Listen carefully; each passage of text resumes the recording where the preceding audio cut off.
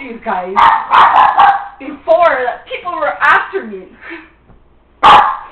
Yes, they are. They're involved in this. That's why this guy's here.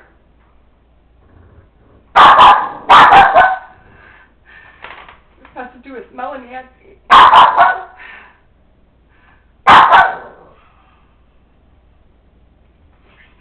Yeah?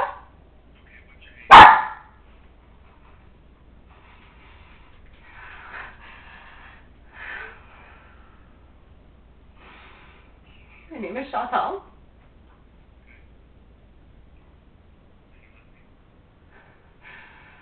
This is a setup. Who are you sending here? You better be sending a female officer. You have to send me a female officer, but I have a fucking heart attack.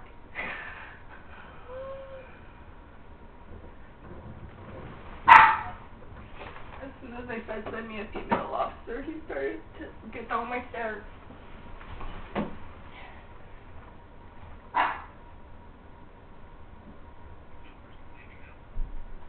Yeah.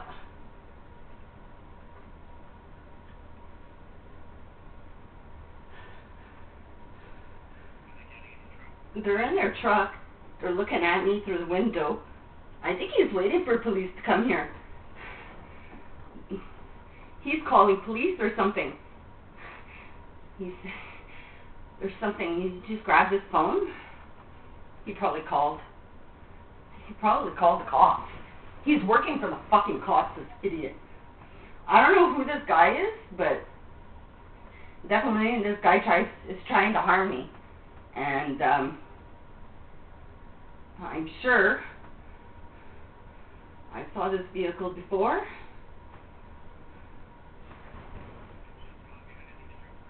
No, I was sleeping. I just woke up. My dog woke me up. And because she heard him, and yeah,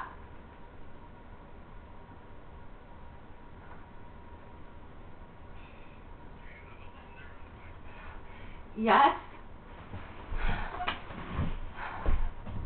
Why is this guy still sitting in this truck waiting?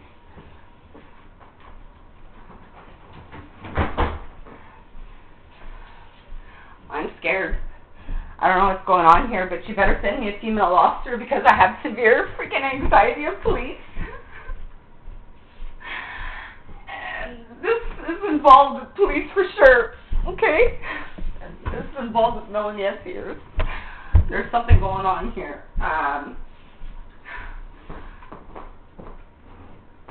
This person knows me, obviously. How else would, now he's talking on the phone with somebody. He's taking out a pen and he's writing something on a piece of paper. This guy might be an officer. Who is this guy? I'm telling you, man. This guy is definitely trying to harm me. And he's got help from police. He does not seem scared at all. He's in his truck.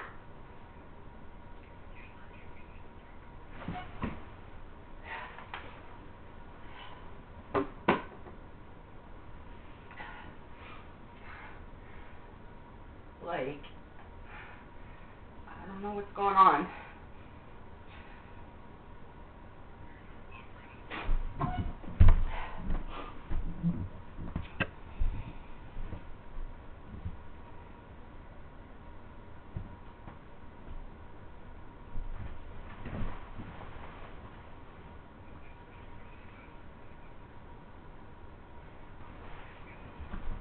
Okay, how long?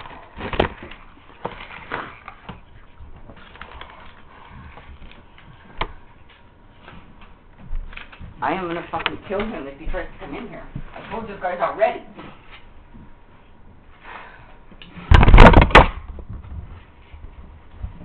If this air goes over the fucking goddamn scanner, I'm suing you for $12.5 fucking million. Put that on your fucking right now, assholes. Put it right on your fucking, put that in your notes. If this fucking airs over the fucking scanner.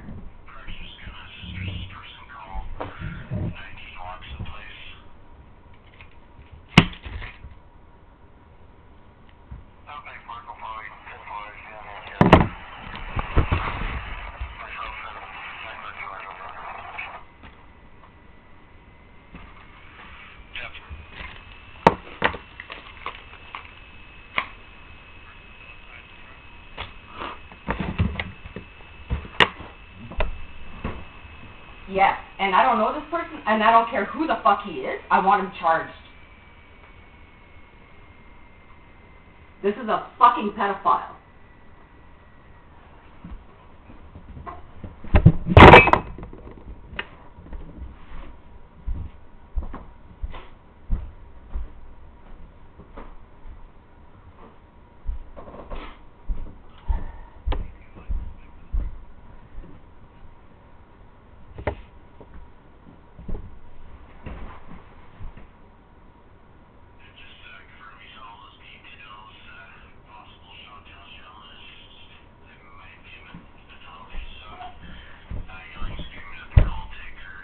It's not a fucking mental health episode, you fucker!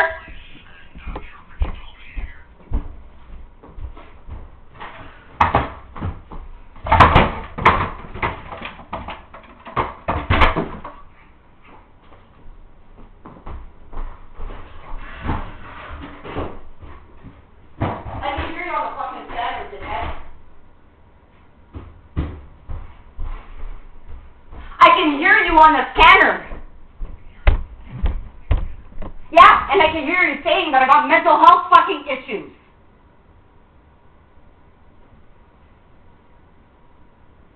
I want another dispatcher right now.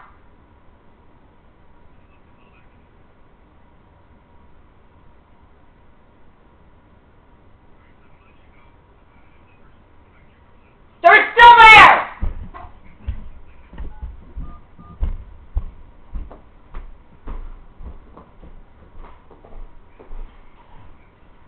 They're still there, dummy!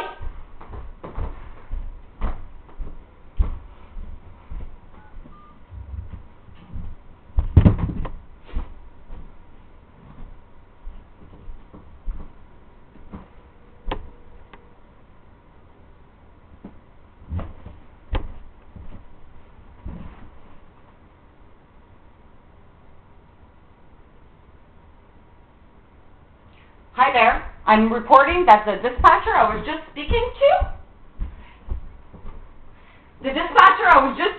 to, is going over the scanner and telling people that I got mental health issues. There's a guy in a white fucking truck knocking at my door. He's sitting in my driveway ever since I made the call. I'm sorry, what's your address? My address is 19 Watson Place. And your dispatcher that's working tonight is a fucking pedophile. And he just went over the scanner. He went over the scanner to tell fucking people that I got mental health issues. There's a guy that came knocking at my door. He's still in this truck. He claims the police sent him there. And then you guys are over the scanner saying possible mental health issues. And the fucking dispatcher I was just talking to said, it's a possible mental health issue. That's going on over the scanner right now. As this guy's sitting in his fucking truck in my driveway, telling me the cops fucking sent him. The same fucking cops. Now he's leaving. Because this person is the fucking dispatcher.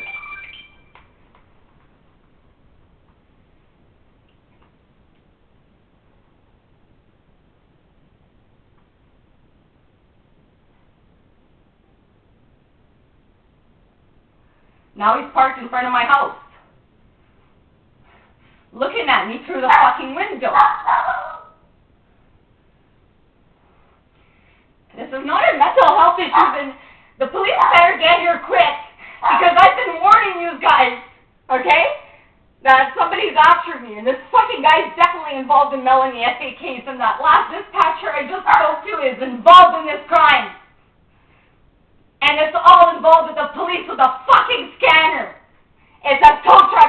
and you can tell Dan Dawson to suck my dick. This person is trying to harm me.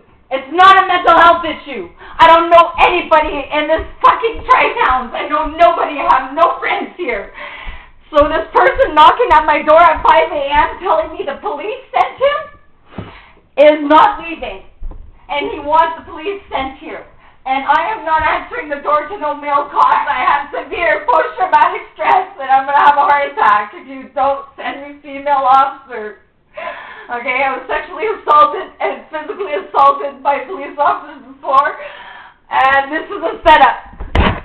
This is a setup to try to make me look crazy, wake me up at 5 o'clock in the morning, and the fucking dispatcher I just spoke to.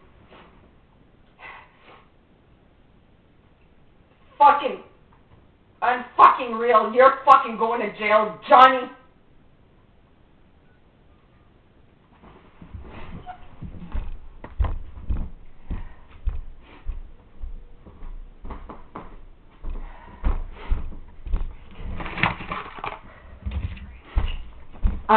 This is Chantal. I got hung up on 911. I need female officers sent here, and I want that dispatcher I was just speaking to, I want him charged. He just went over the scanner and said that I'm suffering from mental health issues to send some cops here for mental health issues. There's a guy in a white truck that came knocking on my door and told me that police sent me here. That police sent him here. Now, this is a setup. And I don't want no male officers here. I'm not going to be opening up the door to them. They better send me a female officer. I'm telling you right now, this is a setup. I want this person charged. He's still parked in front of my house, claiming that police sent him here.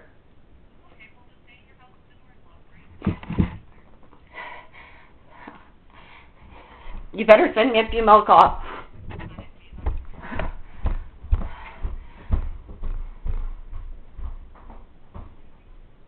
I need you to stay on the line with me. I'm scared. This is not a mental health issue. What's your name? Can you tell me who you're sending?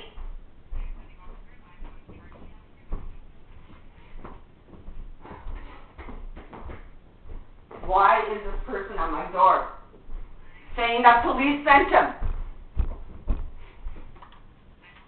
And why is he not leaving? He seems to know police. I'm telling you, police are involved in this crime. You better not just send me any cops. You're trying to harm me. I'm telling you, look at my past, okay? These fucking people, I want this put on the record.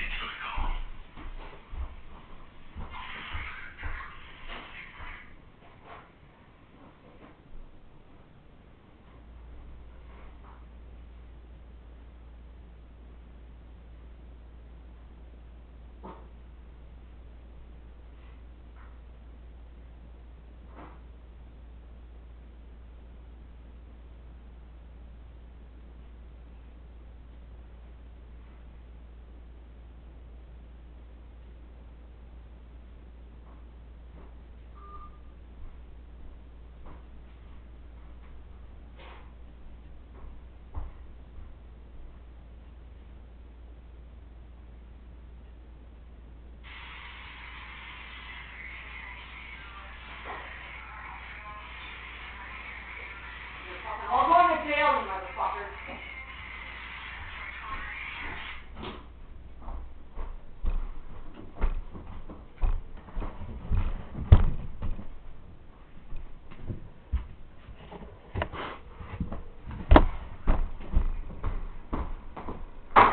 You're going to jail, bastard. Hello? Yeah, I just called police.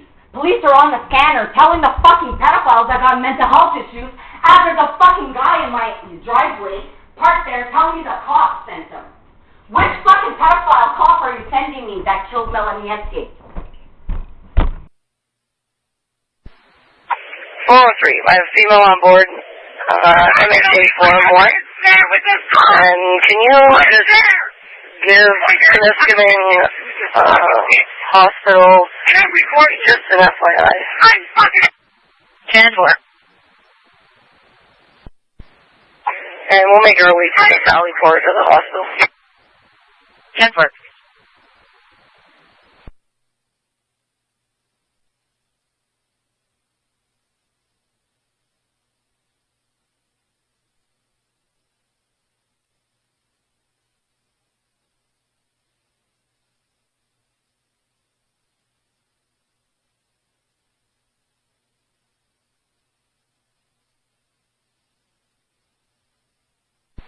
For November Alpha 601, comm center.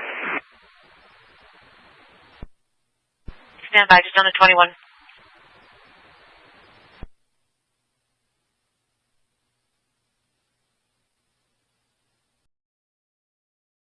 Professional standard. Hi, how are you?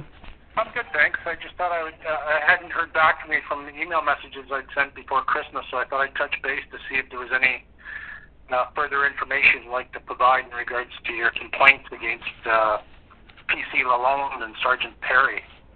Oh, I did send you back my consent. Did you receive those? I sent you... Go ahead, sorry. Go ahead. No, I said I did receive the package that you sent me initially.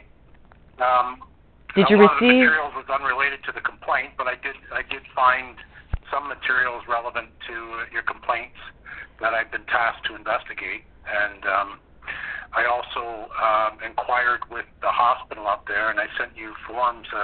Yeah, I sent you back those consents. You did not get them? I did not get those consents, no. See, like I'm telling you, my files are being interfered with constantly. Like it's been a fear for my safety, trying to keep all this evidence, you know, without being destroyed. And I did respond to your email with my consents already the day that I got your email. You're kidding. Okay. That was, so, like, I'm telling you, my ex there, Luke Johnson, he's a hacker. I'm scared for my life from him, you know. And he's been criminally harassing me, and he's not going to stop until he's arrested. I gave a statement against him in October, and I'm still waiting to hear back from the officers. I gave a statement in July. That officer went on maternity. So he's the one that's hacking me, and, like, he's hacking my banking. He's doing all kinds of things, him and his relatives who are ex-commanders at the OPP, right? So Dan Dawson and Joel Bro, who was the commander in charge when I was arrested, he just retired. And Dan Dawson was the commander, and those are both of Luke's relatives, and there's another officer, Joel Plant. They're all related to each other, right? Okay. So it's not relevant to what I'm investigating, but I see I sent you a message on the 22nd of December. Yeah, I responded to you, I think, the day or the day after. Okay, and then I didn't get anything, so I sent you another message on the 2nd of January, and sometime in between there you had sent me another folder, which I could not open. Now, which email are you sending it to? Chantel_G@live.com. Okay. Do you wanna copy me on both my emails, the puppy for me and the Chantal G, because it appears that I'm obviously not getting your emails or something's happening, because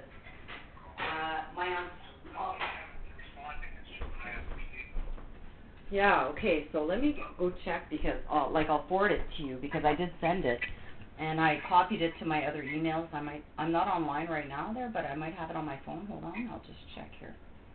Let me see here. Yeah, certainly the package that I initially got was very fulsome and incorporated like a long history of your information that you've been providing, but specifically what I've been tasked to investigate is your allegation of excessive force used by PC Lalonde at the hospital and engagement at the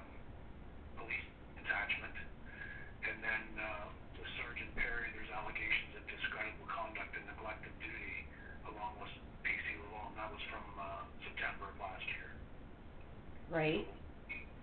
That's what I've been focusing on, and that's why I needed to, or requested that, depending on your feelings as to whether or not I could get the footage from the hospital. Well, I made requests for them myself because I saw that DOPP was not getting on this and because of spoliation of evidence, so I made the request myself. And after I was choked at the hospital and all that, I called the hospital and I told them, you know, that I wasn't happy that of my treatment there because I hadn't been arrested or formed and I was being assaulted there. And I told them to save the videos, you know, and I spoke with the director of the hospital and he told me he kept those for quite a long time. And I told him to hold on to them because I was going to get a lawyer and that, you know, chances are that police would be investigating this assault. And then I made a Freedom of Information request for it, and then they responded to me, not officially, by leaving me a voicemail saying that they destroyed that within 30 days. Which that's their general policy, but they do have video of your attendance at the hospital back on January the 11th. Okay, well, I was verbally assaulted. Yeah, I was verbally assaulted by Lori Lalonde, threatening me that she would parade me around in the garage, you know, in the bay, like, you know, when they brought me in. She started verbally assaulting me in the car, and then when we got there, she threatened me and was like threatening me that she was going to handcuff me and parade me around, that she was doing me a favor and I owed her some courtesy. And then as soon as I came into the hospital, right in front of the nurse's desk, I asked the other officer his name, and then she started assaulting me. She threw me in the room. She was pushing me. I was sitting on the chair. She choked me till I passed out and urinated myself. And I could tell. Was the officer present during this?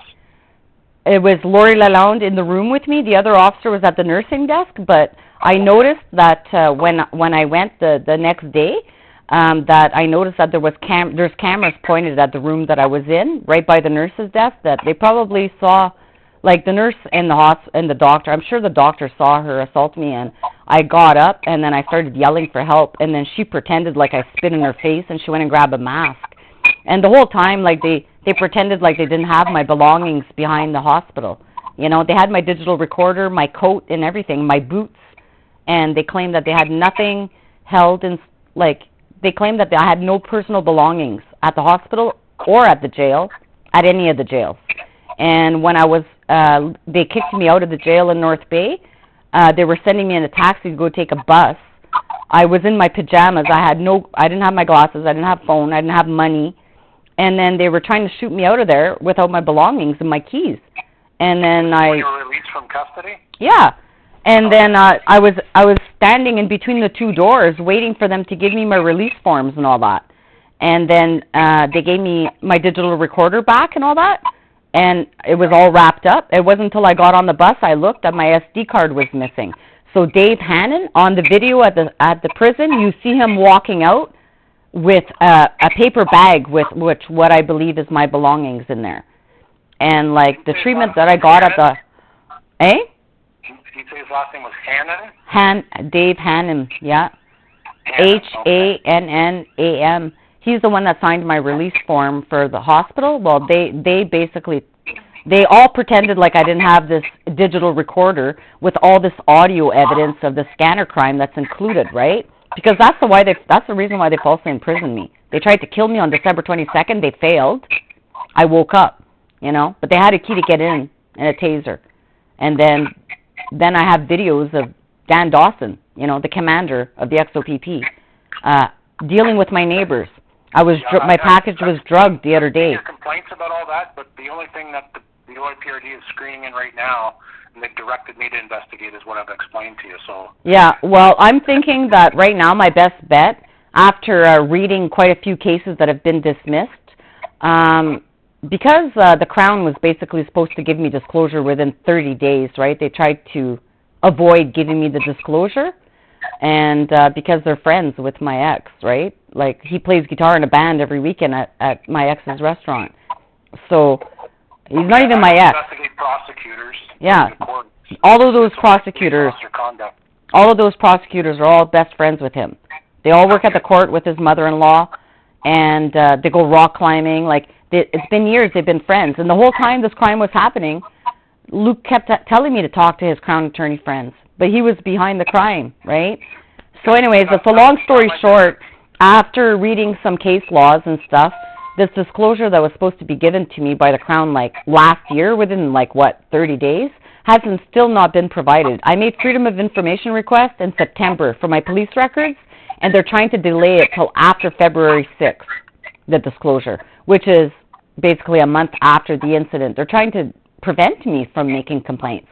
And due to certain case laws that I've read, considering I have to act like a Crown Attorney and prosecute this case beyond a reasonable doubt right at the beginning or it gets thrown out, I might as well, ask for an adjournment sine die till I get my full police report so I could give a fulsome report. Because it makes no sense for me. Like Burton, he's in my disclosure. I never saw no Burton officer. I never dealt with him. Why is he in my disclosure? His daughter created the website for Whiskey Jack, my ex. All of these officers all have wives that work at the courthouse, and they all had illegal contracts. Stuff I have no interest in knowing about, and I'm not. It's not relevant to what I'm doing. Well, it is kind of relevant because you can't just investigate Lori Lalonde for what she did because she wasn't even the officer who arrested me. It was Hopkins that arrested me. Lalonde's the one that brought me in and did all this, but when they failed to form me, they arrested me.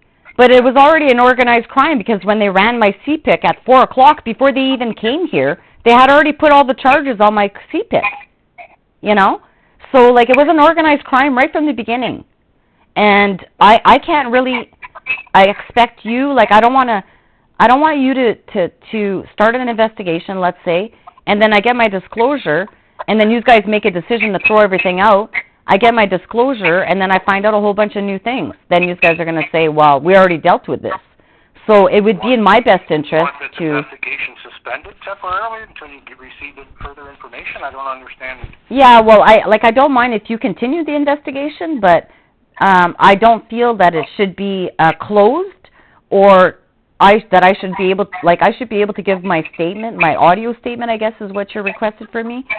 I should be able to wait till I have all the information before me, before I make a fulsome response, because otherwise they're concealing a whole bunch of things. I have a fake criminal record that they told me in 2013 was an error, when I was going to school to become a paralegal and I failed a criminal record check. They told me that was all an error. Well, no. Apparently, I've had this fake criminal record since 2008, and they've been sure to leave it on. I had background checks done. I'm a licensed paralegal. I have a criminal record I don't even know about. So until I get these records, I can't really confirm. If you're willing to provide a statement specifically about Lori Lalonde assaulting you, and the events of September the 8th, involving Sergeant Perry and Lori Lalonde calling you. Yes. Well, see, that's the other issue is how can you guys continue with a complaint about September 8th when it was Peter Taylor, who was the officer who dealt with me, who looked at the dents at my door, listened to the audio recording of this neighbor of mine with steel-toed boots repeatedly kicking my door open. If I didn't have a chair in front of my handle, that door would have flew open and he would have definitely harmed me. And I heard your recording to the dispatch about all of that, but so that officer... You made a complaint to the YPRD about specific officers and conduct. And Peter Taylor should be included in that one because he was part of this whole thing. So I don't know how they could take out Peter Taylor. Eh? The YPRD screened in the 2 officers and the 2 complaints that I've just explained to you, and that's what I've been tasked with investigating. I understand, and that's the thing is, I've been severely traumatized. I didn't spend Christmas with my own daughter, my parents, my father who's dying, because the OPP in New York Falls had left messages on my mother's voicemail. She suffers from dementia, that I was charged with attempted murder. And I was never charged with attempted murder, but that's what my whole family thinks. And the failure to charge these people who have made false allegations against me has turned my family against me. And so I'm having a really hard time, mentally. I'm living in fear every day. The proof is in the pudding that when I was in prison, somebody entered my home. And now, every time I feel scared, they're trying to make me look paranoid and delusional. Well, I'm not. You know, they've been entering my home for a long time now when I was gone, and now that I know who's involved in the crime against me, I realize it's been going on for a long time, you know. And I don't want to so traumatize you, but I know, and I'm having a hard time, especially because, like, I'm trying to get over Christmas, and then I haven't seen my dad, and he's dying, and he's too stressed out to have me in his company because of all the stuff I'm going through, and he's trying to stay strong, but he still doesn't know the truth, right? He doesn't know that I wasn't charged with attempted murder, and nobody's going to go tell him otherwise. He doesn't want to hear it from me. He hung up on me when I was trying to tell him the story the other day, and I understand, you know, he's dying, so he doesn't have strength to deal with this. But, you know, just what has happened over Christmas has really traumatized me, and I'm not really prepared to give any kind of statement until I get all the information. And Lori Lalonde is still criminally harassing me. They're still hacking me. They tried to drug my package. So it's 2 times in 1 year that Dan Dawson and his friends and my ex are trying to kill me. So obviously there's a serial killer, and he's not going to stop. And he's obviously involved in Melanie Etier and other missing and murdered women. And I'm scared for my life with this complaint that I've made with you guys. You know, and it's been 3 years I've been a victim of this crime. 3 years now. Okay. And can we just focus on you getting me the consent again? Yes, I'm not sure why you didn't get him. That I have to complete my investigation, and unless you tell me you want it withdrawn, I got to move forward. I understand, and I don't want to take it out on you either, Mr. Martin. And, you know, and, like, you know, I'm very not trusting of anybody right now. I'm pretty traumatized. I'm never going to be able to recover, you know, from what has happened to me. I might not have physical injuries, but, like, even Lori Lalonde, when we got back to the detachment, she started slamming my head against the wall, the concrete wall there. I have a brain tumor, okay? I have a tumor on my pituitary gland. From what happened at the police station, so that'll be part of the investigation for sure. Yeah, well, she insulted me there too, you know, and I have that evidence, yes. And the 2 officers were kind of blocking what was happening there, and I have a brain tumor, right? And it's clearly visible what happened, so don't worry about that. And then they were shackling me, you know, back and forth to go speak to a lawyer. When I was in jail, they gave me a blue little sharpened pencil, which proves that they're watching what I'm doing on Facebook, because there's a song about that. And they gave me a blue little sharpened pencil, like, and I thought to myself, like, why did there was entrapment at the jail. I said to myself, if I mention this pencil, they're going to say I brought it in. Or they gave it to me because they think I'm going to write on the walls. Or they're going to try to kill me with this and make me swallow it. It was just like an inch long, like, you know. And, like, all the things that were happening to me prove, you know, that the Crown attorneys, like the lambert-belanger Crown attorneys, have been criminally harassing me for, like, 15 years now. And it was like a big happy family committing a crime using their positions of trust.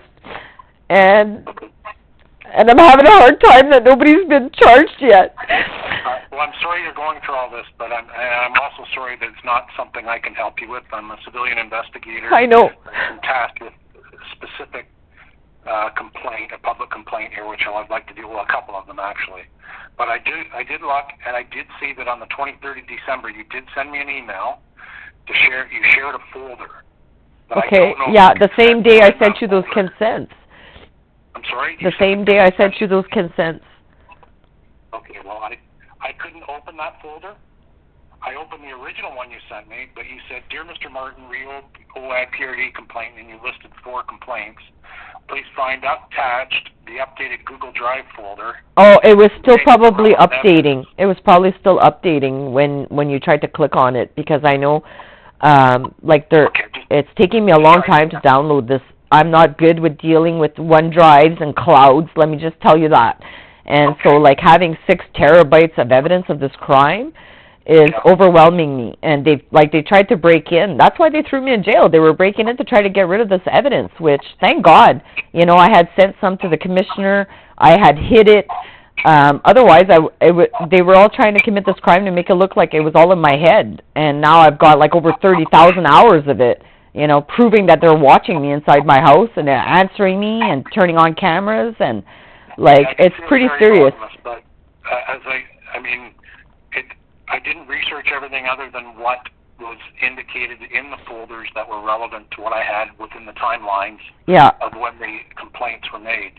Yeah. But if you want me to get the video footage of the hospital, I have it held, but it requires your consent because I'm not. Okay. I have no grounds to obtain a warrant to get it. So it has to be based on your consent. Let me just connect to the internet here, and I'll resend them to you right away, because I've already signed them and everything and sent them, so I'll just resend the email, and I don't know why, you know, like, my ex, he's got something, like, he's hacking, like, the last little packets of information, so, like, my banking, it shows I made a banking transaction, let's say, it says it gone through, I'll shut the page, and he's on the other end, kind of, like, preventing it from going through, and then my emails to Ontario.ca addresses are not going through. He hacked my court proceedings the other day in my phone. I've got all this evidence. Like everything I say is backed up by evidence, and they know it. You know, and that's what that's why they're criminally harassing me and trying to do everything they can. Like, on January 6th, like, later, they pulled another stunt after they drugged my package. They interfered with another package. They were using my paralegal business account to send back 3 boxes, pretending like they were damaged. Now, Purelator refuses to come and bring me boxes here, saying that it's a safety issue. Okay, and then... Yeah, I'm sorry, but that's why I feel like I have to amend my complaint so you get the full story, because Lori Lalonde's actions of assaulting me are related to her involvement in these other crimes, right? So... involvement in these other crimes, right? So, like, it's one thing to say she assaulted me in their arrest or whatever, but if you knew, like, all the other evidence that led to the arrest and how she's getting bribed and paid to do this to me, then, well, it's a criminal organization, so... Essentially, all I can deal with is information and evidence of the specific events that occurred, and whether or not those events add up to misconduct by the officer. Doesn't have motive is not an issue for me. It's did it happen or didn't it happen, and does it amount to misconduct? That's it's very black and white for what I have to do. Yeah. And you have provided ample evidence of the events, and certainly written. It's very well written and articulated about what happened. So, I mean, if you... I feel like I've... specifically address them further, then I can work off of your complaint to address the complaints. Now, Mr. Martin, like, let's say if I do, like, seek it, like, an adjournment, let's say, till I receive all the police reports, because... Like, I didn't receive Adam Brock's reports at all in any of the disclosure, and he was involved in the arrest. I had a big conversation with him while I was at the hospital about the scanner crime. So, like, the fact that I didn't get that in any disclosure, like, it prevents me from, like, Lori Lalonde, she didn't even arrest me, you know, but she's the arresting officer, but it's... sad that I'm dealing with. It's not about the arrest, but if you decide you want to suspend this investigation, then I would suggest... No, I don't want to suspend it. I would just like to adjourn it until I receive the rest of the reports. Like, until, like, you can keep doing the investigation, let's say, and getting the hospital records and all that, right? Yep. And then when it's time for me to give my audio statement, though, I would like to maybe put that on hold until I could review all the evidence that has been written against me. I feel like I'm going in blind trying to make... Because you know what it is? It's like, if I was if these officers were not officers, I'd be able to go in and have them charged based on the evidence I have, and it's not my job to prove it. But in this case, it's like the OIR PRD. They need everything. They need me to prove it beyond a reasonable doubt, it seems, before I even start. So you can always initiate a new complaint if you receive new information. And that's what I did read as well. But then, you know, I don't feel that they've, like, for example, like the drugging of the package, they say, okay, well, we're not going to include that. Well, I never received no decision letter and what they relied upon to throw out this complaint. And so I'm going to start appealing all of these things that are getting thrown out without even a review of my evidence. The evidence is right there, right? So if they can't review that and they're throwing out my complaint, then you're not an adjudicator. You didn't provide me with a letter and reasons, you know, and if that's not your problem, like, that's the adjudicators. But I know your specific task is just to deal with what's in front of you, and I don't want to add more or take away, like, you know, from what you have to do, but at the same time, like, I don't want to make your job harder by, I can only ask you things that are going to help me, and I think one of them would be that because of the nature of the offenses that you've alleged, one of them is getting the video. yeah. So if I could get that done, I got my case in time, and time is of the essence for me to complete a report. So Yeah.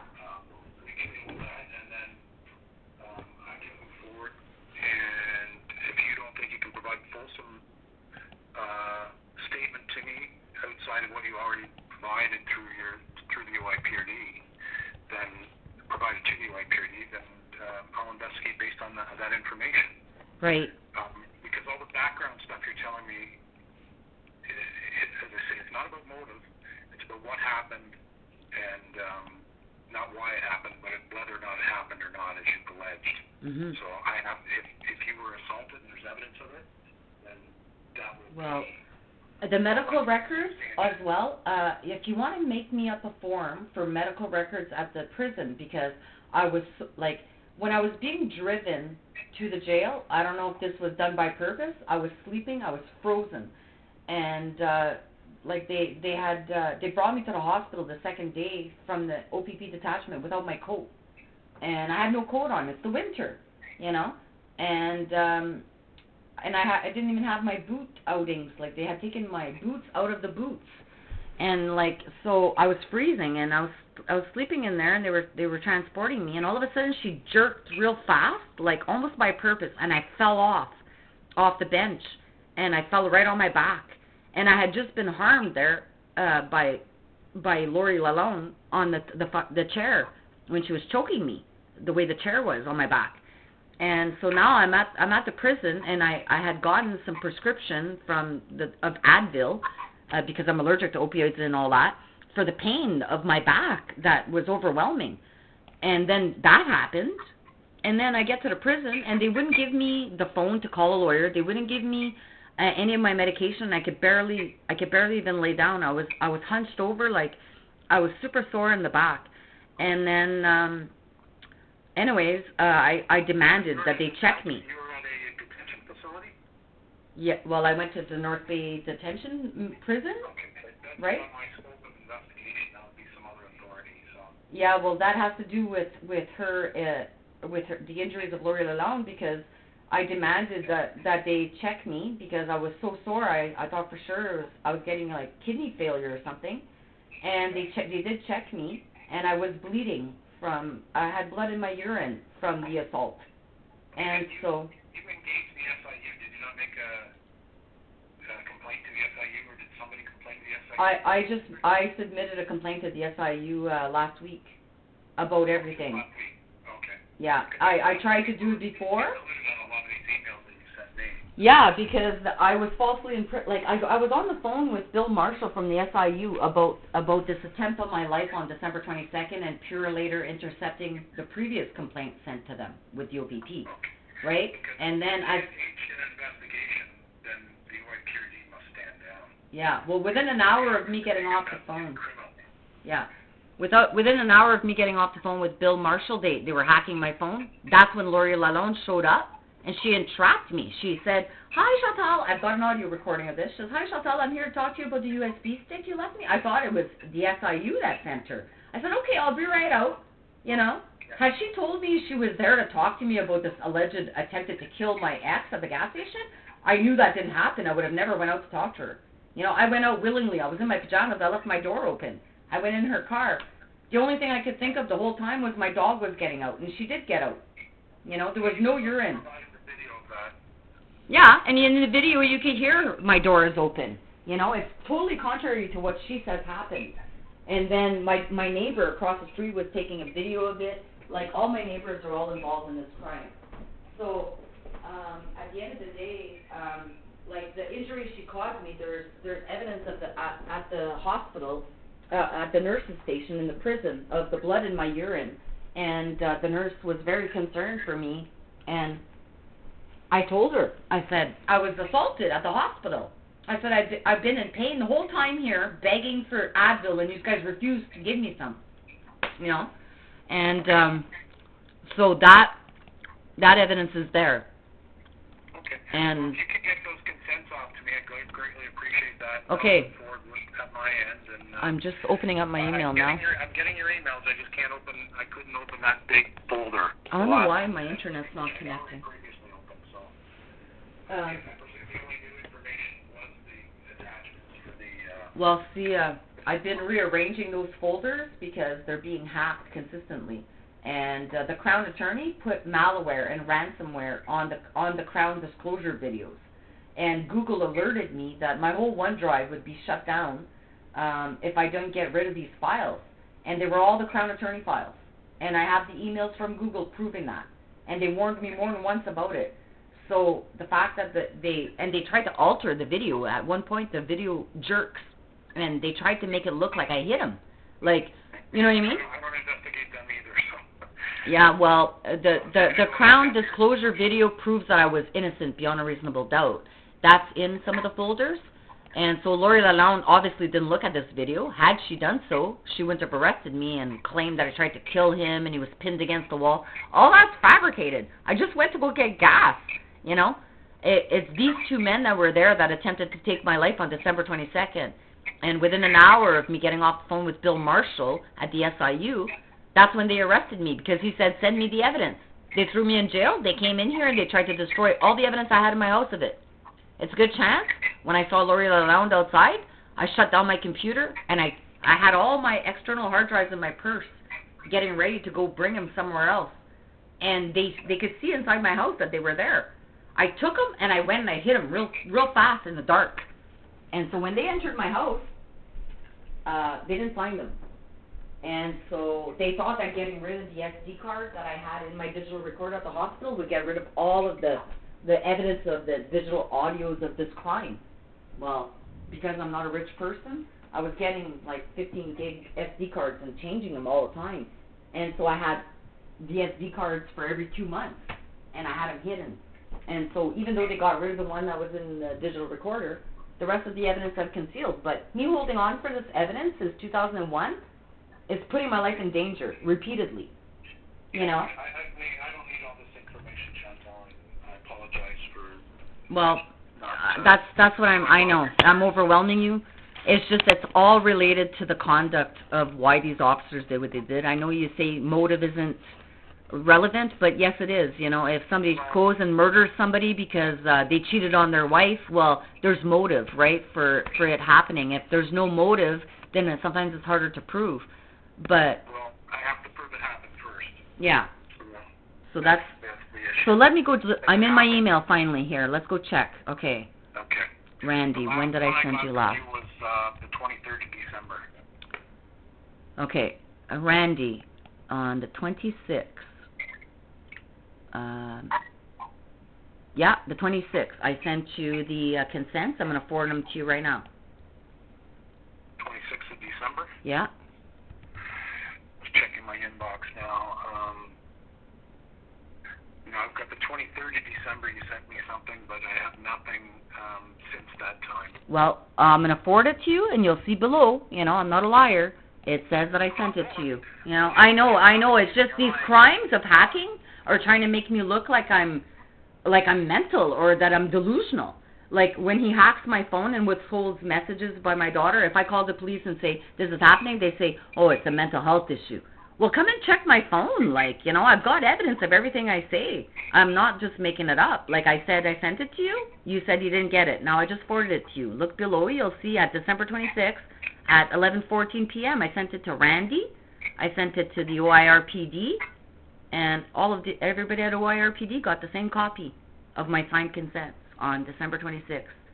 So if they got it and you didn't, then you're being hacked by the same hackers. Like I tell you, they're a threat to the OPP. They're a Hell's Angel hacker group. They're an anonymous hacker group. Okay? Like they could shut down your OPP station tomorrow. Like that's what I've been warning the commissioner. Every time I email the commissioner and tell him about this threat. Get this in the next few moments, it's got to go through our firewall and all that, and Okay. it's a remote location, so it'll take some time. I'll send you a message to both your email addresses when I receive it, or if I don't receive it in the next half hour, I'll let you know. How about I'll go in my other email right now, because I just sent it to you from my from my Chantal G. Let me go in my Gmail and see if you get it quicker there, and tell me which one you get it first. I've had responses from you from both emails, so Yeah, let's see which one you get first, my Chantal G or my Gmail, because it seems like my Chantal G email, like the entire Temiskaming detachment, has blocked that email address. Okay. Right? So. Okay, well, send them from both, and then I'll let you know when or if I receive them later today. Yeah, I'm just looking here. Okay, so what I'll do is I'm going to, oh yeah, I did send it here. Okay, so now I'm going to forward it from my my Gmail, and then you let me know which one you get quicker. And so it sounds like you're getting mine okay, which is good. And I will...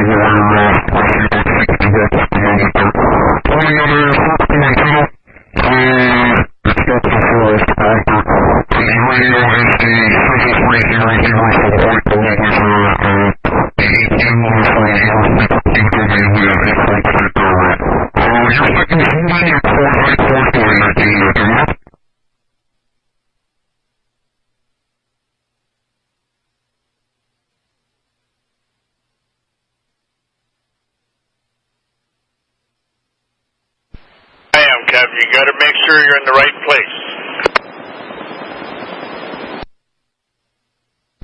Where you get to look.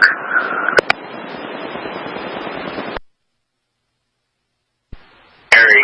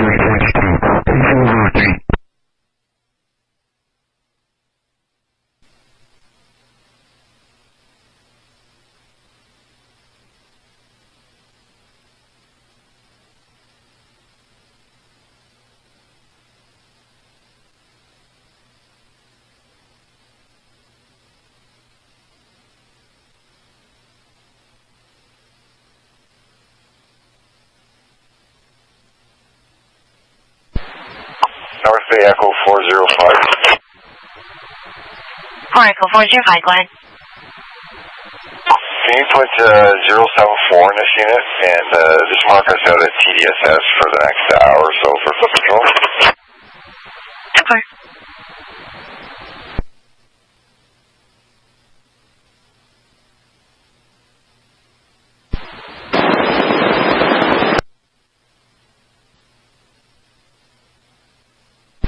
North Bay 4 Echo 201, status check. 21024. 24.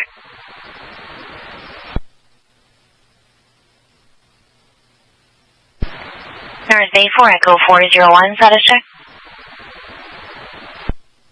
Just clearing now. 24.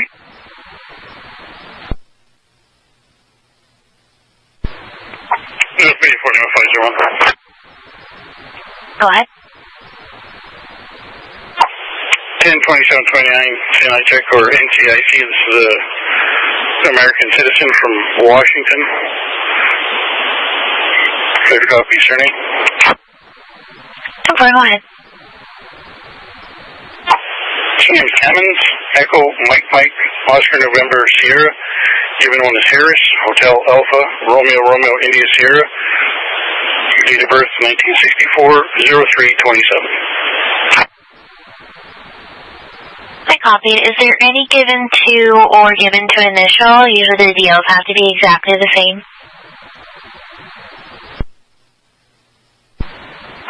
It just shows him being Harris Emmons III. Over.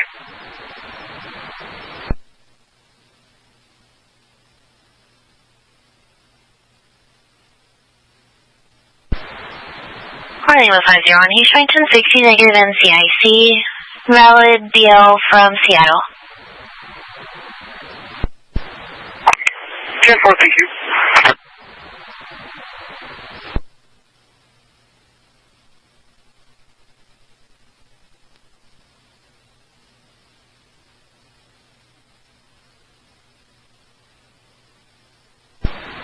North A4 Lima 501, status check. Everything's 10-4, thank you. 2-4.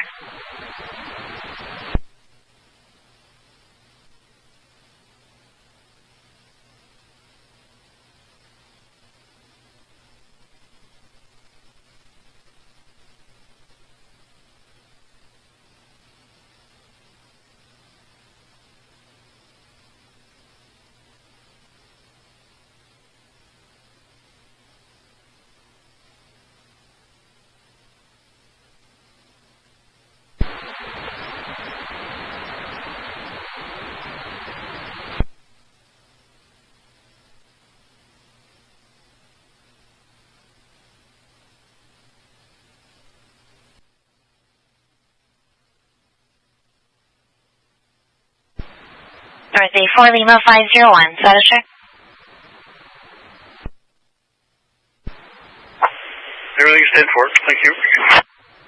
2-4.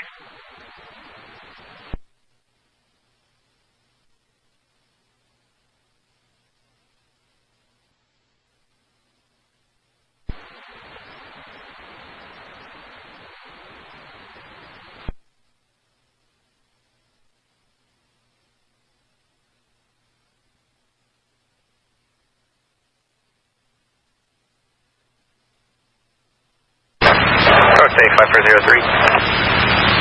5403. 1019.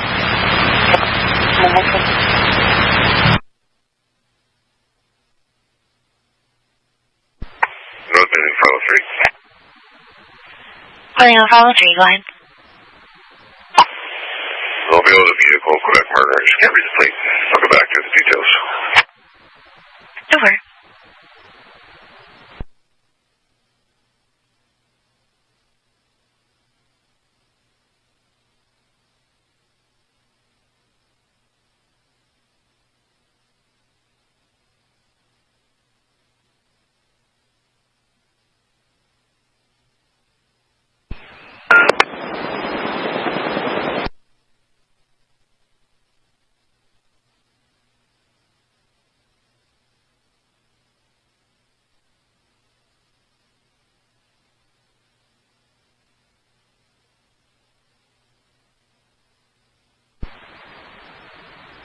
First B to Critical Detachment. Is there a unit free at the office to speak to a female party who's outside reporting a fraud?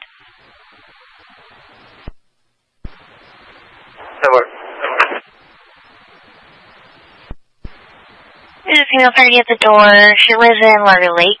Her name is Cindy Sheldon. She wants to report that someone called her pretending to be her son, and she's given them money over the phone.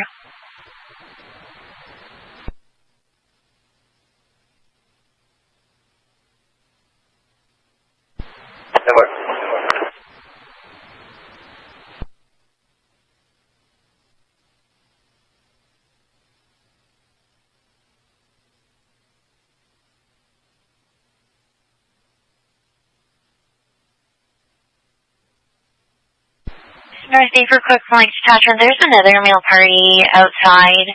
He's wanting to follow up with a theft occurrence from yesterday. Is anybody expecting Wayne Archer? Negative. Negative.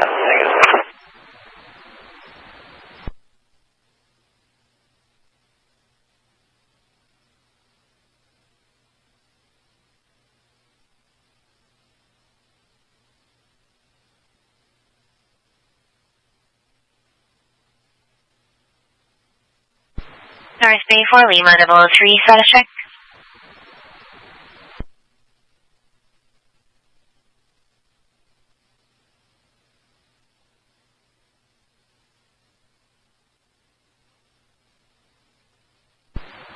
Lima 003, status check on your stop.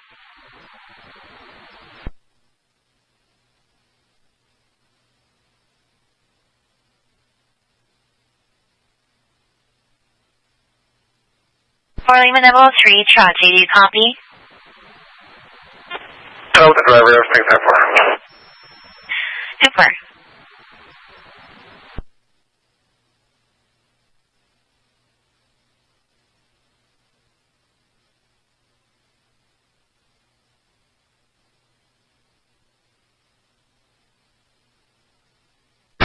North Bay 5403. 5403. Send up base.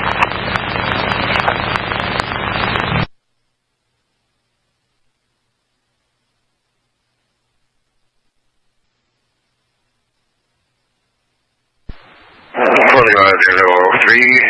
Be off. Do notes. Just clear me from the stop, please. Super.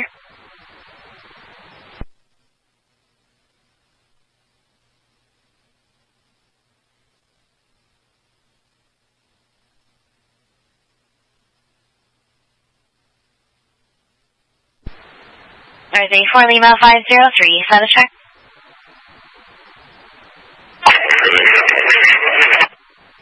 Over.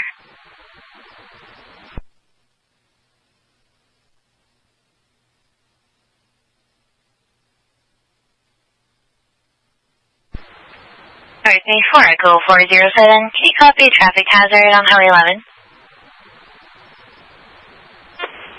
401, I can take that. I'm going to call reporting that there's a metal sign in the middle of the highway somewhere between Hornet Lake and Temagami. MTO is aware. 10-4.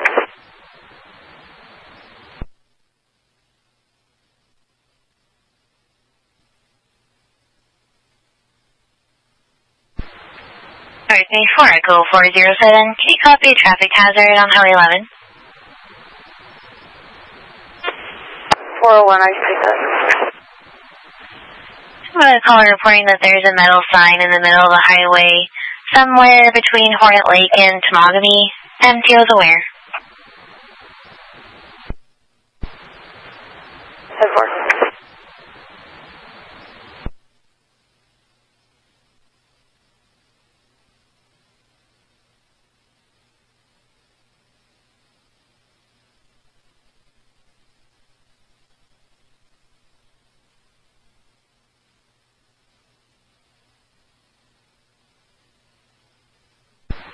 Alright, 84, Echo 401. MTO advised that debris is already clear. Excellent, thank you.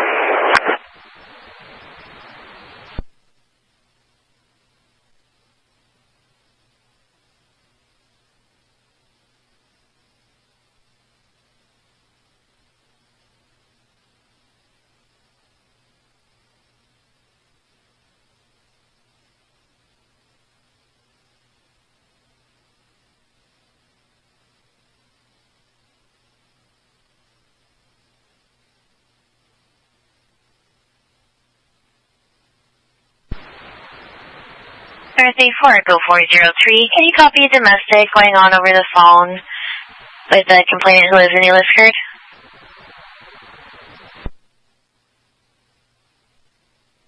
If there's another unit that can take that, I'm just finishing up the report from that earlier incident involving trucks. 4. 401, I can take that. So for our caller saying they have a no contact order and her ex is using their child exchange phone application to harass her, she'd like a call.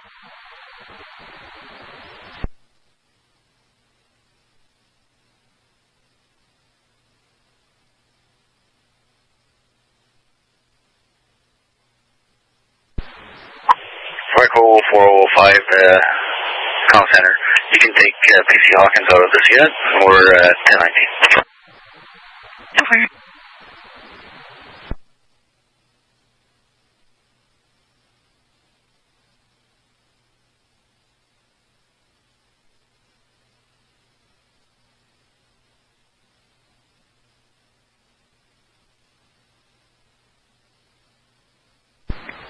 Nice favor to missing units for a traffic complaint. Southbound Highway 65, just coming into New Liskeard on Highway 65. Call reporting a white pickup truck, unknown marker, moving all over the road, driving in oncoming traffic. 405, I'll take care of that. Over.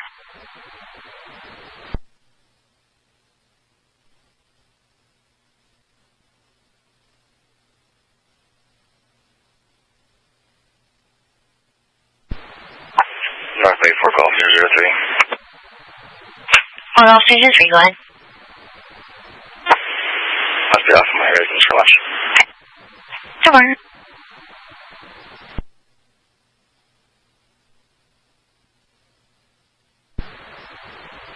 Thursday 4, Echo 407. Are you clear to attend an alarm on May Street at the CMAH building?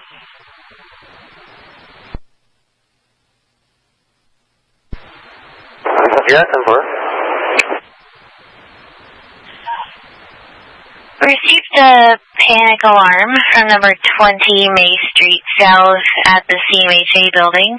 The alarm company has not contacted the site. We've also received a 911 call from the CMAH building for a female party who said that she thought someone was having an overdose in the bathroom. The door was locked, they've got it open, and there's nobody in there. They're advising it's accidental, but if you can just go and double check, that would be appreciated.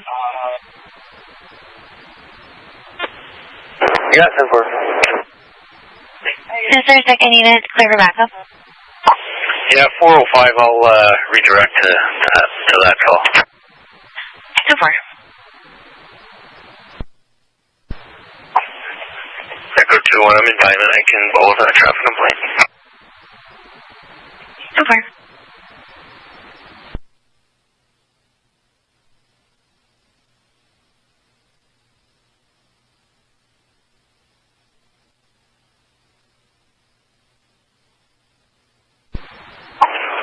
The complaint is a white Chevy pickup.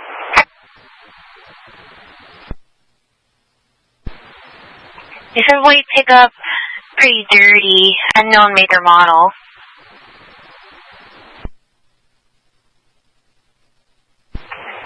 Ever.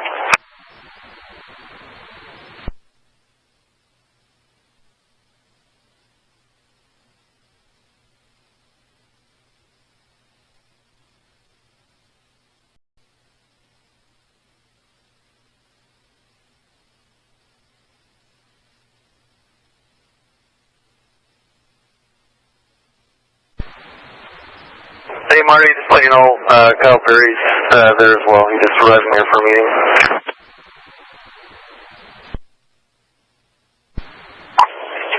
Sword tonight? Just wanted to let you know that Perry is at the CMAH office. He just arrived. He's there for a meeting. Okay, 10-4. Echo, 4 Echo 001's on scene at CMAH. 2-4.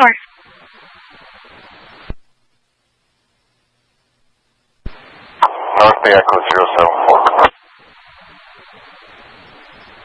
4 Echo 074, go ahead. Back in my unit, you can also mark me out as CMAH, thanks.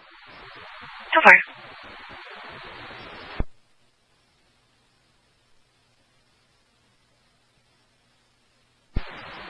North Bay is 4 Lima 503, confirming you need a tow there.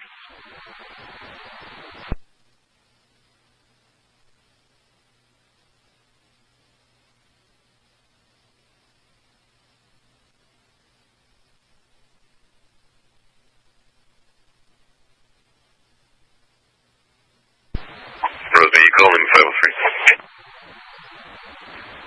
503, you hit your request to tow button. I was just confirming if that was accidental or not. No accidental. Thanks for checking. Over.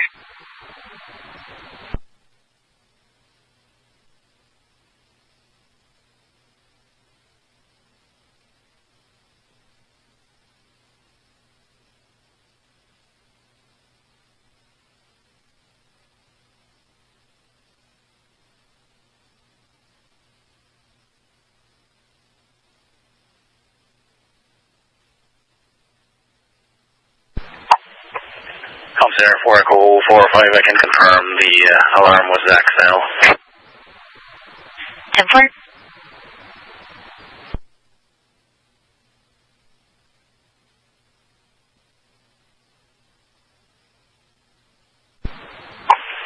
North Bay Echo 201. Go ahead. Can you generate me a traffic stop not related to this traffic complaint? 65 East. 10-4. Then give you a Quebec marker when you're ready. 2-4, go ahead.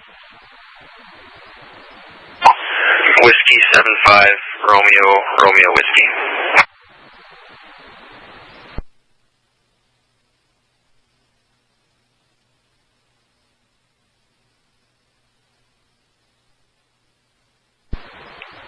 That's 1060 on the 2018 BMW X4. Doesn't say which color it is.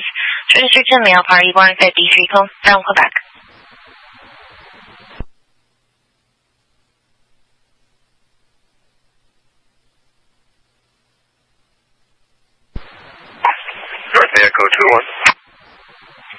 4 Echo 21, go ahead. Just 27 turn around in the RO, please. Over.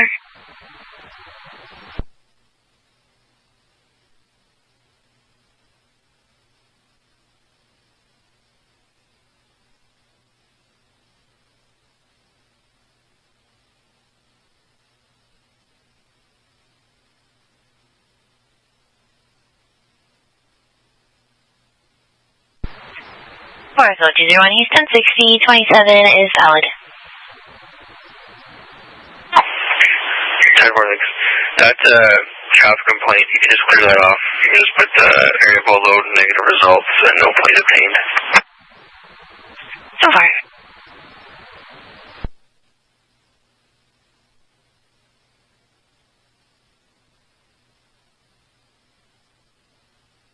BJB. What? Just 27 turn around in the RO, please. Over.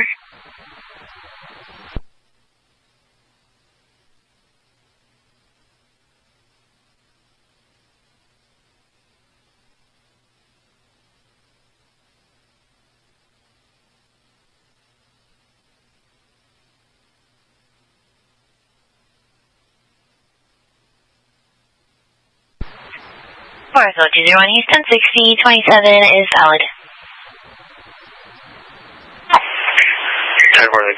That's a traffic complaint. You can just clear that off. You can just put the area below load, negative results, and no plate obtained. So far.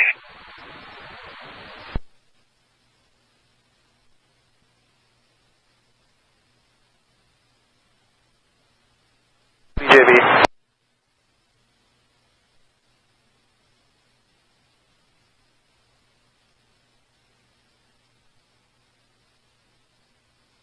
We're looking at wheels down at 1 o'clock in the Timmins, dropping off 1 plus nice line.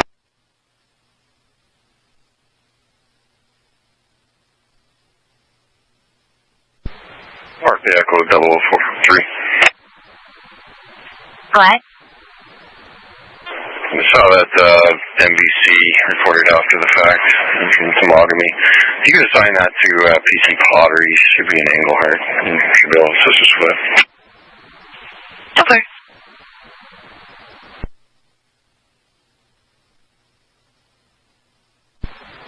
I just want to give him a call. I haven't spoken to him about it. Over.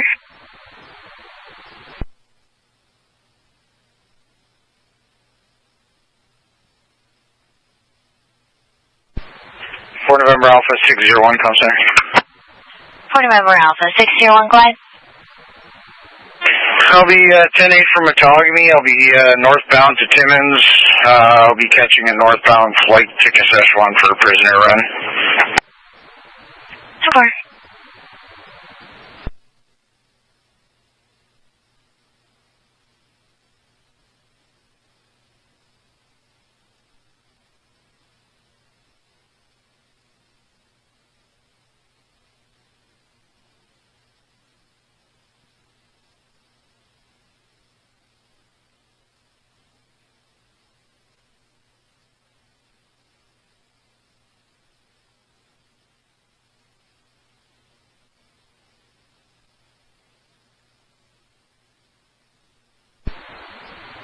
First Bay 4 Golf 301 for details on after the fact MVC in Kirkland Lake.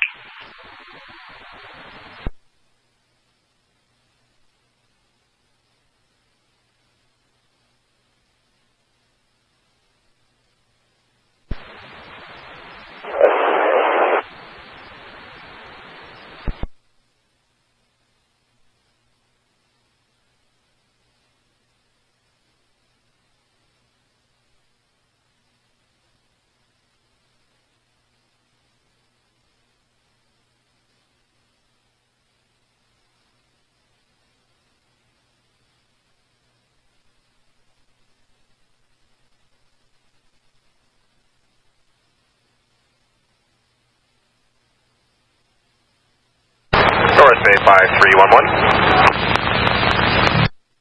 5311. Mobile Engelhart. Yes, sir.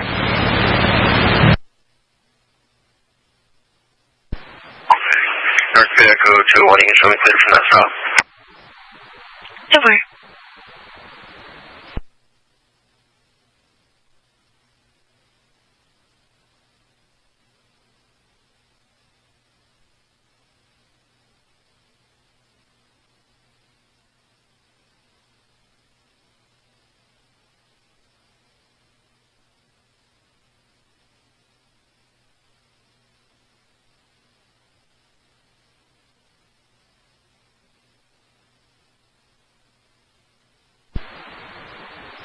Birthday for Smithing. Are there any units expecting a male party to attend Temagami detachment for a 1 o'clock appointment? There is a male outside now, Martin Butler.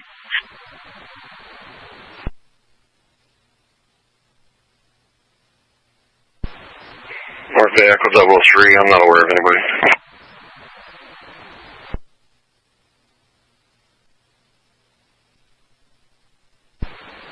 North Bay Echo 003. Go ahead. You have a 29 CMAH in the arrow. Over.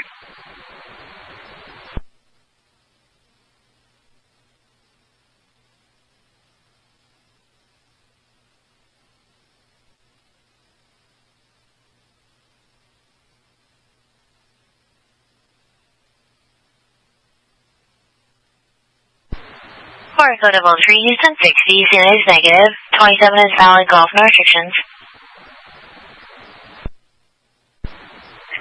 10-4, thanks.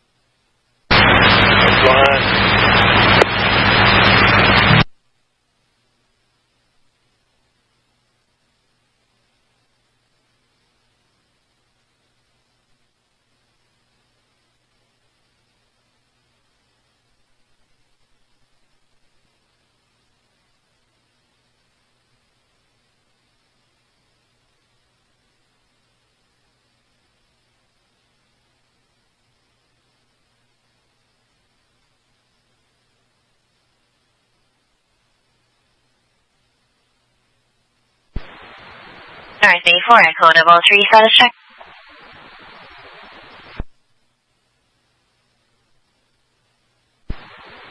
Echo 003, I'm clear, thank you. Over.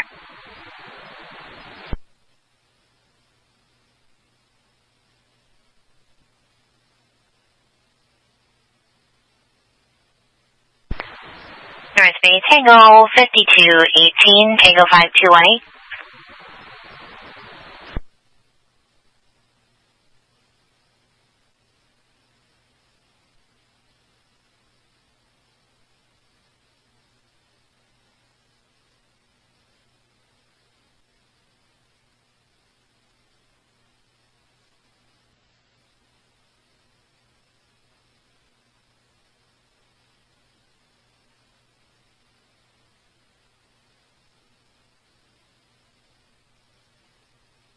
For Golf 303, are you clear for details on after the fact MVC in Kirkland Lake?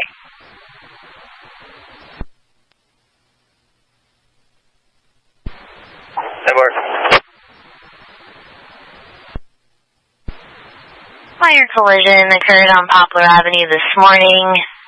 Both parties left the scene. I guess they've continued talking to each other now that they've both gone home and they're arguing about whose fault it is. Both parties have called in requesting to speak to an officer. 103 is 30-minute dispatch. Sure.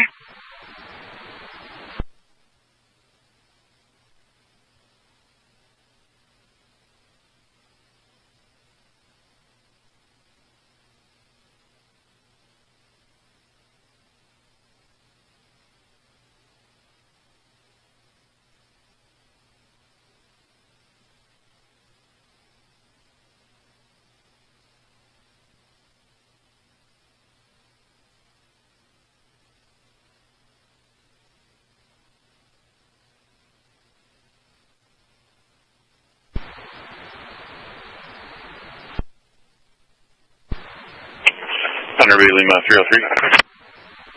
Lima 303, go ahead. Myself and 301 will be out at Monteith for follow-up. Super.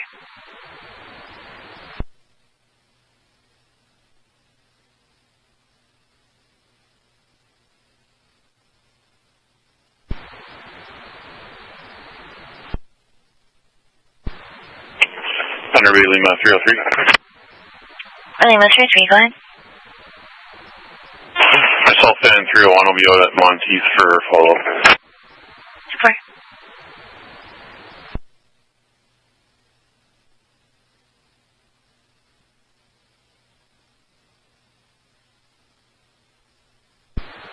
Alright, Dave, because Porcupine units for trafficking plane on Highway 101 eastbound to the area of mile marker 365 on 101 eastbound from Municipal Road now. We're bringing a tractor trailer that's driven under the speed limit and all over the road. We have a marker, something similar to Victor's 3458 Alpha. It's a red cab with a white trailer.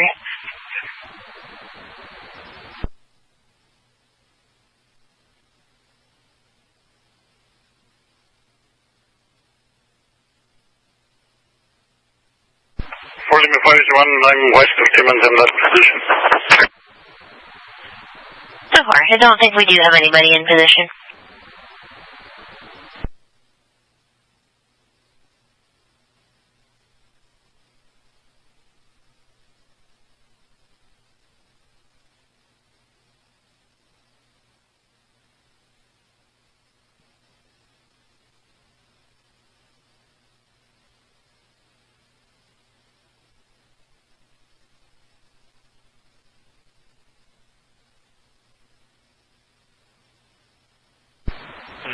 Thunder Bay Lima 303.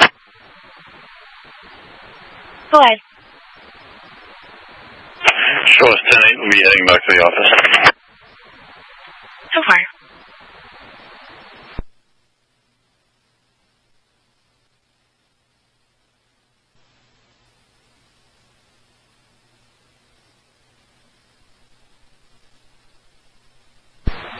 November Alpha 601, comm center. Go ahead. Currently in Timmins. I'll be off at Timmins District Hospital for a little bit before headed out to the airport. So far.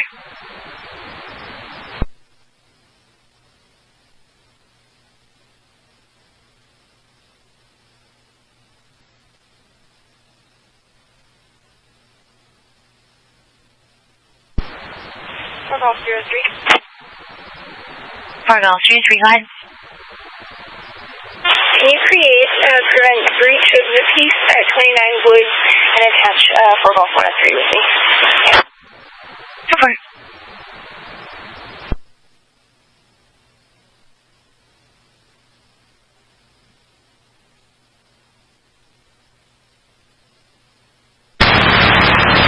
Clear, New Woods, Philadelphia, mobile single alert. Bye.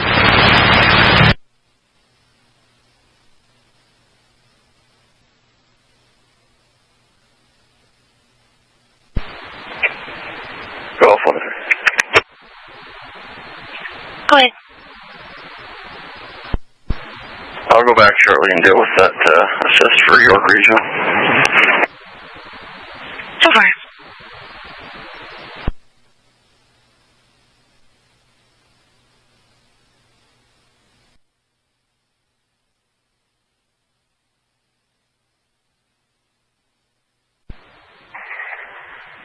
North Bay Oracle 403. Go ahead. Were you able to reach 407? I've been advised he's 10-6 at the courthouse, and Oracle 405 can take that call. Okay, 10-4. And if 405 is reading, if you need any assistance, just let me know.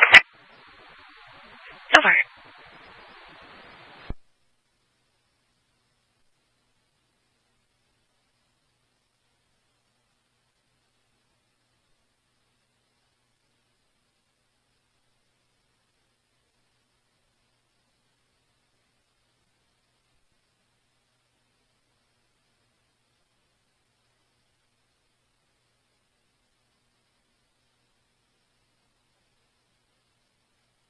Patrol 2, stand by for road report in 5 minutes.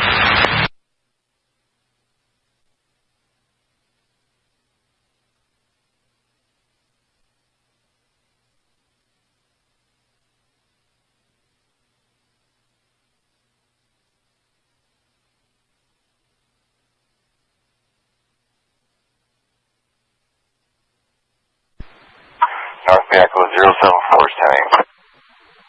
Over.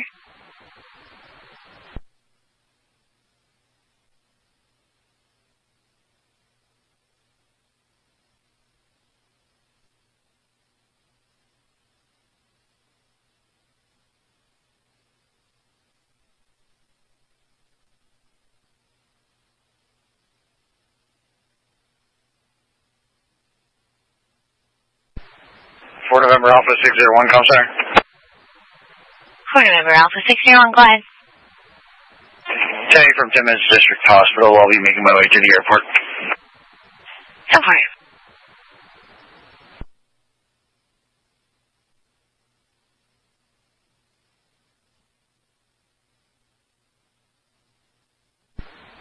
Four Echo 001, we're back off at Smithsonian Detachment. So far.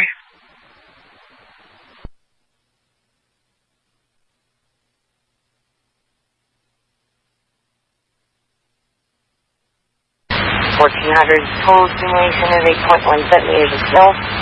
Currently minus 8 degrees, winds coming in from the southeast, wind speed 12, gusting to 16. Remaining the same throughout the evening and overnight. Warming up to minus 6 by 0600, winds coming in from the southeast, wind speed 9, gusting at 11. Remaining the same for most of the morning. And the weather forecast for the Booster River area varies to begin at 1700 to continue into the morning with 0700. Total accumulation of snow is 3.9 centimeters, currently minus 9 degrees, winds coming in from the southeast, wind speed 11, gusting at 14. Remaining the same through the evening and overnight. Warming up to minus 7 tomorrow morning by 1100, winds coming in from the northwest, wind speed 4, gusting at 9. So no major changes throughout the evening and overnight. And go ahead, Patrol 41. Good afternoon. There's no precip, it's minus 9, wind southeast light. It's good. Overcast, no clouds or drifting. Primary highway fair dry. Highway 558 and 567, there's no pack. Highway 562, 571, 569 are partly no pack. And I'll be patrolling 11 after the report. 41A.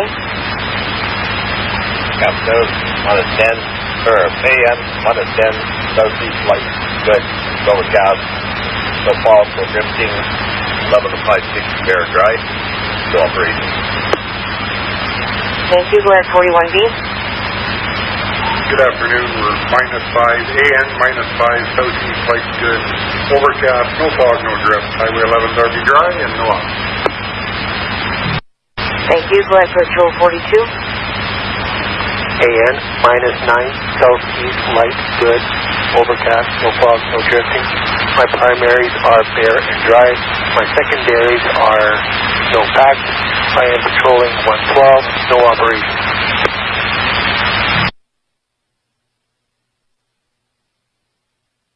A. AN, minus 8, southeast light, good, overcast, no fog, no drifting. 6 is fair dry, 24 and 72 are partners, no pack, patrol at 56. Thank you, Patrol 43. AN minus 8, southeast light, good, overcast, no drifting. Highway 11 fair dry, 101 east fair dry, front slope pack strip. Highway 101 west fair dry, and no operation. Thank you, go ahead, Patrol 43A. Good afternoon, we have AN minus 9, winds from the southeast light, visibility good, skies overcast, no fog, no drifting. All my highways are fair dry, no off. Thank you, go ahead, Patrol 44. AN, 10, light, good, overcast, no fog, no drifting. 560,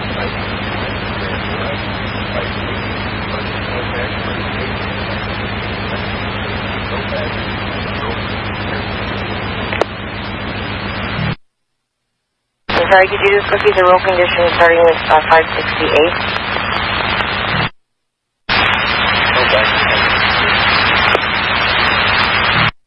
Is 566 the same as well?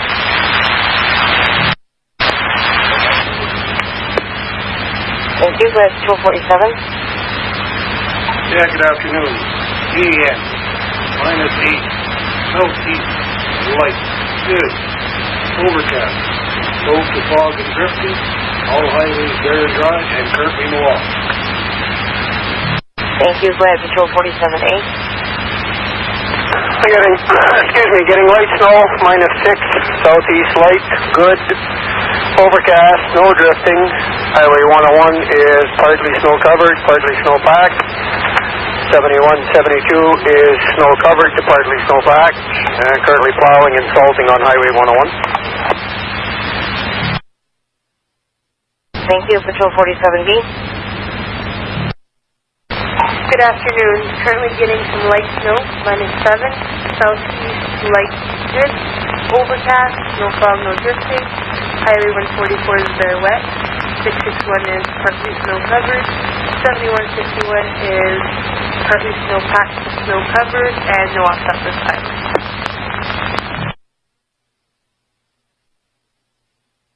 Thank you. Go ahead, Patrol 45. Good afternoon. Currently have AS, -10, southeast, light, good, overcast, no fog, no drifting. Highway 11 is bare dry. My secondaries are bare dry section and partly snow packed section. And I have no offset this time.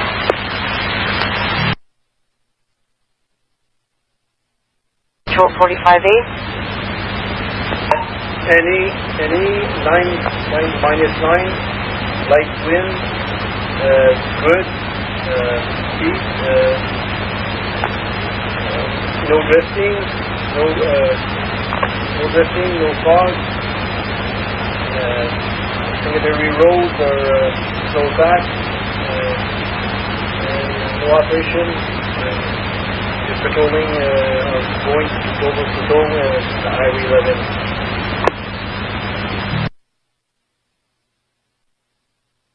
45A, are the winds from the south or southeast? Go on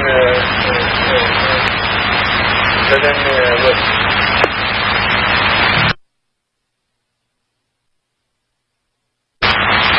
The wind direction, sorry?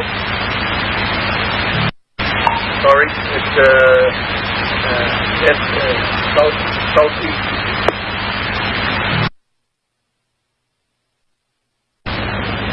Thank you. And the road conditions for Highway 11 and 655, please. Highway 11 is clear, so it's been good in the highway, and 655 is all good.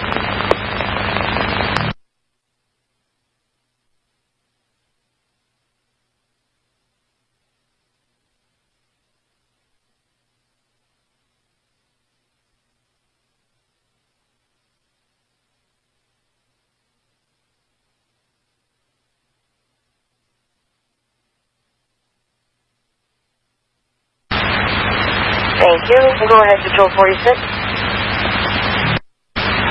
Weather will be the same for both 46, 49. Light snow, -7, south light, good, overcast, 11 is partly covered. Highway 2 is 60 and partly covered. Also on 46 and 11, and plowing 46. Thank you. And go ahead, Patrol 46A. We have light snow, -9. Wind from light from the northwest, good. Overcast, no fog, no drift. Highway 11 is bare wet to bare dry with some snow-covered patches. Highway 581 is bare wet and partially snow-packed. I have a salt truck headed out to salt shortly. 10-4, thank you all patrols, and have a great afternoon.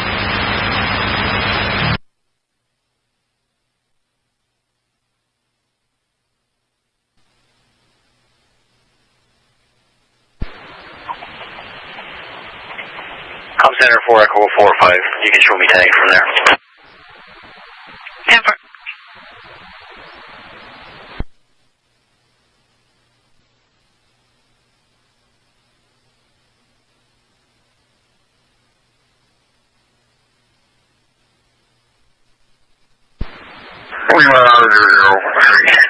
Just be off of the trailer. Nancy's plate. Get your plate in a minute. Temple?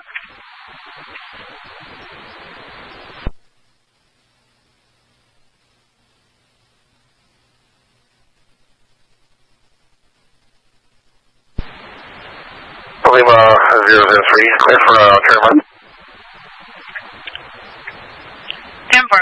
Go ahead.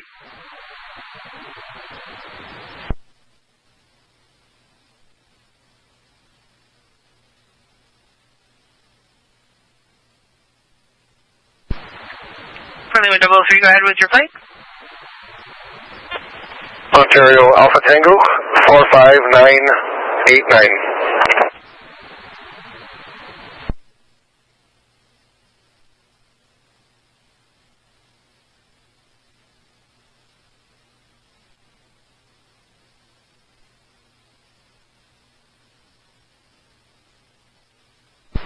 Troy Dan 60 on a black 2003 Dodge pickup, registered to Mark Drapeau from Iroquois Falls. And clear for a quick slot marker. Go ahead. Ontario 881323, and I don't have a trailer marker yet.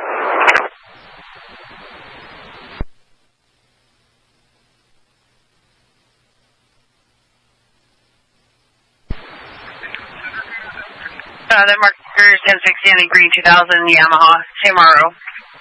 Expired tags. Jimmy Rogan, born in 1990. Yes, please.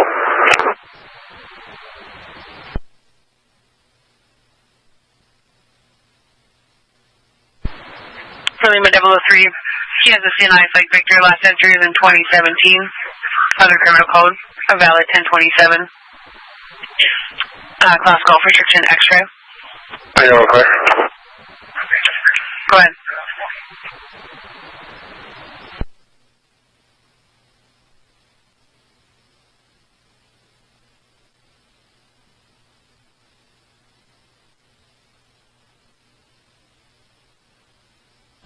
This truck's calling for a regen. Should I do it before I put it away?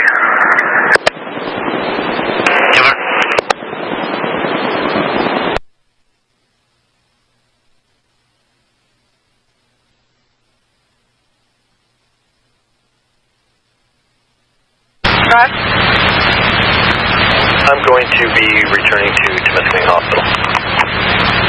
Sure.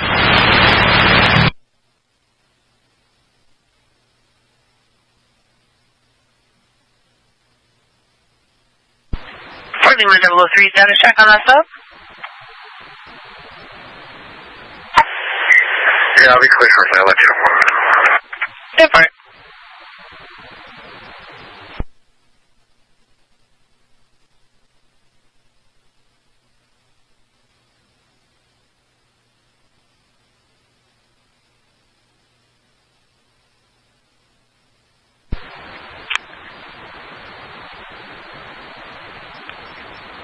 Echo 203 North Bay. Can I give you an MVC? They're southbound on Highway 112 heading towards North Cobalt.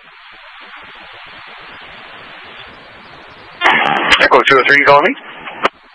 Yeah, are you available for an MVC? They're heading southbound though. Okay, 10-4. We're speaking to the 911 caller is Dylan Robinson. He's on his way home to North Cobalt. He's currently on Highway 112 and was following a tractor trailer where a piece of metal flew off and damaged his vehicle. I'm not sure if the tractor trailer's aware or not, but they're all both southbound, Highway 11 now.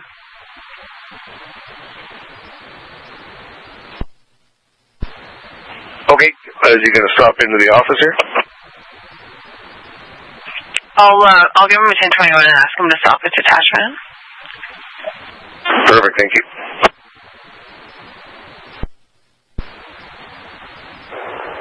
Call 103, assign that to me. There's no. I just won't be able to hold for that truck if it's going 10 for it.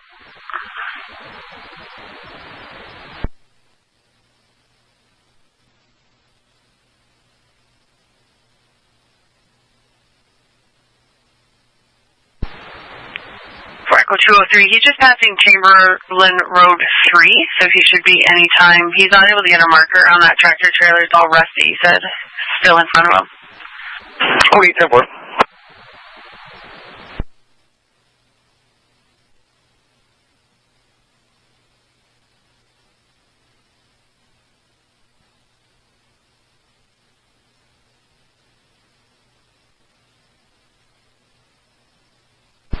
North Bay for Echo 031. Go ahead. Highway 11 north at Mother Lake truck stop. We'll be switching to 3 off zone 9. 10 for it.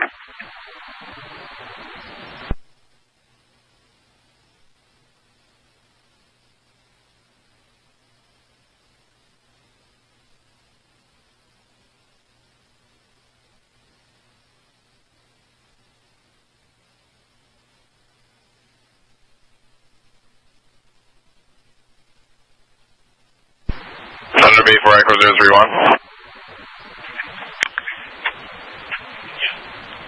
Go ahead. Still have North Bay, though. Just entering dock group on route to Monteith with 2 female 1092s. 10 for it.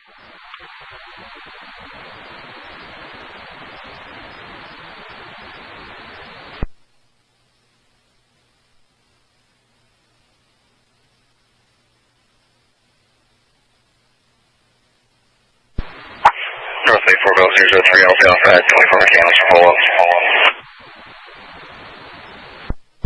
10 for it.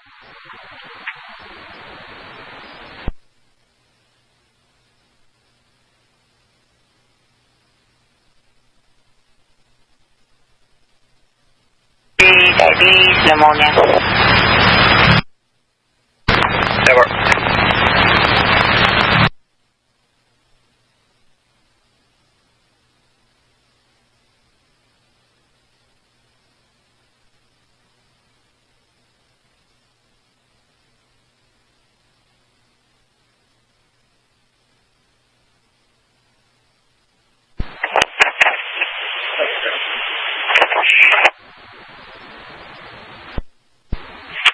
For the 301, you calling?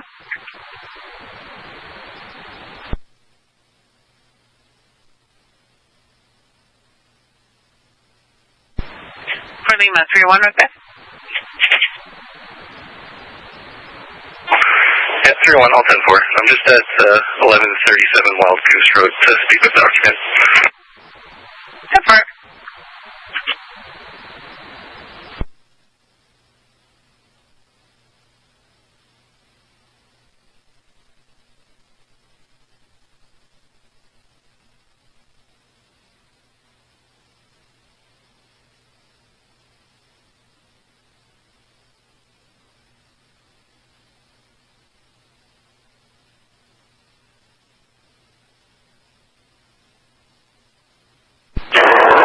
November Alpha 086.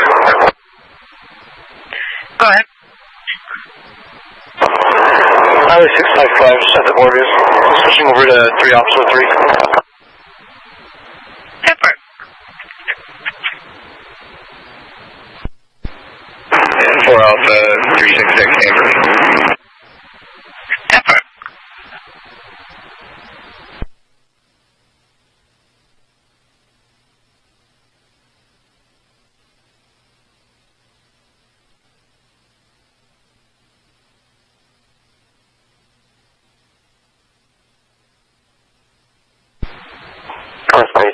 Thank you, 218. Go ahead. Can you log me 10778, please? 10-4, good night.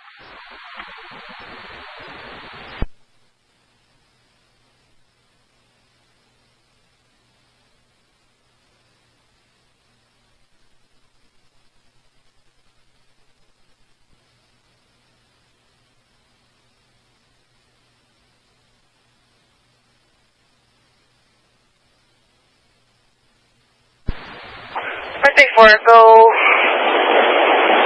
401. Go ahead. Can I get you around Ontario Market, please? Armstrong Street.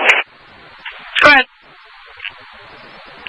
Charlie Echo Delta X-ray 468.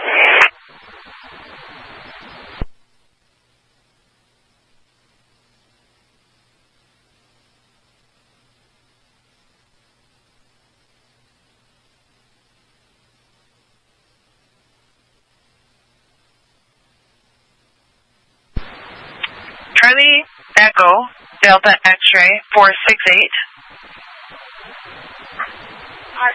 Showing on a gray 2007 Kia.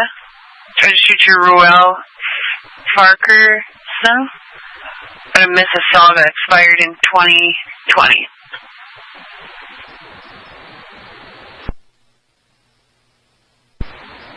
And 4, can you run him? 10-4.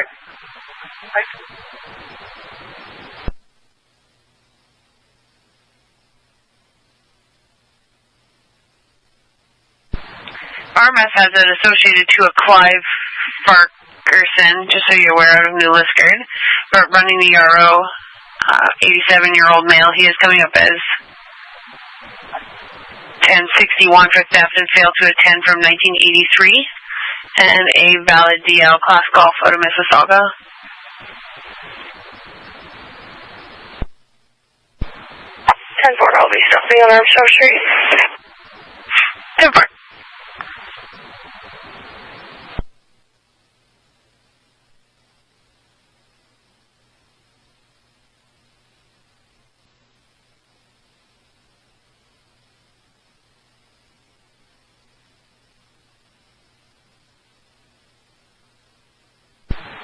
For Lima, 503 North Bay, status check. 503, 4, thanks.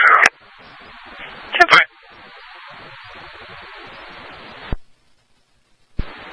For Lima, 501 North Bay, status check. 40501, Highway 144, McEwen Township, all 10-4, thank you. 10-4.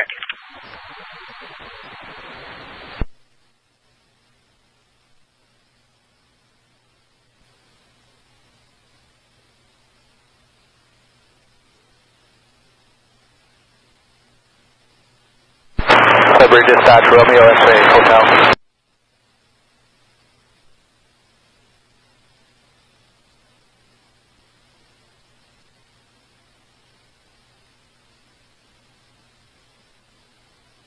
Romeo X-ray Hotel.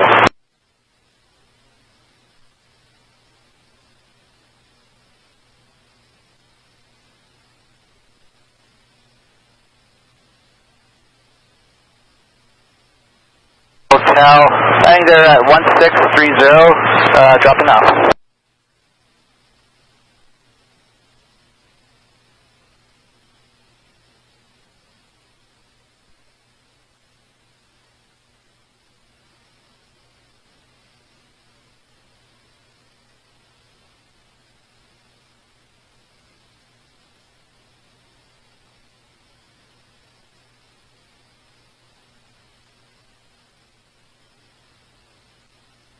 West 24, First Street West, West Sunday Beach Road, First Street.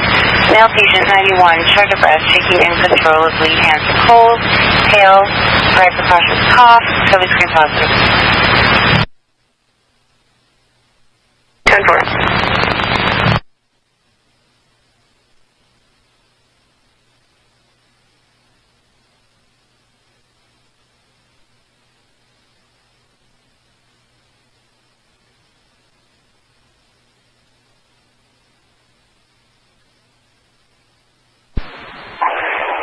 Echo 2-1. You can send me that fraud.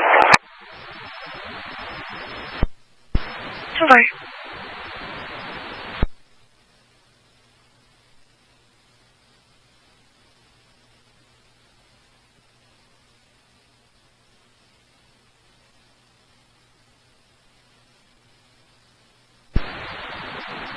North Bay 4 Lima 301 for neighbor complaint in Valgagne.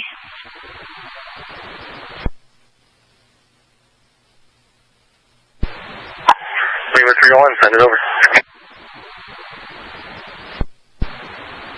Caller reporting he's got some video of his neighbor breaking decorations on our complainant's property.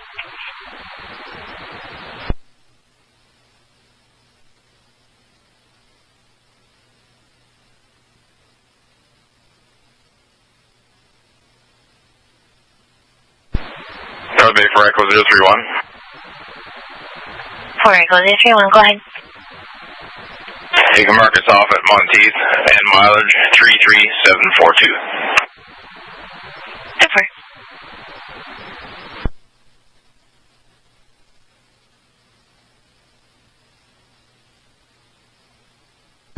Call center 4 Papa 030.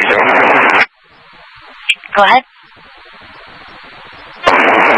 Highway 11 and Tunis, just coming back into your talk group on route to your false section 010.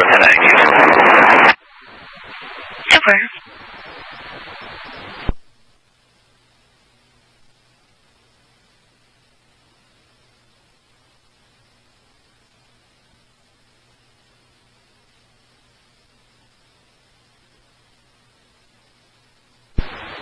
Four Papa 032, Senator. 4 Papa 032, go ahead.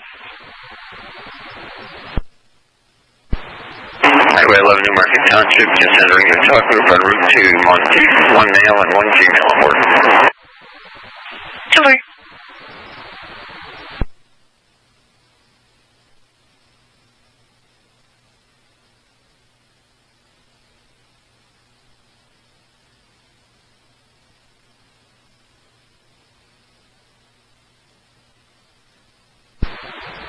Bay for Echo 031.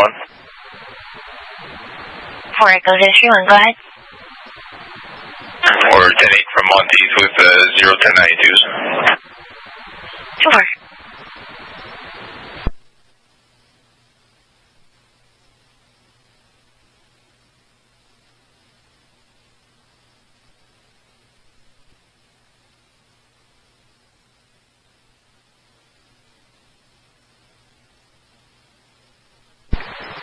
North Bay 4 Lima 303 for details on the theft in Iroquois Falls. 303, go ahead. Our caller is the landlord of 123 Calvert Street, wanting to report his tenant, who already has been warned about doing the same thing, has been taking wood and giving it to someone else. Our caller would like him charged with theft.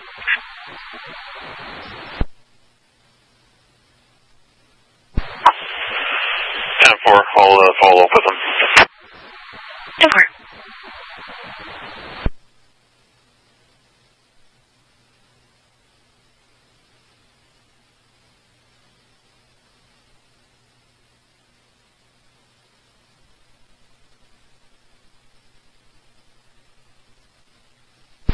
Call center 4 Papa 030. 4 Papa 030, go ahead. D10-7 Iroquois Falls detachment, you can log me out for the evening, please. Too far.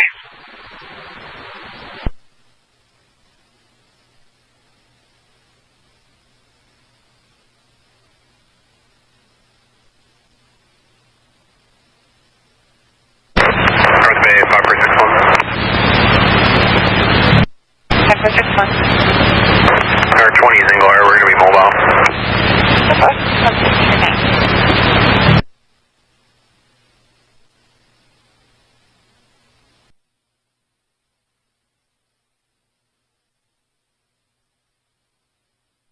North Bay 4 Golf 001.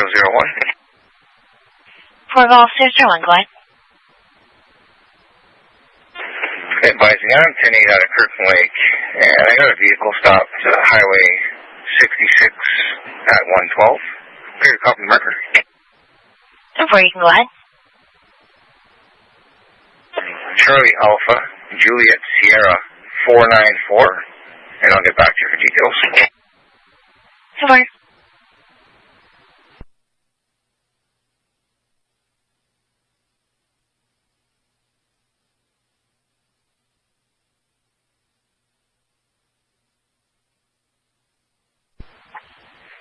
North Bay 4 Golf 001. Go ahead. I'll get the 2829 on that marker, and if I could, 2729 on the female RO, Kimberly Walker. Over.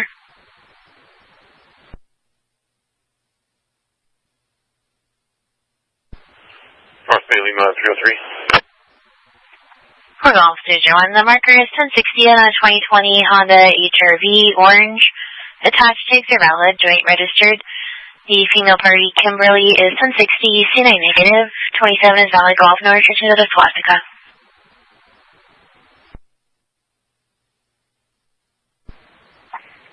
Turn 4 text for Bell Advisor on 10-8. 4 Lima 303, go ahead. Can I just get a 29 CNI on the subject of my theft?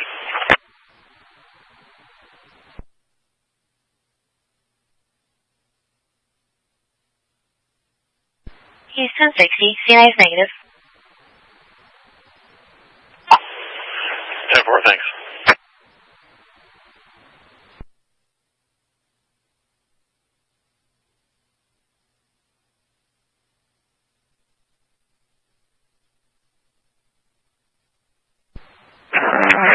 Echo 001, turning from Tennessee Session.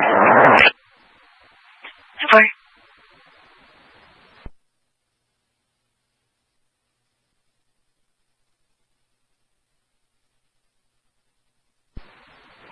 North Bay 4 Golf 001. Go ahead. Hi, advising on 10-8 from that side. 4.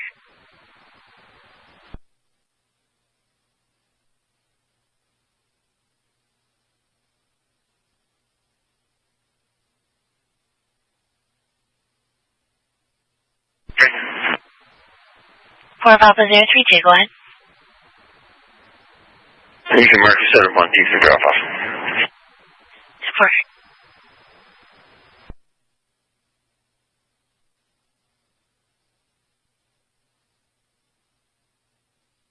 Might as well give your weight line a little scrape there, Gary, and give the highway a place to go.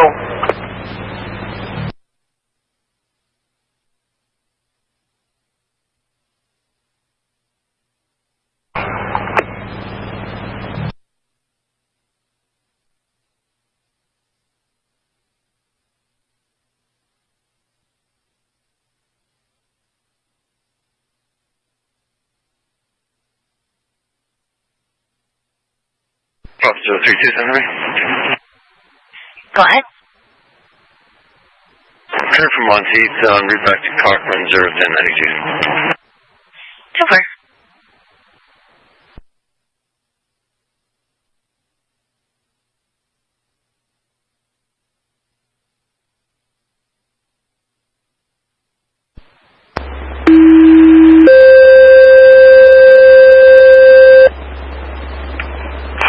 Me page check only 1701. Have a good night.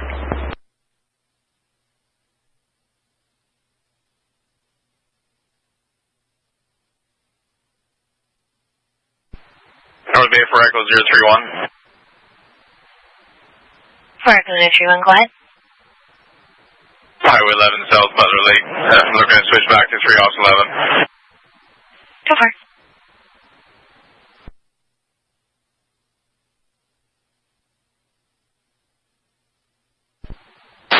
Elders, code 4, New Western, code 4. Track in Cobalt. That's it, works for the screen.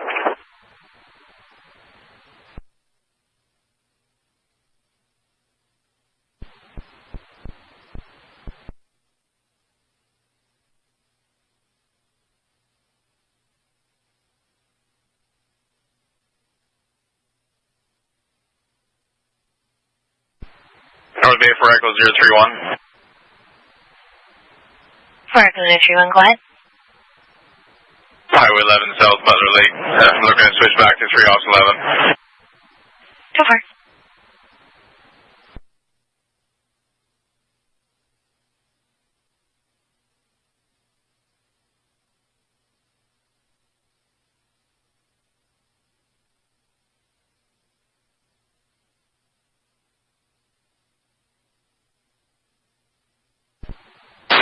Celebrate code 4, New Western code 4. Check in Cobalt. That's it, Morse, put it to my screen.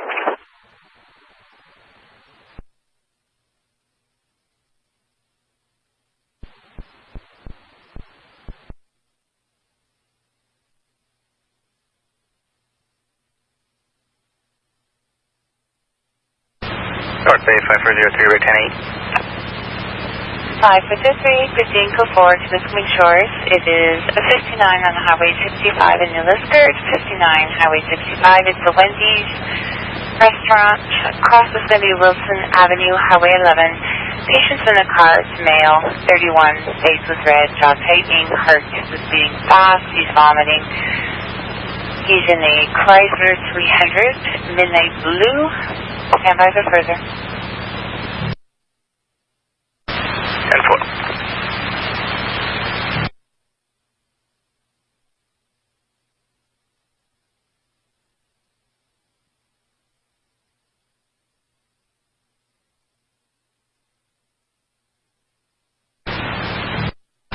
Tank to Hillbury. 10-4.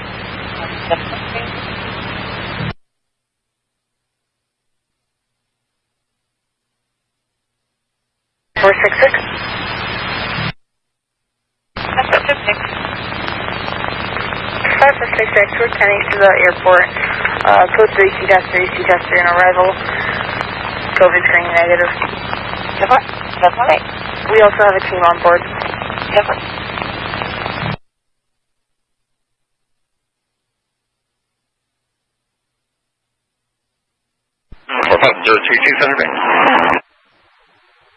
Go ahead.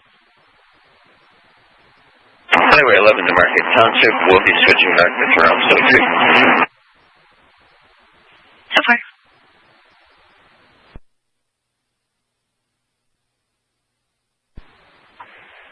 North Bay 4 Echo 43. 4 Echo 43, go ahead.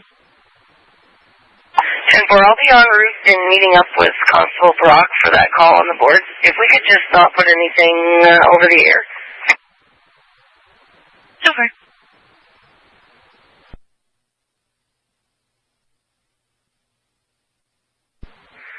North Bay 4 Golf 001. 4 Golf 001, go ahead. Advise me correctly 10-7 knots and have a good day.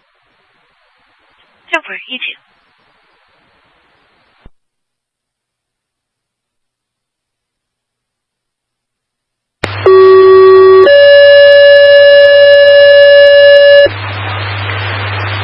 Armstrong fire, Earlton fire, pager test, Armstrong fire, Earlton fire, pager test, Armstrong fire and Earlton fire, this is your pager test, 1737.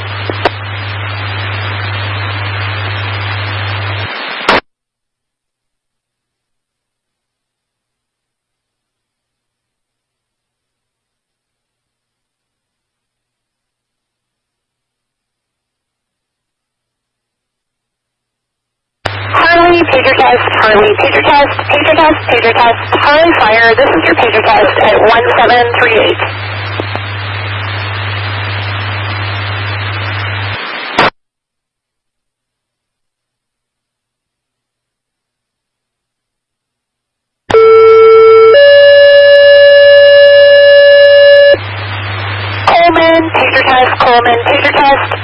Pager test, Coleman fire, this is your pager test at 1738.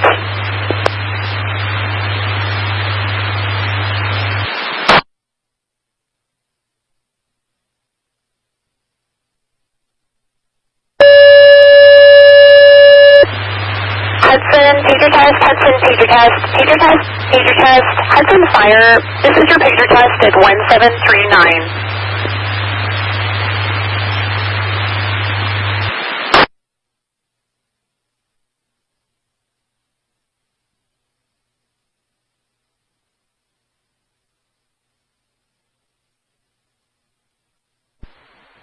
North 84, Echo 407 for details on a fraud complaint. Yeah, go ahead.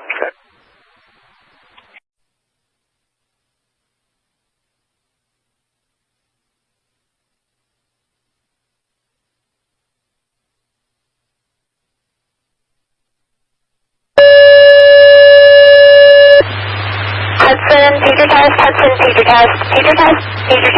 Hudson Fire, this is your pager test at 1739.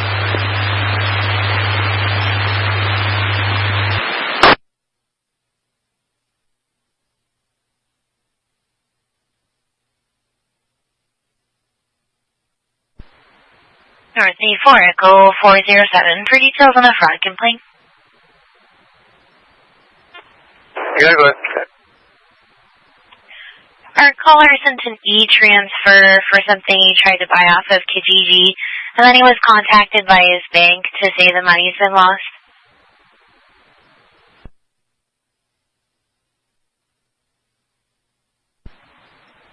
Never.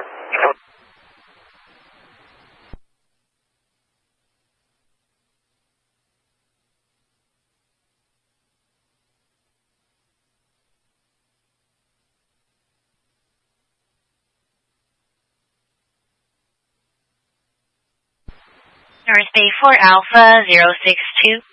Status check.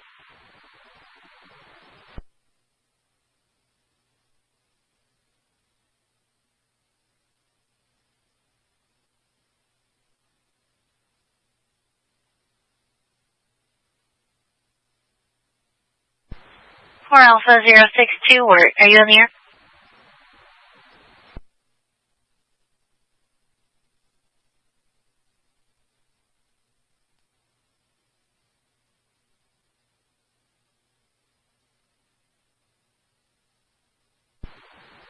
Comm Center 4 Alpha 062, go ahead. Just looking for a status check. Yeah, 10-4, just still in the city of Timmins. Just at the conservation area here. Go for it.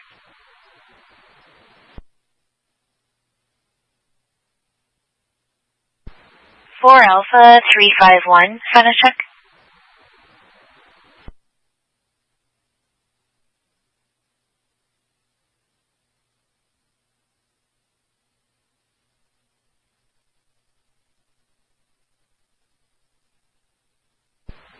Four Alpha 351. Purino, are you in the air?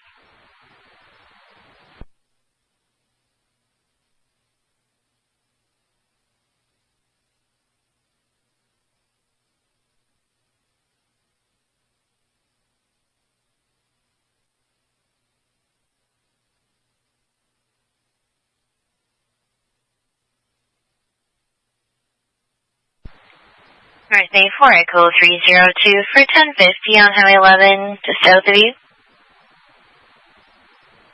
10-4. MTO patrols come across a vehicle in the ditch, Highway 11. They're just around the Lake Tamagami access road to where your mom marker 434. There's no injuries there.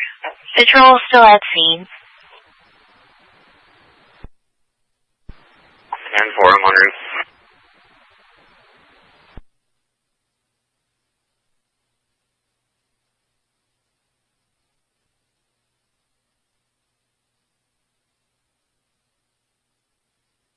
Car still southbound Highway 11.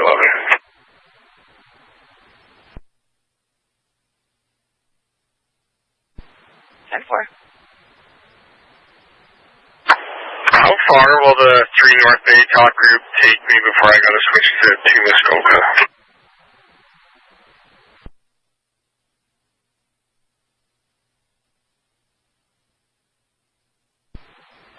Four Echo 001, you calling me off from Kirkland Lake, thanks. 10-4.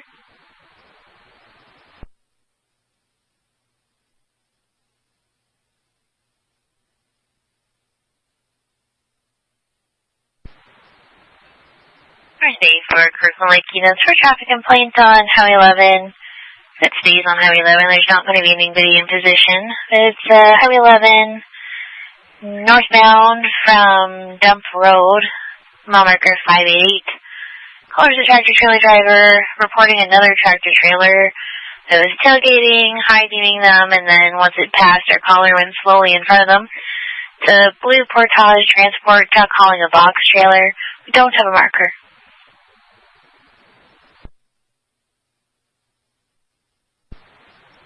Hey, that work. We won't be able to catch this. Over.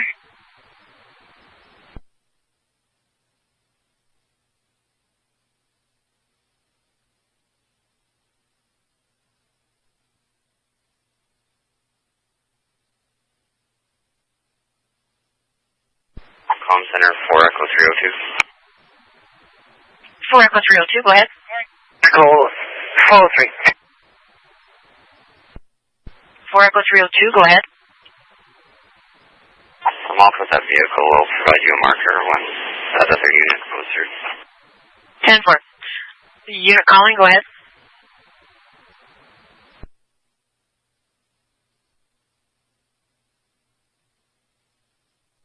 Four Echo 403, recalling North Bay.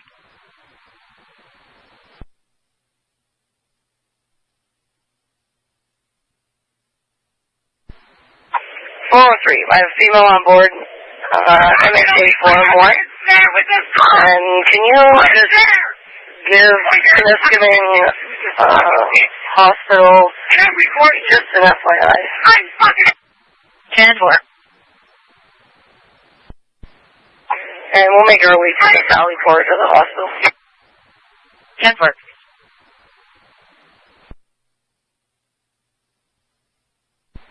For November Alpha 601, comm center. Stand by, just on a 21.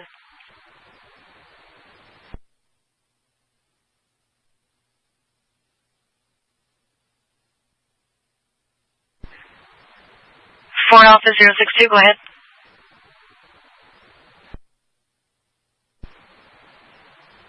North Bay 4 Alpha 062 calling. 10-4, are you calling me? Negative, not since the last 20 check a couple minutes ago. Got me all excited there. 10-4, there was a unit calling, go ahead. 4 November Alpha 601, comm center. 10-4, go ahead. 10-8 from Timmins Airport, one male 1092 on board en route to Monteith Correctional Facility. I don't know if there's an escort generated, but if you can create one for me, that'd be greatly appreciated. 10-4.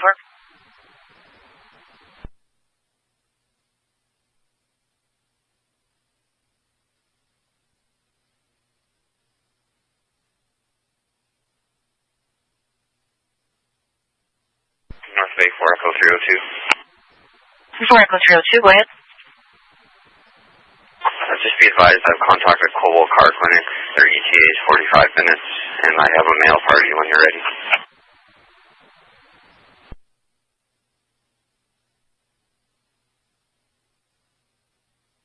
Email party. Surname, Hotel India, November Echo Sierra. Given one Brandon, given to Lawrence. Date of birth 1995-02-24.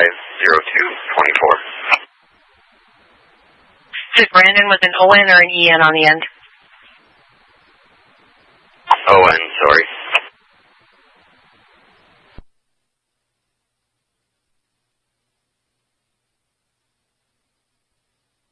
No, sorry, he's coming back. 1016, negative CNI. License, Golf, restriction X-ray, address in North Bay. 10-4? 10-4.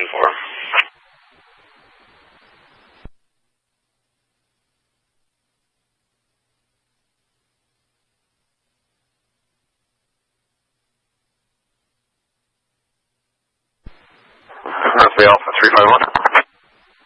4 Alpha 351, go ahead. Mark me off duty at my res and available on myself. 10-4, have a good night. Thank you.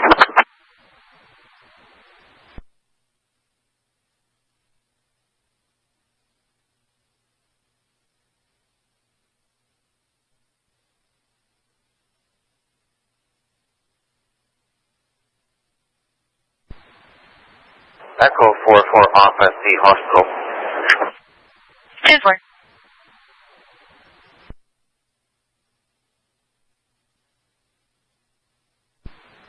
Call center for Alpha Specialist. For Alpha 257, go ahead. That traffic complaint you got from the CMB driver, about the other CMB driver, I can watch for that. It'll be hitting me about 20 minutes from now. 10-4, I just sent it to you.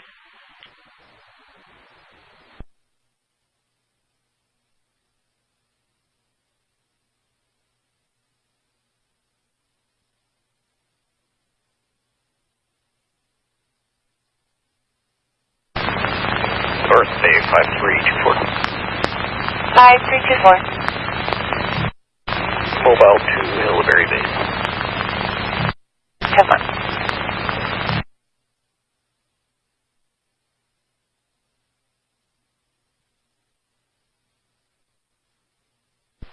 One code 4, Hillview Road in Hudson Township.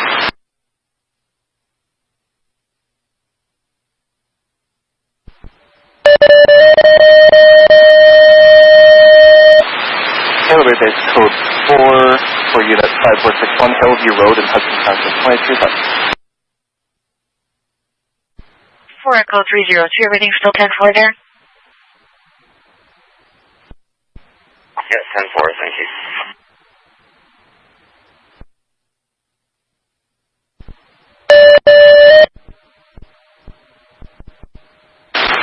Hillberry Base 5403, code 3, Paget Street, South Lewiston.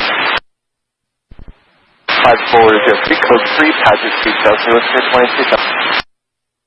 5403, code 3, New Lisker, the address 39 Paget Street South. Once again, number 39 Paget Street South. Provided a buzz code to enter 5896. Streets are Lakeshore Road North and Sarah Avenue. Male patient, complainant's lower back pain, sorry, the male patient age 36. He hurt himself on the trampoline last week. Unable to ambulate, code scooter negative.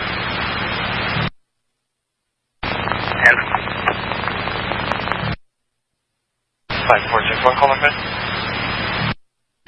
Go ahead, 61. The COVID scooter is negative.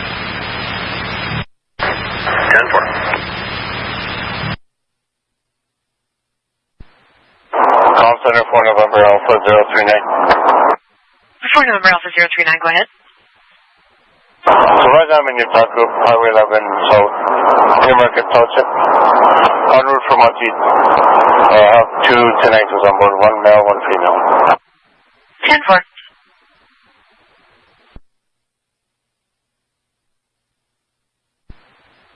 Call center for November Alpha 039. For November Alpha 039, go ahead. So right now I'm in Utah, Highway 11 South, Newmarket Township, en route from Monteith. I have 2 10-X's on board, 1 male, 1 female. 10-4.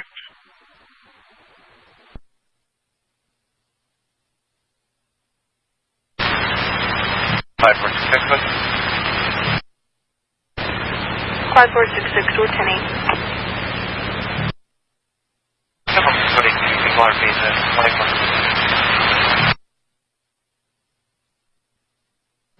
For Alpha 062, just a status check.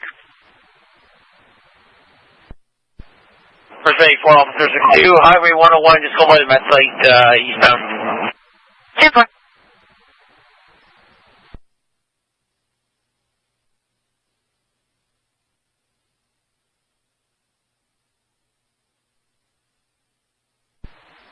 For Ralph 301 and 303, just a traffic complaint. Currently on Government Road westbound. Our complainant believes that the driver of a blue Toyota Matrix, Charlie Hotel Alpha Delta 587 is 253. Said driving erratically, swerving all over from one lane to the other, nearly hit a parked vehicle that had his signal light on, and was swerving into oncoming traffic and back.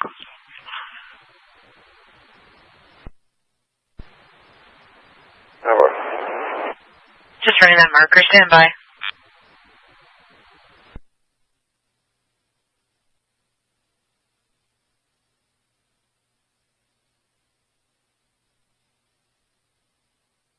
Marker comes back in a blue 2008 Toyota Matrix registered to an Andre Gervais of Unit 249 McCamus. Couched in current. Born in 65.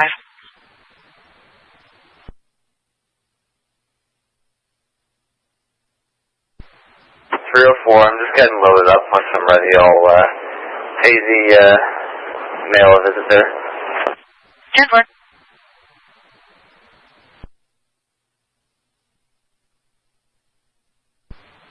Bell 304, just for your, we're just getting a second call, but same vehicle.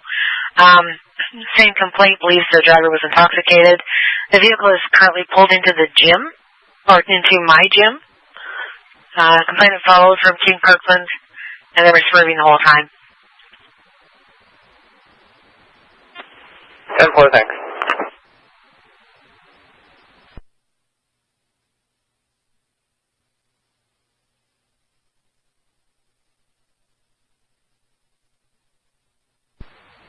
Golf 102, North Bay. Go ahead. Jerry from South Park, heading personally. 10-4.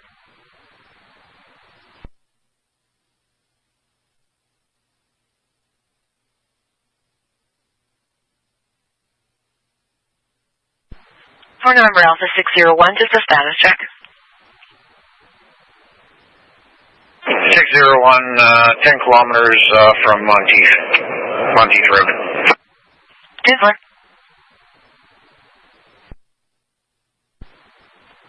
Alpha 257. For Alpha 257, go ahead. Manitoba. Charlie, Hotel Charlie 058.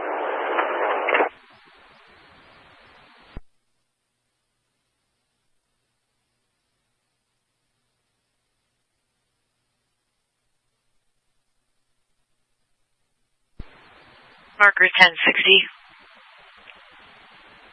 Comes back on a 2020 Freightliner, blue in color.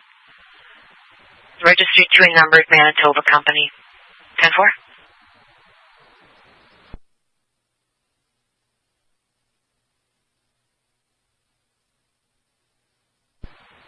I'm just going to add a guy here. If you can check him quick for status and I'll clear.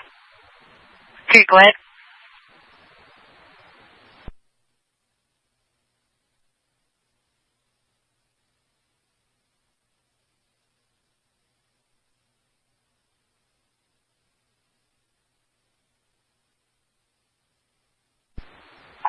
I just tagged him to the card, sir.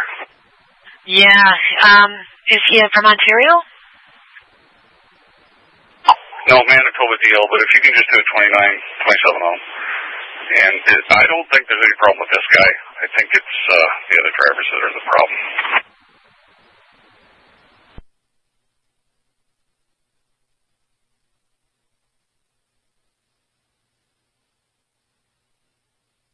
Back 1060, negative CNI, showing licensed Foxtrot with air brake endorsement 10-4.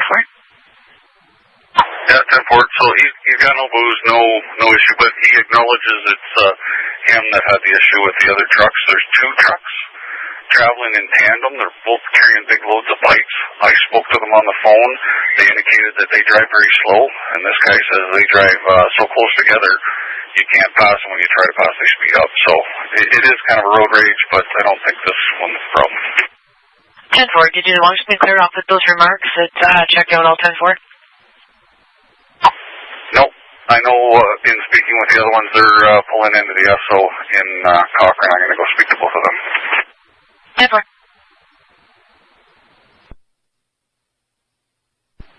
I've got a Temiskaming at detachment. There is a Nicole Belanger outside detachment. She says she's there. She needs to speak to an officer regarding a bench warrant her lawyer advised her about. Is there a unit available to speak with her?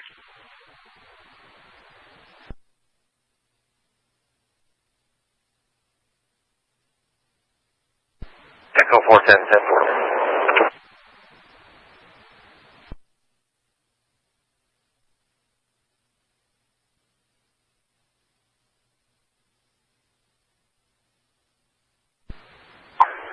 457. I'm clear from this fella. I'm going to head into Cochrane and speak to the other two.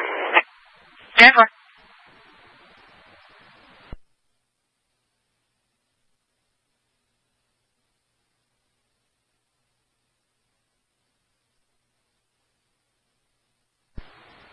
If you're okay, I'm just going to leave it on Alps 9 while they do that, because I can head straight back south after.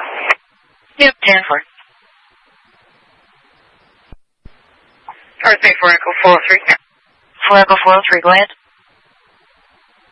10-4, I've been relieved by Hopkins. I'm going to return to detachment to start on this report. If you wanted just to clear it off, investigation's ongoing with a Form 1 apprehension.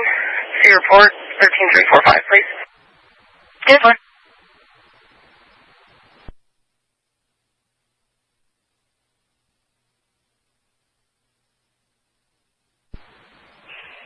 North Bay 4 Golf 304. Go ahead.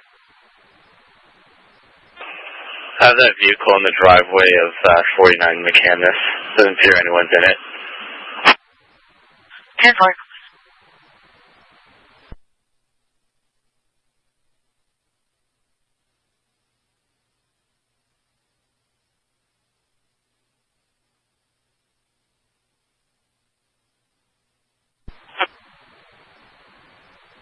Can I get a 1029 for the male RO of that vehicle?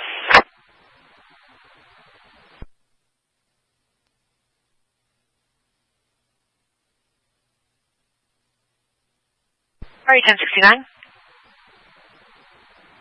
Good. Stand by. Hang on 1 sec.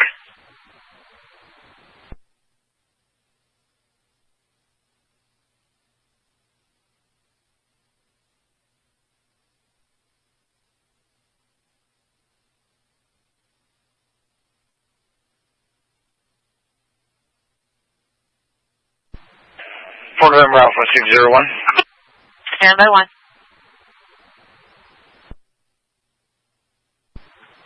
4 Golf 304, male party.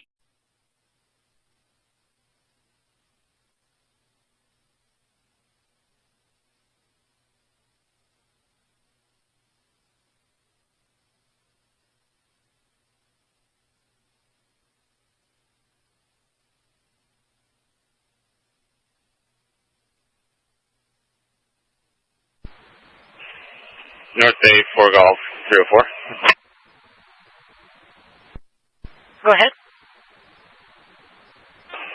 I have that vehicle in the driveway of 49 McCandless. Doesn't appear anyone's in it. 10-4.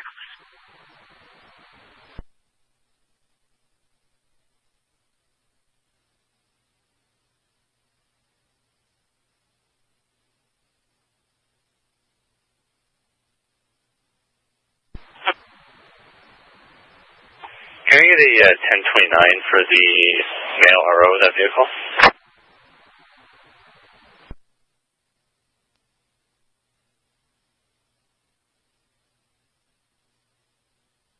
All right, 1069. Good. Stand by. Hang on 1 sec.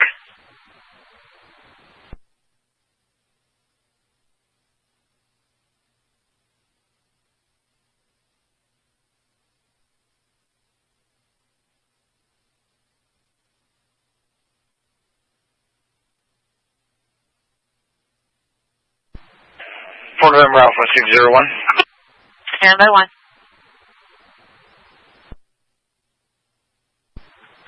4 Golf 304, male party is coming back 1068. It's awaiting disposition for uttering threats, death, or harm.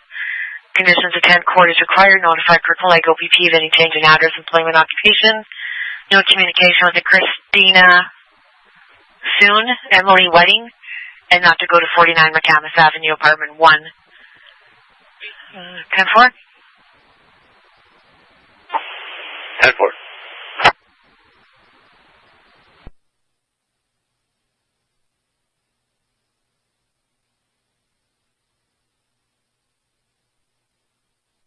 Unit calling North Bay, go ahead.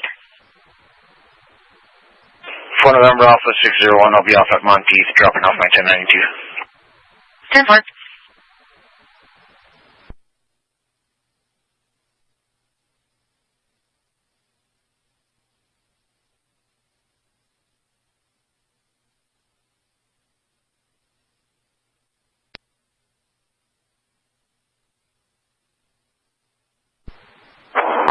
Center for November Alpha 039.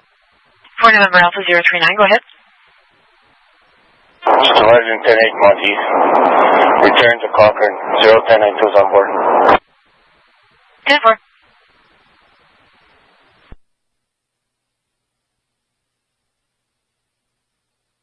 For November Alpha 601. For November Alpha 601, go ahead. 10-8 from Monty, 01092 is on board. I'll be making my way back to Timmins. 10-4, I'll just clear off the escorted currents to you. 10-4, thank you. Much appreciated.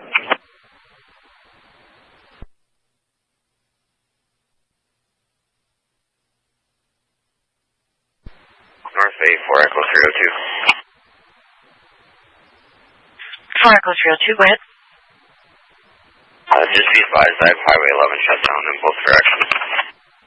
10-4.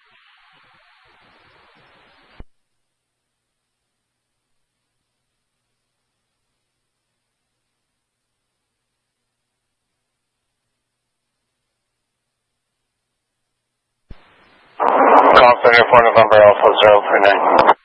For November Alpha 039, go ahead. Supervisor, my 1020 is near Mexican Township, Highway 11 North. And I'll be switching back over to 3 Alpha 02. 10-4.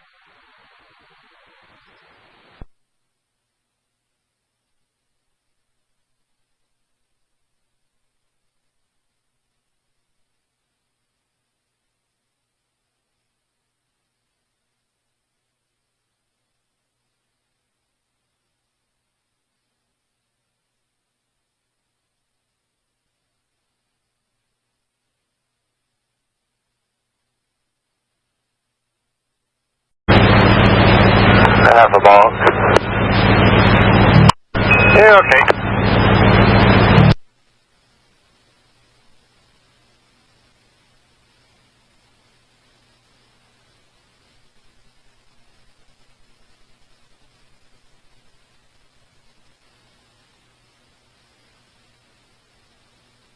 I may as well wait now. Get a whole string of them coming again.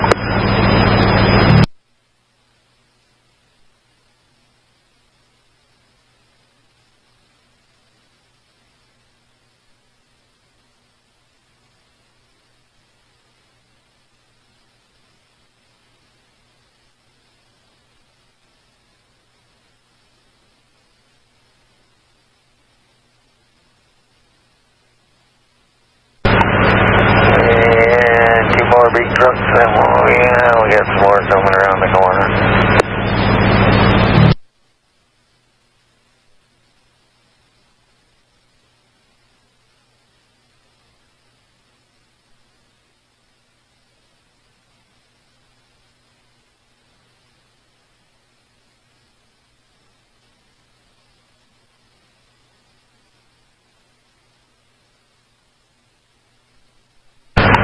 You say when?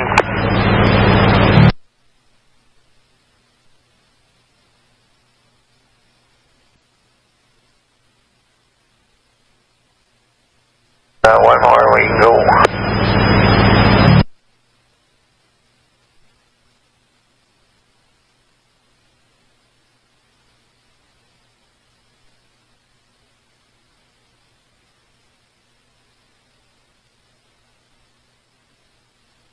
Hang on again.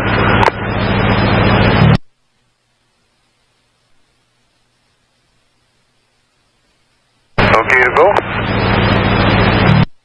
No, there's a whole another string of them here.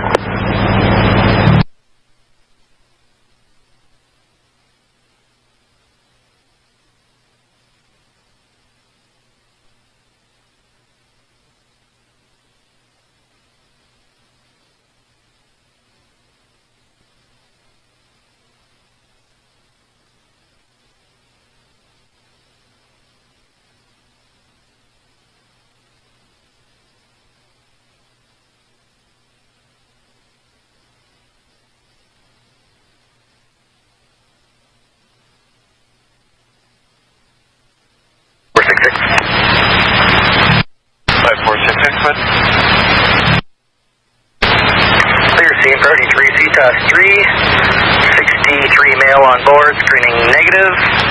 Stand by for report. 10-4-2015.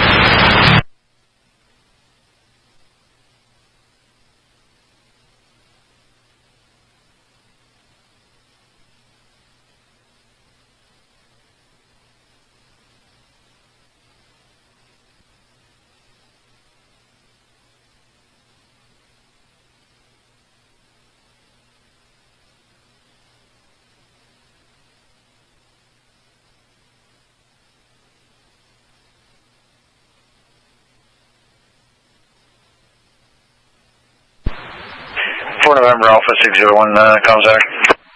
Go ahead. You can go ahead and log me off duty. Have a good evening. Yep, 10-4, you too.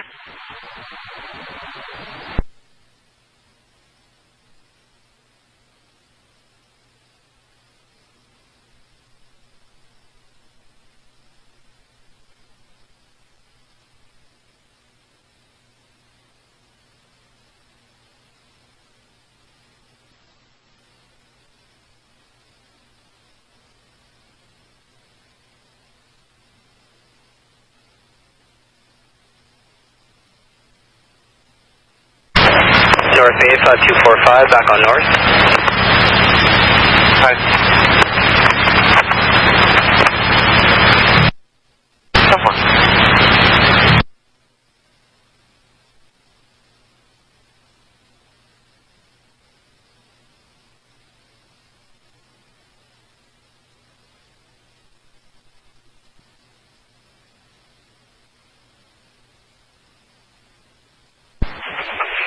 Center 446. 446, go ahead. In relation to that traffic complaint, I'm going to be out with that motor vehicle at the GPS location. 10-4.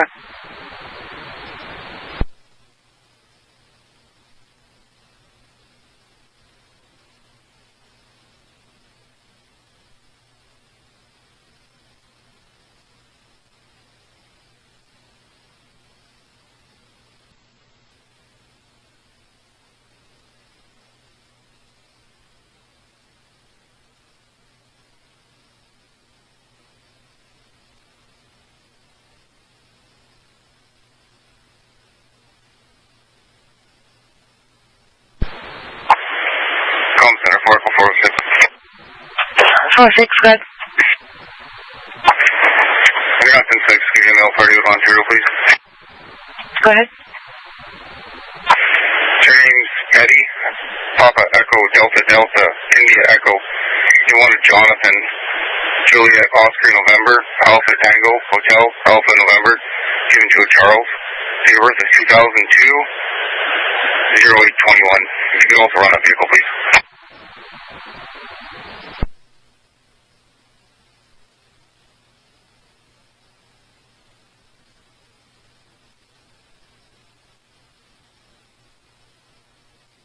$69 for your mail.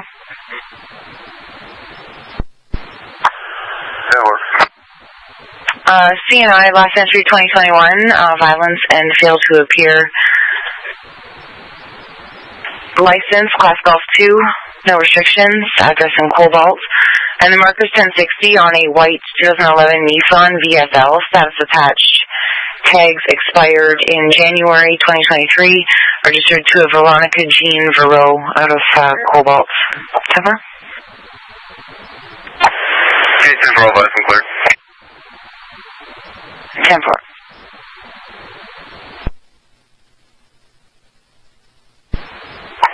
Four Golf 002, interrupting.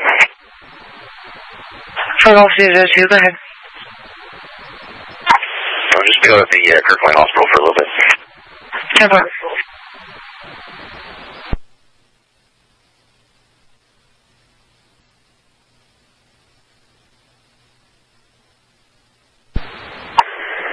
Center for 406, will be 10-8.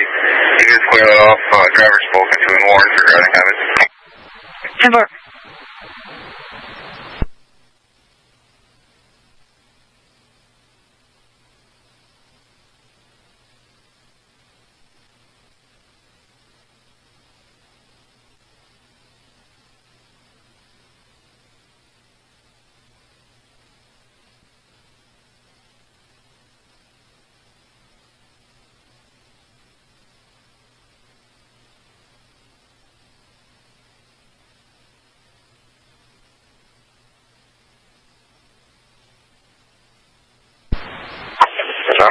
Canadian Tire there, right?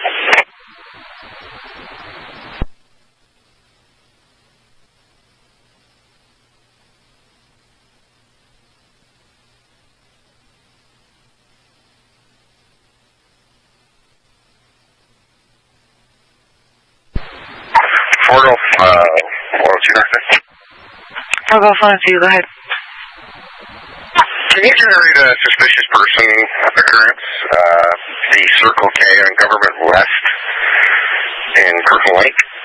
Myself and McLeod are going to be off there. There's a male that's been inside hanging around for the last probably 40, 45 minutes. So he's going over and chat with him, see what's going on. 10-4.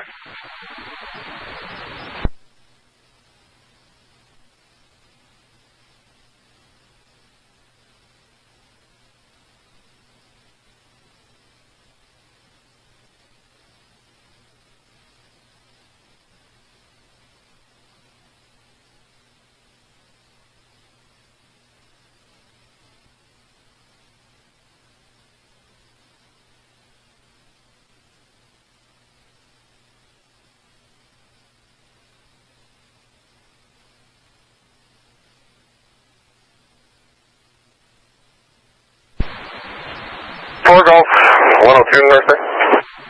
Go ahead.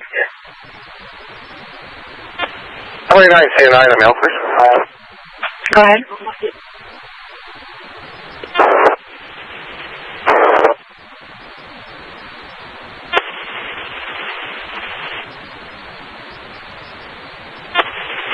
Returning at Friesen, Foxtrot Romeo, India, Echo Sierra, Echo November.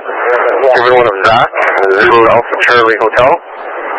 Date of birth, 2005, 0819, 19th of August 05.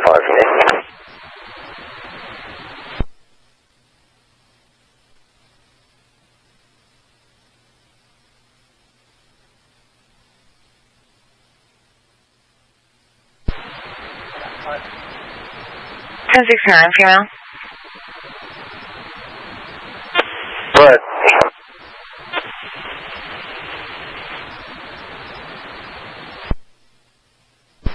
For caution flag Mike on RMF. He is currently 1068 awaiting disposition for theft under. He's not to attend Ace Liquor on 23rd Avenue in Edmonton. Centered by Edmonton Police Service. August 2022.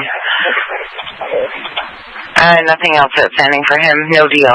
10-4. 10-4. Can you just check Niche? Does he have any addresses or anything related to Kirkland Lake?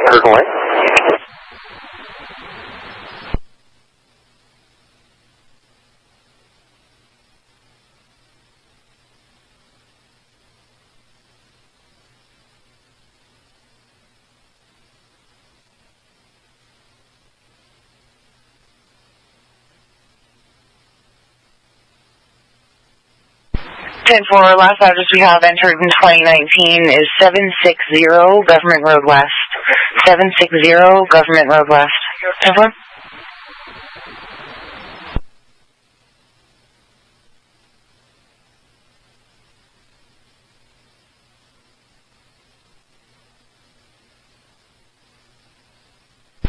For Golf 102, you copied? Yeah, 10-4. Everything's 10-4 here. 10-4.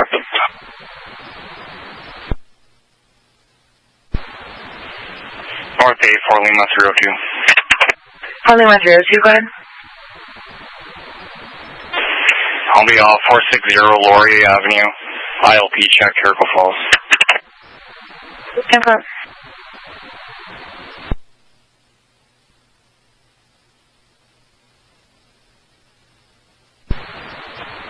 North Bagel, 302. For Golf 302, go ahead. Can I get somebody from detachment to bring us an ASD over to our location, Government Road West, across from Canadian Tire? Mine's giving me temperature there. 10-4 for Golf 304, you copy? 10-4. 204 is going to drop it off.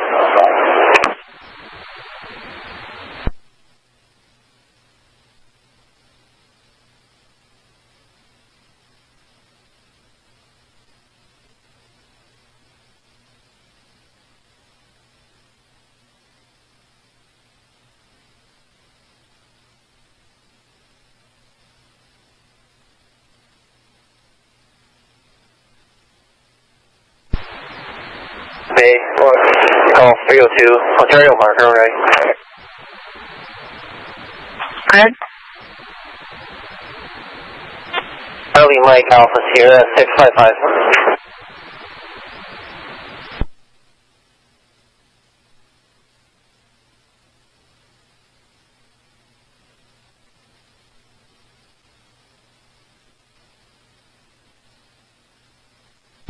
Marker 1060 on a black 2016 Toyota RAV. Status attached. Tags are valid to a Carol Price. Address in Kirkland, 10 Wishman. 10-4.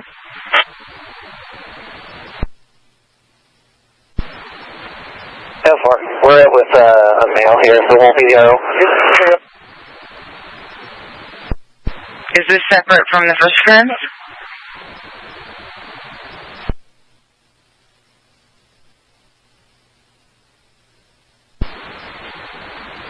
Sorry, 10-9.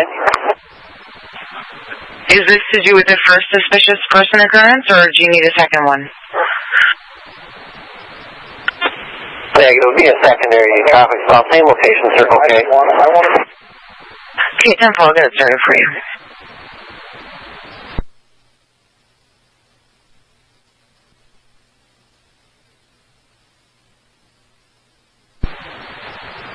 Little Fade Golf 302. 2729, 1 male.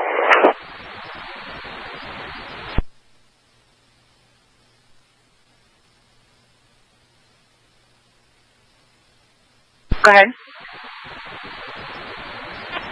Name Price, Papa Romeo, India, Charlie Echo, given 1, Brandon, Bravo, Romeo, Alpha, November, Delta, Oscar, November, 1981, 02, 20, should be on 10 Wishman Street, Kirkland.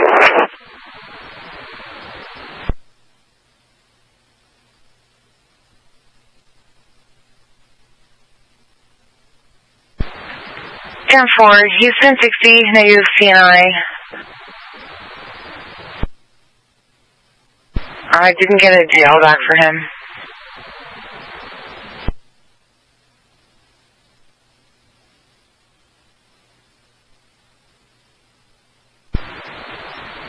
Okay, 1040, provided a hard copy, Ontario TL.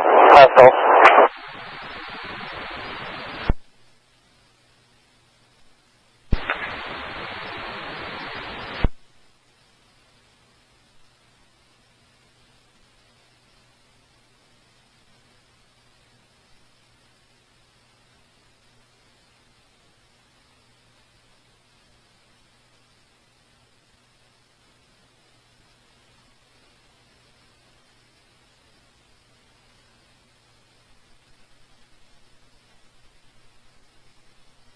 For Golf 304.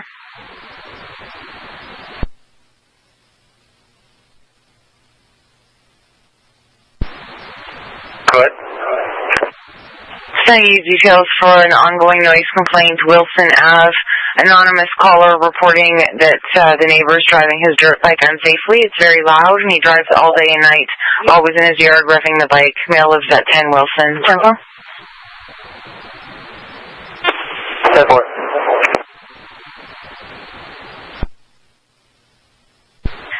And broadcasting a traffic complaint for Temiskaming units. It's currently in Tails area. There's no one in position. I have a traffic complaint, Highway 11 southbound, currently southbound from Kenogami Lake. Caller's behind a tractor trailer that doesn't have any lights on. It's very dark, and you're unable to see it until you get too close. Caller has attempted flashing his high beams at the... I'll take that. I'm just in Lisker, go through it north. 10-4, caller can't see any details on the transport as visibility is poor. He's behind in a white Volvo transport truck with a box trailer with a large eagle on the box. 10-4. What did they do? 10-4.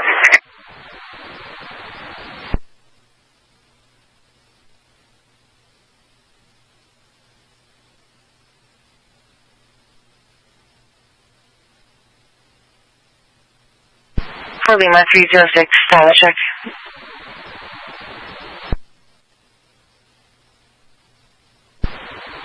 Lima 306, I'm Highway 101, just in work event and so forth. 10-4.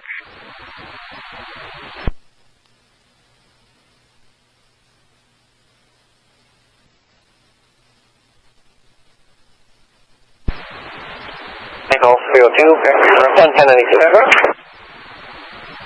10-4.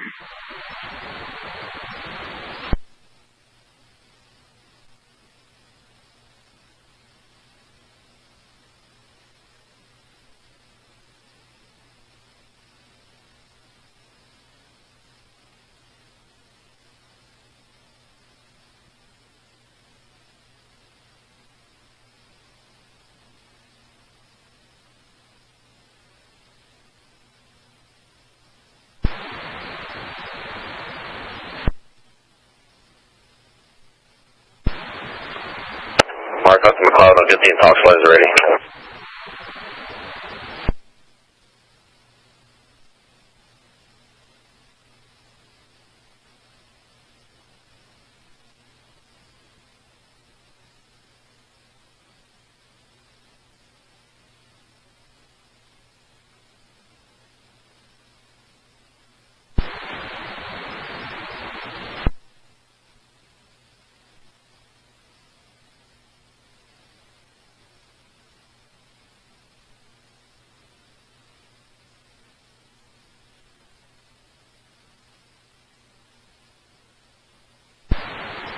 North Bay Golf 302.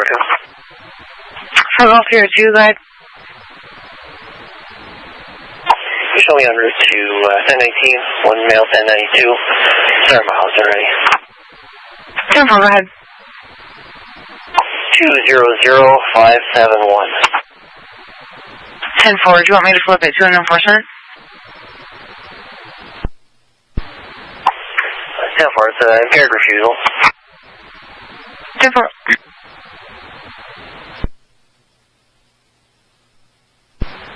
Well, 204 to 102. Do you want me to have Claremont tow this vehicle? I can sit behind until I get here.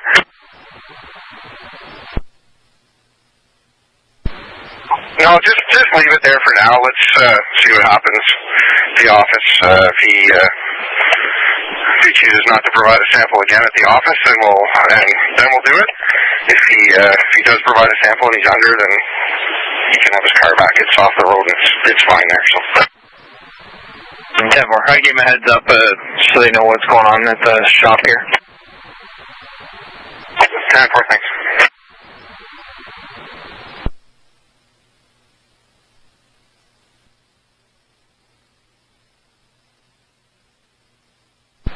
For Golf 304.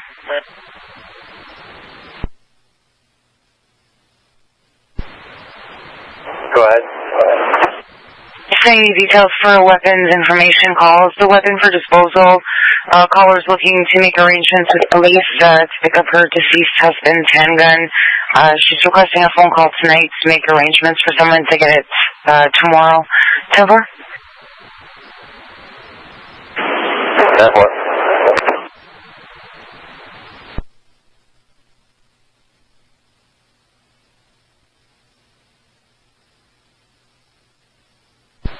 For Lima 003, status check. Lima 003, everything's 10-4. I'm just entering the occurrence here. You'll see it pop up shortly. 10-4.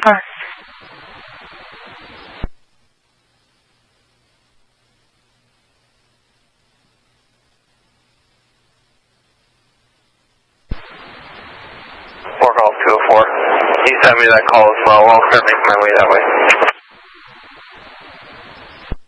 10-4, I spoke with 304 at detachments, and he's going to give her a call.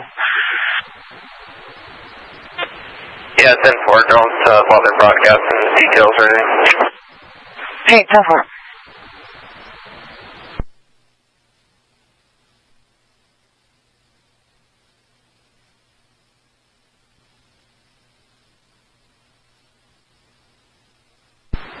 North Bay, 4 Golf 204. For Golf 204, go ahead.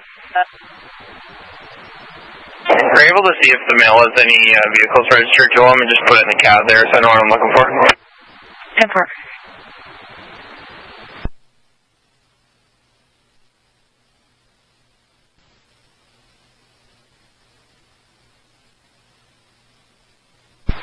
For Golf 204 and 304, CAD's been updated.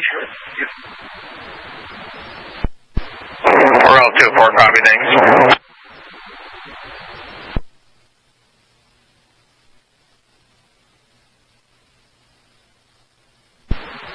40204 to 304. Did she indicate the vehicle's still there, or is it gone mobile? When I last spoke to her, she said it was still there, back in the driveway. She just can't get a better description of it. I'm en route as well now.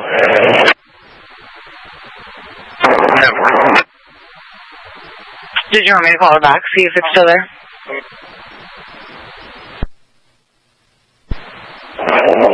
Yeah, that'd be great. Just so we know if it does go mobile. 10-4, will do.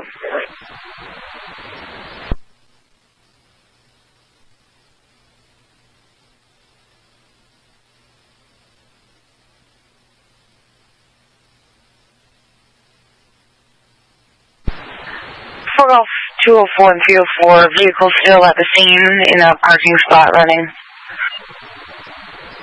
10-4, thanks. 40204, if you're not 10-6, can I just get his conditions if he's on any?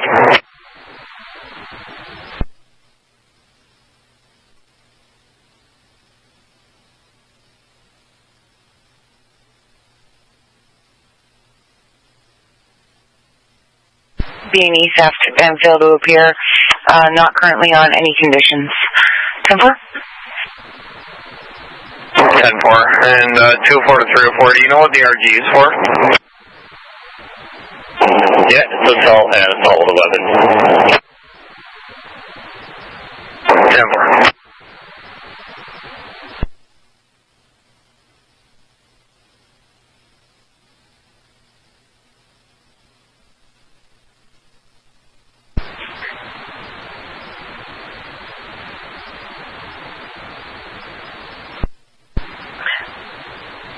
Before I go 46 Northeast.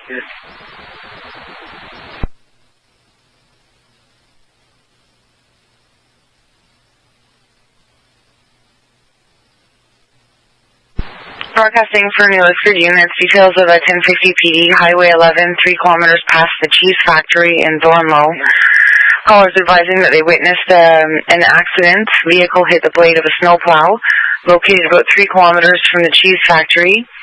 Vehicle is a Ford Edge rental, Ontario marker Charlie Victor Whiskey Zulu 512.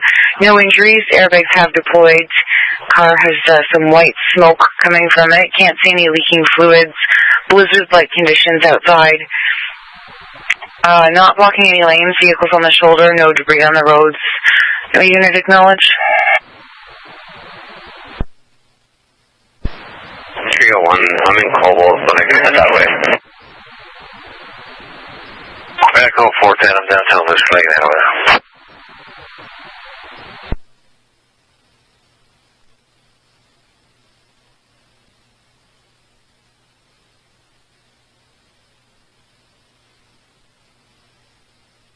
40204, show me on scene. 40204, 10-4.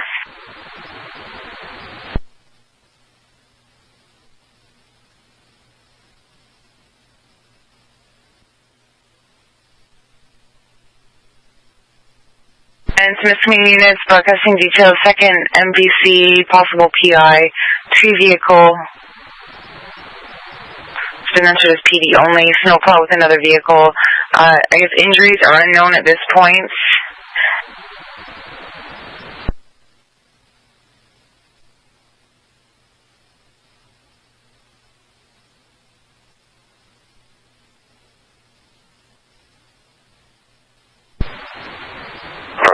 On route for detachment. 10-4.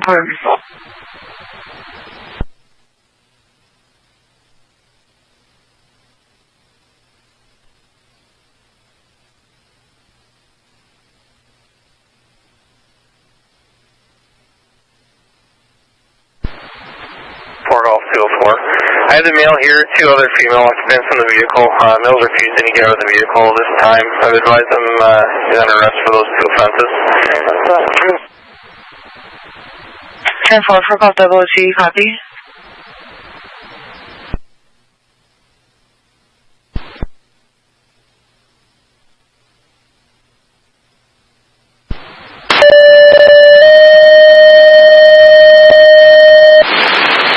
Base code 3 the intersection of Highway 11 and Highway 559, Evansville Township, 2327.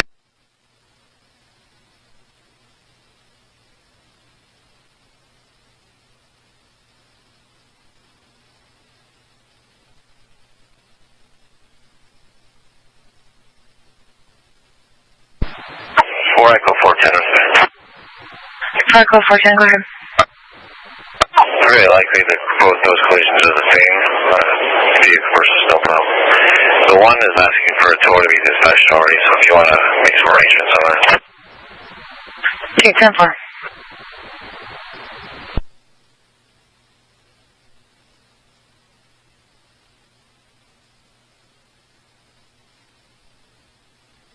Yeah, it says one of them's near the cheese factory, and the other one they said that they were north of the 569. 10-4.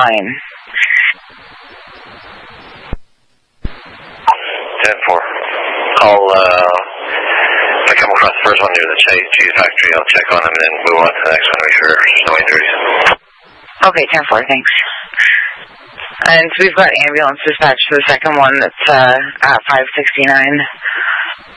10-4, it's not very far apart, a few kilometers. Okay, 10-4, thanks.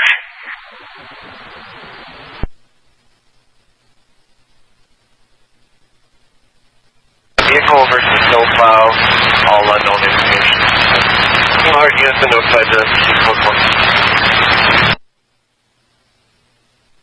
Hey, caller. Call them out, we'll be there responding.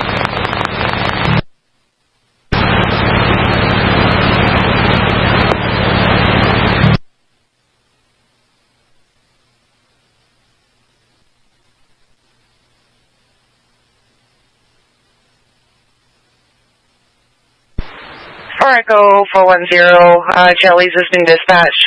Just also be advised that this guy has 3 dogs, 2 cats, and his brother with him. Jelly's already advised me they will not be transporting any animals. 10-4, we'll figure out some arrangements for him. 10-4.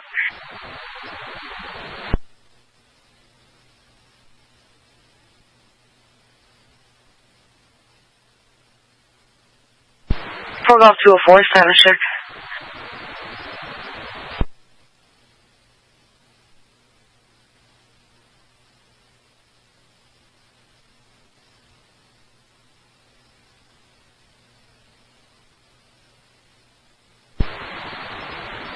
For Golf 204, unit of Pepping, status check. 10-4. All parties still in the vehicle. Mail's on the phone with his lawyer right now. I believe he's going to be getting out shortly. Everything's 10-4, though. No need to expedite. He's just being uncooperative. 10-4.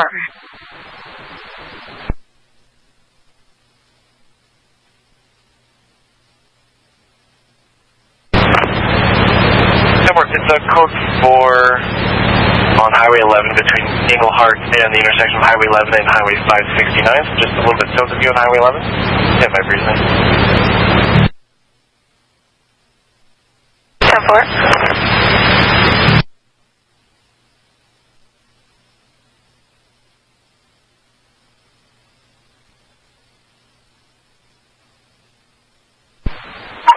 Echo 410 with him. Let's see what the snowplow versus vehicle.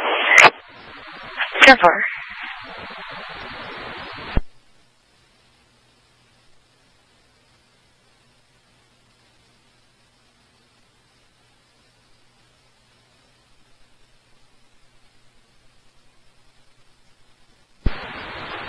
Golf 204, 1092. 10-4.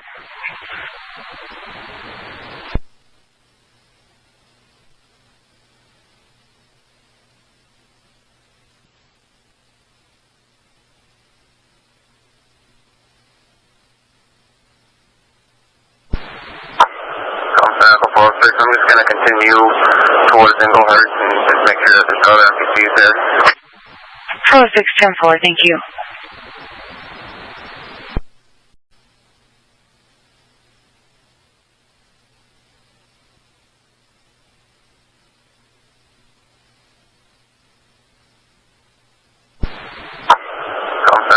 I'm just going to continue towards Englehart and just make sure that there's other MPCs there. 4610-4, thank you.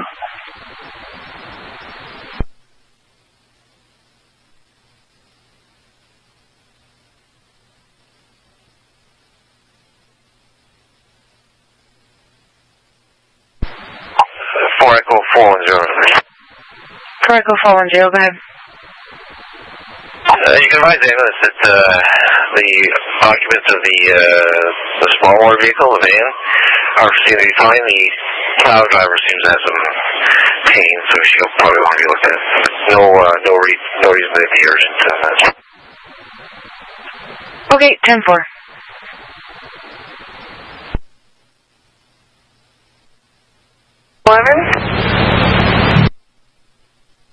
That's what OBP had said. 10-4, you just want to check with them if it's north of 569 and 11 in Harley Township, because I just passed the junction of 569, no indications yet.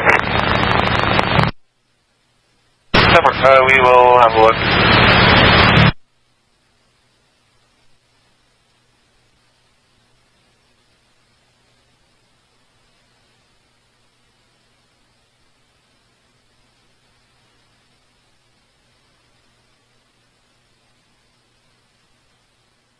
I'll keep you going code 4 for now, but I think the other crew will be closer. You're correct, it's in Harley Township.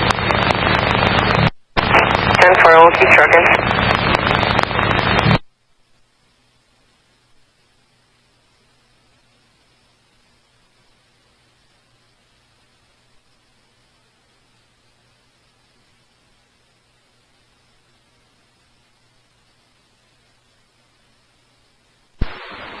Day 4 Alpha 257, should make 10-7 shift, please. 10-4, have a good night. And 4 Echo 406. 4 Echo 406.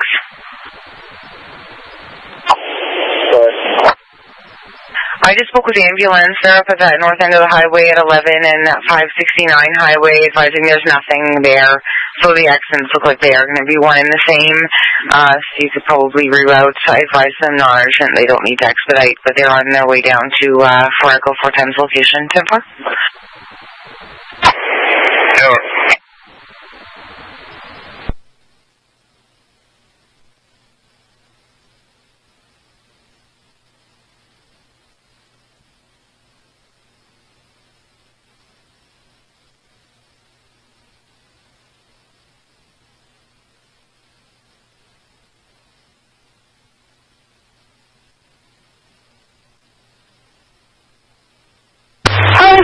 Attend at Bell Valley Road and Highway 11 for an MBC. Harley Fire attend at Highway 11 and Bell Valley Road for an MBC. Fire station? Highway 11 and Bell Valley Road for an MBC, come out 2346.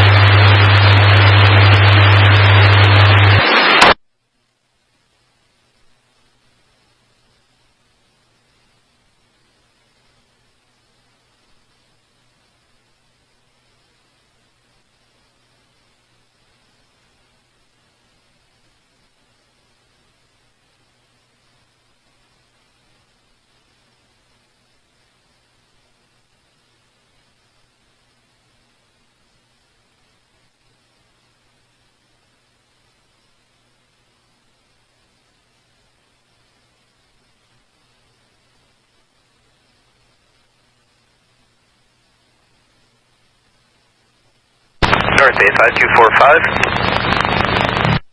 5245, good. 5245, 10-7 Round Lake. 10-4-2347.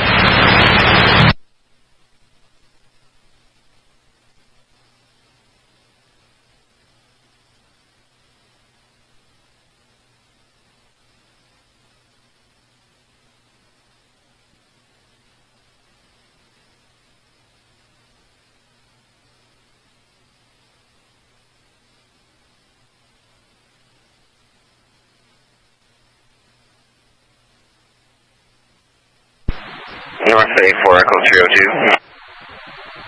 4 Echo 302, go ahead. I just received a dispatch from my fire department to attend that MVC. I was just wondering if fire was actually required.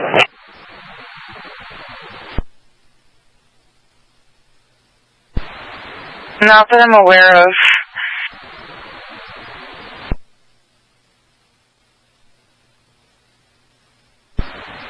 Is that for the one in on Highway 11 by the cheese factory? Yeah, that's Bell Valley Road. I can message them to stand down if need be. They may have been tiered. 410, there's no need for any fire department out here. Everybody seems to be fine. The vehicle's off the road. Nobody's trapped. No fire. 10-4, it's likely due to ambulance's policy. I'll call them back and let them know they can have fire stand down. 10-4.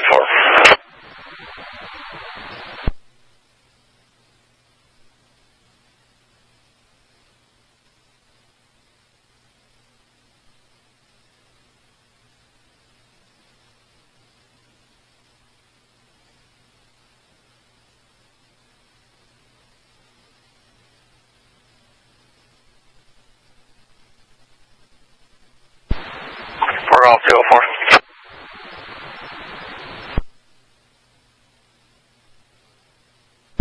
For Golf 204, 10-4.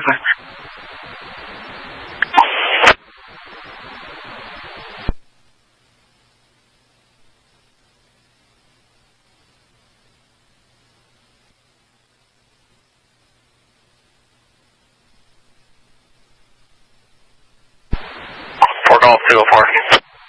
For Golf 204, go ahead. Should we transport the mail to the Curling detachment to be released? Star mileage 15300. 10-4.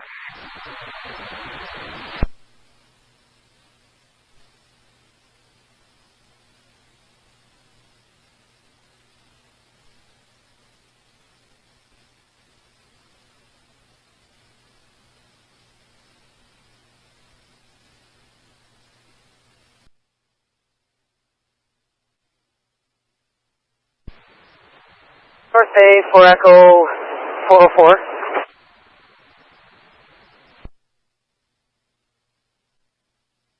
Echo 404, go ahead. Well, just so you're aware, we have 292s. We don't need any incident created. 10-4. And do you by chance have Andy Johnson's phone number online?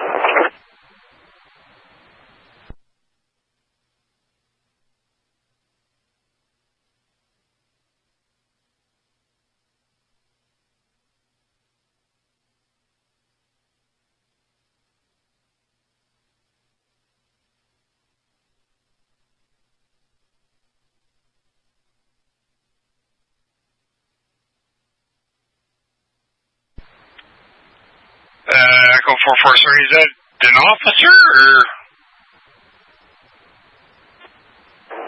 That's okay, never mind. Okay,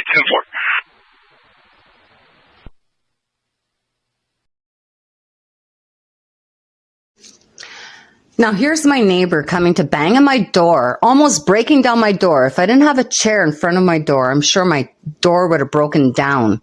There's a maniac that lives next door who apparently got pissed off because I had my music on. I've been living here for 8 years, and not one of my neighbors has ever complained about my music.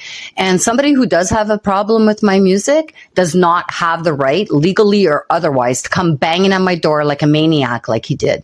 Now, here's a recording of it, because he later called the police because I threatened to call the police on him. So he hurried up and called the police. But here's a recording of the banging he did on my door. And so if police do come here, he's the one that's getting charged. In fact, I'm going to get a peace bond and a non-harassment order against him immediately. I'm not going to put up with this type of behavior. Now, here's him banging on my door.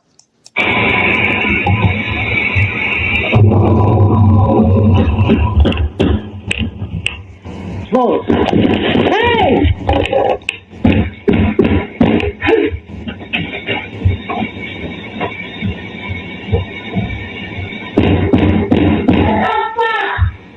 I'm calling the fucking cops! Hey!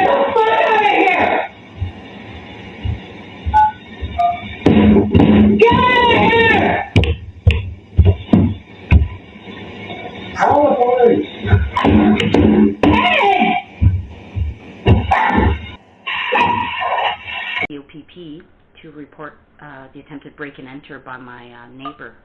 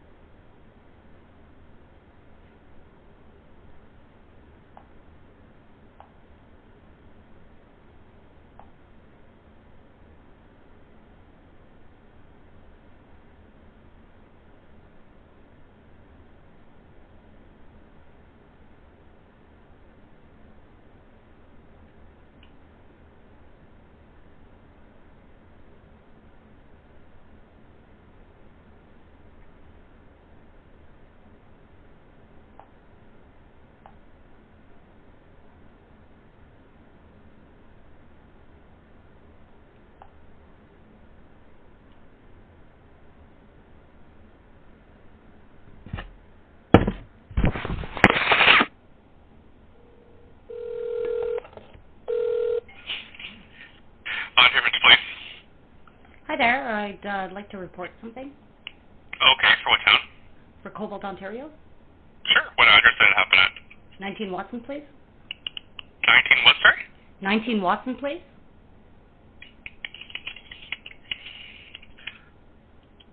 Watson Place? Yeah. Okay. And what happened? Well, I would like to have an officer come here and take my report of an attempted break-in and entering and damage to my front door in the process with his steel-toe boots. And I've got a recording, and I want him to come and check my door, and I'd like to have him charged with breaking and entering. And, so this is your house someone tried to break into? Yeah.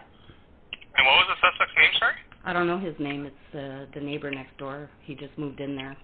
He thought my music was too loud, so he came here trying to break down my door to harm me, begging me to basically call police while he was doing it.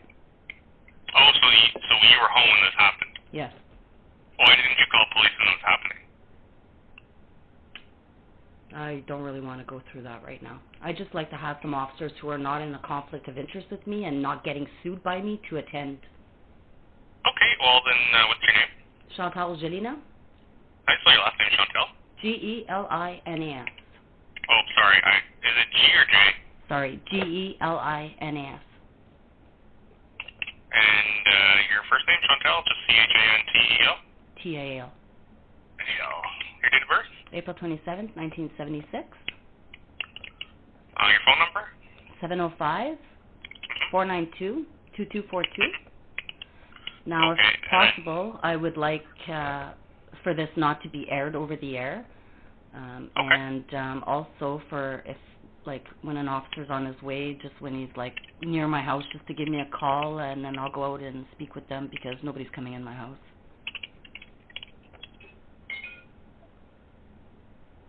Well, if you want them to investigate, they might have to, like, enter the house to see the damage if it's The damage is just outside my door.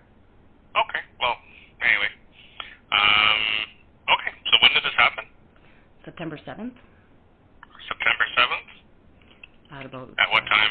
At about 3 a.m.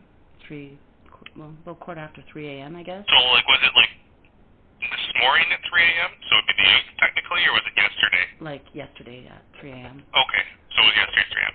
Like, September 7th. So I guess what he did is he came here banging, and then I was telling him I was going to call the police. And anyways, I think his girlfriend was in the house at the time and did call the police because of my music. And then the police showed up here. They never came to speak with me, and I never bothered to go out. They just, I guess, were patrolling on foot to see if they could hear anything or whatever. But they never came knocking here, so I know it was Echo 406 and 408 who dealt with that call. But but yeah. So anyways, so I saw them come here and get out of their vehicle and come to my door, but they never knocked or anything. So. Okay. Well, if they were just investigating, like at the time, a noise complaint, and they didn't hear any noise, then there would be no reason for them to attend. Yeah. So basically, he was attempting to break into my house to harm me there. I was recording the whole thing, so I'd like to have an officer come here. It was pretty scary. Yeah, for sure. I'll add this in, and an officer will be there as soon as they can, okay? Okay, just have them call me before so I know to go out and meet with them. And just ensure it's nobody that's in a conflict of interest with me, because I really don't feel like dealing with people who have previously discriminated me and falsely imprisoned me and falsely created mental health records against me and stuff like that.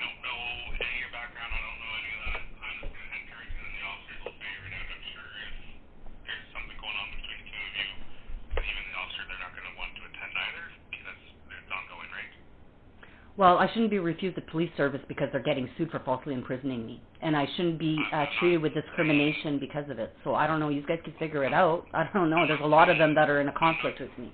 That's the reason why I don't call police. No one's going to show up. I'm just saying, I don't know who's in a conflict with you. I'm sure the officers do, though, so they'll figure out who's going to it. Yeah, exactly. Perfect. As long as you let them know and then they figure it out amongst themselves, because, exactly. You know. I don't know all that, so anyway. Perfect. All right. Thank you so much. Bye. So I'm going to call my voicemail because Lori Lalonde left a message there. I consider this message to be self-serving, ignorant, and a form of criminal harassment. She knew she should have never taken the call. Your password.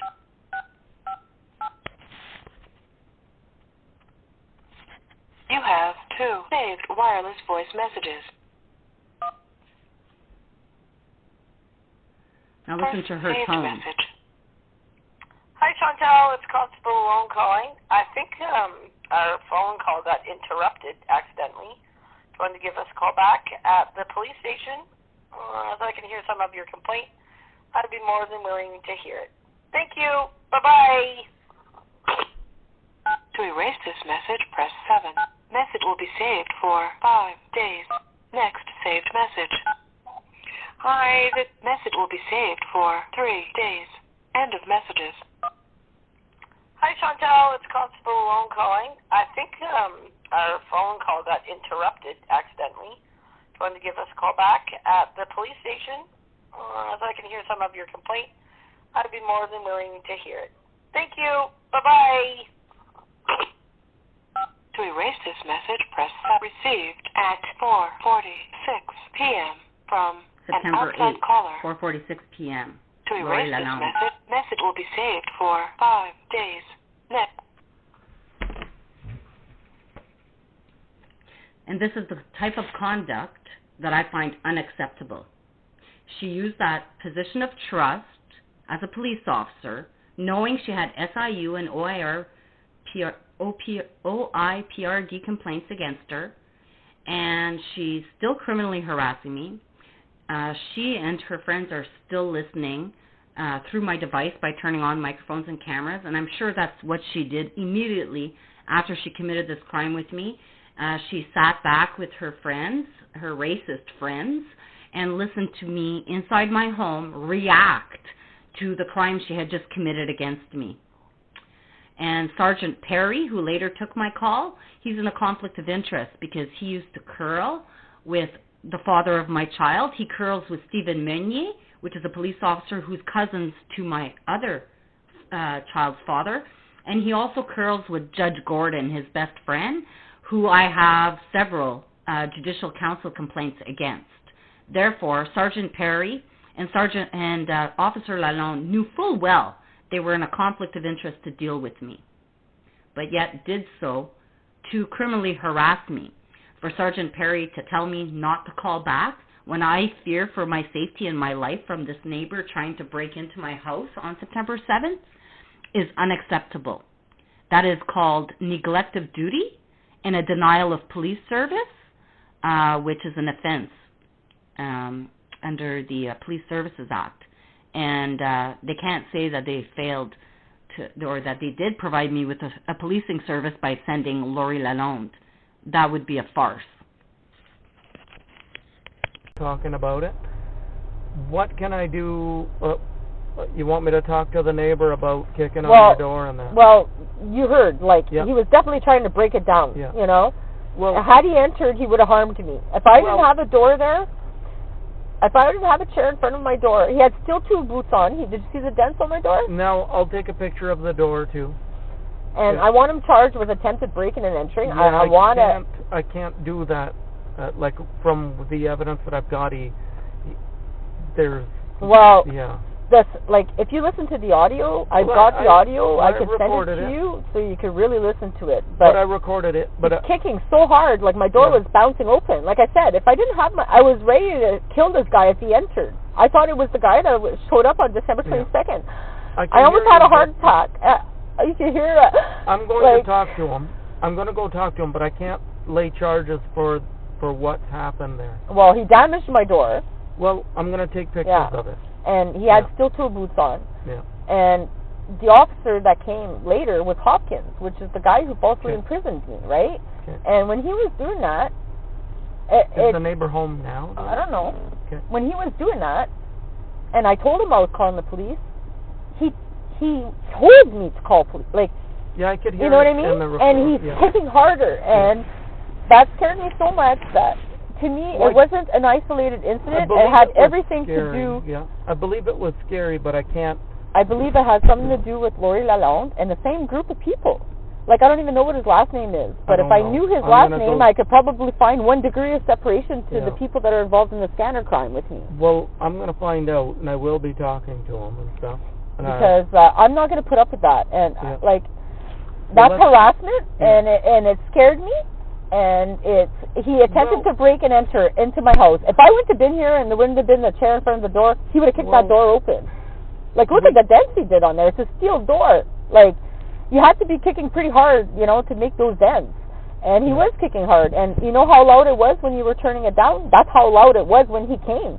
Yeah. You know, and I'm sure all the neighbors heard it because I was yelling, you know. I am going to deal with it. I'm just saying I can't. And then the other neighbor, come and see the camera he's got pointed there.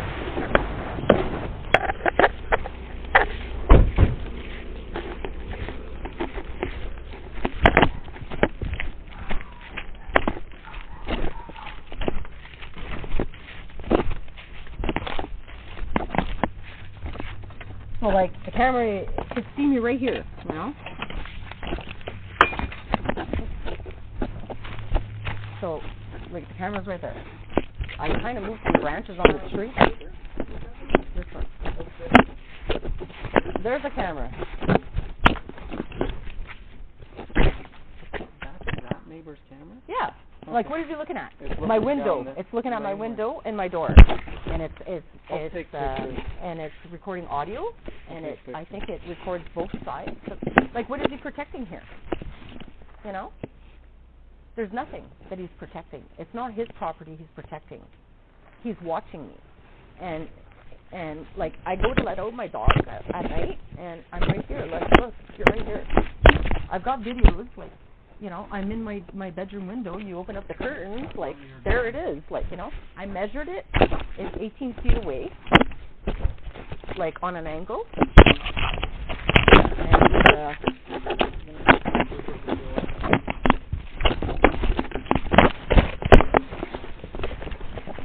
oh no, you can't see it good. Hold on. There's like 8 ants. I got a video of it actually.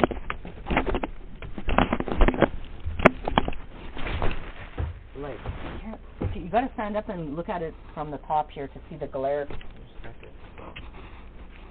Because I got a video when it was raining the other day. You see it much better.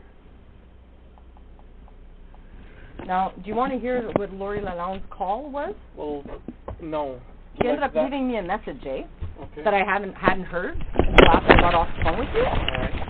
She left me a message after I hung up on her, saying, I think our call got accidentally disconnected or interrupted or something like that.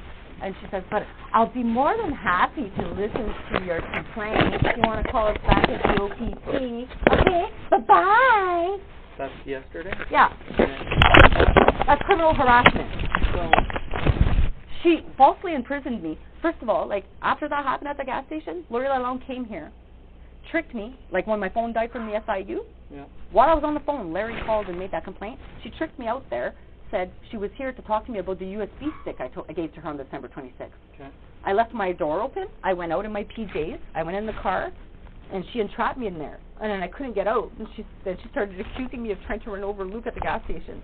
In her brief, she says that I knew where they were. I was yelling at them as I was coming in. I tried to run over him twice. I went around him. He was pinned against the wall. None of that happened. You've got a complaint in for that, right? Yeah.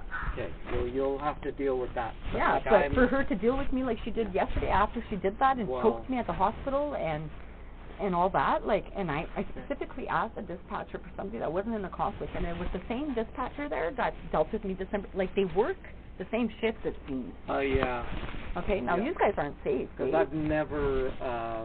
I've never met you before, but I've been here for a lot of years. Yeah. So it's like you're dealing with the same police officers a lot, yeah. And they're all related to Dan Dawson, and they're all relatives of my ex, right? So I go to court, and there's Joelle Rose, Larry's the informer, making a false complaint. Joelle's the commander. The guard is Bro, and they're all, you know, and I know you got to go, but I do. I just, I don't know what to do here because I'm I don't gonna feel deal- safe with this. I'm I don't gonna deal feel with safe this, with him. But I can't go ahead with charges for this. I can't. Like, that's not an attempted break-in. It is. No, it's not. Do you want to listen to the audio again? I've got it recorded on Listen here. to it again. I'm And you pretend like you're at home alone with your children. I'm not saying and it's you not don't know scary. who the hell is there. I'm not saying it's not scary. I get it's scary. I've got to deal It's with damage it. to property, for sure. Well, there is some There's light dents 8 on dents. there, which I took a picture of. Like, I don't know if you can't see it good, Yeah. but you have to, like, stand here to see them. But in my video when it was raining, you I see it took really a good. couple of pictures. But he was just, like, kicking, like, full And I could hear both swing. of you on the recording. I'm just saying, I'll deal with Listen it. to it again, I will because deal with it. Okay. if he doesn't get charged, I'm going to have to sue the OPP. Because I will not be terrorized like this any further by any fucking men around here. Well, I don't want you to feel that way either. Get the fuck out of here.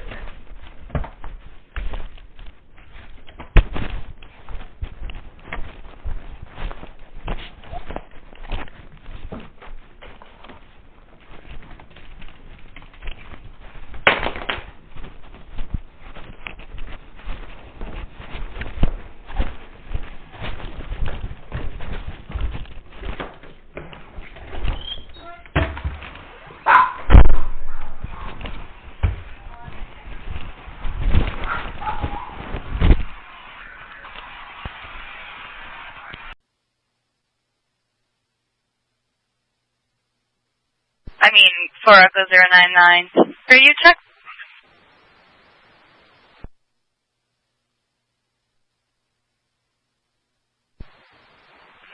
Thunder Bay, we're en route. Reading you 10-2. 10-4, thank you.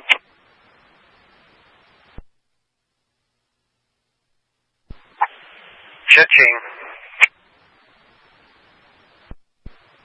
Moneymaker, over and out.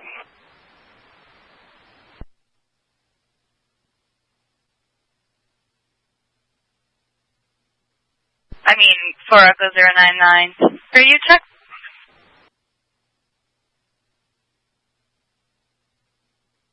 I mean, 4 Echo 099. Radio check?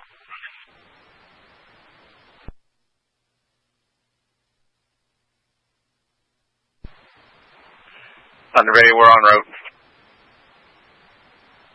Reading you 10-2. 10-4, thank you.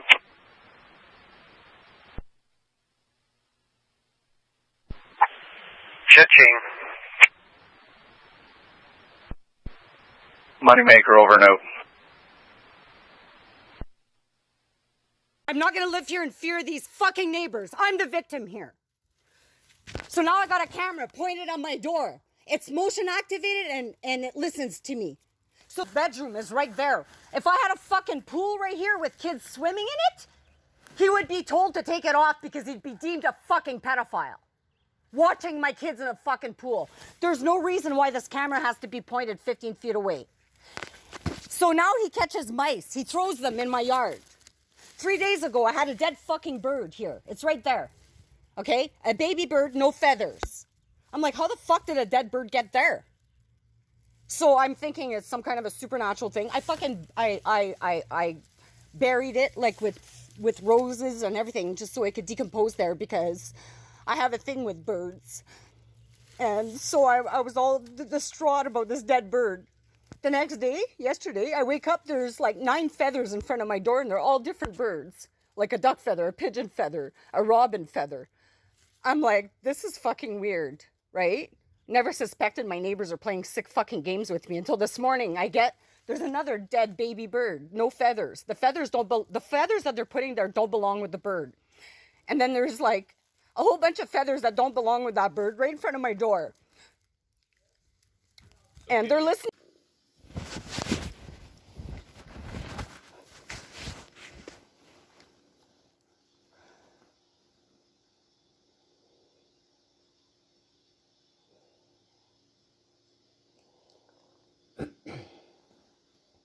So my neighbors, they always say I got loud music on and all that. But when I go outside, all I hear is hammers, lawnmowers, whippersnippers. Reeves have been doing renovations in his yard for 3 summers now. I hear hammers all day long, power saws. Okay? And today they got their own music on, and it's pretty loud. Like, how can I fucking enjoy myself out there? It's ridiculous. Listen to this.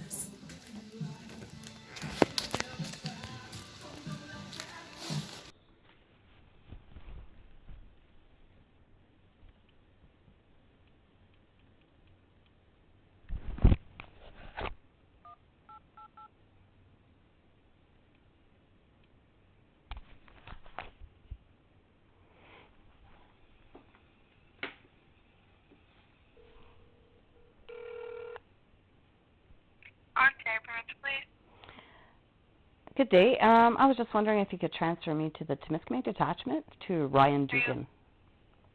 Go ahead. To Commander Ryan Dugan if he's in. Spell the last name.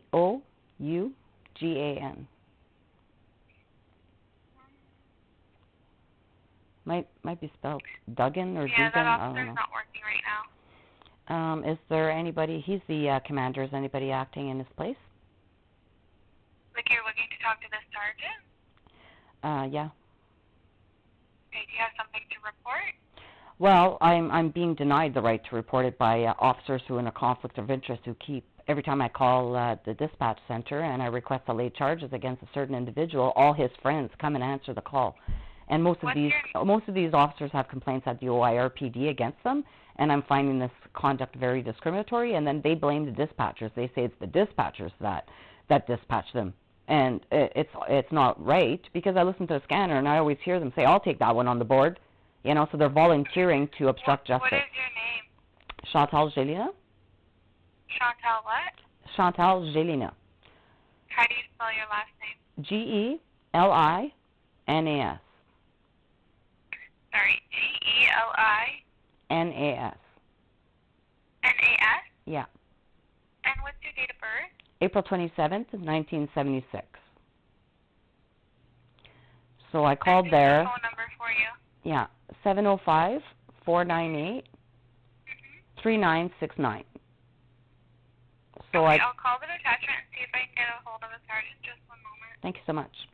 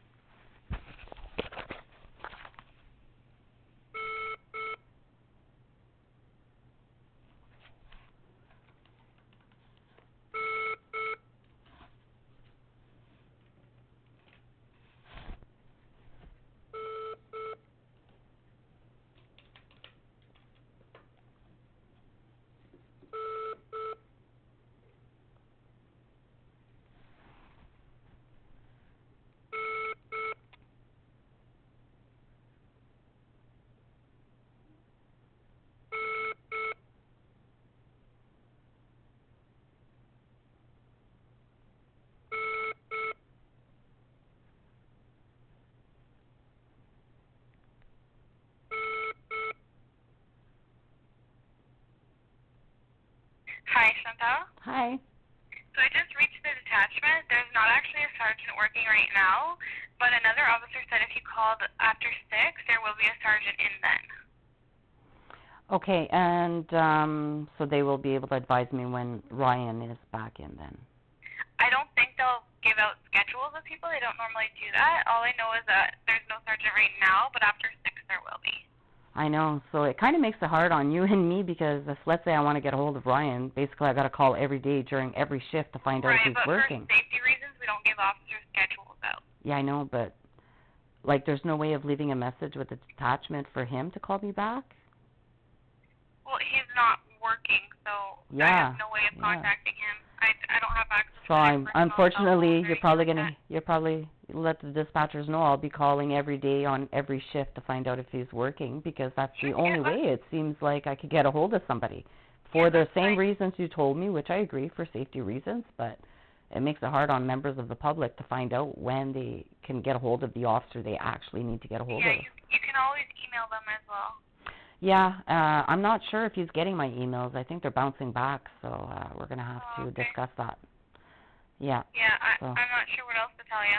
Yeah, well, I've contacted the Police Services Board to address this issue because it makes it hard on me always harassing you guys, like, to get the officer, and then they tend to send, like, officers that are in conflict to try to answer the call on behalf of the other one, and then nothing ever gets resolved, so.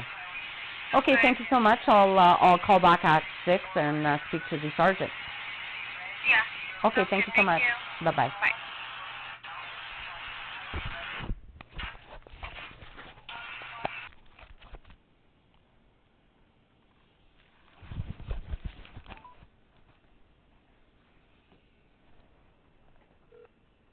You have reached the Greater Sudbury Police. Bonjour. If you have an emergency, hang up and call 911.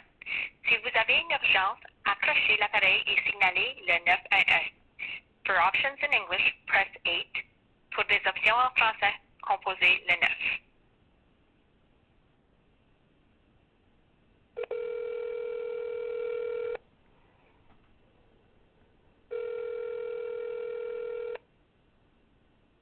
Switchboard, how can I help you?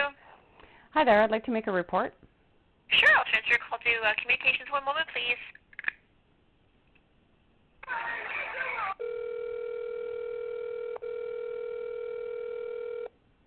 Greater Sudbury Police. Hi there, I'd like to make a report. Okay, in regards to what? I'd like to report bribery. Okay, are you being bribed, or?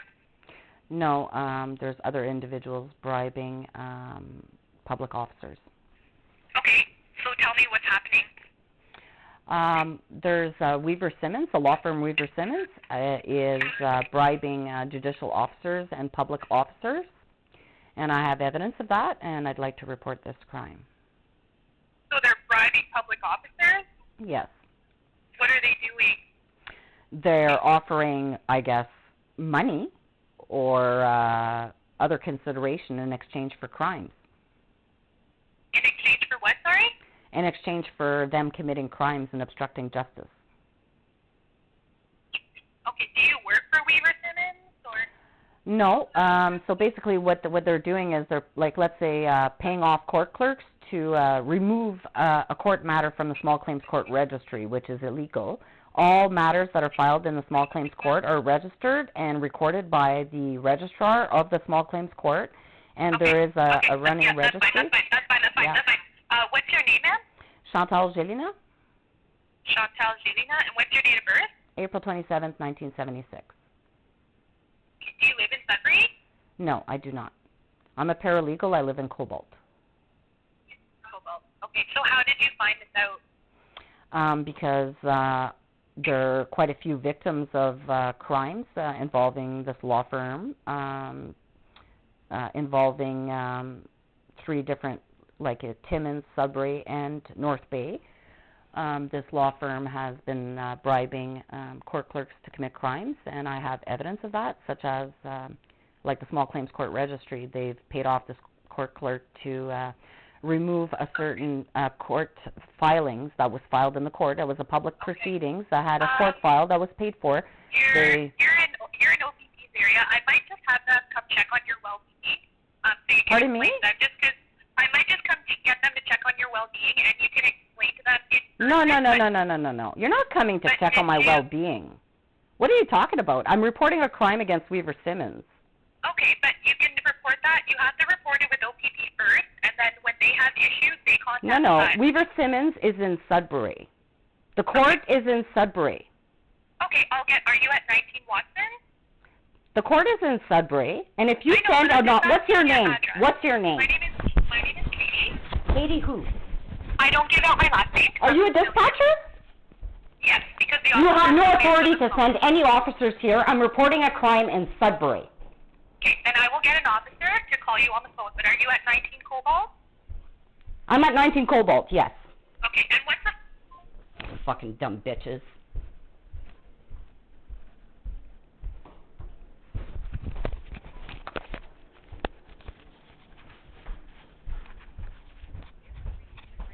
Please, phone. If you have an emergency, hang up and call 911.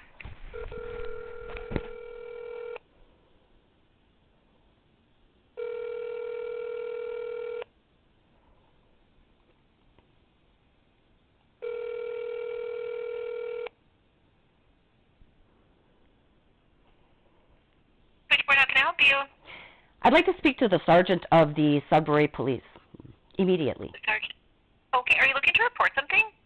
Yes, I'm looking to report the communications clerks obstructing justice. Okay, I'm just going to push on a brief hold. A moment, please.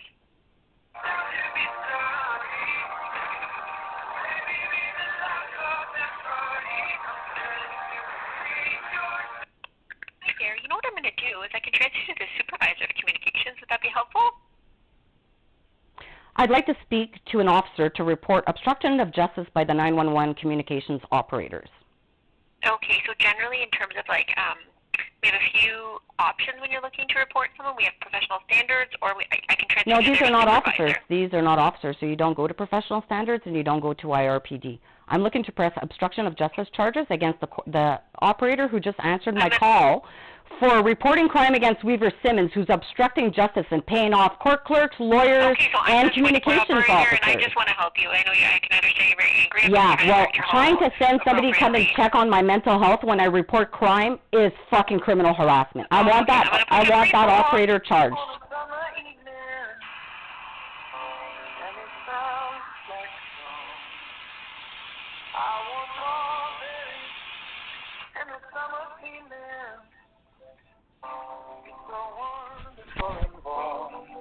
Breathe me in, breathe me out. I don't know if I could ever go down. I'm just thinking out loud. I don't know if I could ever go down.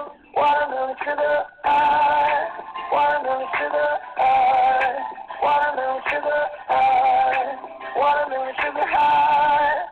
Watermelon sugar strawberries on a summer evening. Baby, you're the empty joy. I want your day and a summer feeling. Didn't walk away you. Breathe me in, breathe me out.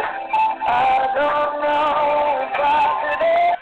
Here, so the officer that I'd like to transfer you to is actually on the phone. Can I just get your name and number and I'll have him call you back? The officer you're sending to me? There's a few on duty right now, but they're all occupied. So as soon as I can find one for you to speak to, I'll have them call you back. Okay, and so in the meantime, can you pass me to your communications supervisor? Sure. Okay, so do you want to start with the supervisor then? Well, the communications supervisor, is that a member of the OPP or a member of... No, we're not OPP, we're Sudbury Regional. Exactly, so the operators that are answering work for who? For the city of... They work for the city of Sudbury or for the Sudbury Police Services? It's same thing, the Sudbury Police Services, yes. Okay, so basically, yeah, I'd like to make a complaint. This is ridiculous. I'm being misled. Yeah. Thank you.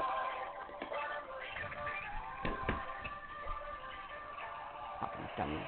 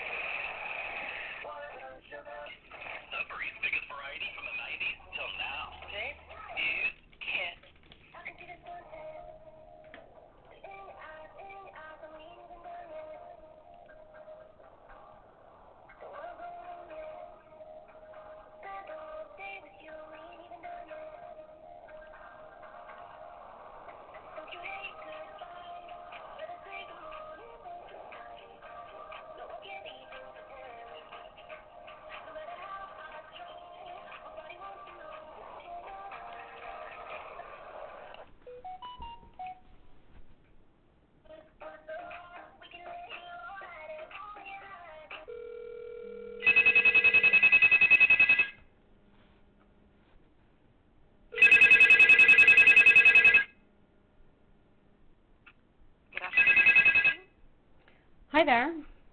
Hi. Hi. I'd like to make a complaint. Okay. Who am I speaking with? Chantal Gelina. How do you spell your last name, Chantal? G-E-L-I-N-A-S. N-A-N or S? N-E-S. Okay. Okay, and what is the complaint? Basically, I called last week, and I was, I guess, misled by a dispatcher to call back during the week that an officer during the week would call me back. But I could have misheard. It could have been they wanted me to call back. So I called back today because I've been waiting since July 5th and nobody called me. So I've been patient and thinking, well, maybe I misheard because I am a little bit deaf. I have a disability. Okay. And so I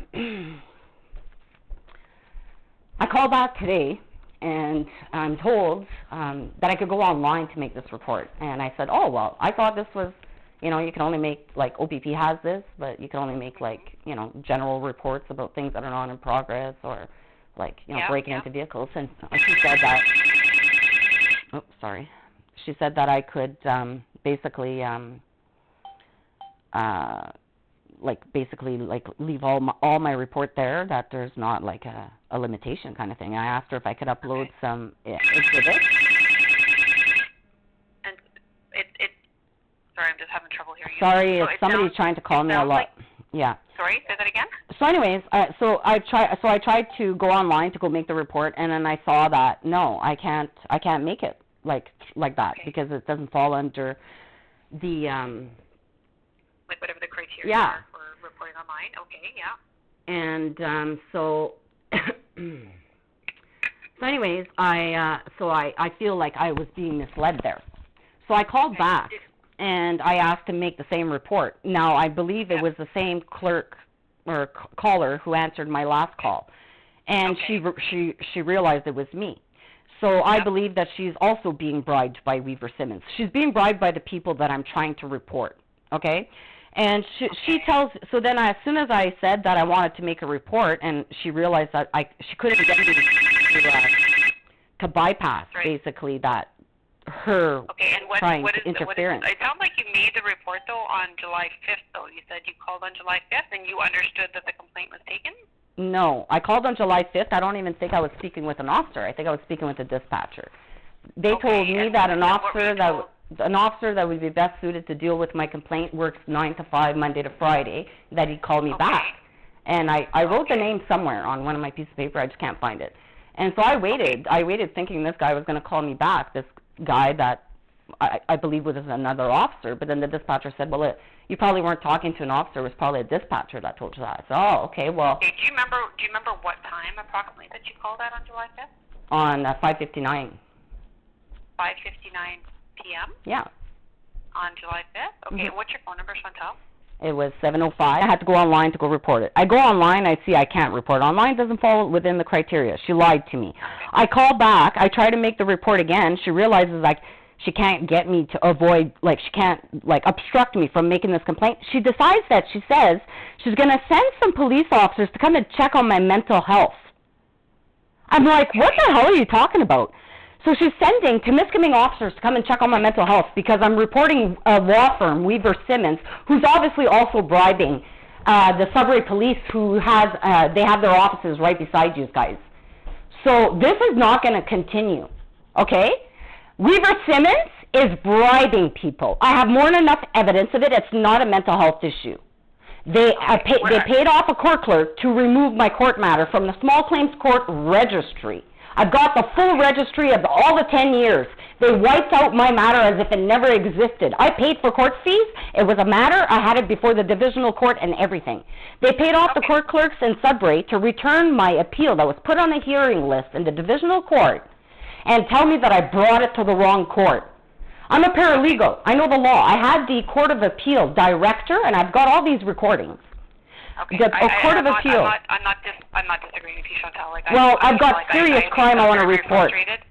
For these dispatchers are obstructing justice, and they're also running a police scanner, and they're informers for a criminal organization ran by Weaver Simmons, Lucia Mendoza, the Crown attorneys, who are using police scanners and turning on microphones and cameras in my house. That's also with the Ontario Police Review Director, OIRPD, LICA, and with the Human Rights Tribunal, with the Privacy Commissioner, and I've also sent it to CSIS, all this evidence. I've got 4 years of evidence of this crime of these dispatchers listening into my house through a police scanner. Are you calling from Temiskaming right now, Chantal, or are you in Sudbury?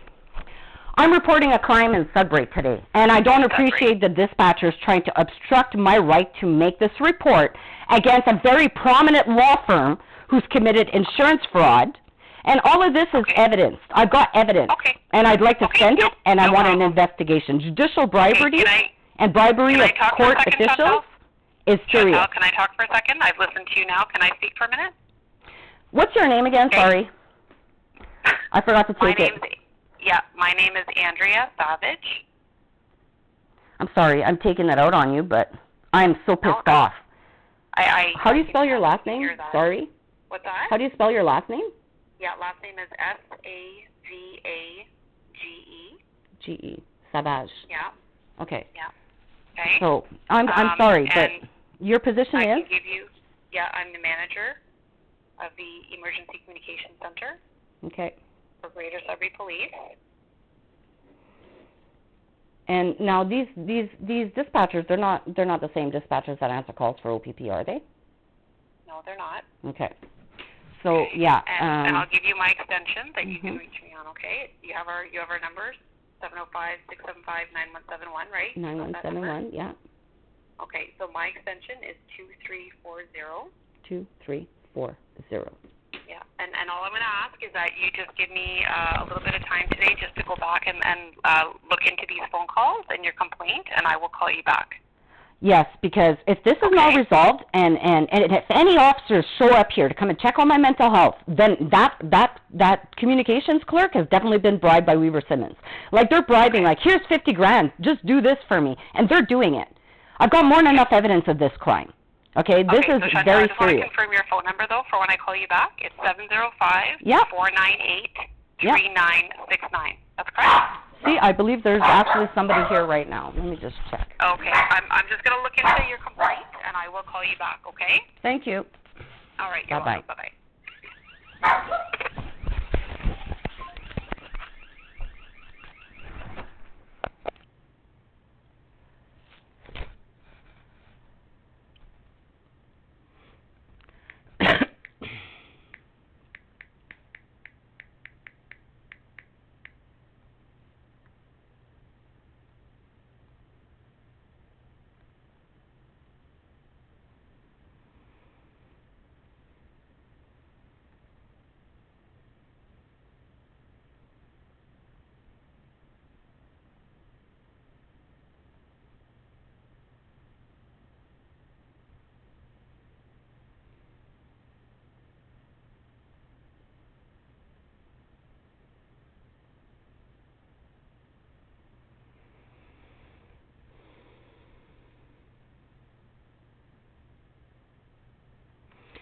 We're going to call the Sudbury Police again.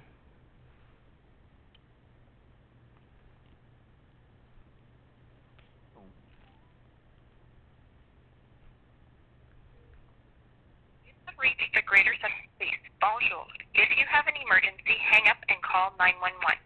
Si vous avez une urgence, accrochez l'appareil et signalez le 911.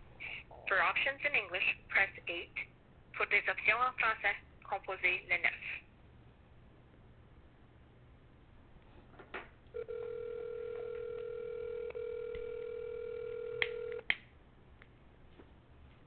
Switchboard, how can I help you?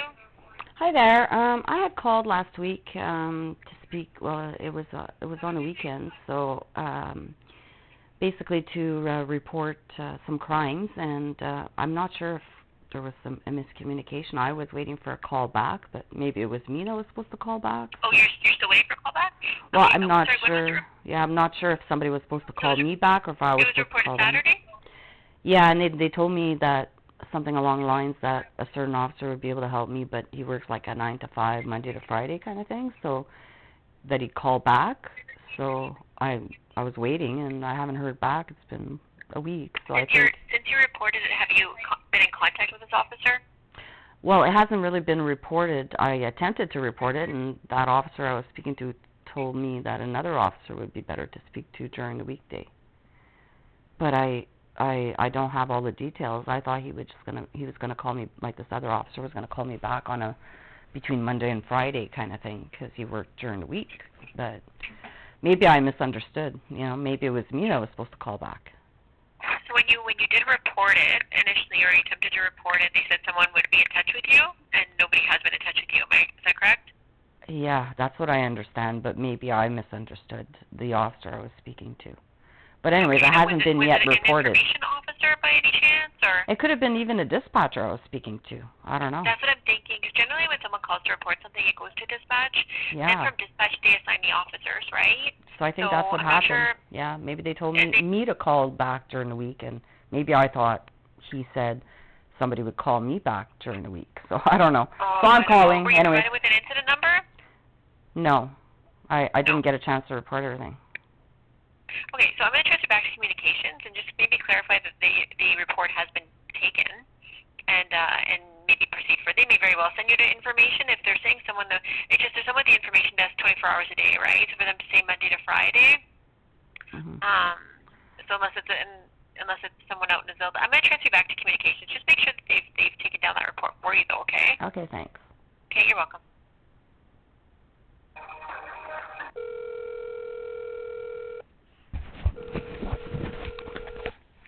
Greater Sudbury Police. Hi there. I had called last week, but I guess there might have been a miscommunication. I thought I was speaking with an officer, and from the lady I just spoke to, she said maybe I was speaking to a dispatcher, and the call didn't get dispatched because there was a miscommunication kind of thing. So... Are you waiting to speak to police? Well, I thought somebody... See, that's where the miscommunication comes in, is the gentleman I was speaking to, which I'm not sure if it was a dispatcher or an officer. Yeah, that's fine. What's your address? 19 Watson Place. 19 Watson in Garson? And no, in Cobalt. Oh, Cobalt. Oh, what's the address here in Sudbury that you provided? It was to be for Weaver Simmons. I don't know their address. Let me just check here. When did you call? No? Last week. Weaver. Do you know the exact day and time around? Let me just check my recent calls here.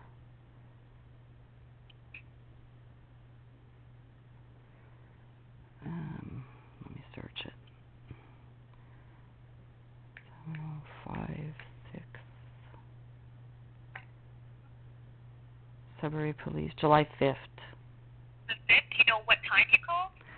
It was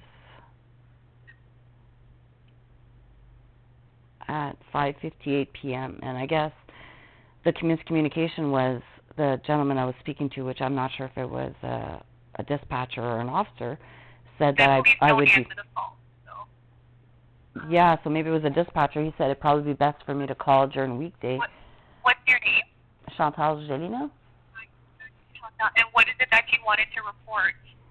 I was going to report some crimes by Weaver Simmons law firm.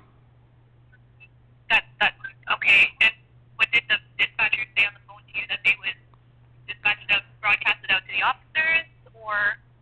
No, see, I'm a little bit deaf, so I think there is a miscommunication. I thought he said that an officer that would be better suited to deal with this works during the week, like Monday to Friday kind of thing, a 9 to 5 Monday to Friday and not on weekends, and that I would be best to talk to him.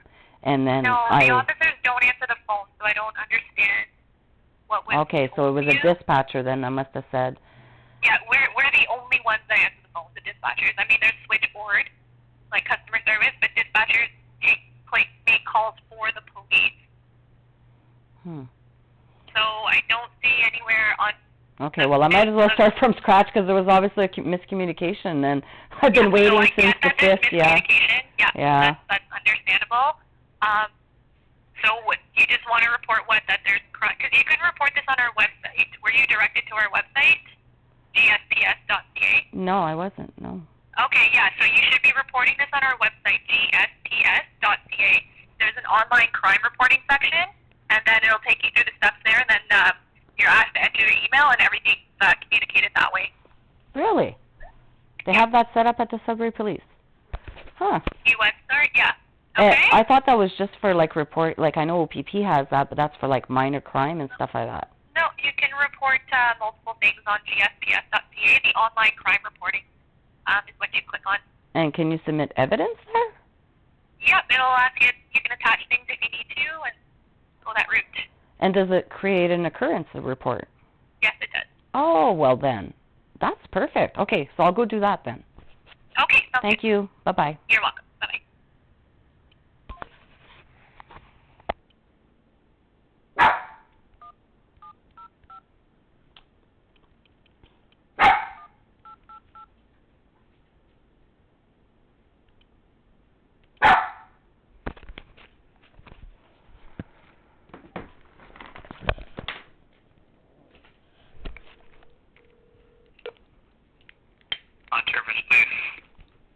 Hi there. Who is the sergeant at the Timiskaming detachment today? Let's see. Oh. They don't have they don't have a sergeant. They just have somebody kind of as the officer in command, but he's not a sergeant. He's not a confirmed sergeant. And what's his name? What's his name? Yeah. Jason Joe. Oh, so he's acting in command. Okay, yeah, I think Correct. Doug Dugan, when I emailed him, that's what his email said, if there was anything to contact Peugeot. Okay, so I think Dugan's back on the 16th. I might just call back tomorrow. Okay. Okay, thank you. Sounds good. Bye-bye.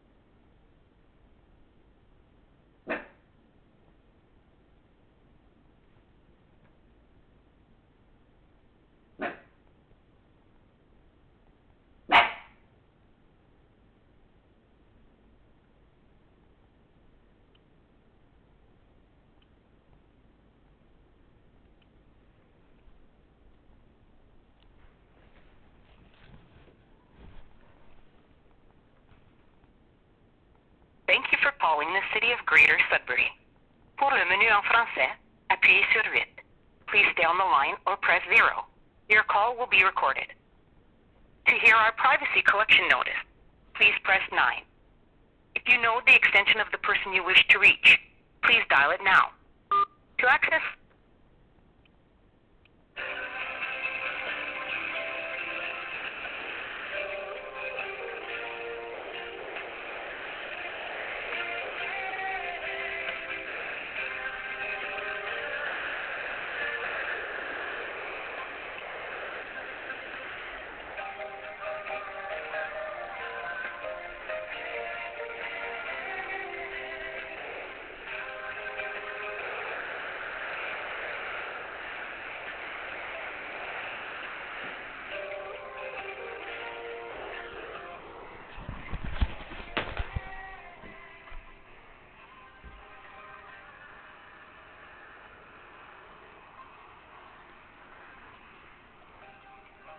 Currently caller number 8, waiting to speak to a representative. The estimated hold time is currently 11 minutes.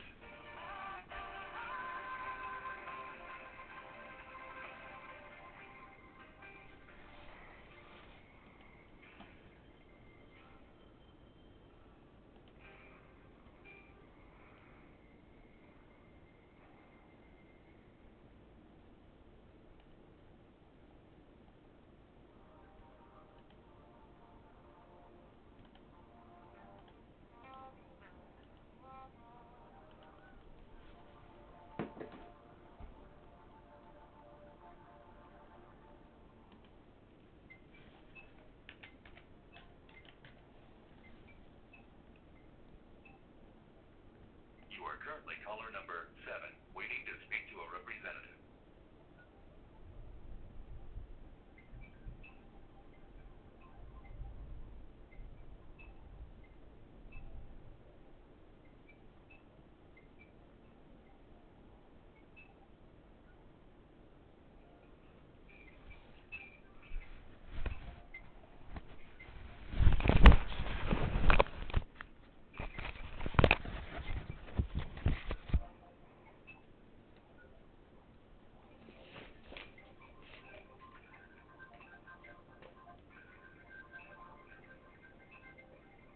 Weaver Simmons, eh?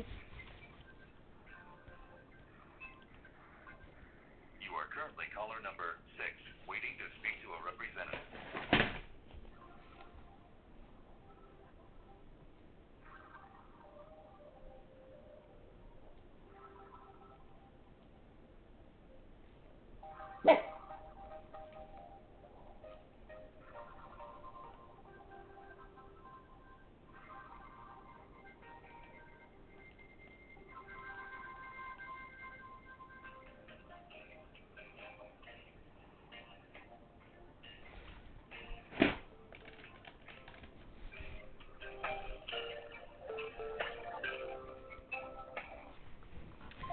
Hello? Hey, is this Chantal? Who's this? This is Constable Not Constable who? Not KNOTT. Just calling to do a wellness check. Make sure, Yeah, actually the Sudbury Police is reviewing that little wellness check. I called to report a crime by Weaver Simmons, and the operator suggested that she send officers to do a wellness check. And so the manager of communications at the Sudbury Police is currently investigating this dispatcher being bribed by Weaver Simmons to send you guys here. And if you guys show up here, I will file immediately a lawsuit for $2.5 million for criminal harassment. These are not mental health issues. Reporting bribery with evidence is a serious crime. And any person who wants to try to make this look like a mental health issue is going to get sued for genocide. And you're going to get charged. And I'm going right away. What's your badge number? What's your badge number? Pardon me? 168. 57. Now you can call manager Andrea Savage at the Sudbury Police at 705-9171, extension 2340. She's currently investigating this crime, hate crime against me that involves you now. So I would suggest you refrain from acting on a dispatcher's instructions to send you. I'm going right away on Lika to go file this complaint. You're indirectly going to be named, but if you don't show up here, I won't be making a complaint about you. Anybody from the Timiskaming detachment continues to criminally harass me for reporting crime and trying to make it look like a mental health issue, you'll be involved as aiding and abetting a serious crime against the administration of justice. I'm a licensed paralegal. I have the entire docket registry of the small claims court with my court matter wiped off of it. Okay, I've got recordings, I've got videos, okay, of a pay-for-justice scheme involving these court clerks, Weaver Simmons, and obviously now the dispatchers at the 911 Communication Center and at the Sudbury Police are being bribed to make everything I try to report look like a mental health issue. This is a serious fucking crime. I'm so disgusted. Anyways, you can call the manager at the Communication Center in Sudbury, and I would suggest you don't fucking show up here. I'm going straight on to Lika, and I'm going to make a report there, and every time this happens, every time from now moving forward, you can let everybody in your detachment know. I will be going on Lika to make a complaint and a human rights tribunal application at the same time. I'll call you back, okay? Pardon me?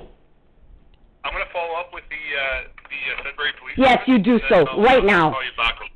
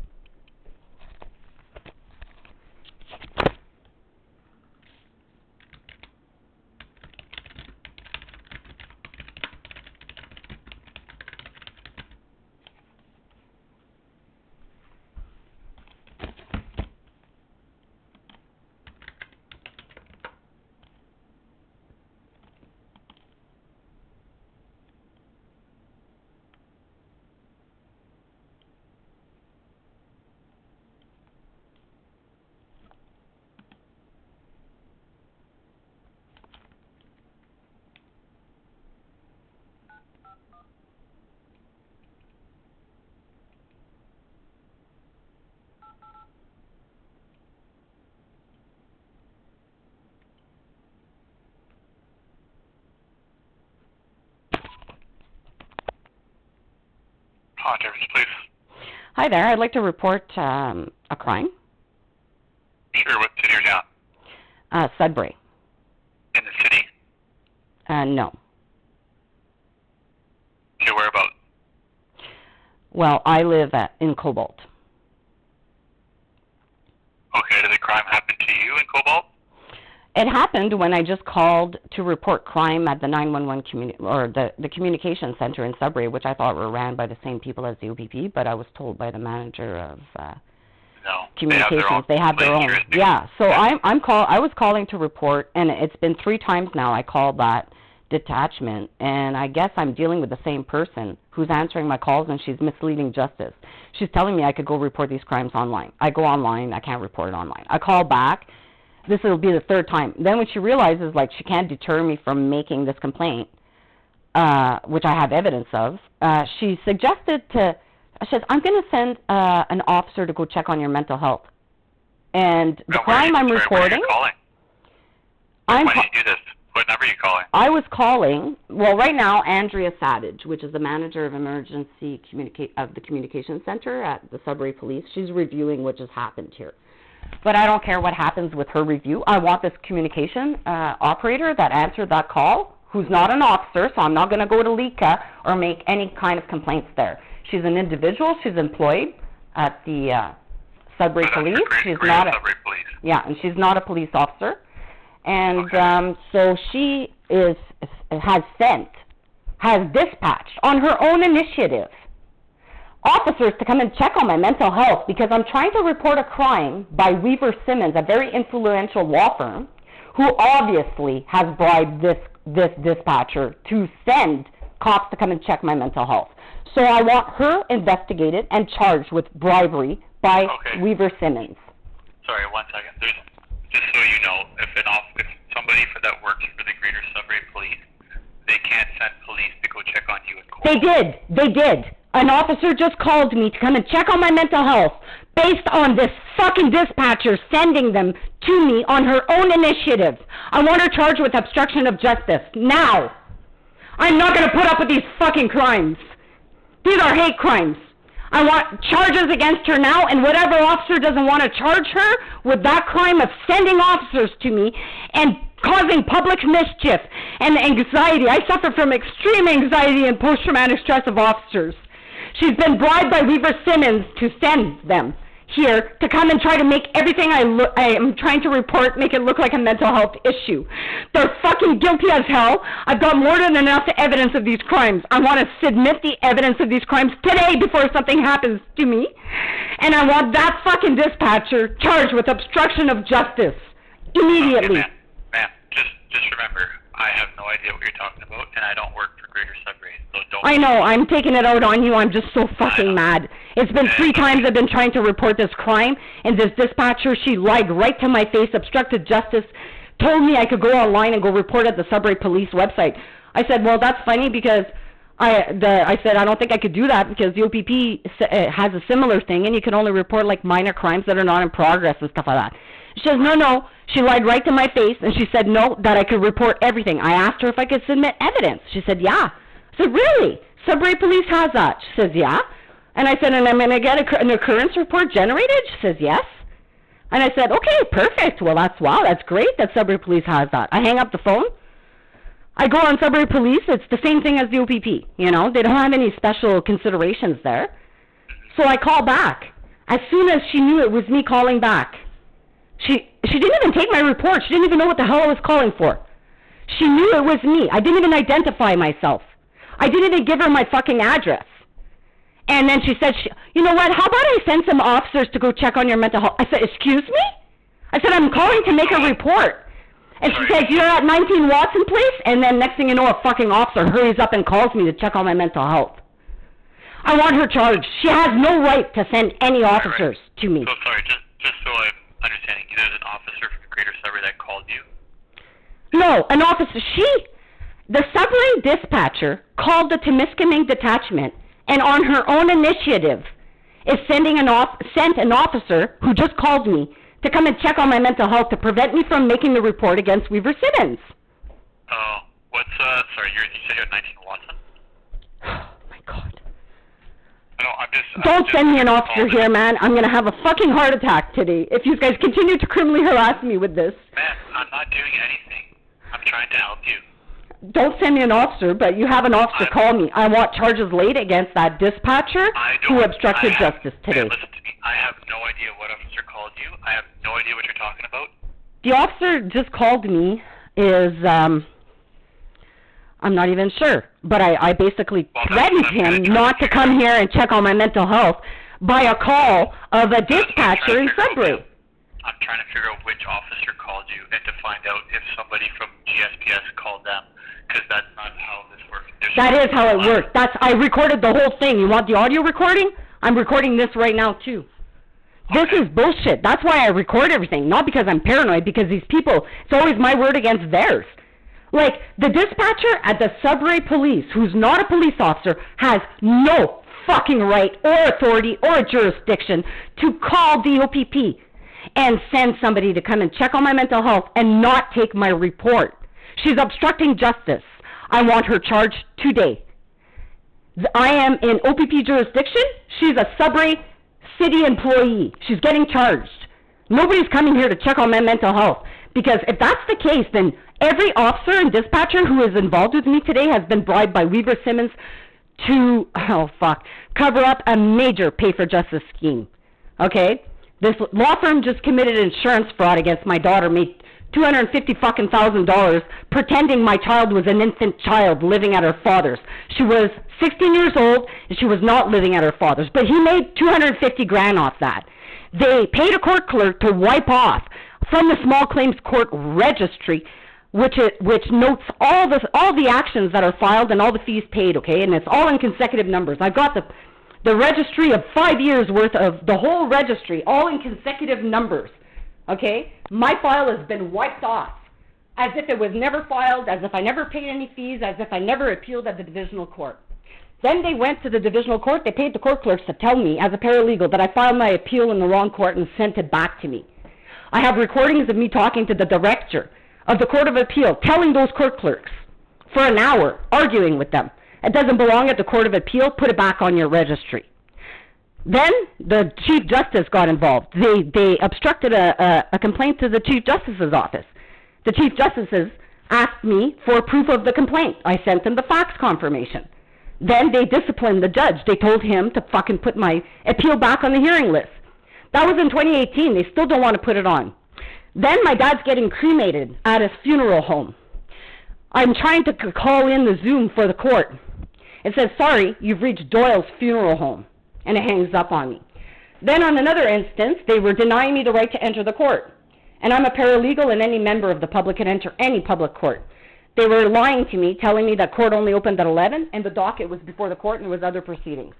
Then at 11, they refused to allow me in till 11. At 11, they were trying to obstruct me joining. I have recordings of all this. I would call the Zoom call. It would say enter the meeting ID. If it was 1234, I entered 1234. My dial tone says 1234. It says the number you've entered, 976, doesn't exist. Please try again. And they were obstructing my right to enter the hearing so Weaver Simmons could have the claim struck. Then that didn't work. So these are all evidenced, like serious evidence I possess here. For this dispatcher, when I called there, she didn't even know who I was. She knew that it was me, obviously, that was calling back, and oh shit, she's calling back. I guess she realized she couldn't file her report online. I didn't obstruct justice, is basically what she got paid to obstruct justice and prevent the report taking of this. And so now she's sending cops to come and check on my mental health. This is not a mental health issue. And for OPP to abuse the Mental Health Act. The Mental Health Act is for people who wish to harm themselves or others. I've never once threatened to take my life. I would never fucking do that to my daughters, and my whole fucking family knows that.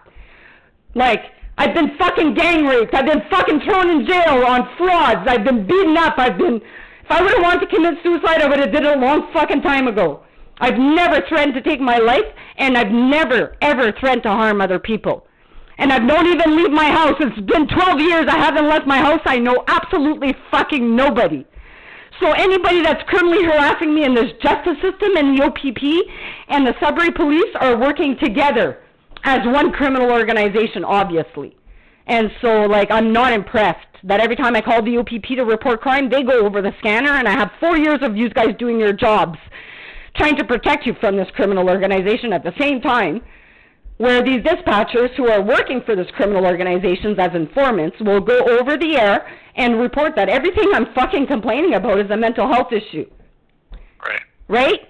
Every time I give a legal notice to a claim to the OPP, they send fucking cops here with a mobile health crisis team to come and check on my mental health.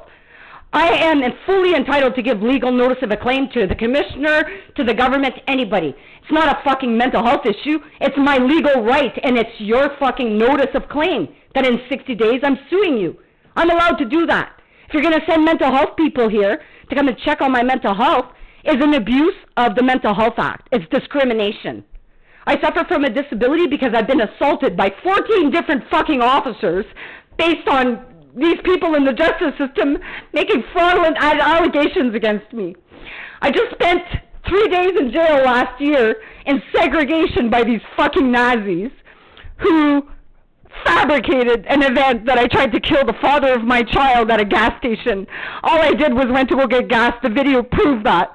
But there was no investigation because they wanted to make an example out of me for reporting these types of crimes. So they threw me in jail for 3 days in segregation. Lori Lalonde strangled me until I passed out and pissed myself when the hospital refused to form me because that's what they fucking wanted. The doctor was smart and knew I was not suicidal or threatening to harm myself or others. He let me go. They arrested me on hearsay. They threw me in jail and they brought me there, and then they fucking slammed my head against the wall 5 times and I had a concussion. Now I suffer from a brain injury and hearing loss, and I'm waiting for the results of my MRI. Okay? And I've been struggling with this injury, with my deafness, for a long time now with you guys. And then cops hang up on me because they think I'm yelling at them, and I'm not. I'm just talking loud enough for me to be able to hear. And when I get anxiety or anything, my heart rate goes up, and I lose my hearing. Like it feels like my head's going to explode. I've got a blood flow issue going on somewhere from being my head slammed against the wall by cops. So now I suffer from extreme anxiety of cops. And just the fact that somebody's sending them here or anything causes me severe, like right now, since I've had that call with her, she knows that this was going to result in this here, me having a panic attack. And now they're going to use that against me. Well, the manager of the Sudbury Police is reviewing the calls, and I'm sure she's going to agree with me that this dispatcher had no authority to call the OPP to check on my mental health. This is an abuse of the process. And I know that Sergeant Pijot is working today. And you can let everybody in your dispatch center know, you know, that among you, you've got criminal informants that work for the Hells Angels, okay? And that's not a joke. And they run the fucking police scanner. So they're listening into my house by turning on my mic and my cam. And it's a spyware crime. And that's been reported to OIRPD, which is currently being investigated. So these people are getting fucking nervous that they're going to get caught. So they're grasping at straws to try to make me look crazy. Well, find me one thing I did that fucking makes me crazy, other than try to defend myself from people trying to put me in a hospital for reporting their crimes. This is getting sick. It's very sick. Okay? So if the officers that are involved in this show up here for my mental health, there's going to be a serious fucking issue. So I want those that I'm calling today.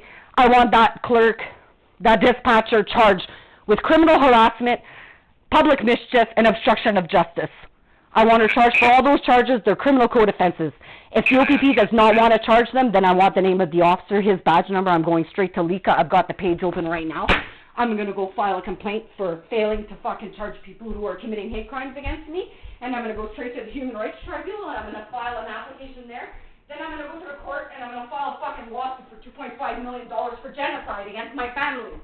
I am Indigenous, I'm Jewish, and I suffer from a disability. I don't suffer from a mental health issue like schizophrenia or anything like that. I suffer from the effects of being assaulted by 12 cops, having my children apprehended and fraud by a fraudulent allegation, being assaulted there, and being thrown in jail on a false allegation and being assaulted there. I deal with extreme fucking post-traumatic stress from that.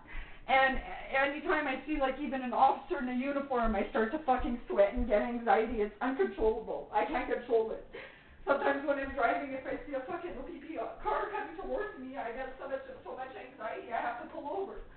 You know? So the fact that I'm calling there to all calmly today to report a crime, I'm not displaying any signs of mental health issues or that I want to hurt myself or others, and she decides she's going to dispatch cops to come and check on me, she's obviously been bribed by Weaver Simmons to do that. I want her fucking charged and investigated for any fucking communication with that fucking law firm.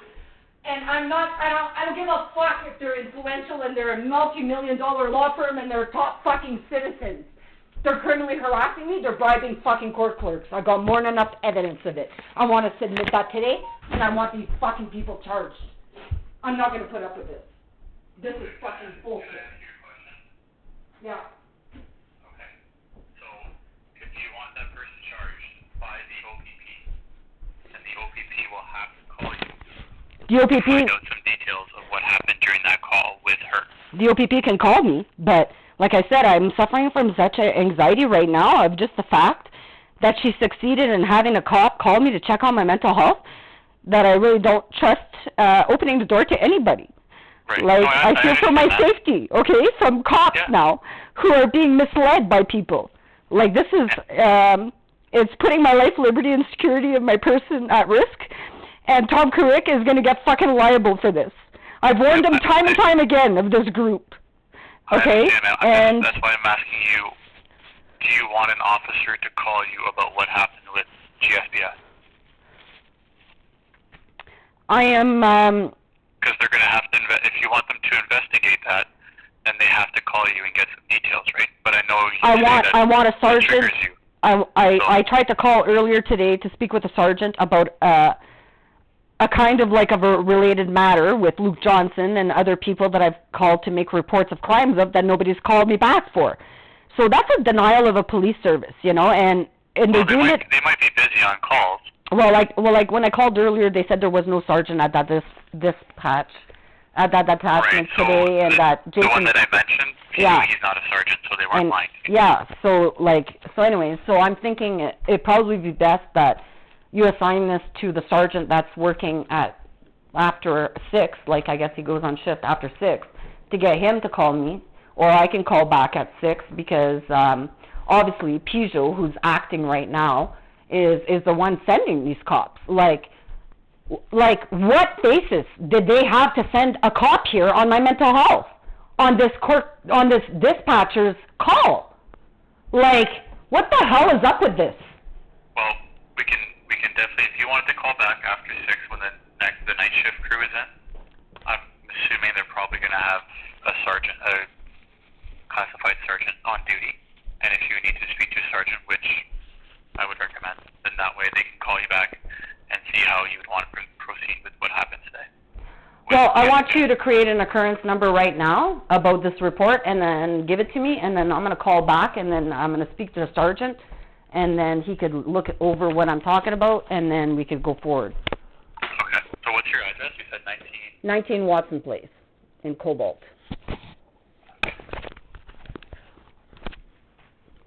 And what's your name? Chantal Janina. I'm sorry I take it out on you guys all the time. You guys deal with a lot of shit, I know.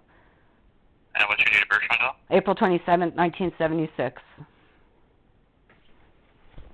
And phone number for you? 705-498-3969. 3969? Yep. Okay. So I'm gonna go, and so I'm gonna go on the scanner and go listen to what they have to say about me over the scanner now, because you take the call, but then what's dispatched later doesn't show up the same. It's going to be something along the lines of, oh, she's calling to report something that's already been reported, or she's calling about something and it's a mental health issue, or she's whatever. It's always about that I'm fucking suffering from mental health issues. That's what goes over the scanner. That's what the Hells Angels like, and then they go get paid. So, yeah, I know a lot more about this little criminal organization you guys think. Why do you think I listen to you guys for 4 years and record everything? I'm here to protect you guys, you know. So anyways, you won't find any other volunteer who's volunteered as many hours as I have to the fucking OPP and the dispatch center. To be treated like this, is fucking unreal. Anyways. I'll put a call in, and then we'll have a night shift. Hopefully they'll have a sergeant on duty. That's a classified sergeant, and then hopefully can... Okay, so what's the occurrence number? Okay? What's the occurrence number for this little call here? I'm just about to put all your details in, so I haven't fully had that occurrence number right now, but if you want to give me 2 minutes and just be patient, I'll put all this in and I'll give it to you, okay? Thank you.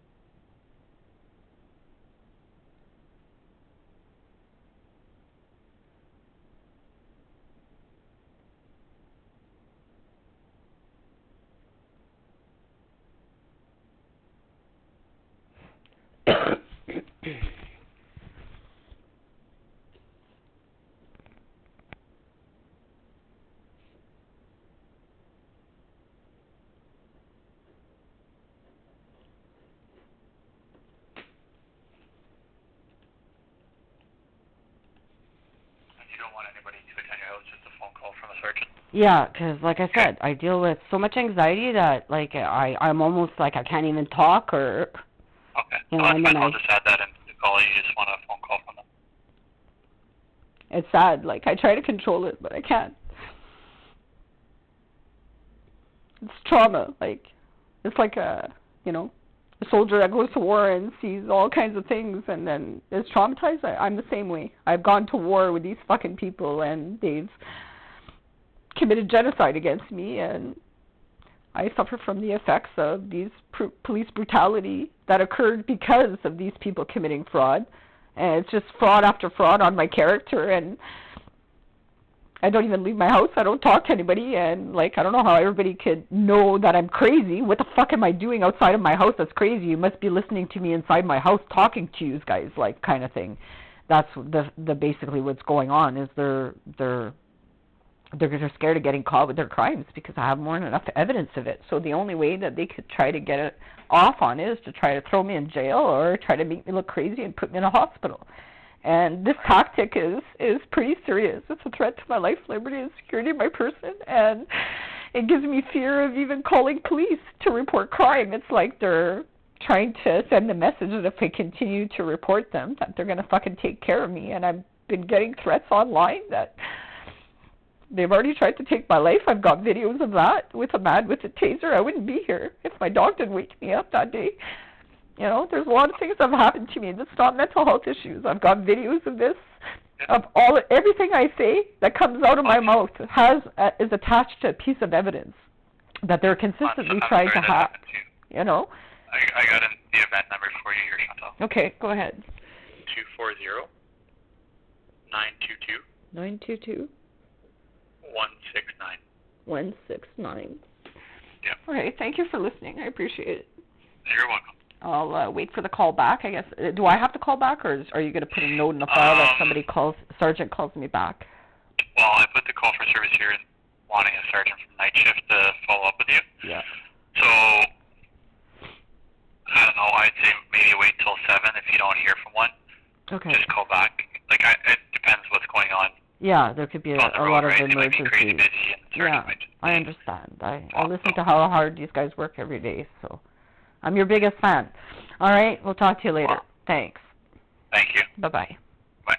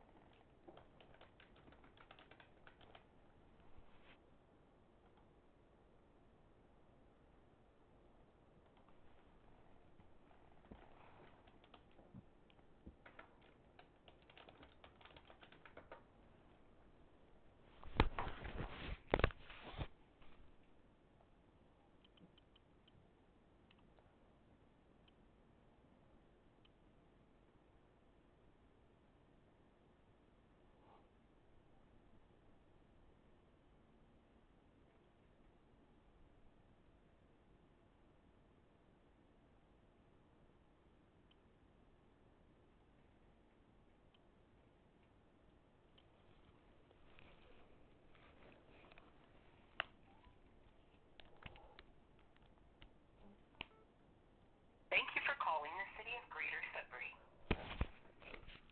Appuyez sur 8. Please stay on the line or press 0. Your call will be recorded. To hear our privacy collection notice, please press 9. If you know the extension of the person you wish to reach, please dial it now. To access our dial by name directory, please press pound. Welcome to the Soul Switch directory. Please enter all or part of your party's first or last name and press pound.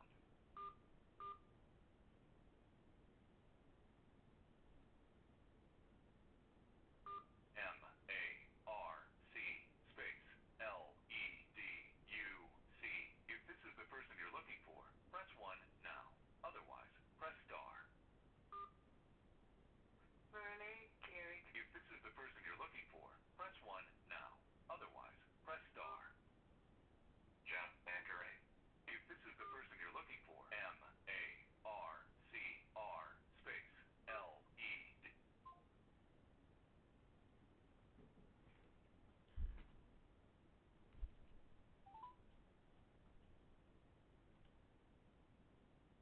Thank you for calling the City of Greater Sudbury. Pour le menu en français, appuyez sur 8. Please stay on the line or press 0. Your call will be recorded. To hear our privacy collection notice, please press 9. If you know the extension of the person you wish to reach, please dial it now. To access our dial by name directory, please press pound.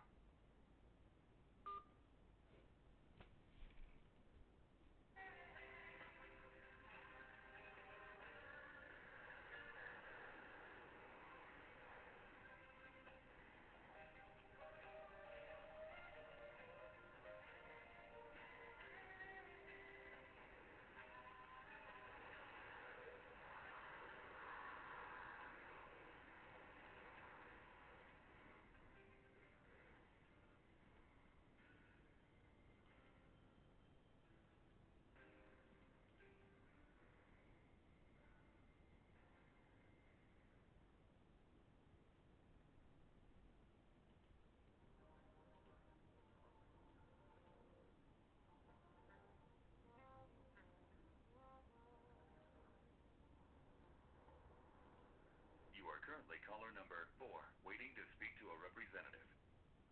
The estimated hold time is currently 4 minutes.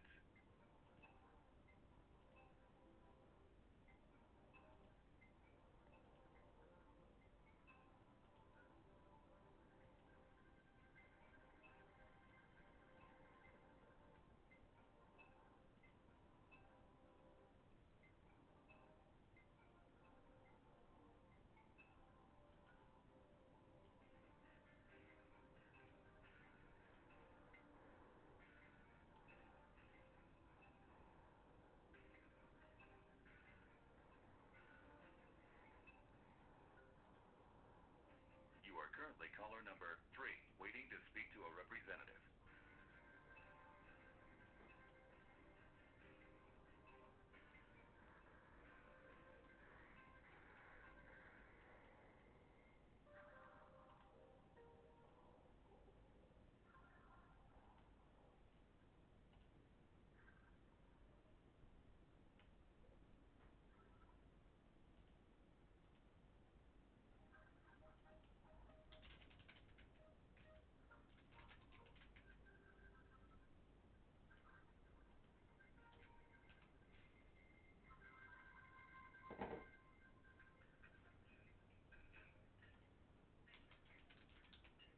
You are currently caller number 2, waiting to speak to a representative.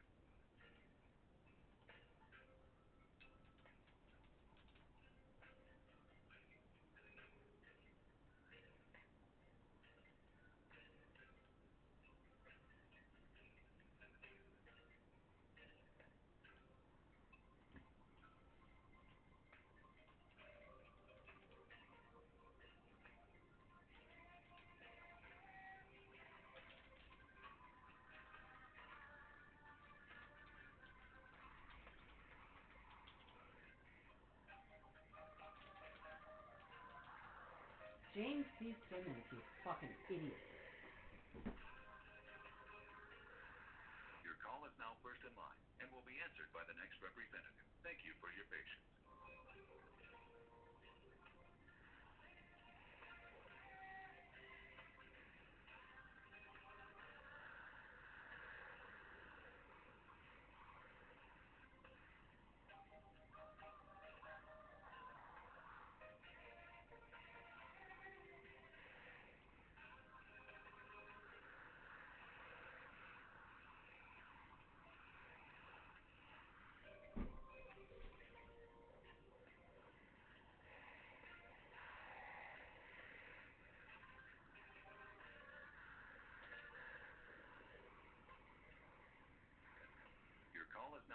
in line and will be answered by the next representative. Thank you for your patience.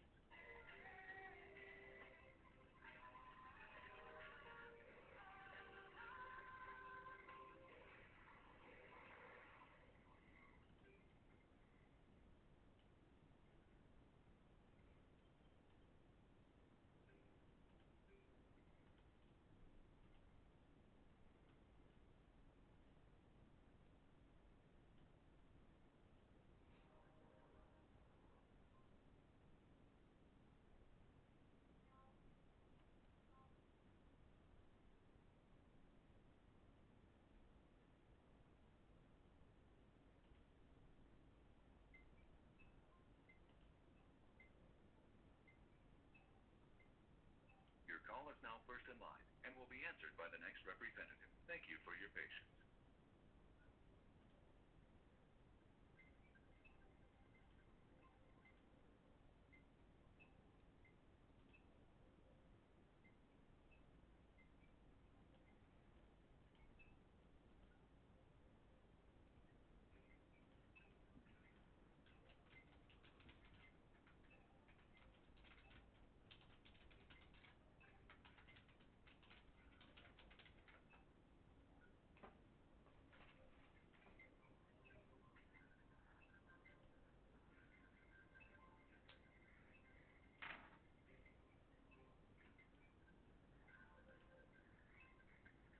Your call is now first in line and will be answered by the next representative. Thank you for your patience.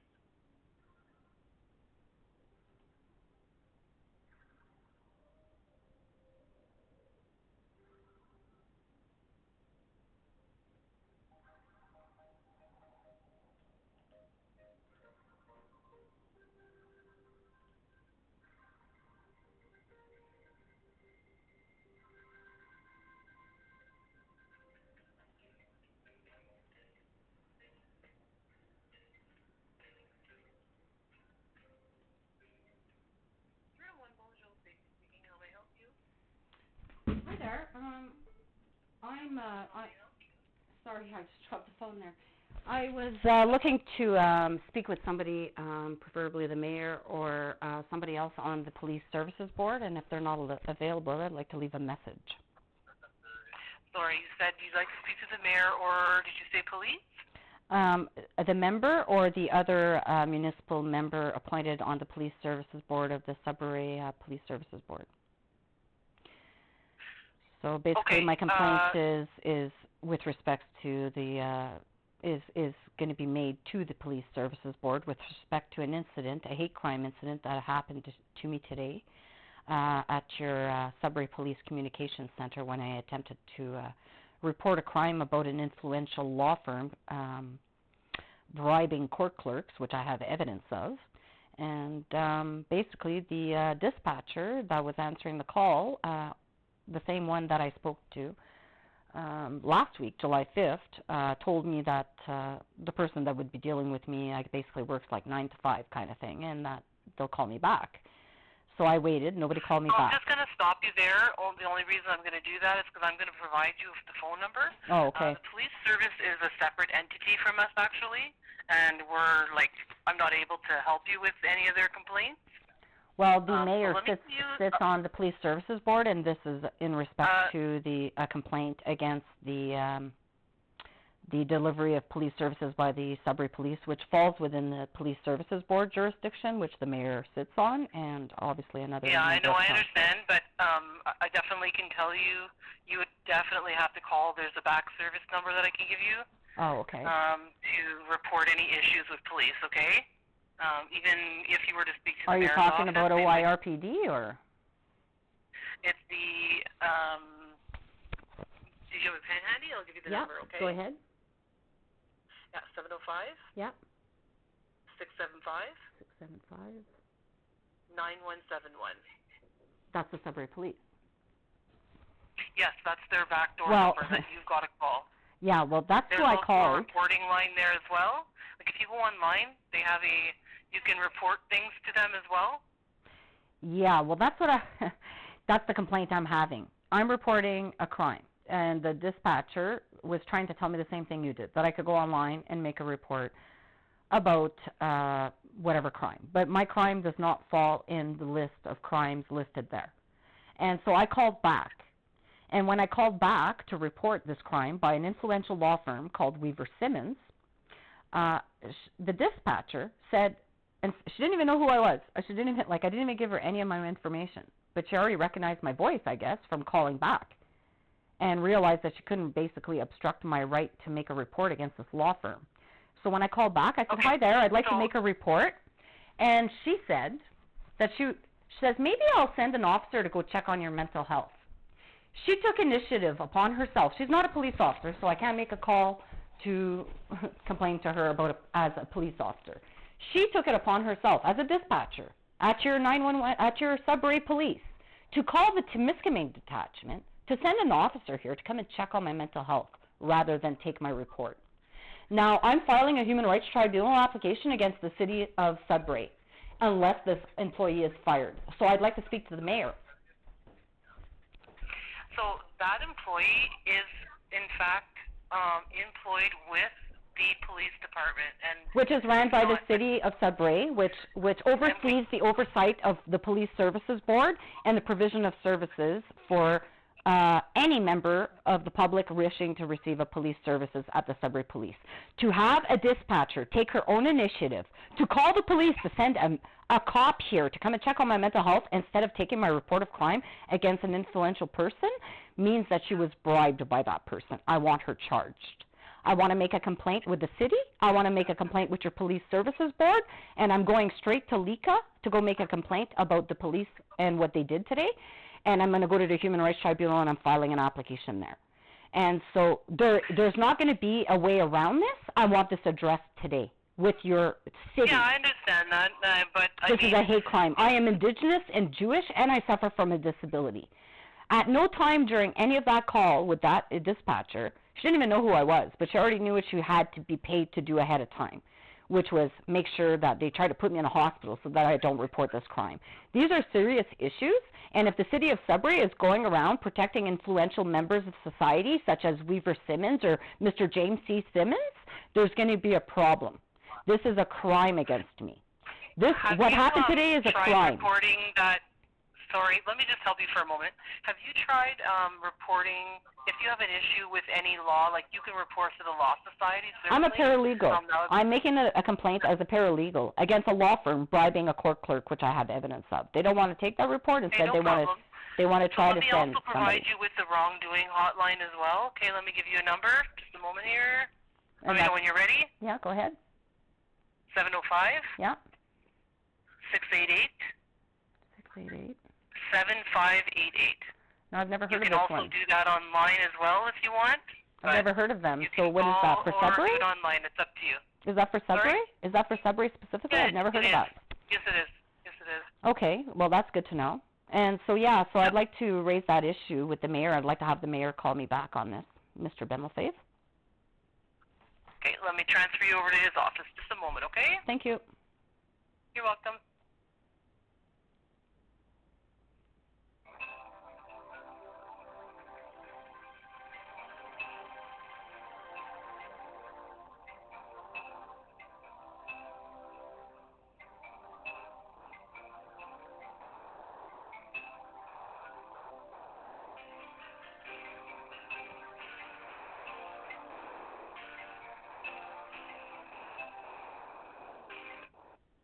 Hello, you have reached the mayor's office. Kindly leave a detailed message and we will get back to you as soon as possible. If you're calling about city services, please contact 311 during regular business hours for immediate assistance or email 311@greatersudbury.ca 24 hours a day. Bonjour, vous avez joint le bureau du maire. Veuillez laisser un message détaillé et nous vous rappellerons dès que possible. Si vous nous appelez pour une question touchant les services municipaux, veuillez composer le 311 durant les heures d'ouverture normale pour obtenir une aide immédiate ou envoyer un courriel à 311@grandsudbury.ca 24 heures sur 24. Good day, this is Chantal Gelina calling. I'm leaving this message for the mayor as a member of your Police Services Board. I am making a complaint with the Police Services Board, which I expect you to forward to the OIRPD. and it's respect to services that I'm being denied. A denial of a police services is an offense under the Police Services Act. And I'm being denied by the Sudbury Police to make a report about an affluential member of society, Mr. James C. Simmons at Weaver Simmons. And so this law firm, I was, as a paralegal, reporting them for crimes of bribery of court clerks, which I have evidence of. I tried to make that report on July 5th, and I was basically dissuaded from making the report on that weekend, and then told that an officer would be calling me back. I could have misunderstood, and so I called today to see why I hadn't gotten the call back. So then I was misled by the communications operator at your Sudbury Police that I could go online and make the report that I want to make online, which I told her that it usually, if it was like the OPP, it didn't fall within any of those crimes, and she guaranteed me that I could surely report this crime, upload my evidence, and that I would generate an occurrence report from that. I was pretty satisfied that, wow, the Sudbury Police has a service, OPP doesn't.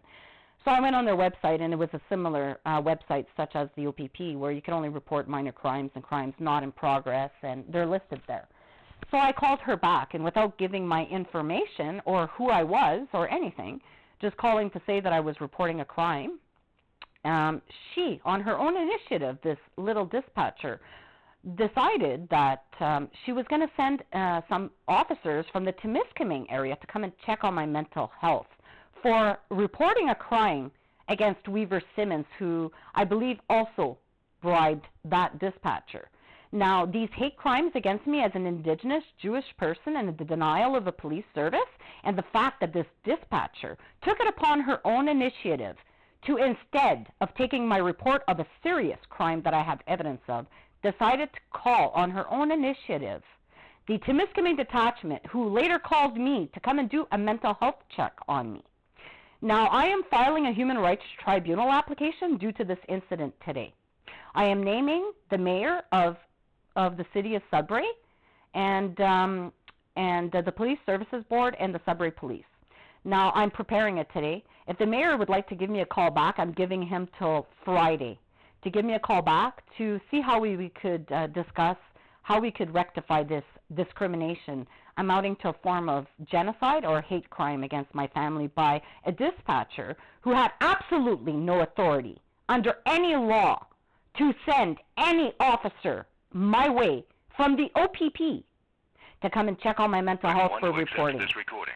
Press 2 to listen to it, or press 3 to re-record it.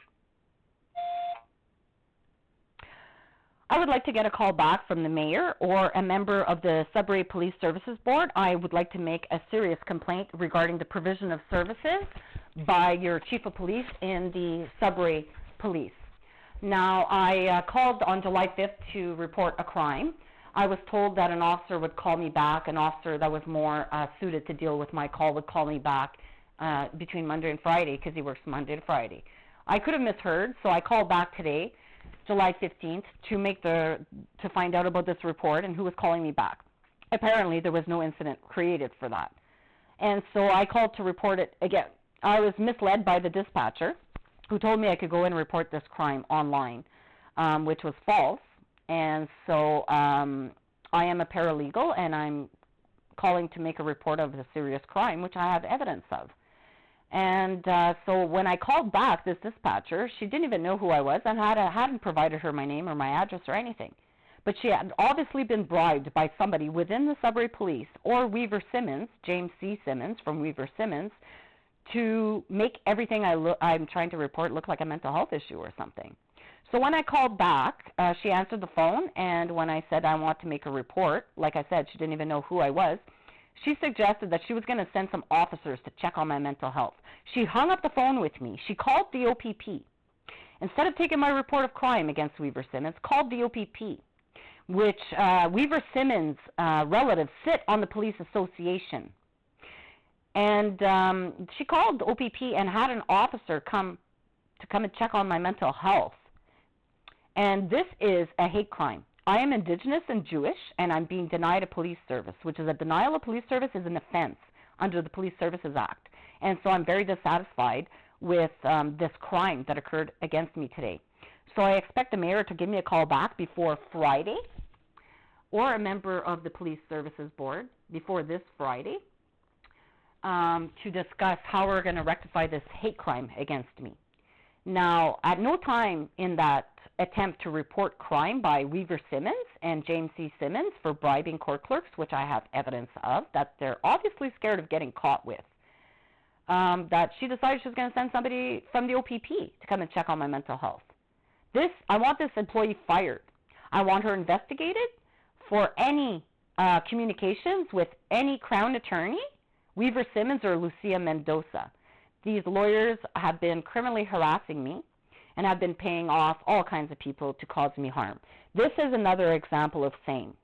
I will not put up with these crimes. The mayor has till Friday to give me a call back, Friday, July 19th. Otherwise, I'm filing a Human Rights Tribunal application. I'm filing a complaint with LICA, and I will be filing a lawsuit for $2.5 million. Press 1 to accept this recording. Press 2 to listen to it, or press 3 to re-record it.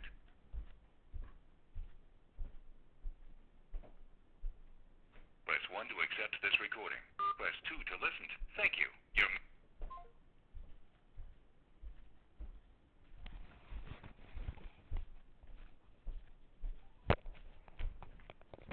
You want to play games, assholes? Let's go.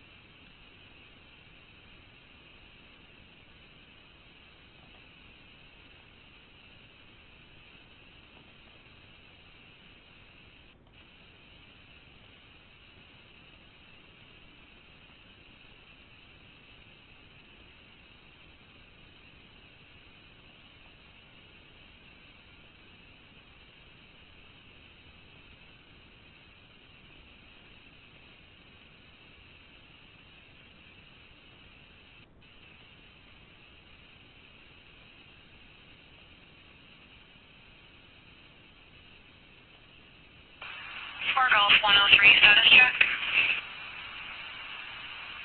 103, 034.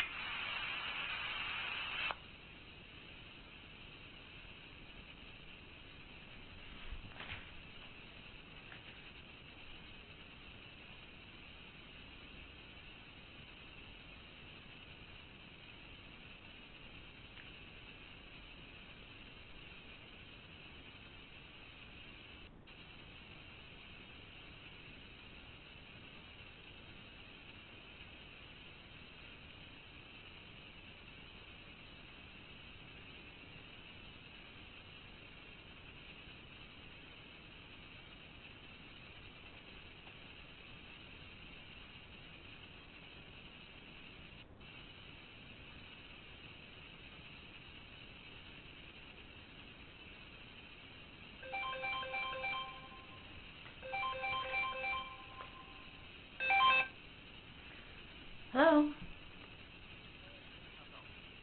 Speaking. Hi, Sergeant Strachey, OPP near Calls. Sergeant who? Trustee. So I'm calling to complain about this denial of police service that I keep receiving regarding the various crimes that are being committed against me, which are all criminal code offenses, which no officer seems to be willing to press charges or telling me that this belongs like in a civil court, which I disagree. And I'm looking at the criminal code here, and there's, several criminal code offenses. Section 380 of the criminal code is fraud, and those are the charges that I'm seeking to lay. Now, I also have a case here where a police officer did the same thing that my brother did, and he was also charged with fraud in an estate matter. So if you want to refer to that case and the criminal code and answer to me why your officers are denying me a police service to lay charges. What are you alleging exactly? I'm alleging that my brother and my mother, and obviously Susan McGrath's law office, are laundering proceeds of crime, number one. They forged documents, powers of attorney. They forged a will. They sent me pictures of my dead dad with threats to put me in a hospital for reporting them. Like, how much more crime can happen to me for you guys to just dismiss it. Involving a lawyer, and the only person that can change a will is the person that passed the will, and if your mother was there, then you have to take that up with her and the lawyer. That has nothing to do with the police. No, it has everything to do with the police, because the will was not changed, it was committed fraud. I have evidence of a conversation. But no, if you're not going to listen to me, I'm going to hang up. So listen to what I have to say. I've reviewed multiple reports of you making the same allegations over and over, and you keep being told the same thing. It's not a police matter. You're going to have to go chase in the grass. It's quite clear to me that the Israelis are committing genocide in Gaza. Welcoming Professor John Mearsheimer. John Mearsheimer. Sorry, my internet just went back on next to me. No, like... What I'm telling you is there is an officer working tonight, Don Arsenault. He is investigating. This is a message that he sent. So it's saying there have been ongoing family disputes between brother and sister Mark and Chantal in regards to multiple allegations against each other. Both have been reporting the same thing to the police. There is an ongoing investigation that I will need to speak to Chantal about.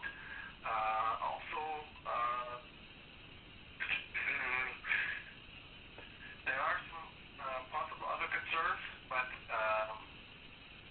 Well, I'd like to make a complaint, first of all, against Don Arsenault, because I'm really not sitting well with these threats and coercion.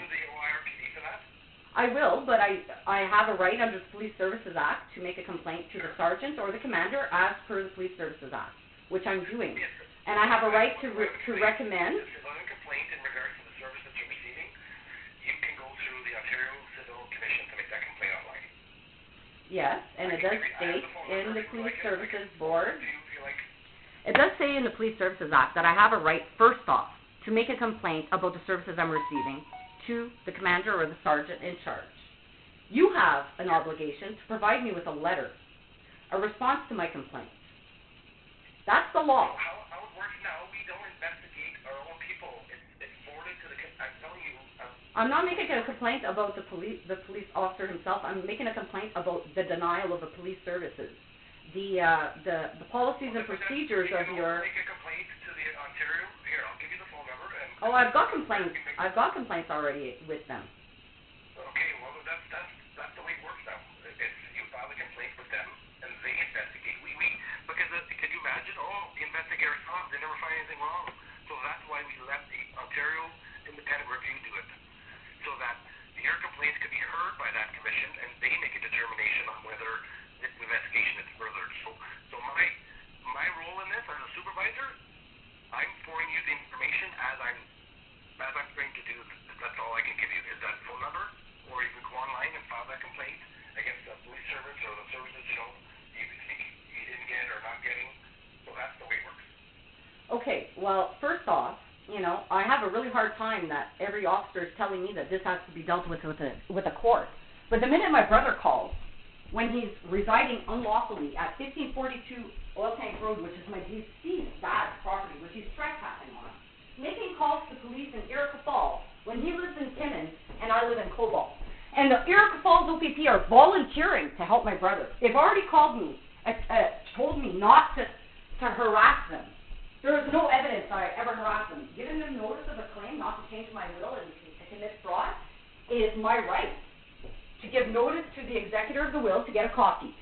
For your officers to call me back to threaten to charge me with harassment, it's not going to be a complaint to the RPD. On Tuesday, I'm filing a lawsuit against Sergeant Myers for assuming, without investigation, that I'm criminally harassing my brother. And you guys could go get a lawyer, and the Police Services Board could go get a lawyer, and you guys could pay for a lawyer for why Caitlin Myers wanted to charge me with criminal harassment. When it's my brother criminally harassing me. My mother sent me a picture of my fucking dad with threats to put me in a hospital. Drug dealers, basically, who killed my dad. Sending me pictures of my dead dad. A dead father. If somebody did that to you, would you not think that was criminal harassment? Don't fucking tell me this is an estate matter. I want my mother charged with criminal harassment. End of story.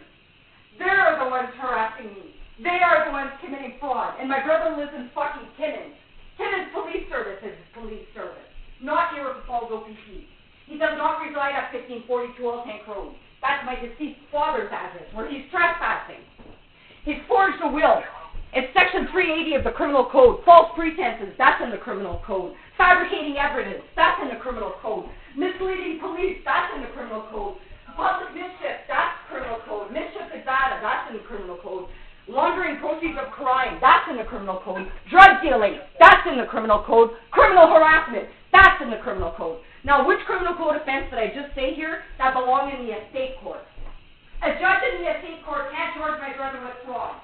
I've got a case here of Ontario police officer who committed fraud the same way my brother did. It was a criminal matter there. It wasn't an estate matter, and that police officer was charged with fraud. He wasn't above the law either. So I don't know why you guys are, in your calls, are giving my brother, who's a resident of Timmins, some special consideration. And I'm starting to think that the reason why this is all going on is because you guys are his drug client. Okay? Because he's trafficking drugs and he's trafficking proceeds of crime. How the hell did they cremate my dad with $8,000 that he didn't have? Proceeds of crime. But nobody wants to take my report that he's fucking dealing drugs and is laundering proceeds of crime over my dad's dead body? Like, there's a problem here. I'm reporting serious crimes, and you guys don't want to take it? Like, what's wrong with you?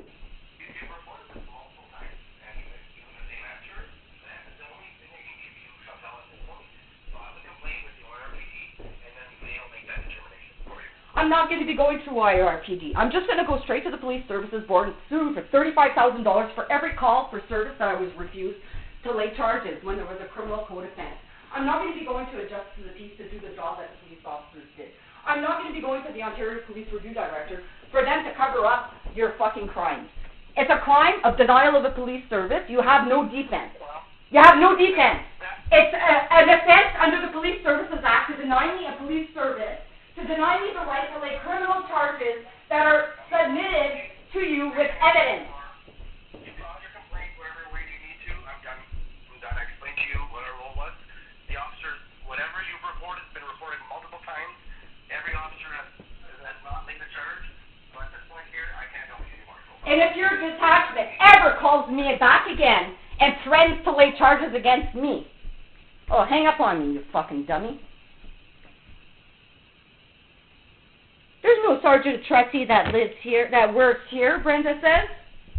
What a fucking bunch of lying fucking assholes. You're my fucking neighbor, asshole. You've been fucking peeping Tom in my fucking house with your fucking drone for how many years? You fucking dickhead.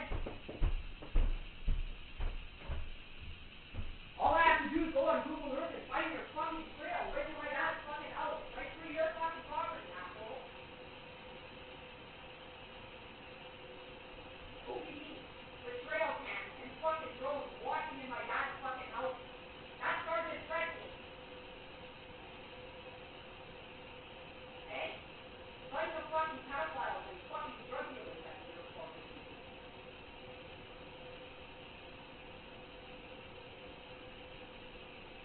Sergeant Tressy, I went to school with him. Not no little motherfucking know-it-all. One fucking day in school, that fucking kid didn't have fucking snot all over his fucking nose. He's a fucking disgusting fucking human being. And you just proved that to me again today.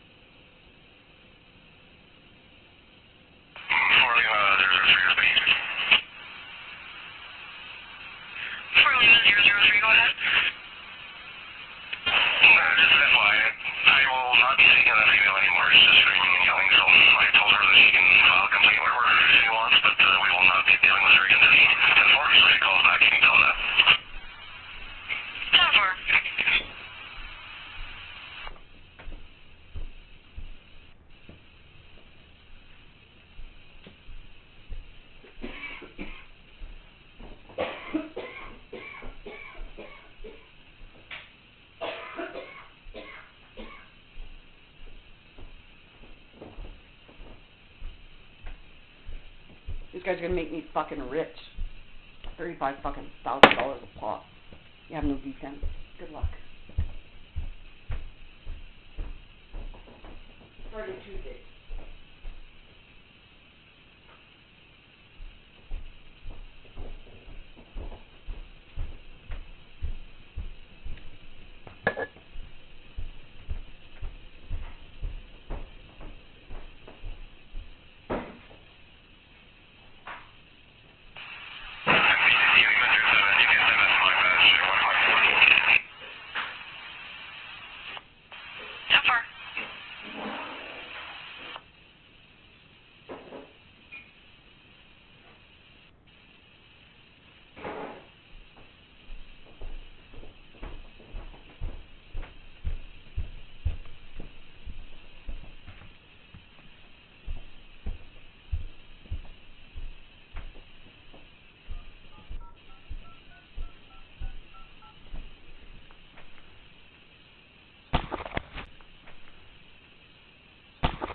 best to stay calm on the phone so I can really try to help you guys with this, okay? Mm-hmm.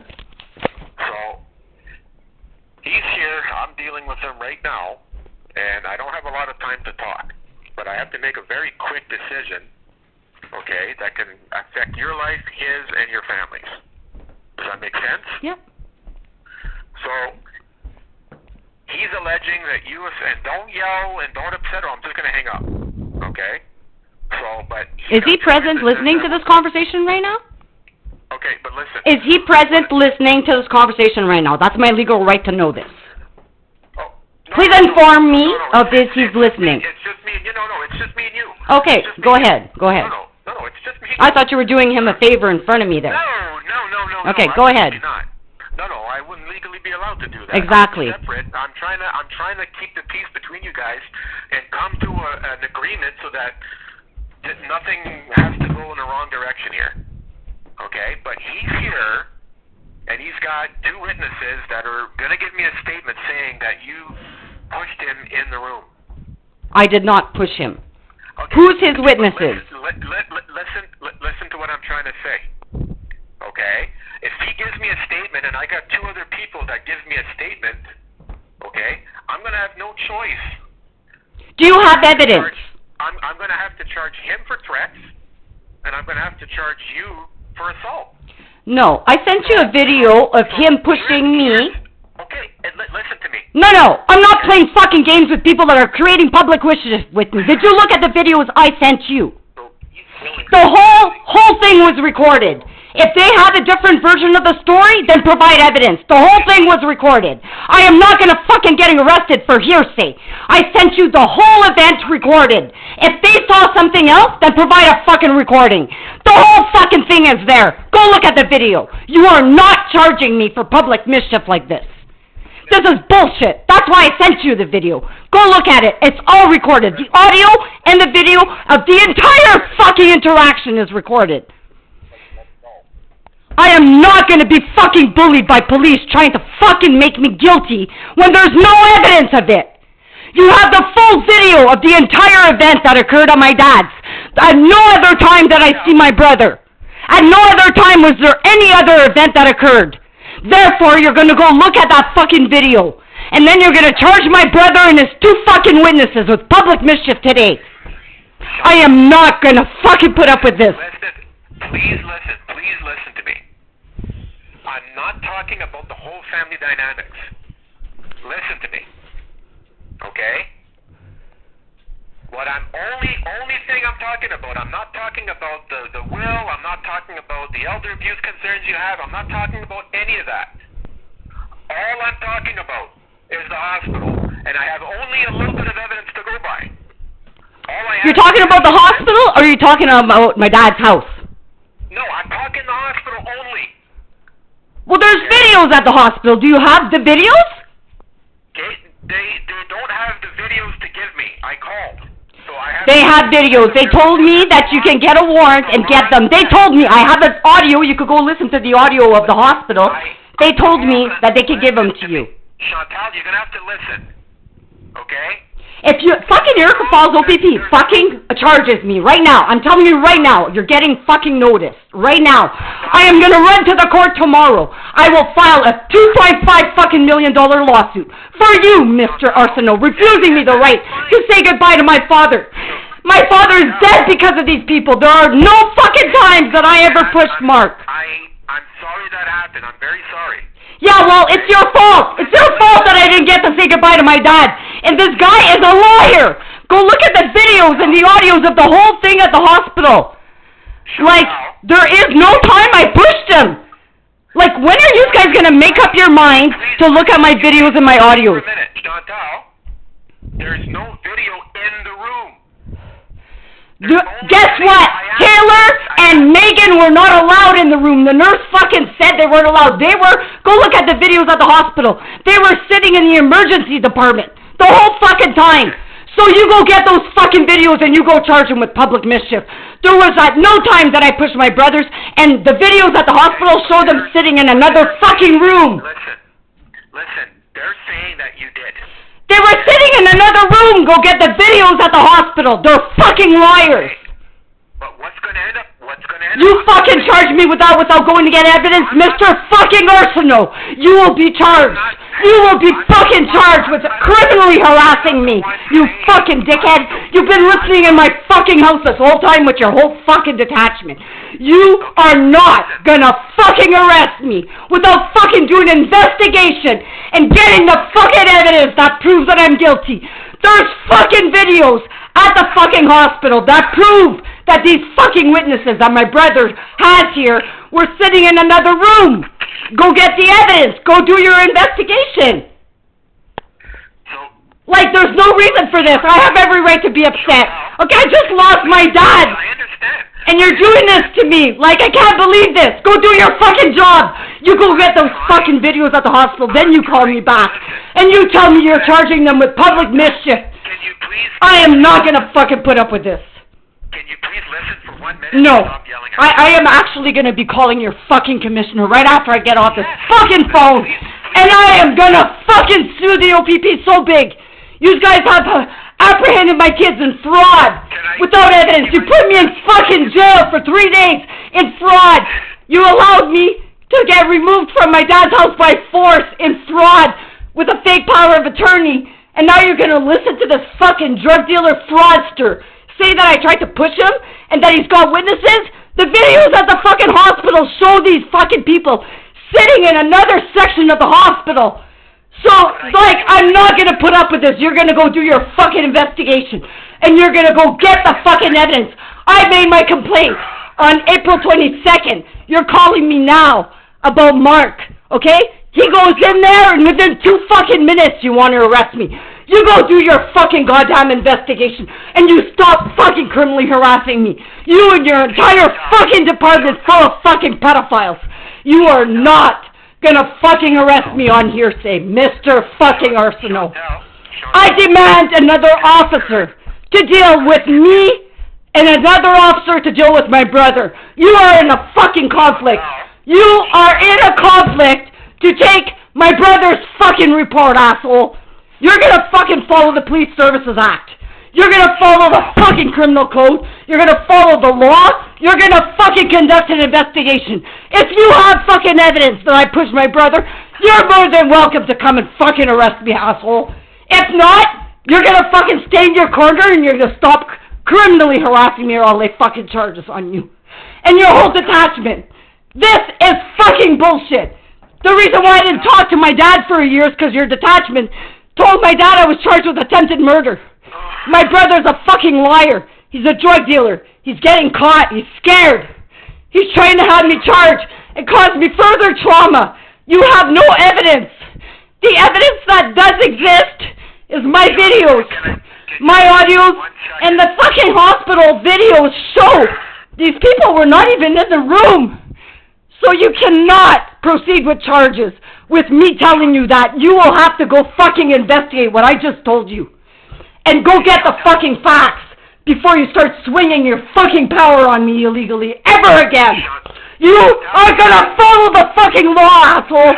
You got a badge, you got the Police Services Act, I got Charter of Rights and Freedoms, and you have a fucking duty. You're gonna go fucking investigate. You're gonna go get the video at the fucking hospital, then you're gonna turn around and charge my brother and his fucking witnesses with public mischief. This is bullshit. I am not a fucking liar. They are.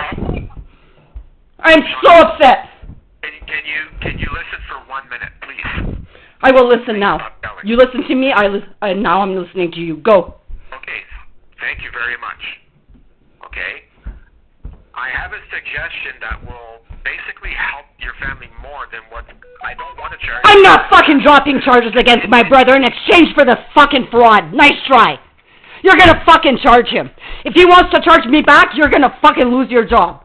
That's all I gotta say. I will fucking get charged. You were gonna go to court and I'll see the fucking OPP for genocide.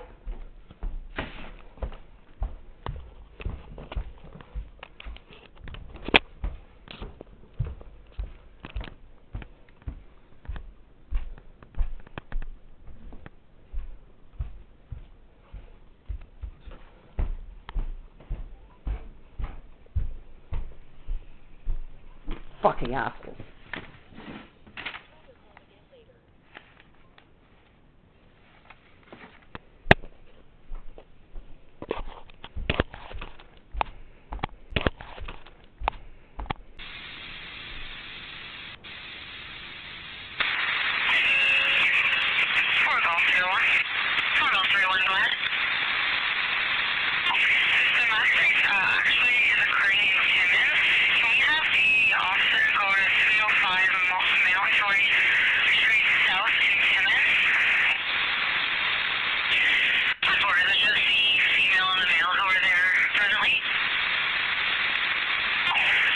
her complainant, yes.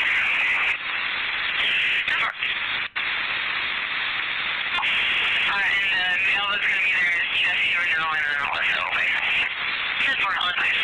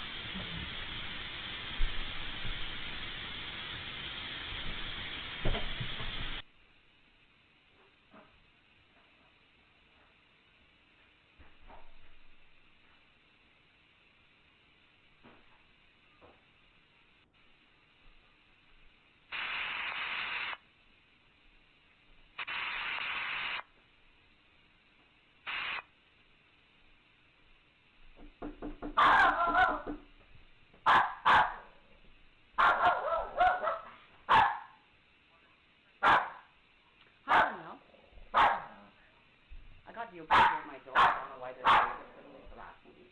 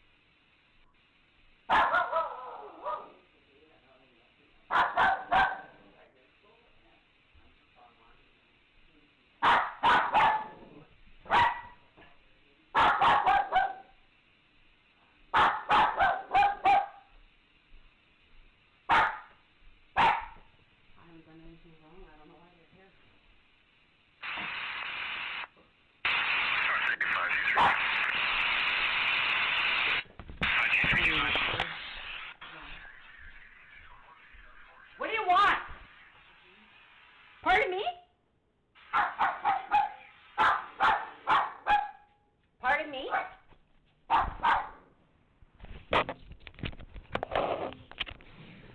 What do you want? No, what do you want? What's that? My daughter? I haven't talked to my daughter in 2 years. You tell her to stop criminally harassing me. The next time she fucking calls the cops on me, I'm charging her.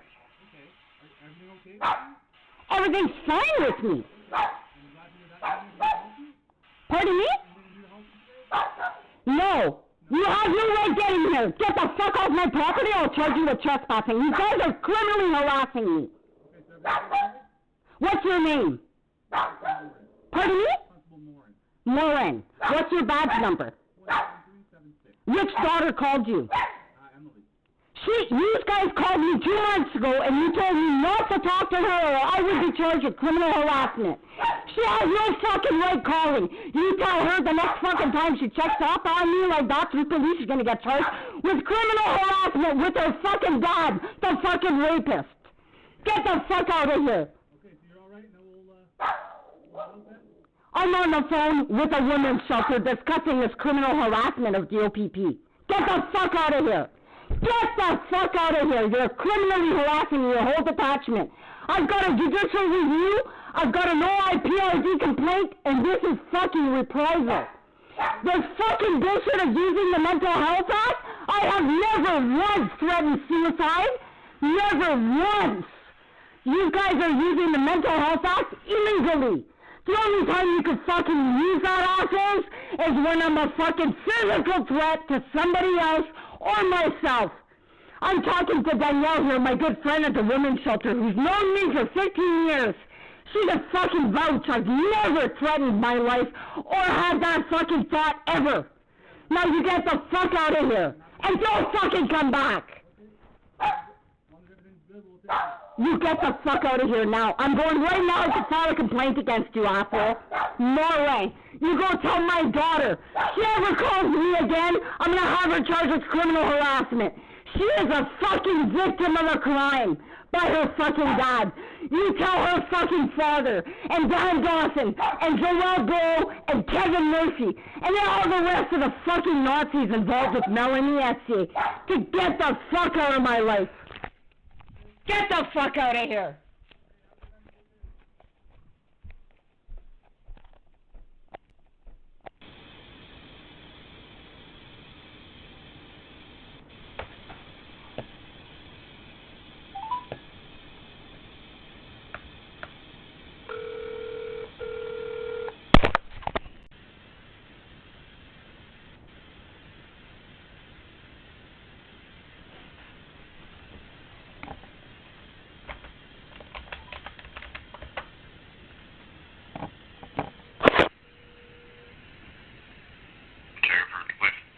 Hi there. I had Constable Moran come knock at my door, and I'd like for him to give me a call back to discuss. Cobalt, Ontario? Yeah.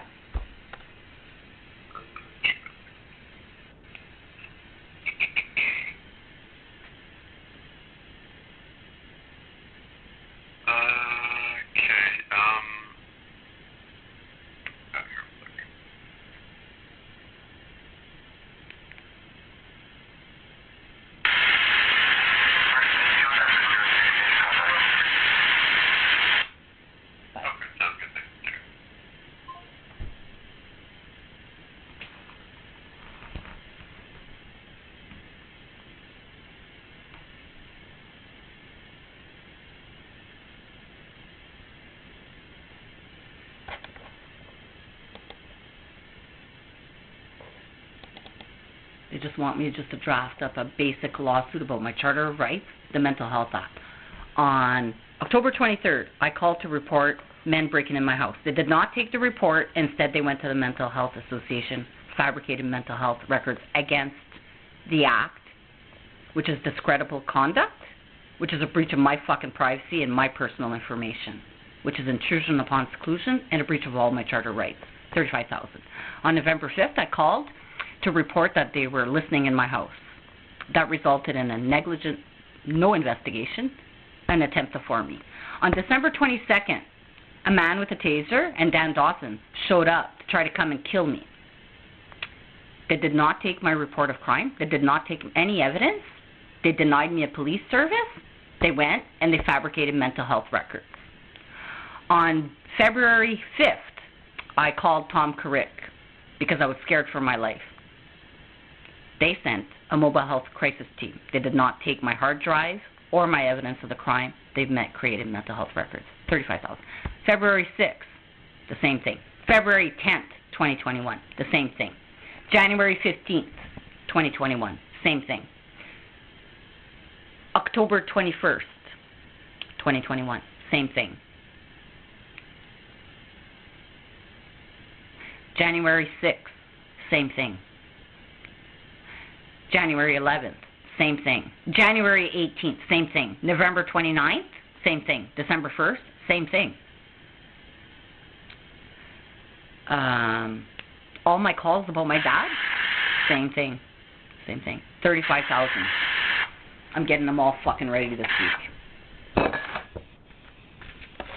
So we were sitting in shit all left to fucking bribe lawyers or judges or anybody down here to fucking take care of his lawsuit.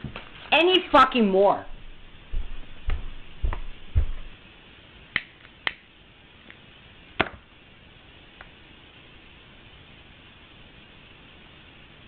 And you're gonna have to prove it's my daughter that fucking called, assholes. Because I can guarantee you it's not her calling. It's probably Tammy. Or somebody impersonating my daughter once again. Luke, using his little girl voice. Hi, I'd like to have Chantal's mental health checked. On the day that she's fucking making a playlist for Melanie Etier, we're trying to block her. Because everybody's fucking watching it. And we don't like that. We don't like that. We're guilty. Get the fuck out of here, you fucking losers.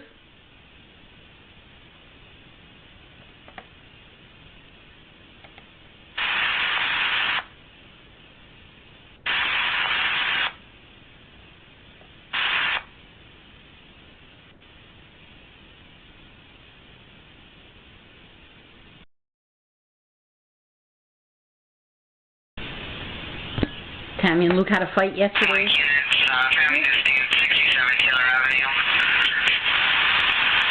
Both parties are present, but our complainant, who is not, is requesting a phone call. Again, I think between mom and daughter.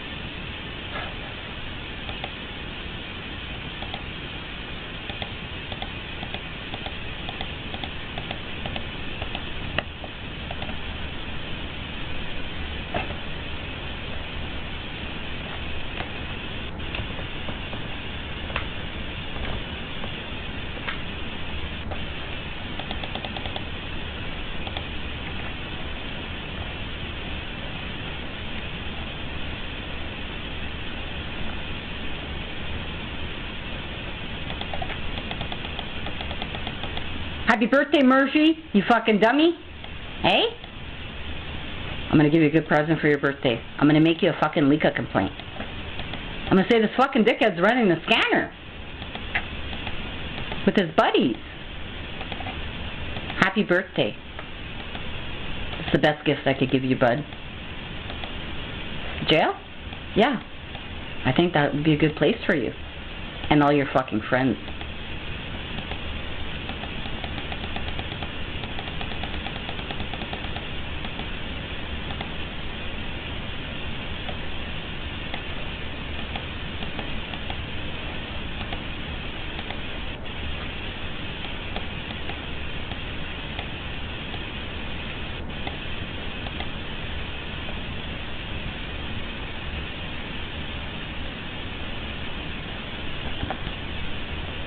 Your mobile health crisis team here in Timiskaming Shores. Timiskaming Shores?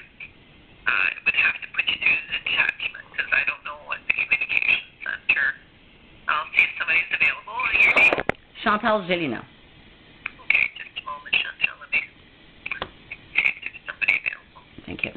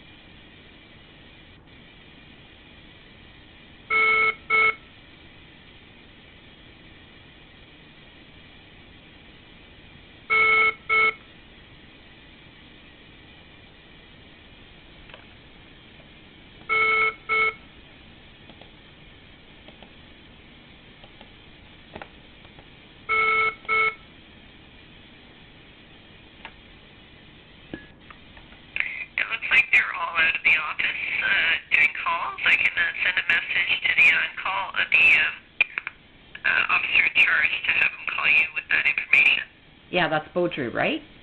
Yes. What's his first name? Sorry? I think there's more than one Beaudry. I might get getting mixed up. This one is Peter. Peter. Okay, thank you so much. I'll wait for his call. Okay, bye-bye. Thank you. Bye-bye.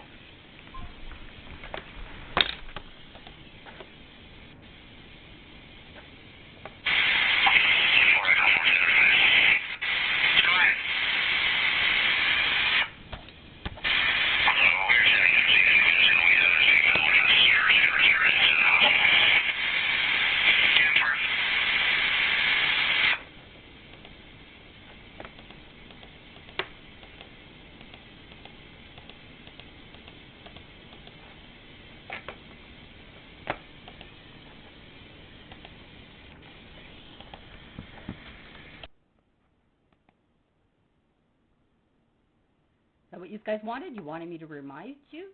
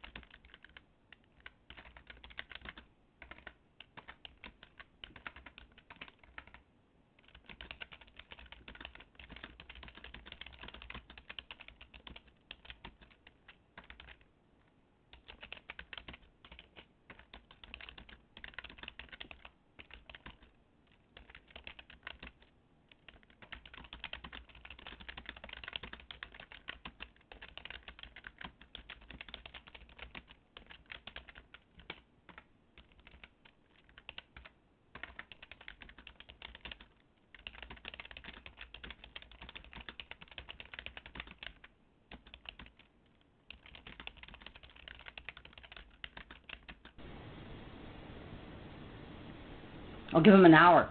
And then I'll call back. And then I'll give him another hour. And then I'll call back. And I'm not going to get refused a police service today. I am putting in a fucking complaint. You're not going to listen into my crazy house and try to fucking form me. You guys are proving to be so fucking guilty. All of you. And you're all getting caught. Whether you like it or not, you fuckers. Like I said, the rest of the fucking world was watching and listening. So don't try to pretend like it didn't fucking happen, assholes.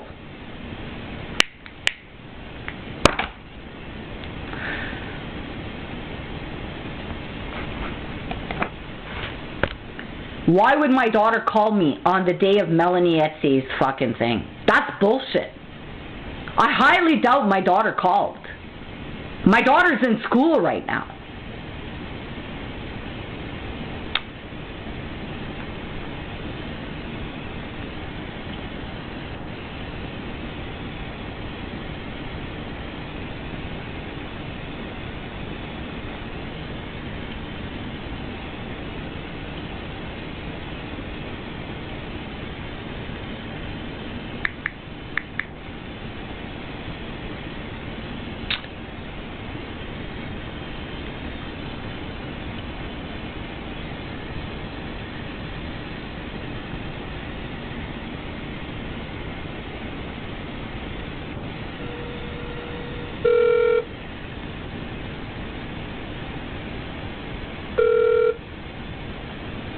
Welcome to the Temiskaming Hospital. If you'd like to continue in English, stay on the line.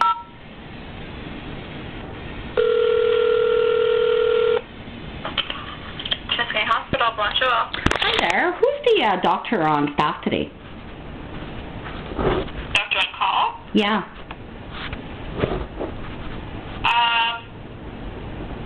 That's Wilson. Wilson? What's Yeah, Dr. Wilson. Is that a female or a male? It's Spencer, Dr. Male. Spencer Wilson. And he's is he like the normal doctor that usually is in Temiskaming Shores, or is he like out of town? Can I ask who's calling? It's because I don't have a family doctor, and I'm just wondering, like, is this a regular doctor? Because if I go in, like, I'd like to, like, because I don't have a family doctor, I'd probably have to go into Emerge and keep dealing with the same doctor if possible. But I'm just wondering if this is a doctor that's like always local. Yes, he is local. So if you came with a doctor and then you were to be admitted or whatever, you would get assigned a doctor from here. Okay, thank you so much.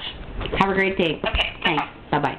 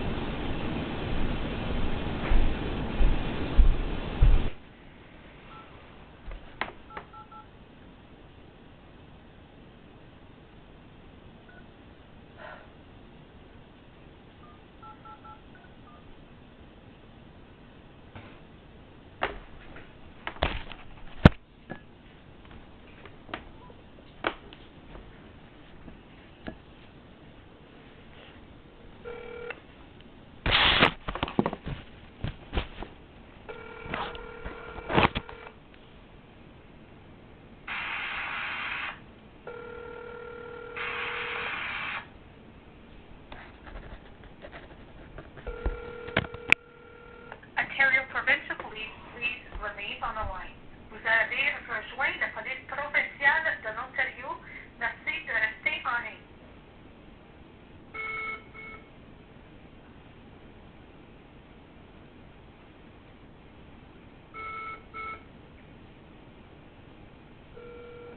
Ontario Provincial Police.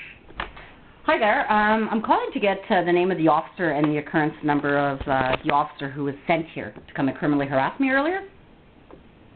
At where? At 19 Watson Place in Cobalt. In Cobalt?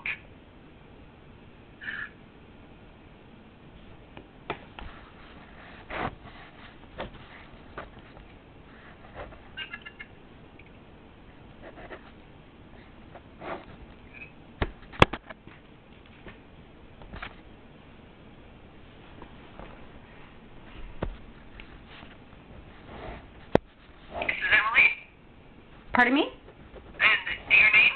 My name is Chantal. Okay. And the gentleman that attended was Constable Morris? Yeah. What's his first name? Just a minute. I can give you his badge number. Yeah. 173. Yep. 76. 676. No, 17376. 17376. Yeah, and Constable Morin, and I can give you the incident. Yeah. A as in Alex? No, E as in Echo. Echo? 2413. 2413. 07. 07. 015. 015. And who's the sergeant on staff today? At the Timiskaming Detachment. Let me check.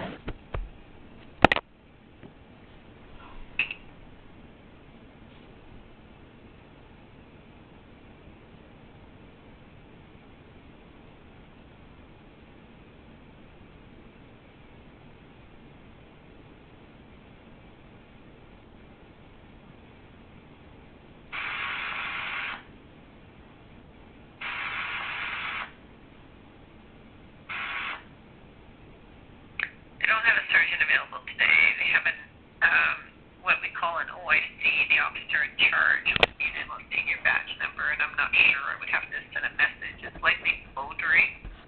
Well, I need to find out because I'd like to speak with him today, right now. Yeah, okay. I can ask BRIBERY to call you. He can call me, but he's not to show up here. I will ask him to call you. Let me just put this in here.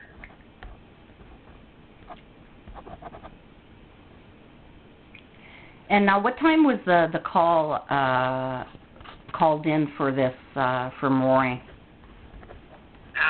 Sorry, I've gotten rid of it. I'll have to look it back up again. Okay.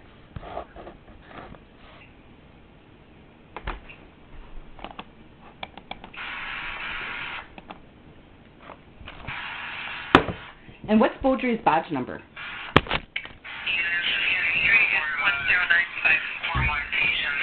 10954.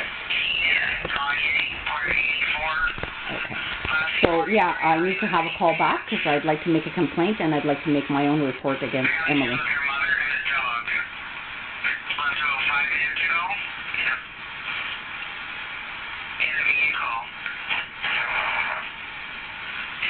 And who's the communication center sergeant today. Cameron?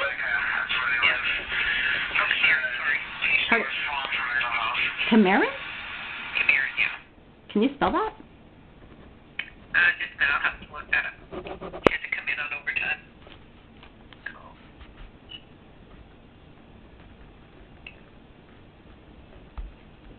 I'm going to send a message here to the dispatcher. Continue a marker for the dark gray SUV. It does not come back to the facing resident to come back to interiors. 2024 Toyota Highlander.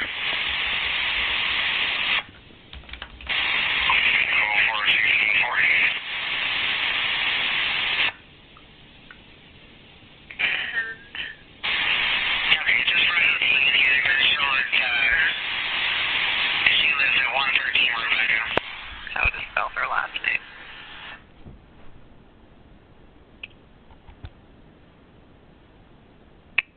C-A-M-I-R-A-N-D.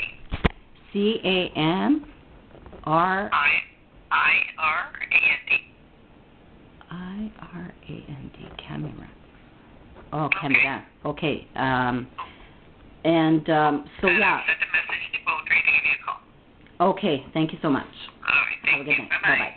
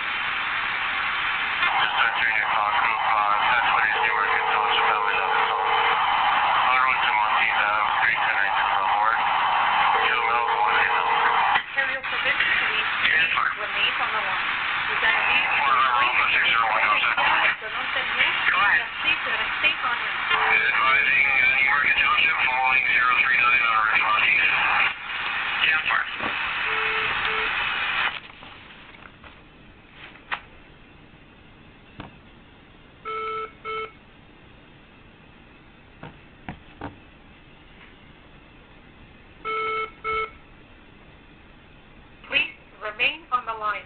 Merci de rester en ligne.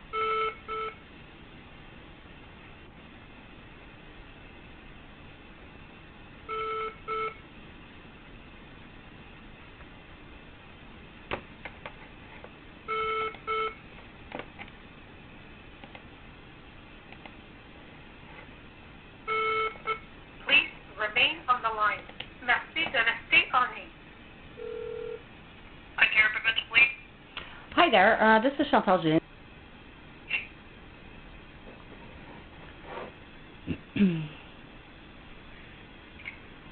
Okay, I don't have anything showing up for that address.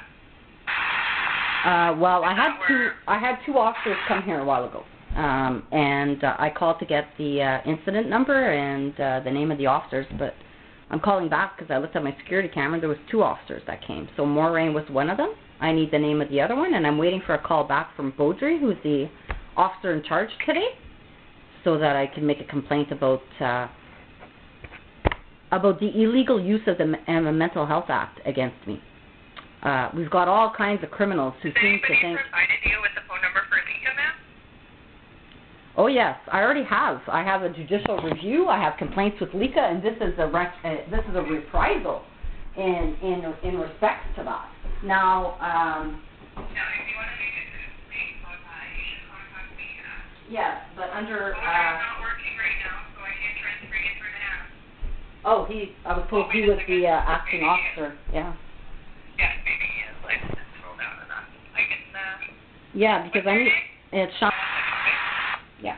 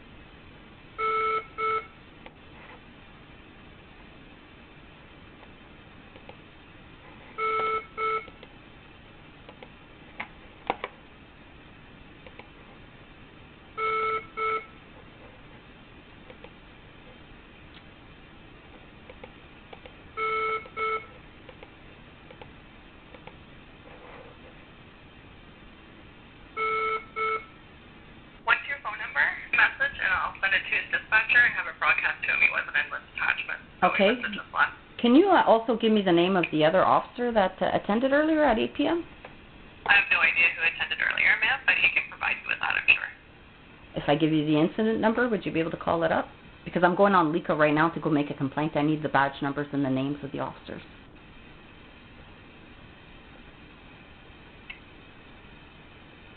I've got the incident number here. Yeah, go ahead. It's 241-30701-5.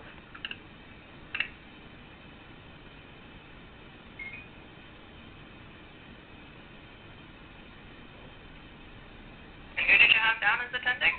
I had Morang, badge number 17376. Did you phone this in? No. Okay. So that ends the conversation about that event. You can give me any information about it. You'll have to talk to the officer and get the rest of the details you're looking for. Like I called in a while ago to get this information. Is that what you mean? I'm not comfortable giving the information out to somebody who's not listed as the complainant on the call.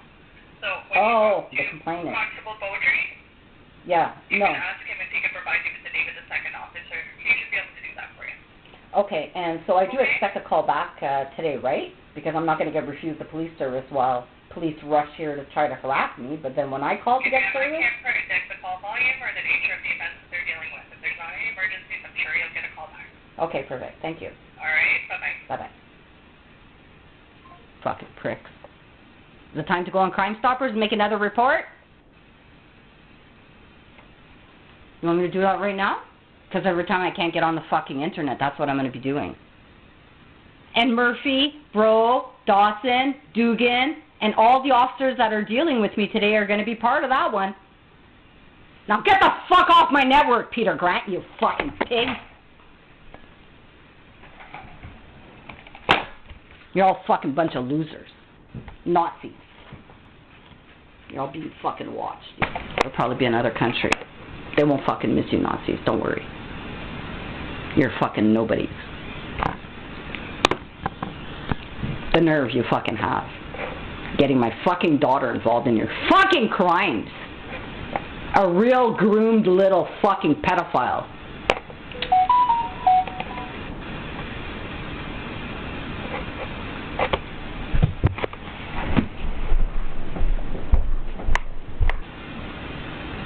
Is Tammy getting ready to leave Luke? And does that break Emily's heart? Does she blame me for her father's fucking fuck-ups? Really? It's not my fault he beats up his fucking wife. Is it? Is it my fault he's a fucking pedophile? Is it my fault? Does that make me fucking crazy?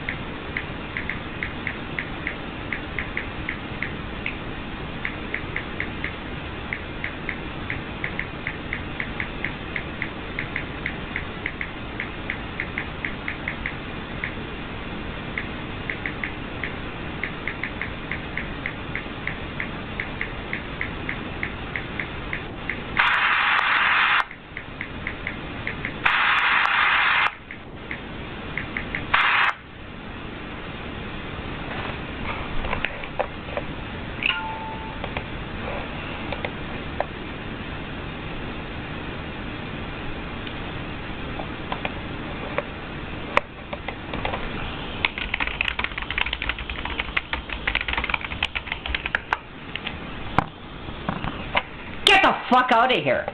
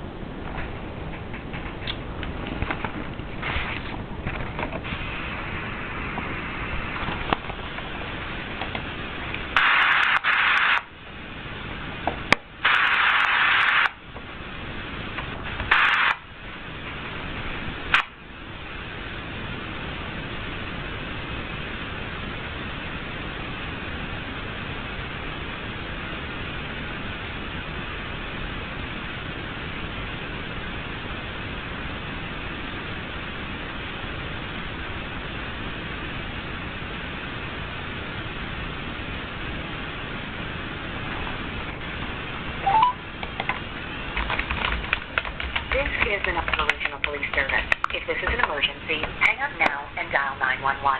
Please listen carefully as our menu options have changed. Press 1 if you would like to file a report of a crime or an incident. Press 2 to use the speech recognition directory. This will allow you to simply speak the name of the person or the unit you'd like to reach. Press 3 if you know the 7-digit extension of the member or unit you are trying to reach. Press 4 to reach the front desk of a specific Niagara Regional Police Service detachment. Press 5 if you'd like to speak with someone in the Records and Information Management Unit regarding access to police reports, motor vehicle complaints, record suspensions, formerly known as pardons, fingerprint destruction, or police records check.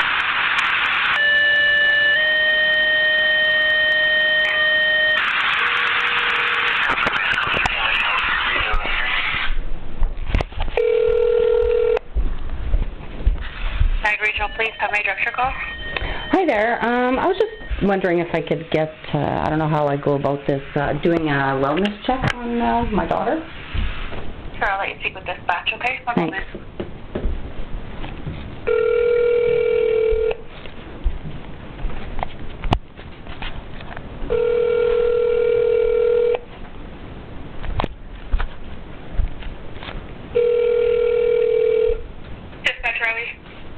Hi there. I was just wondering if I could get a well-being check on my daughter done. Sure, what is the address? She's at the, she hasn't been keeping in contact with me, so I'm kind of concerned about her.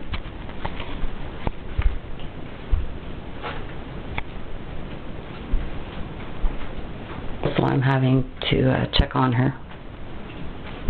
Okay. She has, you need a proof number to be able to go to. He's not on speaking terms with me because he falsely imprisoned me last year.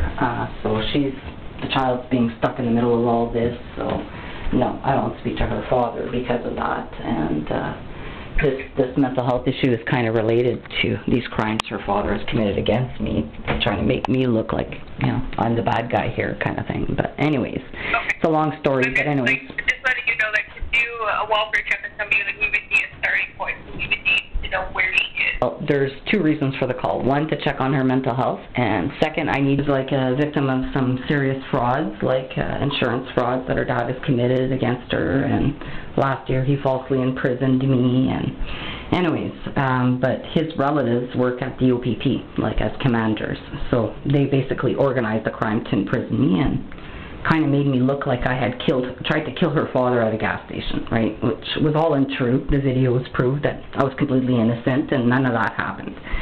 But my daughter, she was brainwashed into thinking I was guilty of that crime, and she stopped talking to me. And she's had gotten her to keep secrets from me about this insurance fraud. He was committing a multi-million-dollar insurance fraud with her grandfather got hit by a bus, and anyways, they hired a lawyer that was in a conflict with me, and they swore her to secrecy about this lawsuit. So for over a year, and she's stuck in the middle of, you know, her father and me, like with this dispute of him falsely imprisoning me. So she's being pulled, you know, to try to take sides, and she hasn't seen the video of my innocence and all that, so they keep telling her I'm guilty. So she basically disowned me, which I know hurts her because we're pretty close. So in August, just out of the blue, the OPP called me and told me that I wasn't to contact her again because my father had recently passed, and my mom, my dad's ex-wife of 25 years, forged a will. And so here we are, me and my daughter, are the victims of an insurance fraud and then a fraud on the estate. But the people that are committing frauds against her are making it look like I'm the guilty one, or that I did something wrong. So she's all confused. So anyways, and I know, like, I need her description. What's the race or color of her skin? for what he did against me is causing her a lot of anxiety. She's being put in the middle by her father, not by me. And I'm concerned because... Does she have any access to guns? Well, there's a gun. That's the other thing. Her father had assaulted me, and he's been charged with assault, but he still has a gun at his place. He's not supposed to. Does she have access to guns? Well, she could probably have access to the gun because that is her dad's house, so whenever she goes there, she can use it. In her residence? It's at her dad's residence, and like when she comes... An officer dispatch as soon as possible. False back may change. Do you have any further information or be able to... Because she kind of like wanted to disown me kind of thing, and all that. It's being kept a secret from me, like, so. Okay. Normally, you know, I'd call my mother or something and get that information, but considering she's committing estate fraud against my daughter, it's not helping anything, so I'm not in contact with any of them. So, okay. Yeah. So we'll have an officer scheduled her as soon as possible. Okay, thank you. Bye-bye.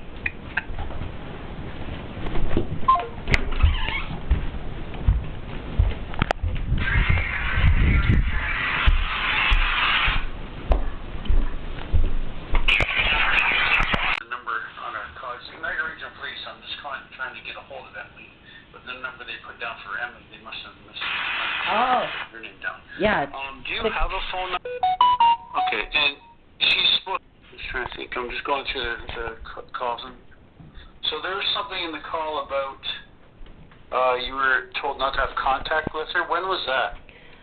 Well, see, I'm not sure what's going on. It's just my daughter's like a victim of, first of all, an insurance fraud by her father, and then my dad recently passed away, and my mom and my brother committed estate fraud. And so they've tried to make it look like I was the bad guy in all this, but obviously the videos and everything show that I'm the good guy, but she's being caught up in the middle. So in August, I guess the OPP came here at my house, and they told me, like, not to contact her or that I'd be charged with criminal harassment. I hadn't been harassing her. Last time I had texted her, I had asked her if she wanted to go fishing with me and her sister. The OPP came to you. Where were they?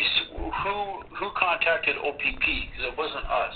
I'm just wondering what police service contacted OPP, or was it an OPP that spoke with her? I guess she called the OPP, or it was before she went to school in August, right? She was in Halebury, so. Where was she?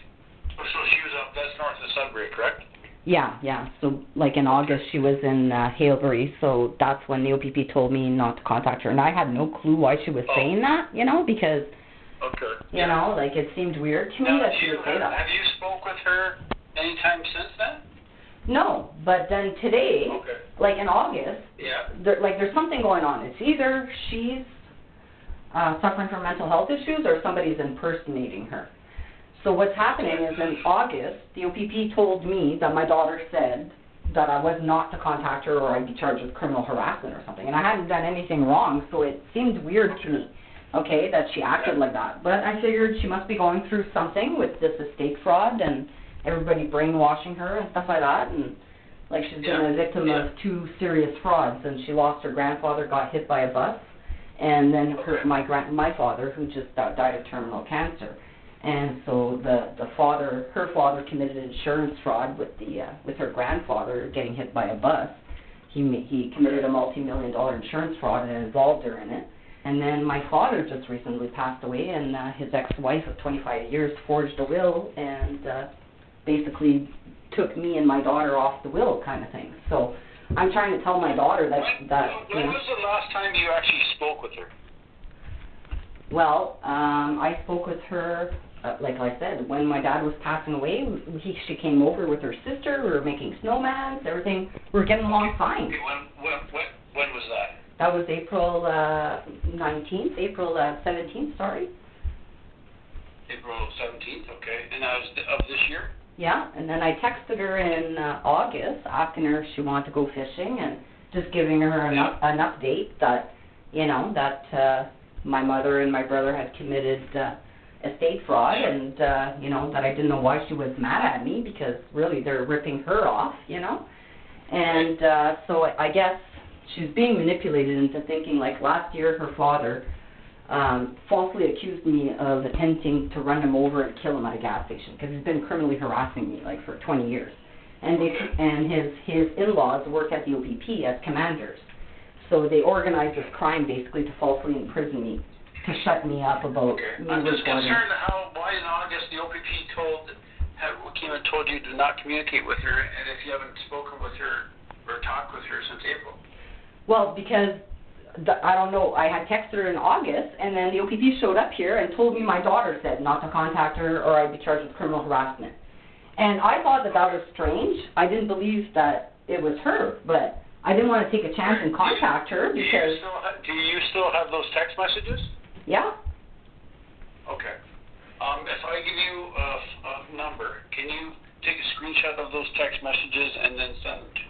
Yeah, and then just to give you a follow-up, and then earlier I get a knock at the door, and it's the OPP again. And they're telling me that my daughter's sending OPP to come and check on my mental health. And I said, pardon me? And then I'm saying, like, to myself, like, this is not my daughter doing this. There's somebody impersonating her, or she's doing it because she's going through mental health issues and she's trying to get my attention. Somehow, I think. Write this number down. I'm going to give it to you, and you can take some screenshots and send me all the text. Yeah. It's 289. Okay, hold on here. Let me write this down. 289. 686. 686. 6389. 6389. Yeah, and and the other thing is her dad's a hacker, and he was holding our text messages between us. So she would send me a message. Okay, I'm asking, what's your father's last name? Johnson. Is it Johnsson? Yeah. Okay, and what's his first name? Luke.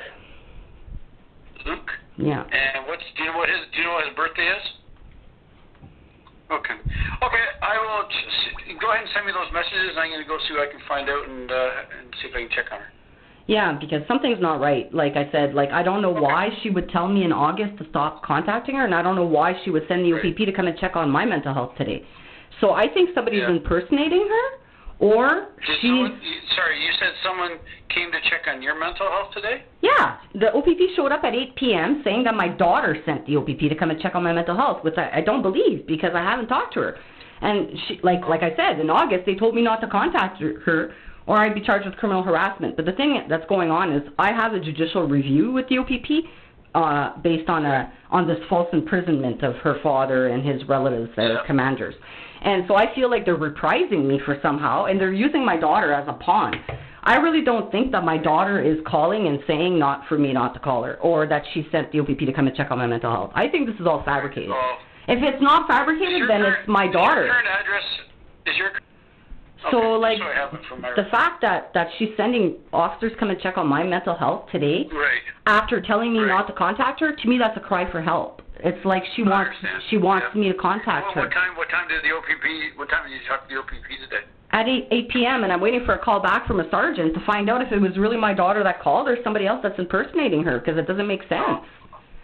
And for me, like, that's why I'm calling you, is because I'm thinking she might have regretted, maybe if it was her that told the OPP in August not for me not to contact her or I'd be charged, maybe she regretted that. Maybe she needed me.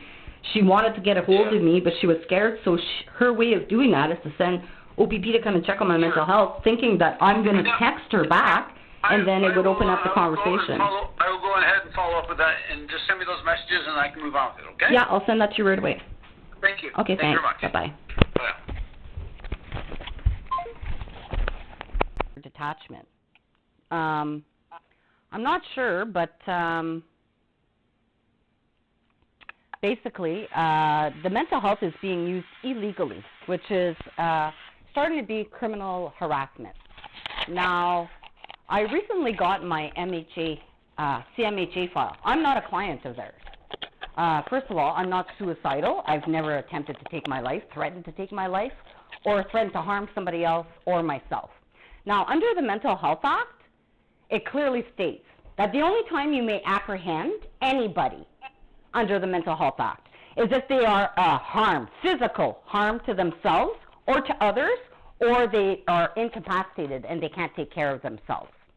Now, on October 23rd, 2020, I called to report men trying to break in my house with a key. No police officers came. They denied me a police service. Instead, Corey Betts and Mike Odette showed up trying to form me for making that report. Then, in November, they were listening into my house through illegal spyware. I called to report that. They tried to form me. The privacy commissioner investigated. They said definitely the OPP was listening into my house. Okay, so I got a tribunal decision saying that the spyware crime did occur, is still occurring, and it's way before I even fucking downloaded the police scanner. All right? So these little claims that it's all in my head, that people are listening into my house, an independent tribunal called the Privacy Commissioner agreed in my favor and sent the decision to Tom Carrick personally. All right? So I'm getting fed up with that. Then in February, I called the commissioner, and in February of 2022, the same thing. March 5th, the same thing. In July of 2022, the same thing. In December 22nd, 22, Dan Dawson, Joelle Bro, and Luke Johnson came here to come and kill me with a taser. They had a key. I had videos. The police didn't take my videos. They didn't take my statement. Instead, they went to CMAH to create mental health records. Then, on February 6th, I'm calling to report that Luke Johnson looks like Renee Sweeney's murderer. He doesn't want to admit that he's on my phone, right? But he was. What can I do for you tonight? I don't understand what... Well, then on February 6th, 2023, I called Sudbury Police to report that Luke Johnson looked like a murderer sketch of Renee Sweeney. While I'm on the phone with the Sudbury Police, the dickhead's on my phone hacking me, he calls CMHA and makes mental health records, pretending to be my friend or my ex-husband concerned about my mental health. This guy raped me. He had my kids apprehended twice. Then I'm on the phone January 11th with SIU talking about the crime of spyware. 2024. What can I do for you right now? Yeah. Then January 11th, 2023, I'm on the phone with SIU talking about the spyware crime. Luke Johnson and Larry Bro and all them are on my phone. Then Lori Lalonde shows up here pretending to come and talk to me about this evidence I'm supposed to send to SIU. She entraps me in her car, brings me to the hospital. You guys tried to form me. It didn't work. You falsely imprisoned me. You strangled me. You gave me a concussion. I suffer from hearing loss and a brain injury that is only worsening, which I could die from. Okay? You guys have concealed those videos of that crime against me. And every time I call the police, I get refused a police service, and then I find out that every time I've called, they have ran to, my neighbor came here, I didn't even know it was my neighbor, coming here, kicking down my door with steel-toe boots, trying to break in. If I didn't have a chair in front of my door, it would have opened. Okay? You guys didn't charge him with that. Instead, you went with Pete Gilbo and this guy to CMHA to try to see how you could form me. Like you guys are sending violent men to come and fucking harm me and create false records against me, and then when I call to report the acts of violence, you guys pretend like it's all a fixed delusion that it never happened? I got fucking videos of everything I talk about. Alright? This fucking is harassment. I've got a judicial review right now in the divisional court respect to all of your actions. And all of these videos and all the spyware crime and all that, that's all going to be a public exhibit in the divisional court. It's not a fucking mental health issue. Now these people coming here to come and check on my mental health every fucking month? Dominique Boucher runs the CMHA. She's best friends with Lucia Mendoza. I also had a fucking complaint against her at the Law Society. And she got fucking embarrassed when the Law Society and the OCL told her to get the fuck off my case. Ever since then, her and Lucia Mendoza have been fucking criminally harassing me. She runs your CMHA. Now, I don't know what you guys are doing to bribe people, but in August, you guys fucking came here and told me not to contact my daughter or I'd be charged with criminal harassment. I've never done anything to criminally harass my daughter. Okay? So now I don't contact her. So then you show up today when I'm doing a list for Melanie Etsy online, which a bunch of the fucking Nazis aren't happy with. Because the same fucking Nazis who took her are the ones trying to kill me. Alright? So, you guys figure it out. But I did. And you're not going to use the Mental Health Act to fucking harm me, my life, liberty, my security, my person, my fucking anonymity, my privacy, my right to live freely. I have self-determination. I have never once threatened to take my life. Why would I do that and give Luke Johnson what the fuck he wants? I think if I would have tried to fucking kill me and make it look like suicide or a drug overdose. I'm allergic to fucking opioids and drugs. I know if Dan Dawson and Pete Gilbo intercept my fucking Amazon package and drug me. Alright? I've got 20 years of fucking history in my medical file showing I'm allergic to opioids and fucking narcotics. If I come in contact with that, I could die. That's the same fucking thing as spreading peanut butter on my fucking package and trying to hope that I die. I come to report that to the OPP, and what happened? I have the evidence of the package and everything. And I got the videos of Pete Gilbo and Dan Dawson coming to fucking drop it off and intercepting it with Amazon. With Purelator. Okay? And instead, they come here with rubber gloves on, with a fucking mobile health crisis team, trying to fucking form me for giving evidence of crime of you guys trying to kill me. This is getting fucking pathetic. So, today, you guys showing up here again, after telling me not to contact my daughter for a month, since August. And I'm confused because I didn't do nothing against her. I didn't even believe that it was her that wanted that. So, I don't contact her. So she has no fucking right to send the police to come and check on my mental health. And I don't think it was her. Because why would she do that all of a sudden after telling me not to contact her? Why is she concerned about me? Is that her way of reaching out to me? Does she have mental health issues? Does she need to get checked on? Why would she send somebody to come and check on me today? On the day that Melanie Etsy went missing. When her father and all his fucking friends are involved in that, trying to fucking form me today. Why? Are you guys doing this? I've got a fucking complaint to the police inspectorate that I just put in last week about this fucking issue. And then you guys want to flaunt it again, that you guys are going to do whatever the fuck you want and create any records you want? You guys have no right to come here. Unless I'm fucking threatening to harm myself or another fucking person. You fucking show up here one more time trying to form me. I'll shut down your entire fucking detachment for corruption. Do I make myself clear? Every fucking time I've called in the past 4 years to report crime, I've been denied a police service. Then you guys turned around and pretended like all these violent events that I had videos and audios of didn't occur and that it was a fixed delusion. Then Dugan and the CMAH, you're having fucking roundtable meetings at the OPP to try to find a way to put me in a fucking hospital. For what? Last week I fucking called, in July 15th, I called to report Weaver Simmons bribing court clerks, which I have fucking evidence of. I called the Sudbury police, okay? And this is a fucking issue you're going to have to investigate, sir. Because I'm putting this complaint on you, Mr. Beaudry.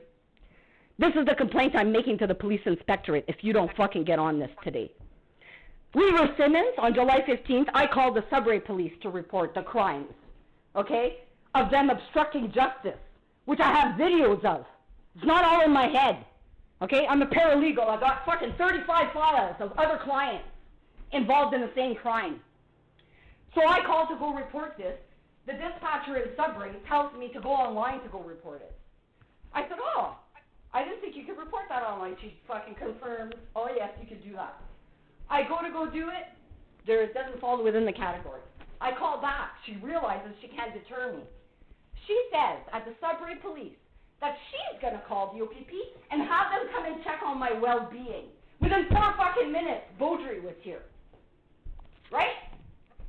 To come and check on my, no, it wasn't Beaudry. It was, Peugeot sent not. But guess what? I had called during the day, and I had asked to speak to a commander or a sergeant about being denied a police service to have Luke Johnson and Larry Vogt charged for the false allegations they made to falsely imprison me. And so I called the mayor, the police services board, to say that I'm being denied a police service. Then I called the UPP. I asked to speak to a sergeant or a commander. They tell me none of them are working. The only person that's working is acting Peugeot. Okay, well, call back at night shift. So I hang up. I call the Sudbury police to report Weaver Simmons. The Sudbury dispatcher at the Sudbury Municipal Police calls the OPP to come and check on my mental health. The fucking ambulance was already staged by my house and everything. Next thing you know, I get a call from Dugan. And he's not even fucking on duty. And he says that Murphy told him to call me. Murphy's not on duty either. So why the fuck are you listening in my house? Get it? This is fucking ridiculous. So not coming here to come and fucking form me for Weaver Simmons. So Katie at the Sudbury police proved the fucking crime that I was trying to report. She proved to me that day that Weaver Simmons was able of bribing the Sudbury police dispatchers, the North Bay police, the entire OPP, judges and court clerks to fucking harm me.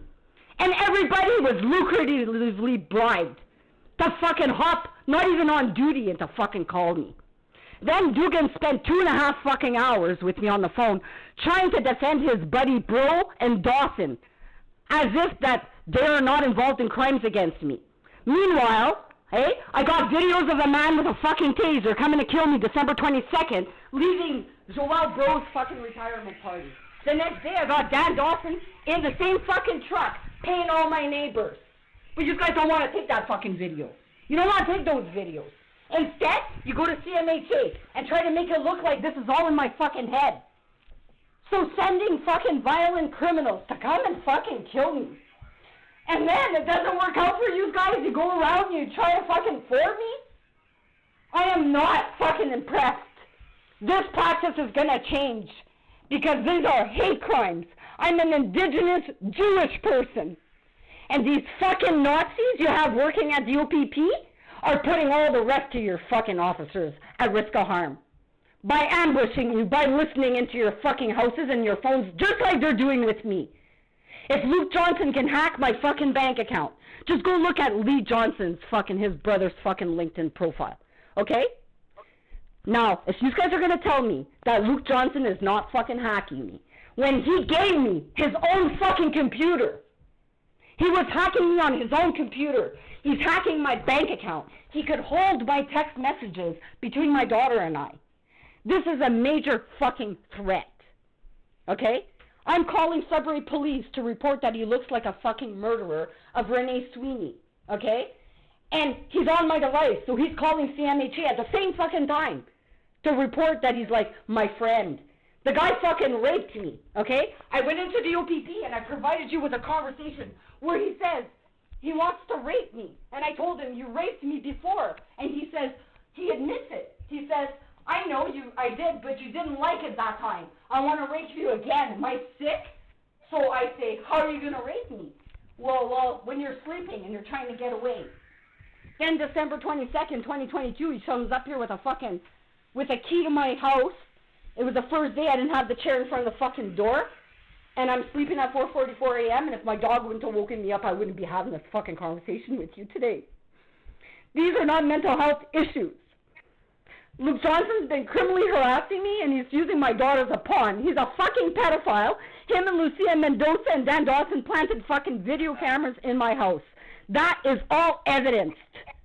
And it's all before the judicial review right now. And I know it pisses you guys off that I have all this evidence and that it's going to show you all a bunch of fucking liars. But the next time you guys show up here, come in to check on my mental health, I have no friends, no family here. I know nobody. I don't leave my fucking house and I haven't left it in 13 years. So if anybody's calling me crazy, it's because they're listening to me talk shit about them in my fucking house. Alright? Because there's nobody outside of my house that I'm talking to.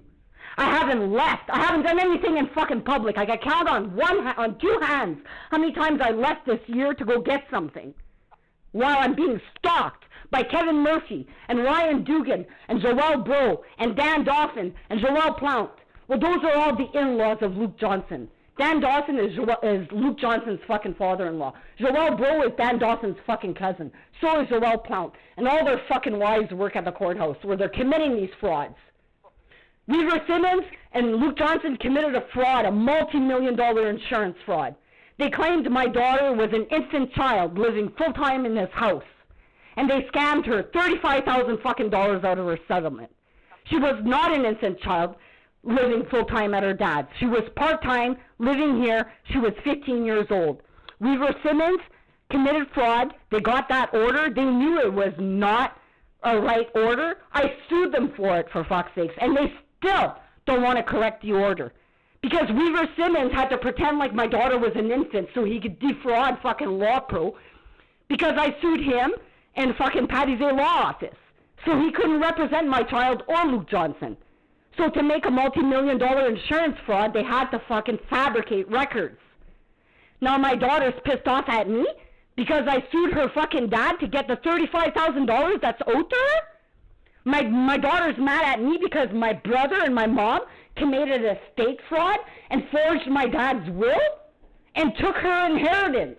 And I'm fighting for it. Now, these are all serious crimes, but the OPP don't want to take my fucking report of crime. They don't want to charge Luke with rape. They don't want to charge him with hacking. They don't want to charge him with making a false allegation to have my children apprehended twice by force in fraud. He threw me in jail in fraud. And this fucking group keeps fucking calling to try to make it look like I'm mentally unstable? The only mental health issues I'm suffering with is being fucking kidnapped by the OPP, assaulted, strangled till I pissed myself. Now I have hearing loss and a brain injury that I could fucking die from, and you guys think that's fucking funny? And you're concealing the fucking videos of the assault upon me. This is fucking genocide. It's hate crime.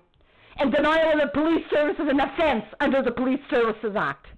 So for the past 4 years, every time I fucking called, it was a violent crime that happened against me, which I had videos, audios, and pictures of. Every one of those times, you guys pretended like there was no crime that happened, that I was delusional. Then you went to with the fucking violent criminals to CMAH to see if they could form me. Now, if you don't understand how fucking pissed off I am, by the tone of my voice, and by everything else I've been through, when I put my review in for the OIPRD, my dad was dying of terminal fucking cancer. You guys removed me by force from my dying dad. When I was the one that was assaulted. And the fucking man who called you guys had an outstanding warrant for his fucking arrest, my brother. He's a fucking drug dealer. And he had called you guys and he had an outstanding arrest, and instead you guys removed me by force from my dying dad against his wishes. I never got a chance to say bye to my dad because of you. And then You guys let my mom and my dad commit fraud and forge a will, and then you guys won't take my report of that. You tell me it's civil? I've got fucking videos and audios of my brother fucking already admitting my mom had committed fraud before my dad even died. And you're telling me it's civil or it's a mental health issue? It's fucking fraud. Okay? And then my mom sends me a picture of my dead dad with a little text underneath saying that if I don't stop fucking basically reporting her and my brother for committing fraud, that she's going to put me in a hospital. And she sends me a picture of my dead dad in the fucking picture. Like, you want me to go to your parents' fucking funeral, take a picture of your parent in the casket, and then when you start fucking threatening me, I'm going to send it to you and say, the next fucking time you fucking threaten me, asshole, I'm going to put you in a fucking hospital or in jail with a picture of your dead dad, and I'm a drug dealer. What the fuck does that mean? Yeah, the same fucking people are coming here, driving. My brother and his son never came to Cobalt to ever visit me. They drive all the way from Timmins to come and take a recording of my license plate. And he's driving without a fucking license. And you guys don't want to take that report either. Apparently that's not criminal harassment. When it's somebody driving 4 hours to come and take a fucking video of my license plate. What's the matter with that? Then, I've got my brother fucking coming here with a men's, because he's a fucking drug dealer, and he's got all his fucking killers with him in the truck, 4 of them, and they're scoping out my house, and they're looking at my license plate. And then I go post the video on Facebook and YouTube right away, and I got anonymous profiles. They find it within 24 hours, and they put, and his name's Monroe, and he says, I'll finish what I started. Well, guess who else are Monroes? Weaver Simmons' family is Monroe. So I'll finish what I started. And then I say something like, so why'd you kill him? Which is my dad. He says, why do you think? So, like, these are serious things. These are not mental health issues. There's a fucking real criminal organization here trying to kill me for a bunch of fucking elite pedophiles who run our justice system. And I'm sorry you guys don't want to hear the truth, but it is. And obviously, Melanie Essie's perpetrator is the one that's on the other end of my device. And after I was falsely in prison, it made it pretty clear to me that Luke Johnson matching the fucking sketch of Renee Sweeney's murderer, including the fucking nails and the hair of Melanie Essie that I found, means that he's fucking implicated. He's tried to kill me at childbirth. He tried to kill me at fucking Devil's Rock. He's tried to kill me how many times? You guys don't want to take that seriously because why? Because he fucking married, because he knew he was a fucking criminal, so he went and married the daughter of the chief of police and began making friends with everybody in the fucking legal system so he wouldn't get caught. Why don't you go get his fucking DNA and see what you come up with before you start calling me fucking crazy? Go find a fucking serial killer because he's after me. And it's not a mental health issue. These fucking calls, though, that you guys are making to try to make it look like I'm mentally unstable all the time proves your entire fucking detachment is involved in the spyware crime. Listening illegally in fucking indigenous people's houses that you target is a fucking crime. And I know you guys don't like that I have 4 years of recordings of this fucking crime. And that's why they falsely imprisoned me. So they could break into my house and come and steal my SD card and the videos of Dan Dawson and Luke Johnson coming to kill me. They failed at fucking deleting those evidence.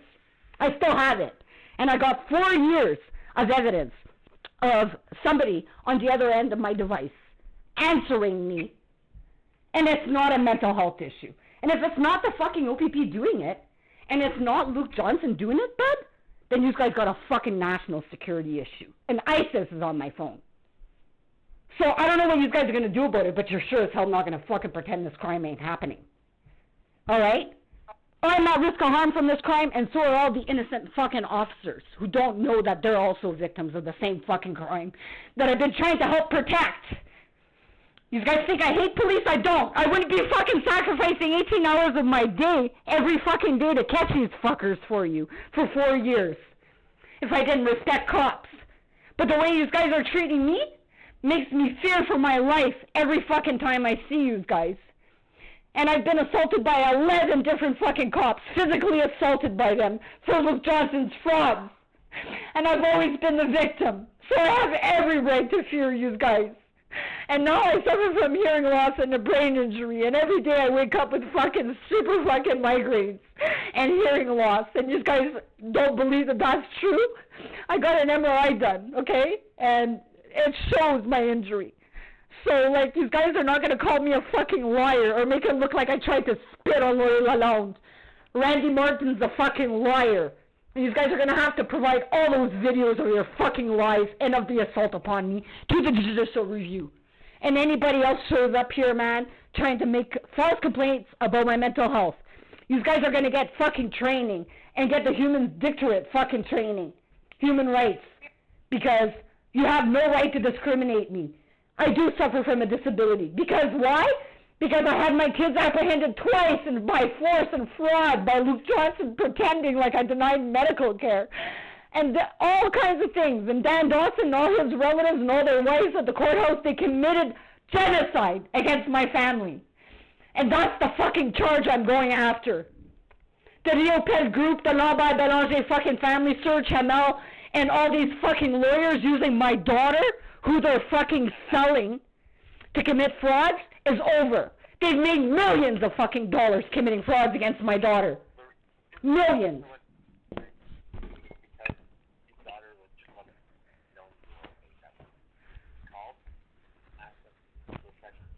Are you talking to me or are you talking to somebody on the outside there? I can't hear you. Were you talking to me? Yes, I am. Sorry. You're going to have to raise your voice. I can barely hear you. If we could just go make sure that you're okay, because it's been a long time. Well, why is she calling you to see if I'm okay? Because this doesn't add up to me. Is it really her that called in August to say for me not to talk to her? Because maybe somebody impersonated her. Why else would she be calling to check on my mental health? Because she told me not to contact her. What? She was calling to see for us to check on you if you're okay. But why would she do that today? What made her decide to do that today? Who knows? She's your daughter and she's worried about it. She's worried about me. So is she the one that told me not to contact her in August, or is she just concerned because I haven't been contacting her and she's worried about me? Something doesn't add up. Eh? Still your daughter, you know. She's still your daughter, right? She's my daughter, but she told me not to fucking contact her. So why does she have the right to send officers to come and check on my mental health? I don't know. Because she's being fucking told by somebody to do it today. Because today is the day Melanie Epstein went fucking missing. And these fucking Nazis want to teach me a fucking lesson. I don't believe that it's my daughter. I've called the Niagara police. And they're gonna go fucking talk to find out if it is my daughter. Because something's not right. If my daughter's fucking calling police to come and check on my mental health today, it's because she's concerned that I haven't been talking to her. But if she should know that I'm not talking to her, because in August she told police not to fucking, for me not to contact her. Or I'd be charged with criminal harassment and I've done nothing wrong against her. So, like, something doesn't jive. It's either the call in August by the OPP telling me not to contact her or I'd be charged with criminal harassment is false, and she did not make it, and that's why she's concerned from August until now. I haven't talked to her, so she's concerned, so she calls to check on my mental health. There's something that's not right. Because she can't fucking say in August, "Oh, call me ever again or I'll charge you," and then call today to check on my mental health, as if she's concerned of why I haven't contacted her. So you're going to have to investigate what's going on there. Because there's absolutely no reason why officers are allowed to come here in any instance, on any fucking allegation by any fucking crackhead or otherwise, that they fear for my mental health. If I'm not out there fucking threatening to kill myself or fucking harm other people, I'm in my fucking house. I'm all by myself, happy like a pig in shit here. And I got all kinds of fucking devils coming and knock on my door trying to put me in fucking hospitals to try to silence me from this fucking crime of pedophilia by Dan Dawson, Joel Bro, and Luke Johnson, and Lucia Mendoza. And they're fucking scared of getting caught. They should be. They should be. This is fucking criminal harassment. I'm not going to put up with these false MHA fucking records. I just went and made a complaint to the police inspectorate about all of this, like, Thursday.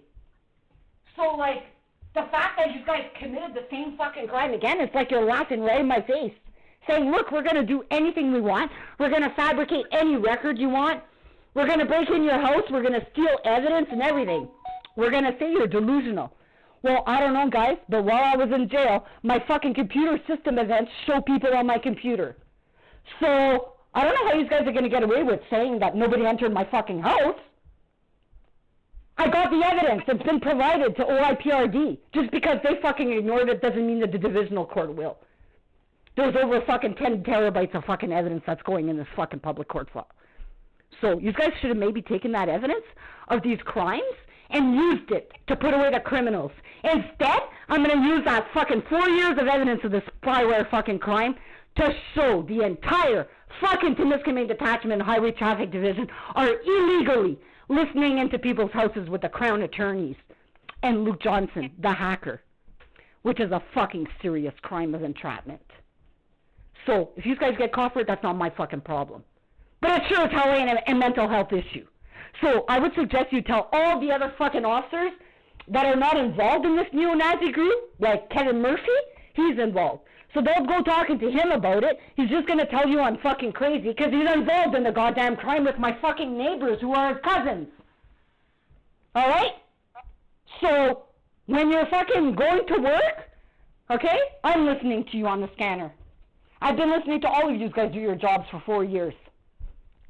18 hours a day, while somebody on the other end of my device is communicating with me, which is not an anomaly. It's not a mental health issue. It's somebody with a cloned fucking radio pressing his request to talk button and not talking. But he can. And he did before. And his name is fucking Kevin Murphy. Alright? So you can let Kevin Murphy know he's not getting away with this fucking crime. Him, or Bro, or Dawson, or Cicchini, or Jelly, or the rest of the fuckers listening to the scanner. They retired? Maybe they should fucking retire and stop having little tack groups with the fucking dispatcher. There's how many dispatchers that are informers to this criminal organization?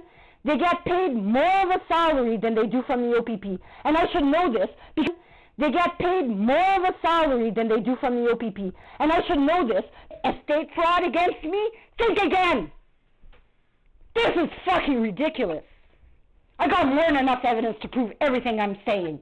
These are serious crimes, Beaudry. So, if you're an officer and you care about your own safety and you're not involved in this crime, then I suggest you start investigating it. Luke Johnson is a fucking threat to me, to every fucking child out there. Him and his fucking neo-Nazi pedophilia organization, they call themselves Anonymous Canada. You go look at Lee Johnson's fucking profile, you go see him hacking me from satellite. He's got companies in Malaysia. He's a fucking pedophile, okay? He's been trafficking kids on the internet for God knows since the 90s. They could put up a fucking porn website of a peep show and take it down the next day. And that's exactly what they've been doing. They make $35,000 fucking dollars a day selling me.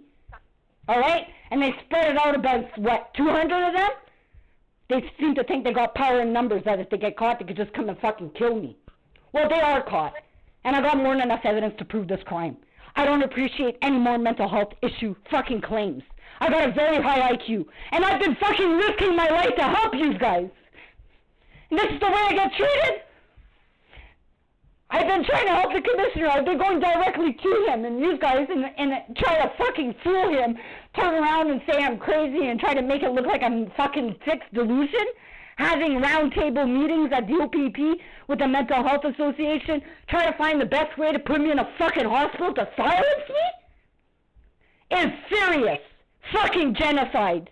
Considering you guys fucking allowed a drug dealer to kill my dad while you forcibly removed me from his life. I was the only fucking child who ever cared about my dad who was ever there. I was taking care of him for 3 fucking months. When my brother found out that I was inheriting everything, him and my mom committed fraud. He assaulted me. The videos show I was assaulted. You guys fucking took me away by force from my dog and all my possessions and my dad for 3 fucking days in my pajamas and my dad's rubber boots. Like, this is genocide. They all thought it was funny, and then now I'm trying to lay charges against them for all of this because they lied to police. Obviously, I got recordings. Fuck, it's totally opposite of what they said. But the OPP don't want to take my fucking report. So for the past 4 years, every time I've called, I've been denied a police service for criminal code offenses such as rape, theft, fraud, attempts on my life, drugging me. And the same fucking week that they tried to drug me with the Amazon package, they fucking went and they stole my dad's chemotherapy medication. And they're supposed to be delivered right to him, and he was supposed to sign for it, and they didn't. They fucking signed for it, and they put it in a mailbox, and it froze, and my dad lost a week and a half of his chemotherapy. So don't fucking tell me there's not a bunch of fucking Nazis after me and my family. Okay? It's not a mental health issue. The fact that the fucking OPP is sending criminals to come and fucking kill me, and when they fail, they try to fucking form me, is fucking serious organized crimes by your fucking little group of Nazis there. So I'm done. I'm done talking about this. I don't ever want to fucking deal with your fucking detachment ever again. If anybody ever shows up to fucking try to kill me again, do you really think I'm gonna fucking call OPP and wait 40 minutes for them to show up? While the dispatcher keeps hanging up on me, while he's still trying to enter my house because he knows the dispatcher hung up on me? There's a fucking problem there. Okay? And today's the day Melanie Etienne went missing, and I've been a serious advocate for that because obviously the perpetrators of her crime are after me. And they have been for 4 years. And so they did this to me today as a punishment. And I'm not fucking mental, and why they got my daughter to do it, I don't know. But I really highly doubt that my daughter took it upon her own initiative to call. Because, like I said, it's either they were OPP lied, and my daughter never said in August not to call her, and she was concerned. My daughter suffers fraud with her dad committing insurance fraud. I wouldn't be talking to my daughter today if she would have succeeded with that. And it was because she was being put in the middle of her dad's pedophilia fucking crimes and frauds. Okay? He's a fucking pedophile. You guys are going to have to accept that. He admitted to me that he was a pedophile. He's a pedophile. He's had cameras in my fucking house for God knows when. I never figured this out till after he falsely imprisoned me. Now I know for sure he's been stalking me and been on my devices for 25 fucking years. And that's not a mental health issue. That's a sign of a fucking serial killer on the other end of my device. Alright? Now you guys go investigate him for Renee Sweeney and Melanie Etsy's involvement. Hey? Then come and ask me where I found the fucking hair and the nails and I'll bring you. But don't you fucking dare tell me it's a mental health issue. While a bunch of fucking pedophiles at DOPP are protecting a fucking organized fucking kidnapping, professional kidnapping organization of Nazis. They're called the lambert-belanger fucking brothers. And their uncle, the judge, Martin, and their father, the fucking CAS director. So they're responsible for putting all the people in jail, in the hospital, and apprehending all the kids. A nice fucking family mafia, also known as the Hells Angels, who have not stopped fucking harassing me with Luke Johnson and his fucking buddies in the police with all their wives at the courthouse, committing serious fucking frauds against me. Falsely imprison me? I'm not gonna fucking stop harassing the OPP until they fucking lay charges against Luke Johnson and Larry Bro for lying to police. I did not try to fucking kill Luke Johnson at the gas station. He wasn't pinned against the wall. I didn't try to kill him fucking twice. Go look at the fucking video. I went to go get fucking gas. And this little fucking bullshit of the bikers reunion and Brent Cicchini and Pete Gilbo and all the fucking criminals involved in this crime against me giving a $150,000 donation to the fucking hospital while Whiskey Jack Luke entertains them for their fucking staff party at Christmas and donates $5,000 so that what? They could get rid of fucking videos at the hospital of this assault on me? Hey? And then even the doctor lies in his fucking report. And he went and shared that with the OPP and CMAH illegally. He says I was well dressed, that I'm a paralegal, I work in the community, and that I said I want to kill Luke. Well, that's funny, because I was in my fucking pajamas. I'm a paralegal and I'm not practicing. And the video clearly fucking shows none of that happened. So the fact that doctors and police are fabricating fucking records to protect attempts on my fucking life is unreal. Unreal. Like, I can't get over this. And I'm not the only one that's made complaints in Melanie Etsy's fucking case and has been harmed or beaten or went missing or dead, made to look like suicide. So obviously this elite pedophilia organization that my fucking ex there, Luke Johnson, is a part of, is been on my devices this whole time, and they still are. So what are you guys going to do about it? Are you going to try to tell me that's all a mental health issue, that the OPP is not on my device? Okay, so if you're going to say that, then it's Luke Johnson. And if you're going to protect him and say it's impossible that he's on my device, then guess what, assholes? ISIS is on my device. You got a fucking national security issue. Just like I fucking warned all of you. Alright? Do you need Russia to tell you? North Korea? China? Or India? Who the fuck do you want them to tell your military that they are on my device? Or did they already do that? Because I'm not a fucking liar. Why would I fucking keep telling the same fucking story here? Obviously I got more than enough evidence to prove it, right? So, if I got more than enough evidence to prove the fucking crime, and you guys keep saying it's a mental health issue, then you're all fucking involved. And that's what I'm going to tell the police inspectorate, and they could go check all your fucking phones. And I really don't give a fuck who fucking loses their jobs. Because you know what? The ones that are innocent know damn well what the guilty ones are doing. And if you guys don't have the fucking balls enough to turn in your own buddies, then I hate to tell you that you and your family, if you're not involved, you, your family, your kids, you're all being fucking tracked and watched. Alright? And you wouldn't even know they're there. Who would tell you they're on your device? So, yeah, if you feel safe with that, then that's fine. But the fact that people are luring women that are in missing murder groups to use the police scanner to feel safer. Well, this spyware crime started before they got me to download the police scanner. But Judy Jensen lured me to use that police scanner. And as soon as you say yes to that police scanner app, you've said yes for them to look at all your videos, your text messages, your pictures. They get your IP address, your serial number. They get everything about you.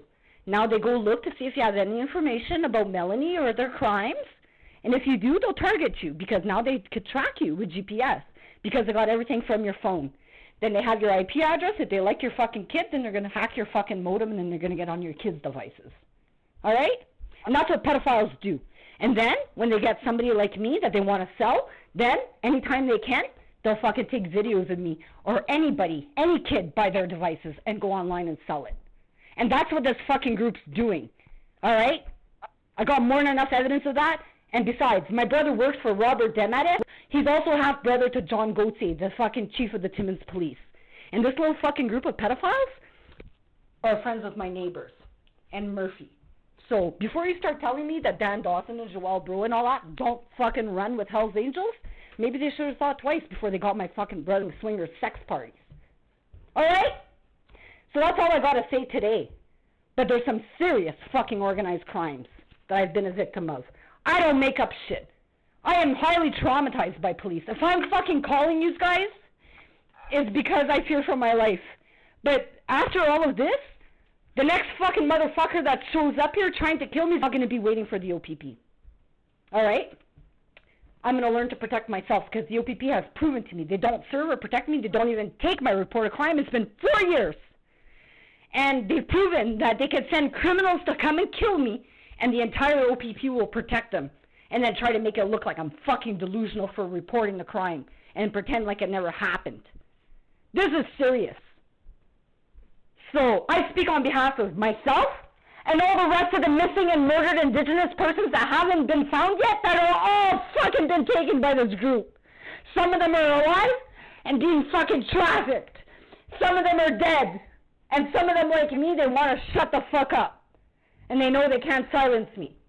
Well, I speak on behalf of all of them, so you better hear my fucking voice. Because there's going to be a fucking class action if you guys all fucking smarten up. Because I'm not the only one being targeted here.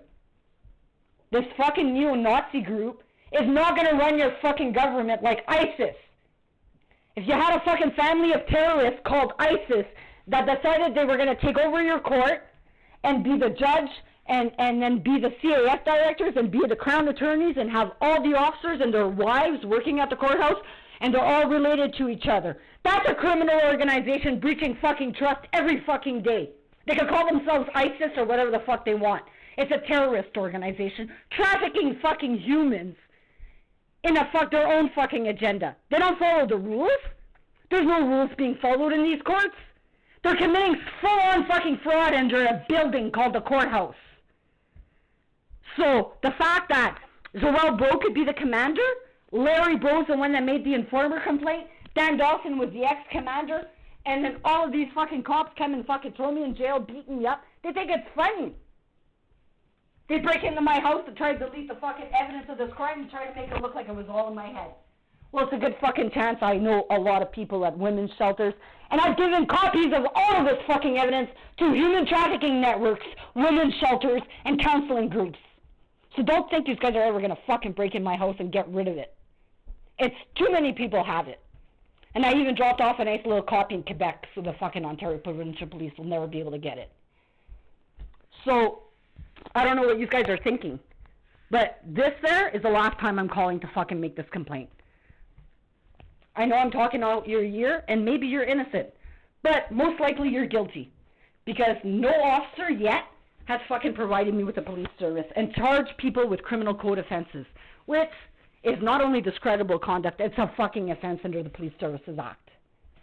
So, I don't need to go to LICA. The next fucking officer that shows up here criminally harassing me under the Mental Health Act, I'm going to fucking get up, go straight to the Justice of the Peace, and I'm going to go lay private charges for criminal harassment against whatever officer shows up here. And I feel bad because they're running out of pawns now, so they're going to start sending innocent officers who are just being told just to fucking, you know, call me crazy. Just fabricate records, say she's crazy. You know? My neighbor the other day on July 1st, he's fucking calling police saying that I said I was going to kill him. Funny, because my audio recording doesn't show that. He's the one with a shovel, standing in front of my fucking house with a shovel, like as if he's coming to fucking kill me, giving me a look like he's going to bury me. But yet, the OPP show up here, try to make it look like I'm the mental one. Like, it's totally fucked up, man. So, yeah. So when I got my Freedom of Information request from the CMAH, you know, I found out what the fuck was really going on. The reason why you guys were never taking my reports of crime is because they were trying to fucking make it look like everything I was reporting never happened and it was a delusion. And then try to fool me, trying to say, like, she keeps having these fixed delusions.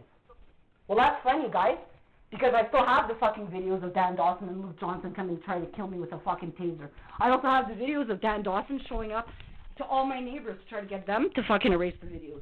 Then all of those neighbors ended up fucking selling their houses and moving away. Hey? Like, that's not obvious. Hey? And Mr. Briscoe next door, well, with the fake fire alarm in my house, they had a fiber op directly connected from Briscoe's house.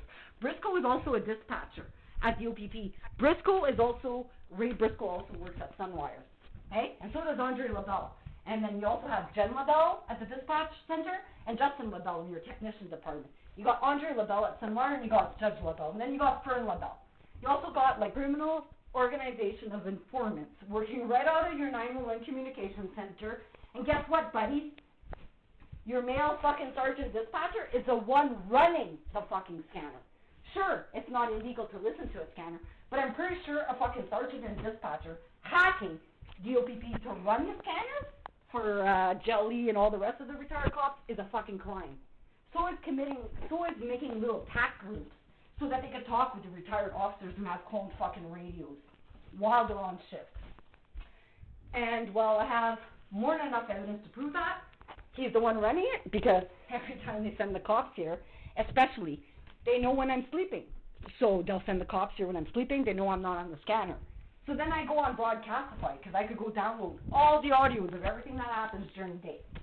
And most times when you guys are involved with me, the dispatcher won't upload just the hour where they dealt with me. Which is proof, right?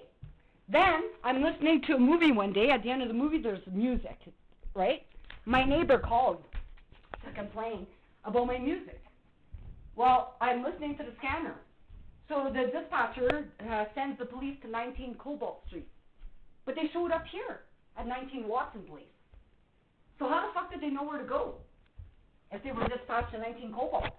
Obviously, they had another mode of communication in this organized crime. And guess what? I had been recording in my house just like I do every fucking day because it's never going to be my word against anybody. So right now, this conversation is being recorded by my digital recorder. It's being recorded by my phone, and it's being recorded by 3 other security cameras. Everything that fucking happens in this house is being recorded. All right? And it has been for 4 years. So good luck trying to say that I said or did anything outside this house. But, you know, if I'm talking shit about people inside my house, and it gets repeated outside my house, then chances are they're fucking proving that they're listening in, right?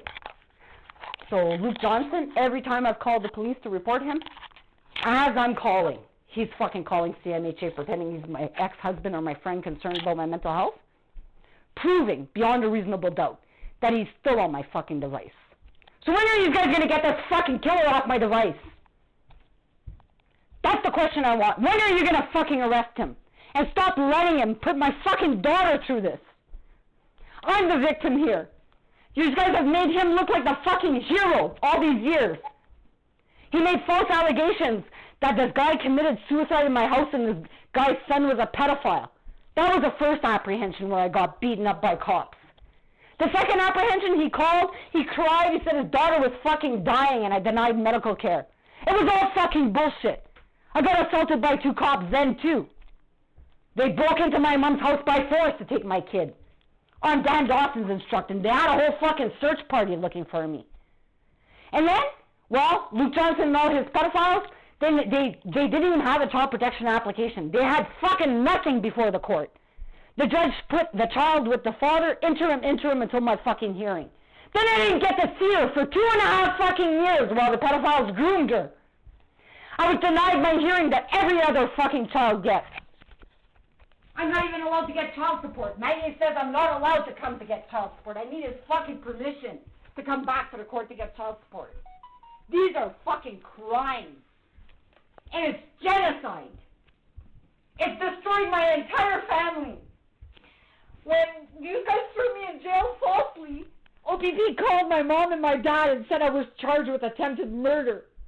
And they disowned me. My dad was dying of fucking cancer. And he didn't want to talk to me because he thought I tried to kill Luke. And I wasn't even charged with attempted murder. And when I went to go see my dad, we had to argue about this. And I had to show him videos of my innocence and show him that everybody had lied. So he wouldn't disown me before he died. And then you guys fucking forcibly removed me from his fucking life. And I never got a chance to say goodbye to him. That's fucking genocide! You're killing my fucking family! So I'm done with this. These are serious crimes. I am never going to be calling the OPP to fucking beg you guys to treat me like a fucking human being ever again. The next motherfucker that shows up here harassing me, I'm going straight to the Justice of the Peace and I'm laying criminal charges. I don't need to go to fucking Lika. And any Justice of the Peace that refuses me to lay those fucking charges is going to get a judicial review. I'm fucking done. I'm taking this right to the Supreme Court, assholes. You're not going to get fucking rid of me. You're going to charge Luke Johnson, Joel Bro, and Dan Dawson for their fucking crimes. And any other of the fucking crackheads they send this way. If you don't want to do that, I'll shut down your fucking detachment. With the fucking military if I have to. You guys are a fucking threat to my life and to the rest of the fucking indigenous fucking people out there. And Jewish people. And I am indigenous and Jewish. And you're not going to fucking commit a Nazi crime against me ever again. Are you fucking serious? Because I am. This is not a mental health issue. This is a natural response to severe maltreatment and organized fucking crimes of people trying to kill me for a bunch of fucking pedophiles selling me and my daughter. Your fucking days of selling me is over, Dan Dawson. You fucking dickhead. So you go tell him, because he just heard me in my own fucking house. So, you know, before you start accusing me of being mental, you might want to go check. The pedophiles, they fucking bug hotel rooms and put hidden cameras and Airbnbs and bed and breakfasts and all kinds of things. So why the fuck would you guys not think that that's not happening here? When the privacy commissioner already fucking admitted that Jeff Proctor would have not been able to repeat word for word what I told the fucking dispatcher on the phone unless, one, they were on my phone listening through illegal spyware, or two, they had fucking bugs in my house. Those are the only two fucking ways Jeff Proctor could repeat what I said to the fucking dispatcher. So, the privacy commissioner investigated. They went and got the fucking audio recordings. They looked at what Jeff Proctor said on the fucking internet in Melanie Etsy's group to discriminate me and discredit me, to try to make it look like I'm fucking crazy. Why? Because I found Melanie Etsy's hair and nails?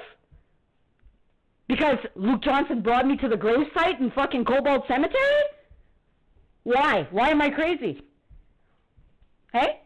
I'm pretty sure if I asked the whole fucking world if this sketch of this murderer looks like Luke Johnson, I'm pretty sure they would all say yes. So why would anybody call me crazy for saying that? And why the hell would Luke Johnson be calling the CMAH to try to fucking inform me as I'm on the phone with the Sudbury police to report this? Obviously he's fucking scared. Because he used to work right beside the fucking store. You guys have the wrong guy in jail. Okay? Luke Johnson was the fucking killer of that crime. He's got the magazines, the fucking dildo, he's got the fucking stab print in the middle of his fucking hand when he stabbed her and the fucking knife went through his hand. And he still has the fucking dildos and the magazine that he stole from that crime up until 2019 because my daughter took a fucking picture of it.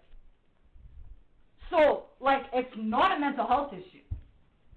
I'm calling as a responsible fucking citizen here who is very concerned that the person on the other end of my device, Luke Johnson, is a fucking killer. And those are all legitimate fucking feelings I have. Do you think serial killers go around telling people that they kill people? No. But you know when they get caught, usually they say, holy fuck, he was such a quiet guy. Like, we would have never thought, you know, this guy would have went and fucking shot Donald Trump. If I would have fucking told you the nurse in North Bay was killing all those people in the fucking old age home, you guys would have said I was crazy too. Oh, come on. You know, she doesn't look like she'd kill anybody. She looks like she'd fucking sew you a pair of mittens and make you cookies. Yeah, well, hey, she was a fucking murderer, a serial killer. And it's not until a whole bunch of smart people got together and said this doesn't add up. And that's why she got caught. Otherwise, she'd still be killing. So you guys are going to have to get a fucking lesson in psychology. Because just because I'm smarter than all of you guys put together committing organized crimes against me and I'm a better cop than all of you, that I could crack these fucking things for you, does not make me mental. It makes me an asset to your fucking team. Maybe you should start using me like that. Because I'm done trying to help you guys. Protect yourselves. We're at war now. You know? We're not even going to get the fucking trial. Russia's probably going to fucking bomb you guys with a nuclear bomb before we get there. Why? Because of a whole bunch of fucking Nazis in Canada. That's why. So maybe you guys should fucking do a job to get rid of your Nazis at the fucking OPP. Because you're a threat to public security. You're a threat to national security. And at this point, you're a global security threat, you fucking Nazis. So give it up. You're not going to fucking win against me. Hitler didn't win the last war. And you guys aren't winning this fucking war with me either. Hitler loses. Alright? So, that's all I gotta say. I gave you my rant. You were kind enough to listen to me very patiently. I thank you. I needed to get this out. I've recorded it. I hope you recorded it. I hope you go back and you go talk with your innocent buddies about how you guys are getting fucked by the rest of them. Putting your lives in danger. And God forbid they're not selling your own children. Because if they've entered your house, God knows what else they've done. Alright? We're dealing with a very serious criminal organization selling, trafficking humans here. Alright? So, before you start telling me that the lambert-belanger fucking family are just really good people, well, you might want to start thinking that every day that they preside the way they are, they're breaching the public's fucking trust, which is a fucking crime. And the last time I checked, a fucking neo-Nazi fucking organization overtaking your government, like your courts, your crown, and your police, is a fucking terrorist organization. Especially if they're killing people like they're doing with me and the rest of them. That they're trafficking in fraud through the justice system. By committing fraud to put people in jail. Fraud to commit people in fucking hospitals. Fraud to apprehend kids. And it's all one goddamn fucking family. So yeah, As far as I'm concerned, ISIS is not as scary as this fucking terrorist group, because ISIS don't run your government, but they do. So that's the reason we have the overrepresentation of Indigenous people in jail and hospitals. It's not because Indigenous people are more criminal. It's because of this fucking neo-Nazi organization. We have the highest fucking murder and sexual assault rate in the fucking country. Here. Do you really think the fucking criminals are smarter here up north? Or do you really fucking think that those statistics only show that the fucking police are either dumb or they are the criminals? They are the ones that are committing the crimes with their friends and family. That's all it tells us. And if you go in the group of 14,000 people in Melanie Etsy's group and you do a fucking survey and you say, how many of you think that the police were involved in the crime? Probably more than half would say yes. How many of you guys think that they're involved in concealing the crime? Pretty much all of them would say yes. So I'm pretty sure I'm not crazy for having the same fucking opinion as the rest of the population. So you guys better, maybe appoint different investigators. Because Corey Betts and Mike Odette were appointed as investigators to Melanie Etsy's case, and they have yet to take my report of me finding Melanie Etsy's hair and fucking nails in the grave. Why is that? Why are they protecting Luke Johnson? Because why? Because he's got a 12-inch dick, and he's been luring all the young girls to the fucking swingers club. And because he used to be a drug dealer at Ontario Northland, trafficking all your drugs, and he's the best fucking hacker the OPP has ever had next to Ethan Tricky. And Ethan Tricky and Lee Johnson and Luke Johnson all fucked off from New Liskeard after Melanie Etsy's crime and all went to BC together. Alright? So, Luke Johnson is not the man you think he is. So him pointing the finger at me all the time there, making it look like I'm a criminal, I haven't left my fucking house for 13 years, assholes. I have no friends, no family here. So good luck trying to say I'm doing anything wrong or criminal outside my house. Good luck trying to fucking make it look like I'm suicidal. I've never once threatened to take my fucking life. Why would I commit suicide and do that to my daughter?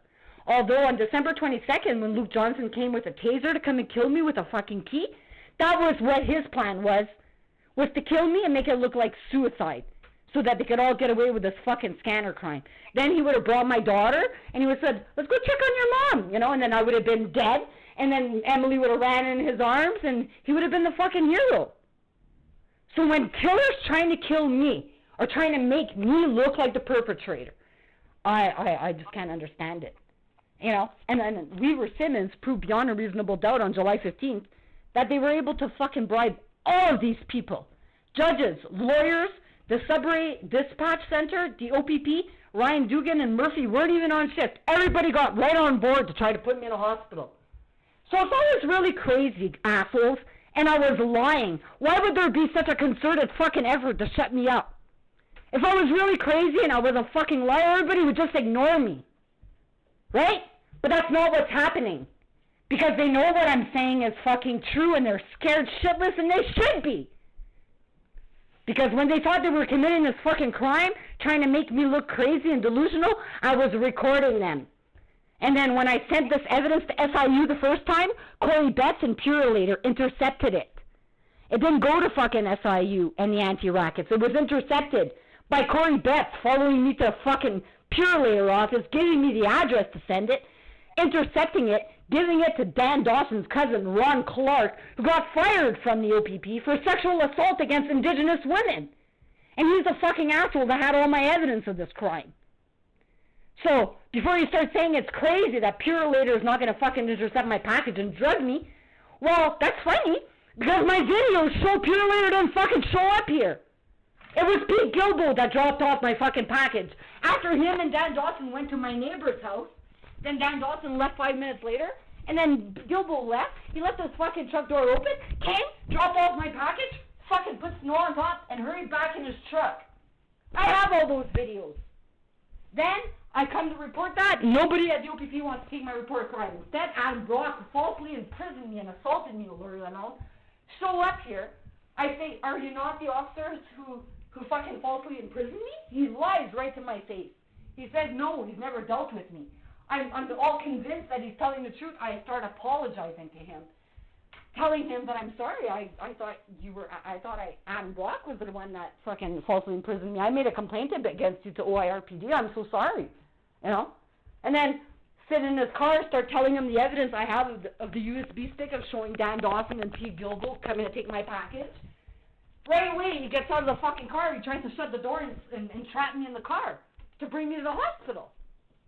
Like, what the fuck is this? You know? And so, pure later, they intercepted my package with Corey Betts that was going to SIU on December 29th. Okay? And I still have the tracking number where Ron Clark signed for it if you need it. All right? And so does the SIU. And so does the OIPD, and so does LICA, and so does the Divisional Court.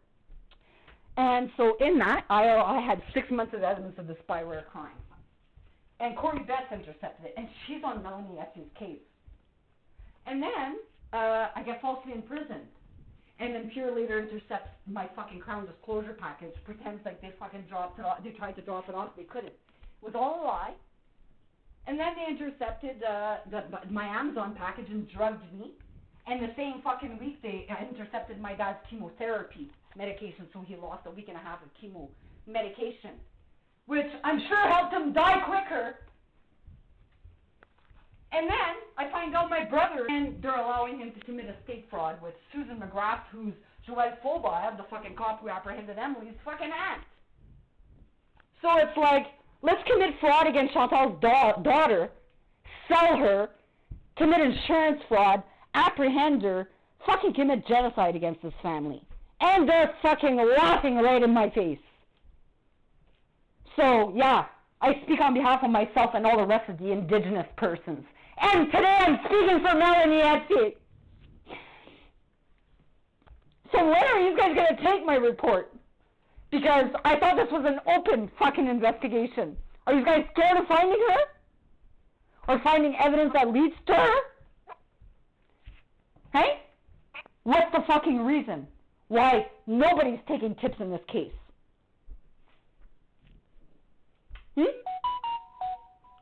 That's what I would like to know. I know you probably left the phone on the fucking side of the counter and you walked away.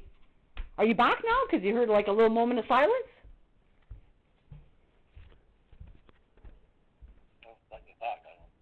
Pardon me? Were you listening this whole time, sir? Yeah. Well, good. Thank you. Thank you for listening. You're the only one that's ever listened to me go all the way through this.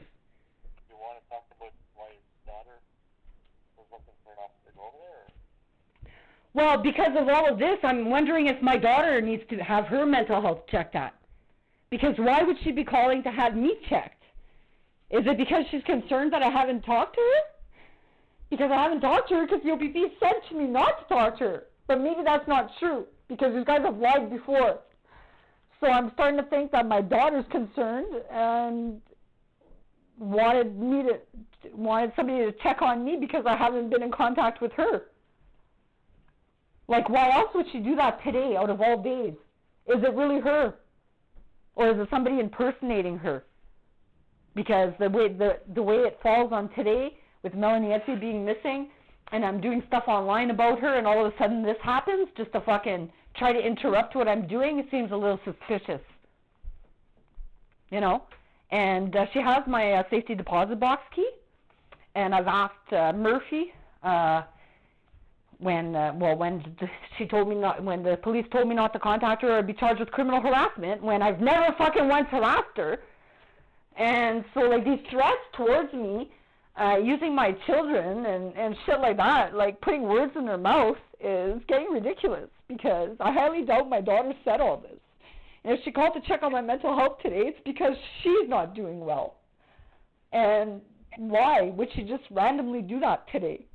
Because maybe she needs to have her mental health checked. Maybe she's concerned, why is mom not contacting me?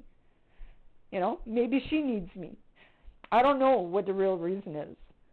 But I don't appreciate everybody alienating my daughter from me, making me look like the perpetrator, and I'm the victim. And her dad's looking like a fucking hero, and he's tried to kill me, and he falsely imprisoned me. And the OPP and the counselors and everybody telling her that I'm the one that's mental is really, really putting a fucking... It's really harming me to know that my daughter thinks I'm a bad guy in this.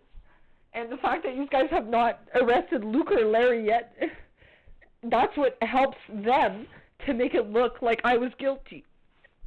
And so, until you guys arrest Luke and Larry, I'm not going to stop.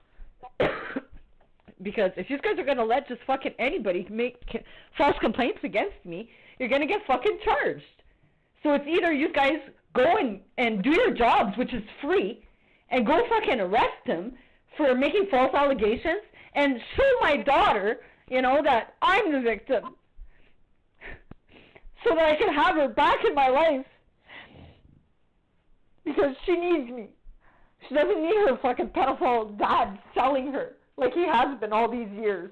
And that's the fucking truth, and all you would need to do is go look at, and that's what the fucking Lika is going to do, or the police inspectorate. They're going to go look at all your fucking text messages during COVID, when you guys were listening in my house, listening to me fuck myself, laughing at me. That's how you guys are all going to get caught. Because, you know, thinking that you're going to fucking listen and watch me in my fucking house and sell me during COVID and make fucking money like that is not going to fucking work out too good. You guys should have thought twice about fucking emailing and texting between yourselves. So all they have to go do is look at Lucia Mendoza and Luke Johnson's fucking conversations for the past 13 years to find out that they've had hidden cameras in my fucking house selling me since 2007. Alright? This is a sex club, also known as Adult Friend Finder. It's a bunch of fucking elite fucking pedophiles that snort coke and have sex parties.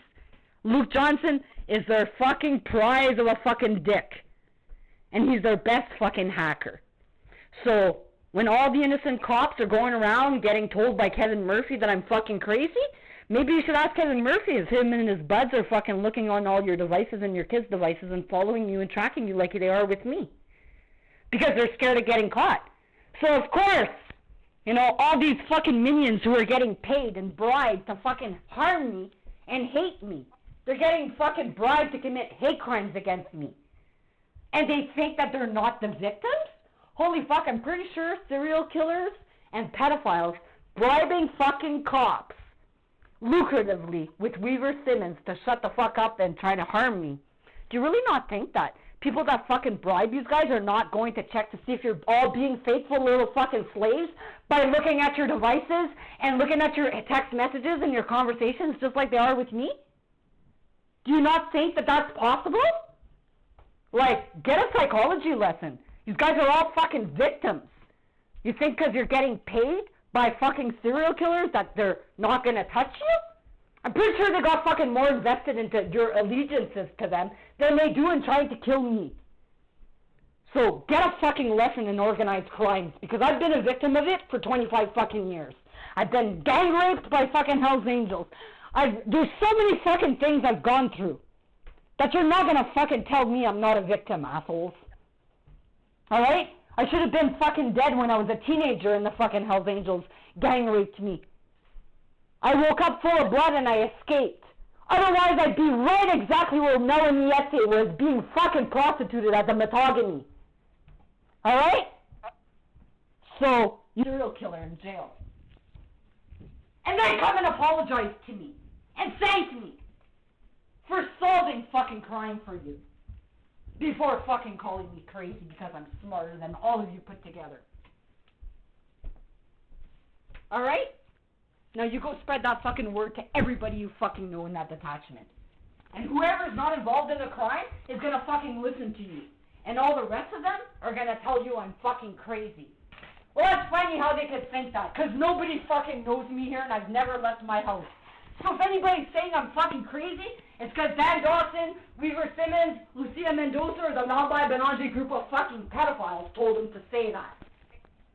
Because they don't know me. Maybe you guys should have fucking did your research on who the fuck I was. So, that's all I gotta say.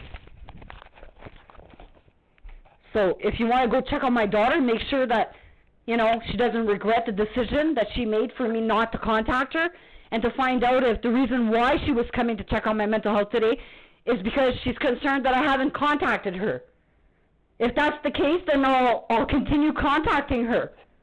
But if she's just calling to fucking create problems with me because other people are telling her to do it, then I want her charged with criminal harassment. And I want my fucking safety deposit box key returned. You're not gonna fucking teach my daughter to be a fucking fraudster like her father. She's gonna fucking learn, just like the rest of you will, that making false allegations against me is gonna result in criminal charges. And the next fucking dickheads who call about anything about me and try to make me look crazy when they're trying to kill me, I swear to God, man. I've already given all this information, including the spyware crime evidence, to the media. Alright? You guys are not gonna fucking get away with trying to make me look fucking crazy. Alright? If anything, I've proven that you guys are a fucking national security threat to every fucking child in the world. Alright? And that, my friends, is what I've devoted my fucking past 4 years, 18 hours a fucking day or more, working for the OPP for fucking free.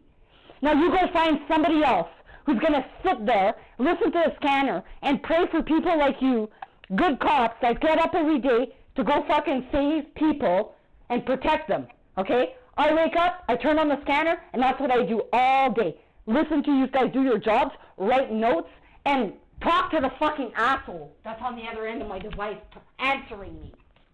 So if you guys say it's not Luke Johnson, and you guys are gonna claim it's not the OPP, then you got a serious fucking problem with a fucking international terrorist on my fucking device.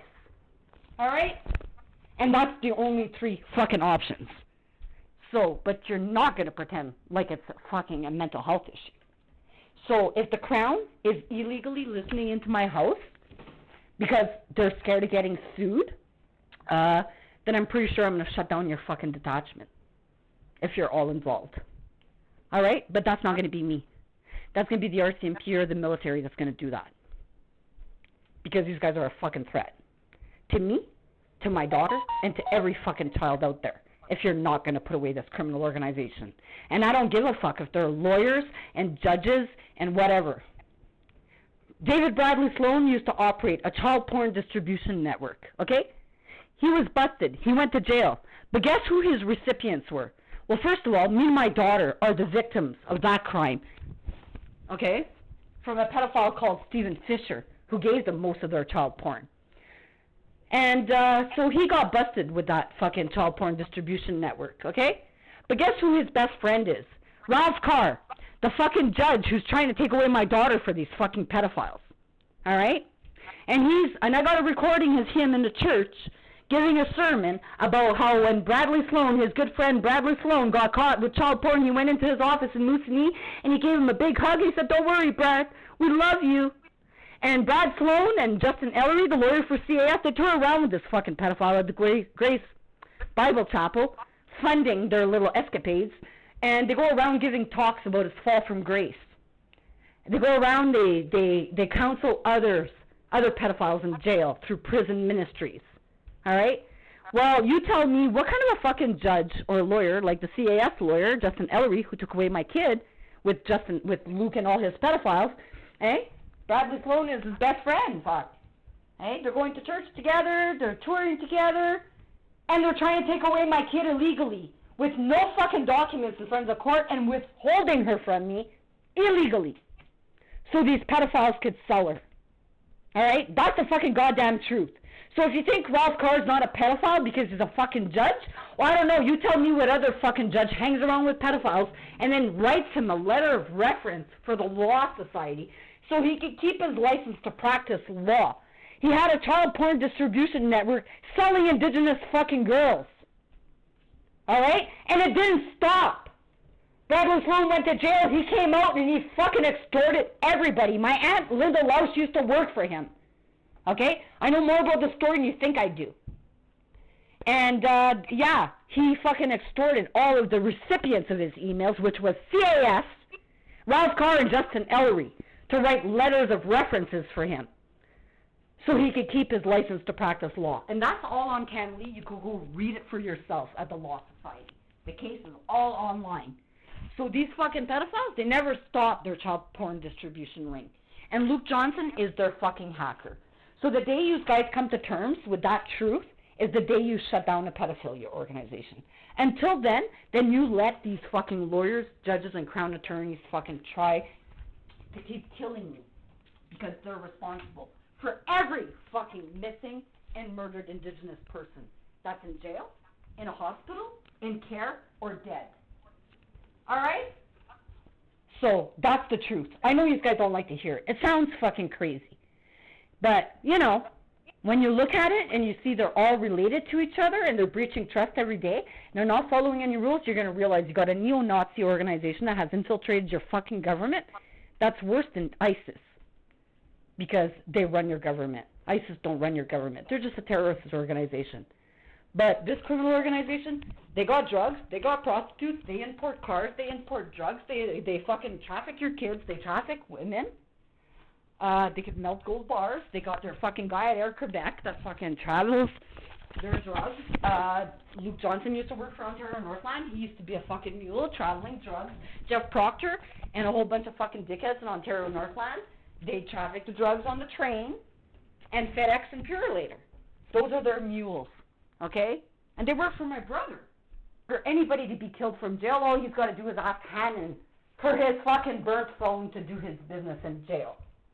Meanwhile, while they're turning on microphones and cameras at people's houses, Indigenous women like me, guess who's paying for these shit shows? The fucking prisoners. Alright? So, go fucking shut down your criminal organization. I'm not going to fucking tell you guys again. And, well, maybe the military will go knocking at your door. Because, you know, the OPP might not listen to me. And the RCMP might not listen to me and think it's crazy. But I'm pretty sure when I sent all that information to the United States fucking military and the Pentagon crime, I'm pretty sure, you know, they know I'm not a fucking liar. Otherwise, they would have came in and arrested me by now. So, yeah, I'm not going to just leave it in Canada. The whole fucking world's going to know what you guys are doing. And they do, because they're listening in my device. So anyways, you guys have a good day with that. Don't you ever fucking call me a liar or mental for being smart enough to figure out these organized crimes for you. Now, all that evidence that I collected that I was giving to Tom Carrick to try to bust this organization has now turned into civil evidence in a court that's going to be used against you. You're going to have to fucking beg me. See how that works out for you guys? So, yeah. So, now that evidence is now civil evidence. It's called Exhibit fucking 1 to 2,000. There's over 10,000. There's over 10 terabytes of this fucking evidence of this crime. So that's all going to be in the divisional court. It's going to be a public fucking court file, and the whole world can look at it now. So you guys look pretty fucking crazy trying to call me crazy, eh? So don't make yourselves look like idiots. It only makes an example out of all of you, not me. And it's fucking getting her to do this on the day Melanie Essay went missing is sick. Is a sick fucking little tactic. Okay? Just like when they fucking put me in jail on Friday the 13th, and when he apprehended Emily was Friday the 13th. Like, he's sick in the fucking head. He likes to do things on certain dates. He's all into numerology, and he's fucked. The fact that he proved to me, after he threw me in jail, you know, that he was on my device, it scares the shit out of me to know. Just recently, I'm still in shock that all of these years, when my banking was getting fucking hacked, it was him the whole fucking time. He's never been off my device. The day he told me to abort Emily there, and I didn't want to, and he fucking was trying to kill me, after that, he has not stopped fucking criminally harassing me. I have not once interfered with his life or ever criminally harassed him. I haven't interfered with his wedding, his marriage, his fucking business, his family life. I don't even talk to him. But you guys threw me in jail and fucking charged me with attempting to kill him with a weapon in my car and criminal harassment of a spouse. He was never my fucking spouse. He's just a fucking dickhead who got me pregnant and has never left me alone since. And now he's proven to me, just by the mental health records that I got from the CMAH last week, that obviously he's scared of getting caught for killing people. Why else is he calling CMAH Sudbury Police. He's on my device. Like, why would he be calling? To try to get me in a hospital? To try to discredit me? Well, I don't know. But I don't think it's a coincidence that, number one, his good friend Jennifer Plummer used to take fucking music at Laurentian with Renee. Number two, he used to be a drug dealer in Sudbury. Number three, he used to fucking work at the corner store right beside Renee Sweeney. Number four, he had gotten fucking crabs while he was pregnant with he was with April and she was pregnant and she was going to leave him. And he claimed he got it from the fucking bathroom stall at the Night Smart. But then on another time, he told me this girl Renee gave him crabs. And almost ruined his whole marriage. And then, well, after he killed Renee Sweeney, he fucked off out of the country with April because he had a gash in his hand from stabbing her that he had this crazy glue. And then when he was on his trip out of the country, he went to go get medical attention. And, well, he's fucked me, his girlfriends, Colleen, and Tammy, all with the same fucking dildo that he stole from there, with the velour case and the 3 fucking magazines and the 4 fucking VHS movies that were stolen from that store. Now, how would I know that that fucking dildo had a blue velour fucking half-moon case? It didn't say that in the trial. It didn't say that anywhere online. But that's what it is. And my daughter took a picture of it in 2019 when she found the fucking dildo. So he's kept them all these years. So I'm pretty sure if I asked anybody else if he looks like the picture, and he used to have the same glasses, everybody would say, yeah, it's a spitting image of him. So I don't think I'm crazy for trying to help DOPP possibly catch a serial killer, do you? Because he's tried to kill me at childbirth by cutting the fucking umbilical cord at the wrong place by purpose, after telling me that he had researched all the ways that women can die at childbirth. He fucking left me hanging on Devil's Rock, fuck. I rappelled down 200 fucking feet and he left me hanging there by a carabiner for an hour and a half. He was trying to kill me. Like, would you fucking hang by a carabiner halfway up fucking Devil's Rock for an hour and a half? Would you not expect him to be fucking charged? Well, apparently the OPP, after hearing me talk all about all these crimes, they couldn't find one fucking thing to charge him with. Not even criminal harassment.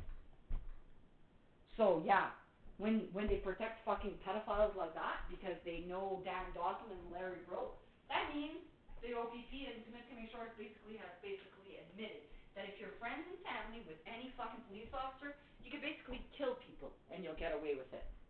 Right? Nobody's going to ever charge you with a crime because we run the whole fucking shit show. That's basically what these guys, the message are giving out. Is that anybody can lie to the police. The police, if they're buddies with them, they're going to fabricate records and it'll be your word against theirs. Hey, you crazy bitch? And then I say, well, that's funny, crazy assholes, because I recorded my whole fucking life. Well, since fucking CAS got involved in my life with Luke Johnson, every fucking conversation with cops has been recorded, all my court hearings, every fucking visit with my child, every time I talk to a lawyer, every time I talk to a court clerk, it's all recorded. Not because I'm crazy, because it's never going to be my fucking word against somebody else's. So you guys could go ahead, fabricate your police records, say, oh, she's mentally unstable, blah, blah, blah, blah, blah, blah, blah. And then I'm going to do a Freedom of Information request, I'm going to get the fucking records, and then I'm going to sue you, and I'm going to put you on the stand, and then I'm going to say, are you on drugs? And you're going to say, no. I'm going to say, are you fucking drunk? No. Are you mentally unstable? Do you suffer from any mental health issues? No. This is reality. You want to look at the video, the audio, and now read your fucking notes. So, are you on drugs? Are you mentally unstable? Do you need to go to a jail or a hospital? It's a fucking question I'm going to ask you. So, be prepared that if you're going to fabricate records against me, contrary to actual audio recordings and video recordings, you're only going to be admitting to committing a crime. Alright? So, that's all I got for you. I just try to educate as many cops as I can. And I can tell, just by my little rants, who the fuck is involved and who isn't. Because usually, you know, cops that are involved, they would have cut me out by now, and tried to defend one of their buddies. So, thank you for listening. Now, if you were smart, you'd go spread whatever I just told you to all the rest of your friends, and make sure you're not getting hacked and tracked and watched by the same fucking group, scared of getting caught. Because if they're doing it to me, like I said, Do you really think that fucking criminals bribing all of you are not fucking watching you guys even more closely than they are me? They have way more invested in you guys. Weaver Simmons has proven to be lucratively bribing all of you. And I'm a victim of a crime. And Weaver Simmons could bribe all these people to try to put me in a hospital? Imagine what all of these cops and lawyers would do if they fucking killed somebody. Hey? Because I'm a victim and they did all this to a victim. Imagine if they were actually guilty of murder, what they were capable of doing. Well, they've already proven it. So anyways, these guys are getting sued next week for that little fucking escapade. And so then I'm going to make a little claim. It's going to be like, on this day, I called to report this crime. The police refused me a police service. And then on this day, I got all my CMHA records where the police tried to make this crime with Exhibit A, the videos, look like a delusion. And so you pay me $35,000 for every fucking time these guys have went to CMHA to try to form me. Then you can pay me $35,000 for all of those times you shared my police records with a third-party agency that's not involved with me. That's ran by Dominic Boucher, who's a fucking OCL that I totally embarrassed and took her for a fucking ride in the child protection proceedings. So I'm pretty sure her running the CMHA, creating these records with the same group of fucking pedophiles who took my daughter, really proves the organized crime beyond a reasonable doubt. If you guys think you're going to fucking bribe people at the hospital to create records contrary to my videos, it just goes to show, you know, how many people are getting paid to fucking commit hate crimes against indigenous Jewish people, which are criminal code offenses, incitement of hatred. And well, when you incite that much hatred and you end up stealing my kids from me and taking me away from my daughter and my dad and letting a drug dealer fail to provide the necessities of life to my dad so he could kill him earlier to commit fraud, I'm pretty sure all of those things amount to genocide, also known as war crimes against humanity. So I'm thinking, you know, maybe Justin Trudeau should be fucking added on this lawsuit, you know, and maybe I'm going to send it to Russia because, you know, since you guys want to arrest Putin for war crimes against humanity, when the OPP and Neofascists are committing those same fucking crimes against me and thousands of others they fucking target. And how do they target them? Well, they hack them with Luke Johnson, then they listen into their fucking houses, they look at their text messages, they profile them, they find out if their fucking families can afford lawyers, and if they can't, then they just commit fraud and traffic them through a justice system that is rigged. You're never going to win. They don't follow any rules there. They're a neo-Nazi organization. Alright? So don't tell me that a fucking judge with his nephews that are crown attorneys is allowed to throw people in jail because his crown attorney fucking nephew's committing fraud. Don't tell me that a judge can fucking go and say to his brother-in-law, sure, let me give you an order operating this kid of fraud. We're going to take this bitch for a ride, you know? And then don't tell me that I lived in fucking Mattawa. The kid lived in New Liskeard after she was apprehended, but it's the Timmins court that kept fucking bringing me there. Eh? They didn't even have jurisdiction over me. And, well, I went into the OPP with videos of assault. And there's a video at the hospital of my brother assaulting me. Don Arsenault did not charge my brother. They let him, though, remove me by force from my dad's fucking house. They had an outstanding warrant for his arrest while all this was happening, proving how far they'll go to let people commit crimes against me. Then, apparently, my brother went in there, and he, right in the middle of getting arrested, right? In the middle of getting arrested, he tells Don Arsenault to go get his fucking sergeant, and he orders him to call me and try to plea bargain with me that if I don't drop the charges against him, that he's going to charge me with assault. And that's what Don Arsenault did. He called me and he threatened me to drop the charges against my brother or he would charge me with physical assault. He said, your brother's only going to get charged with uttering threats, but I'm charging you with physical assault. So, like, threatening me to drop the charges against my brother. I lost my shit on him. I told him to go get the fucking videos and to look at the videos to show that I'm the victim of assault. Physical. More than once. No, he didn't get the videos. Instead, he decided, right after I went on YouTube and gave a $2 donation to Randy Arsenault's video down with the OPP, and told him to go get a fucking car wash, that fucking morning, Don Arsenault went to go see a justice of the peace to arrest me. he got a fucking warrant.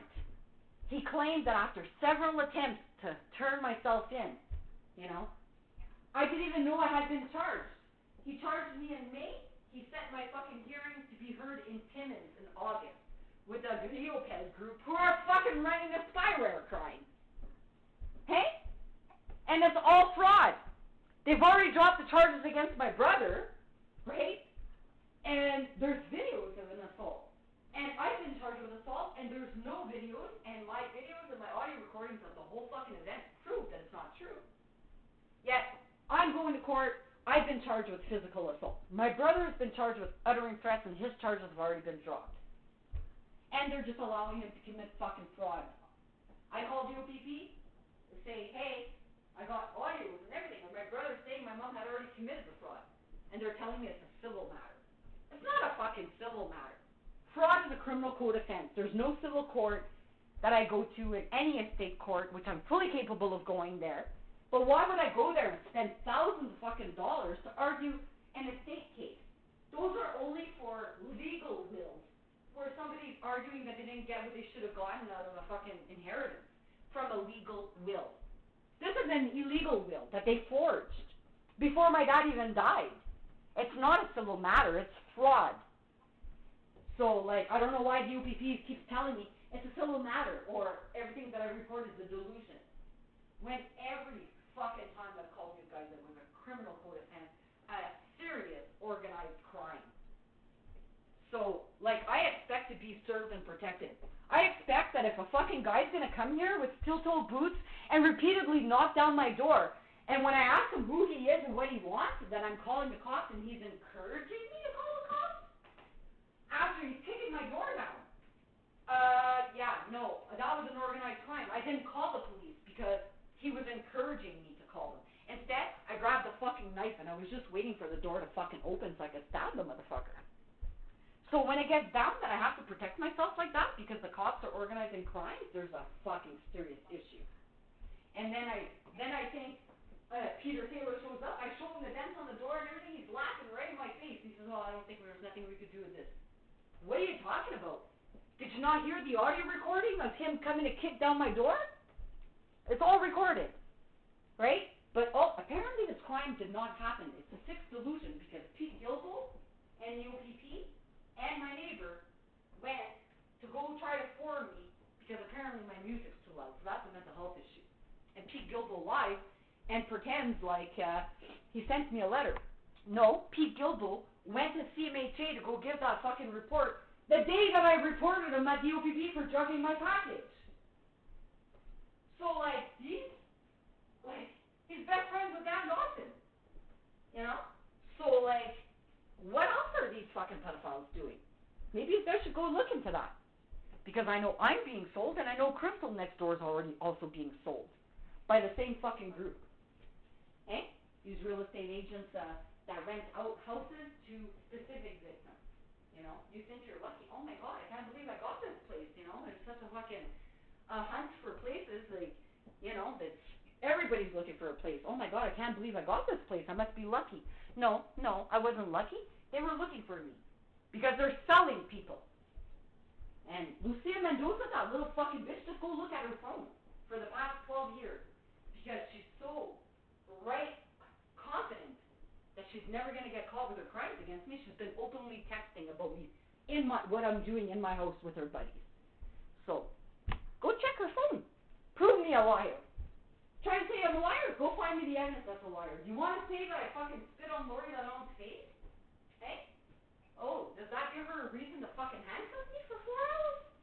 How did that prevent me from spitting on her? You want to accuse me of spitting on her? Give me a fucking video that shows it.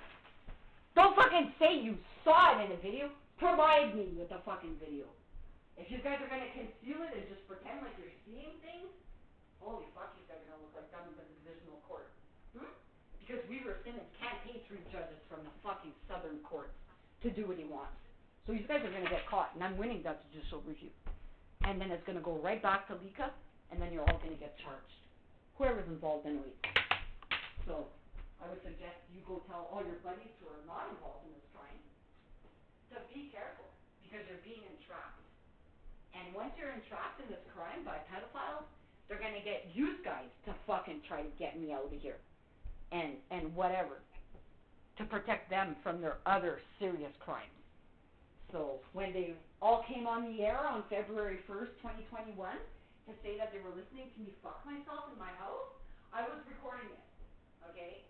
And every one of them came on the air. They started in Timmins, they went to fucking Cap, they went to Hearst, they went to Smooth Rock, they went to Cochrane, they went to Irk Falls, they went back to Timmins, they followed the highway, they went to Kirkland Lake, to the whole fucking, all the way to North Bay, then they went all the way back down. That happened. Pardon me? All right, but anyways, that is a serious crime. I know you guys don't want to believe that it happened, but it has. Okay, if you're looking hard for something wrong, show me your love and start I'm in pieces, can you see it? I'm in pieces, lonely creature. Show me you love me, you know I can get it.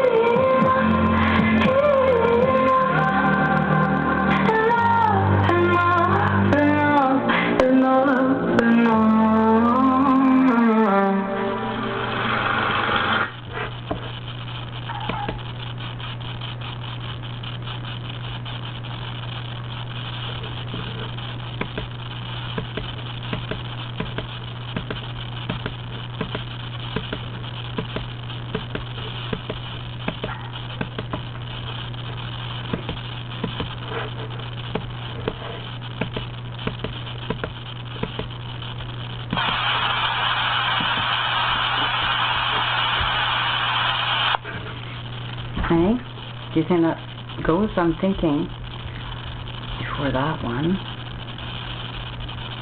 I'll put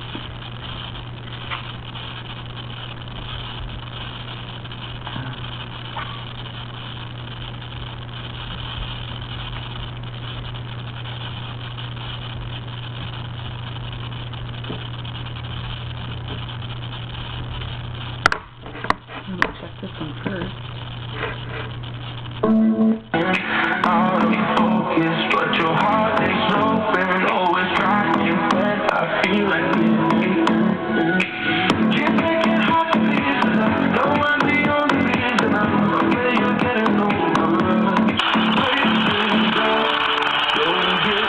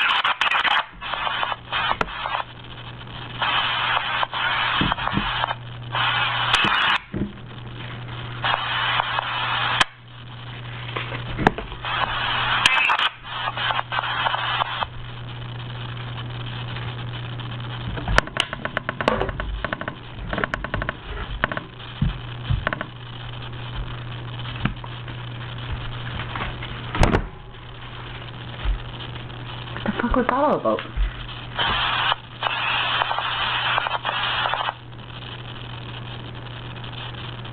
Hey?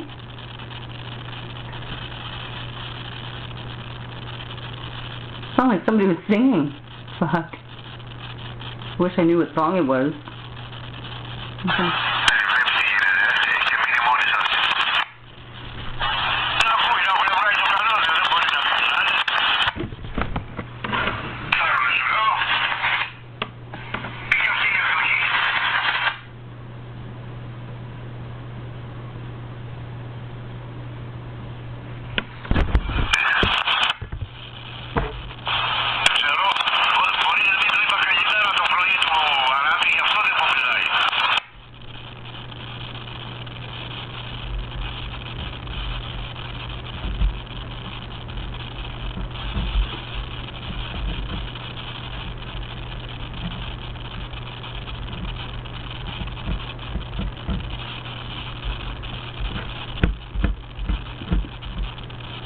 What the fuck is that all about?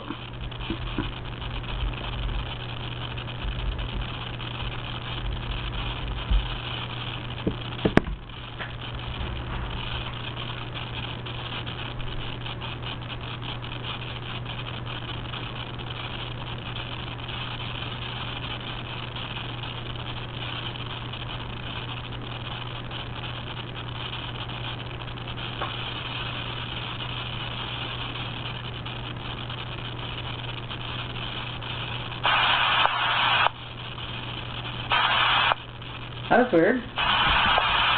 Eh?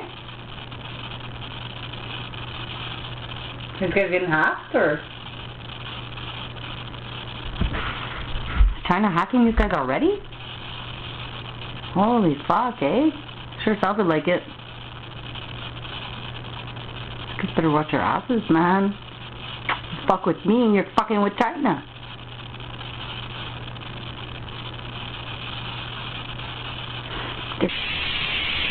I'm pretty sure James C. Simmons needs to be charged for running a human trafficking organization.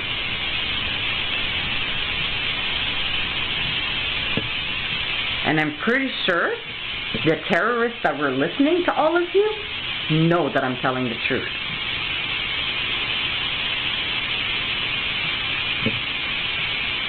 I'm pretty sure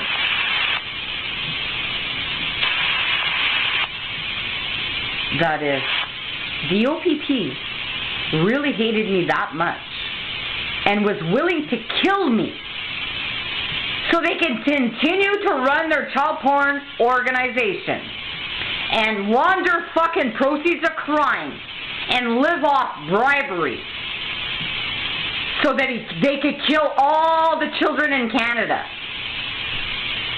it's pretty fucking crazy, I would say.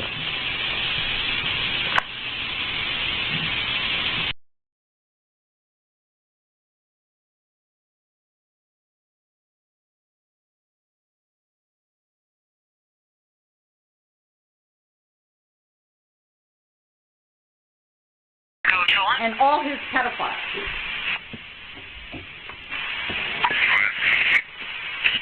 Just spoke with Fargo Delivery via 1021. Are you able to stand by the Argos residence for this possible impaired? Again, it's 334214 Highway 11, which puts it at the intersection of Highway 11 and Kerrs Road, south of Eagle Heart Detachment. Yes, the Wall Street called me a couple of times about it as well, and I'm already on the highway following. Thanks so much. I'm so stressed out about this, I'm breaking out like.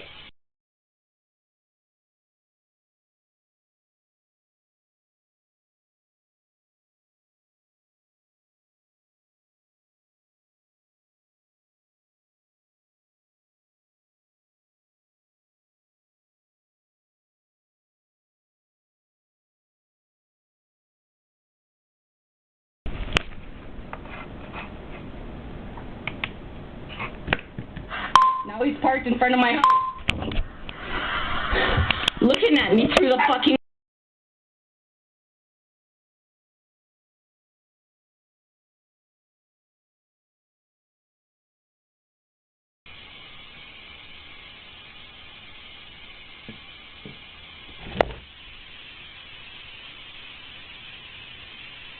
So I'm pretty sure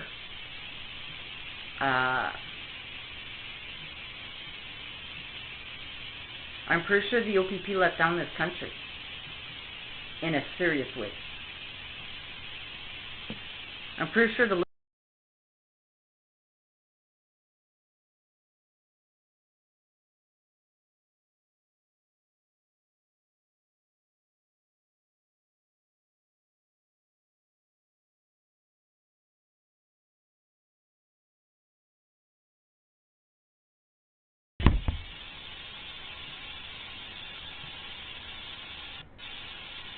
that I dropped everything in my life 4 years ago is because, well, what's happening right now, I thought was going to happen 4 years ago.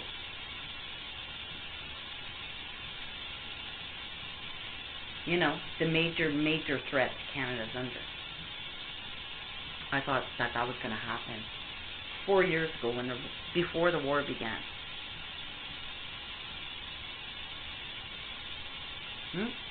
I knew back then you guys were I don't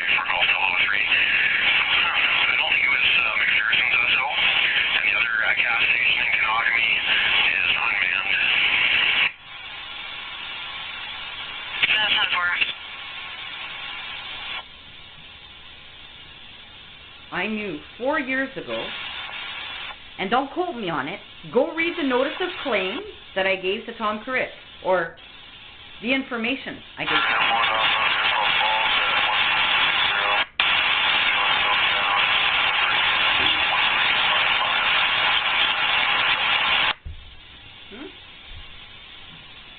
I'm pretty sure I told Tom Corritt and the SIU and the OIPRD, you know, when Corey Beck intercepted my report of a national security threat so she could protect pedophiles.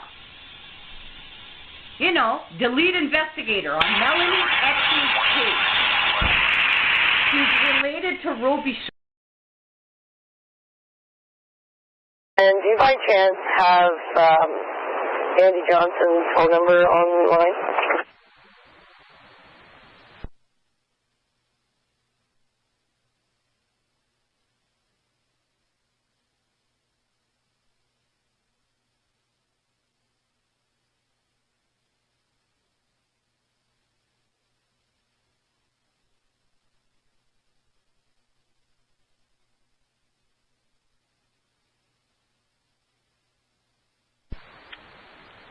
Echo 44, sorry, is that an officer or? That's okay, never mind. Okay, 10-4. Was paid for. You're in OPP's area. I might just have them come check on your well-being. So you can Pardon me? explain to them, just because I might just come to get them to check on your well-being, and you can explain to them. No. You're not coming to check on my well-being. What are you talking about? I'm reporting a crime against Weaver Simmons. Okay, but you can report that. You have to report it with OPP first, and then when they have issues, they contact us. Weaver Simmons is in Sudbury. The court is in Sudbury. Okay, are you at 19 Watson? The court is in Sudbury, and if you send or not, what's your name? What's your name? My name is Katie.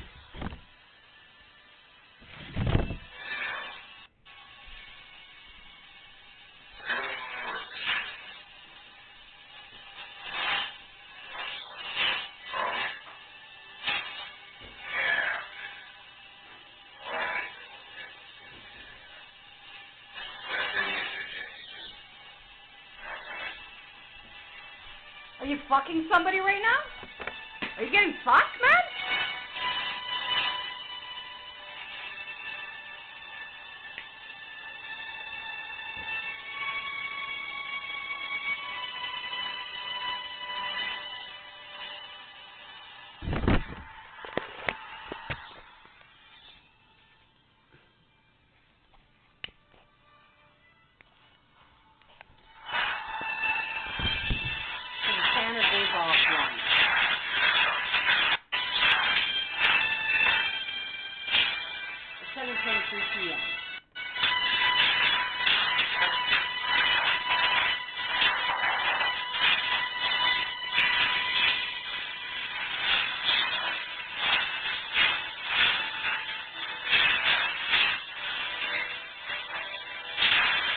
You want me to go cut off your dick, asshole?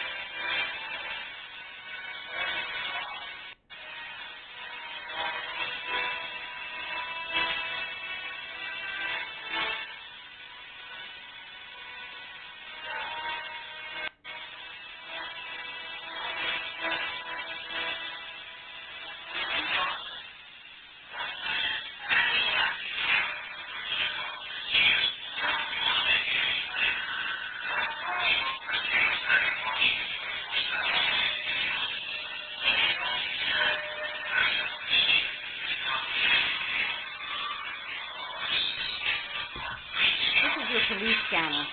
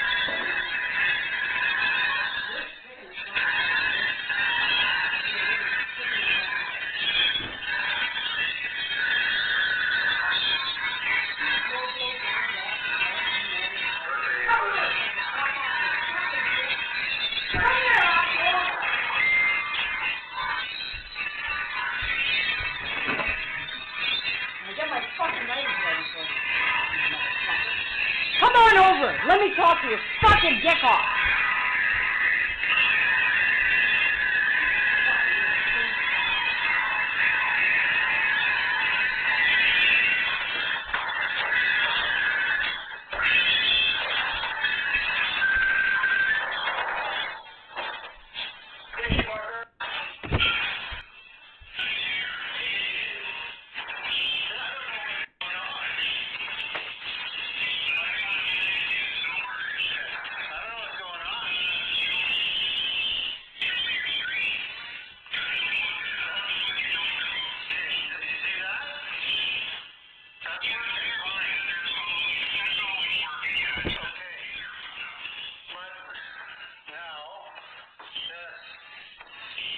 You want this one? Or this one?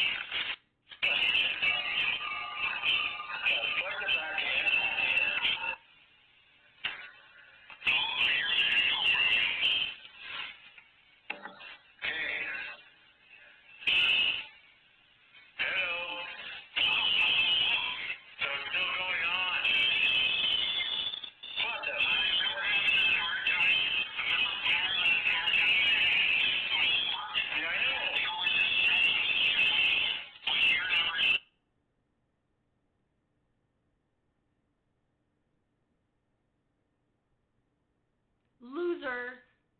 Trying to get the scanner back on.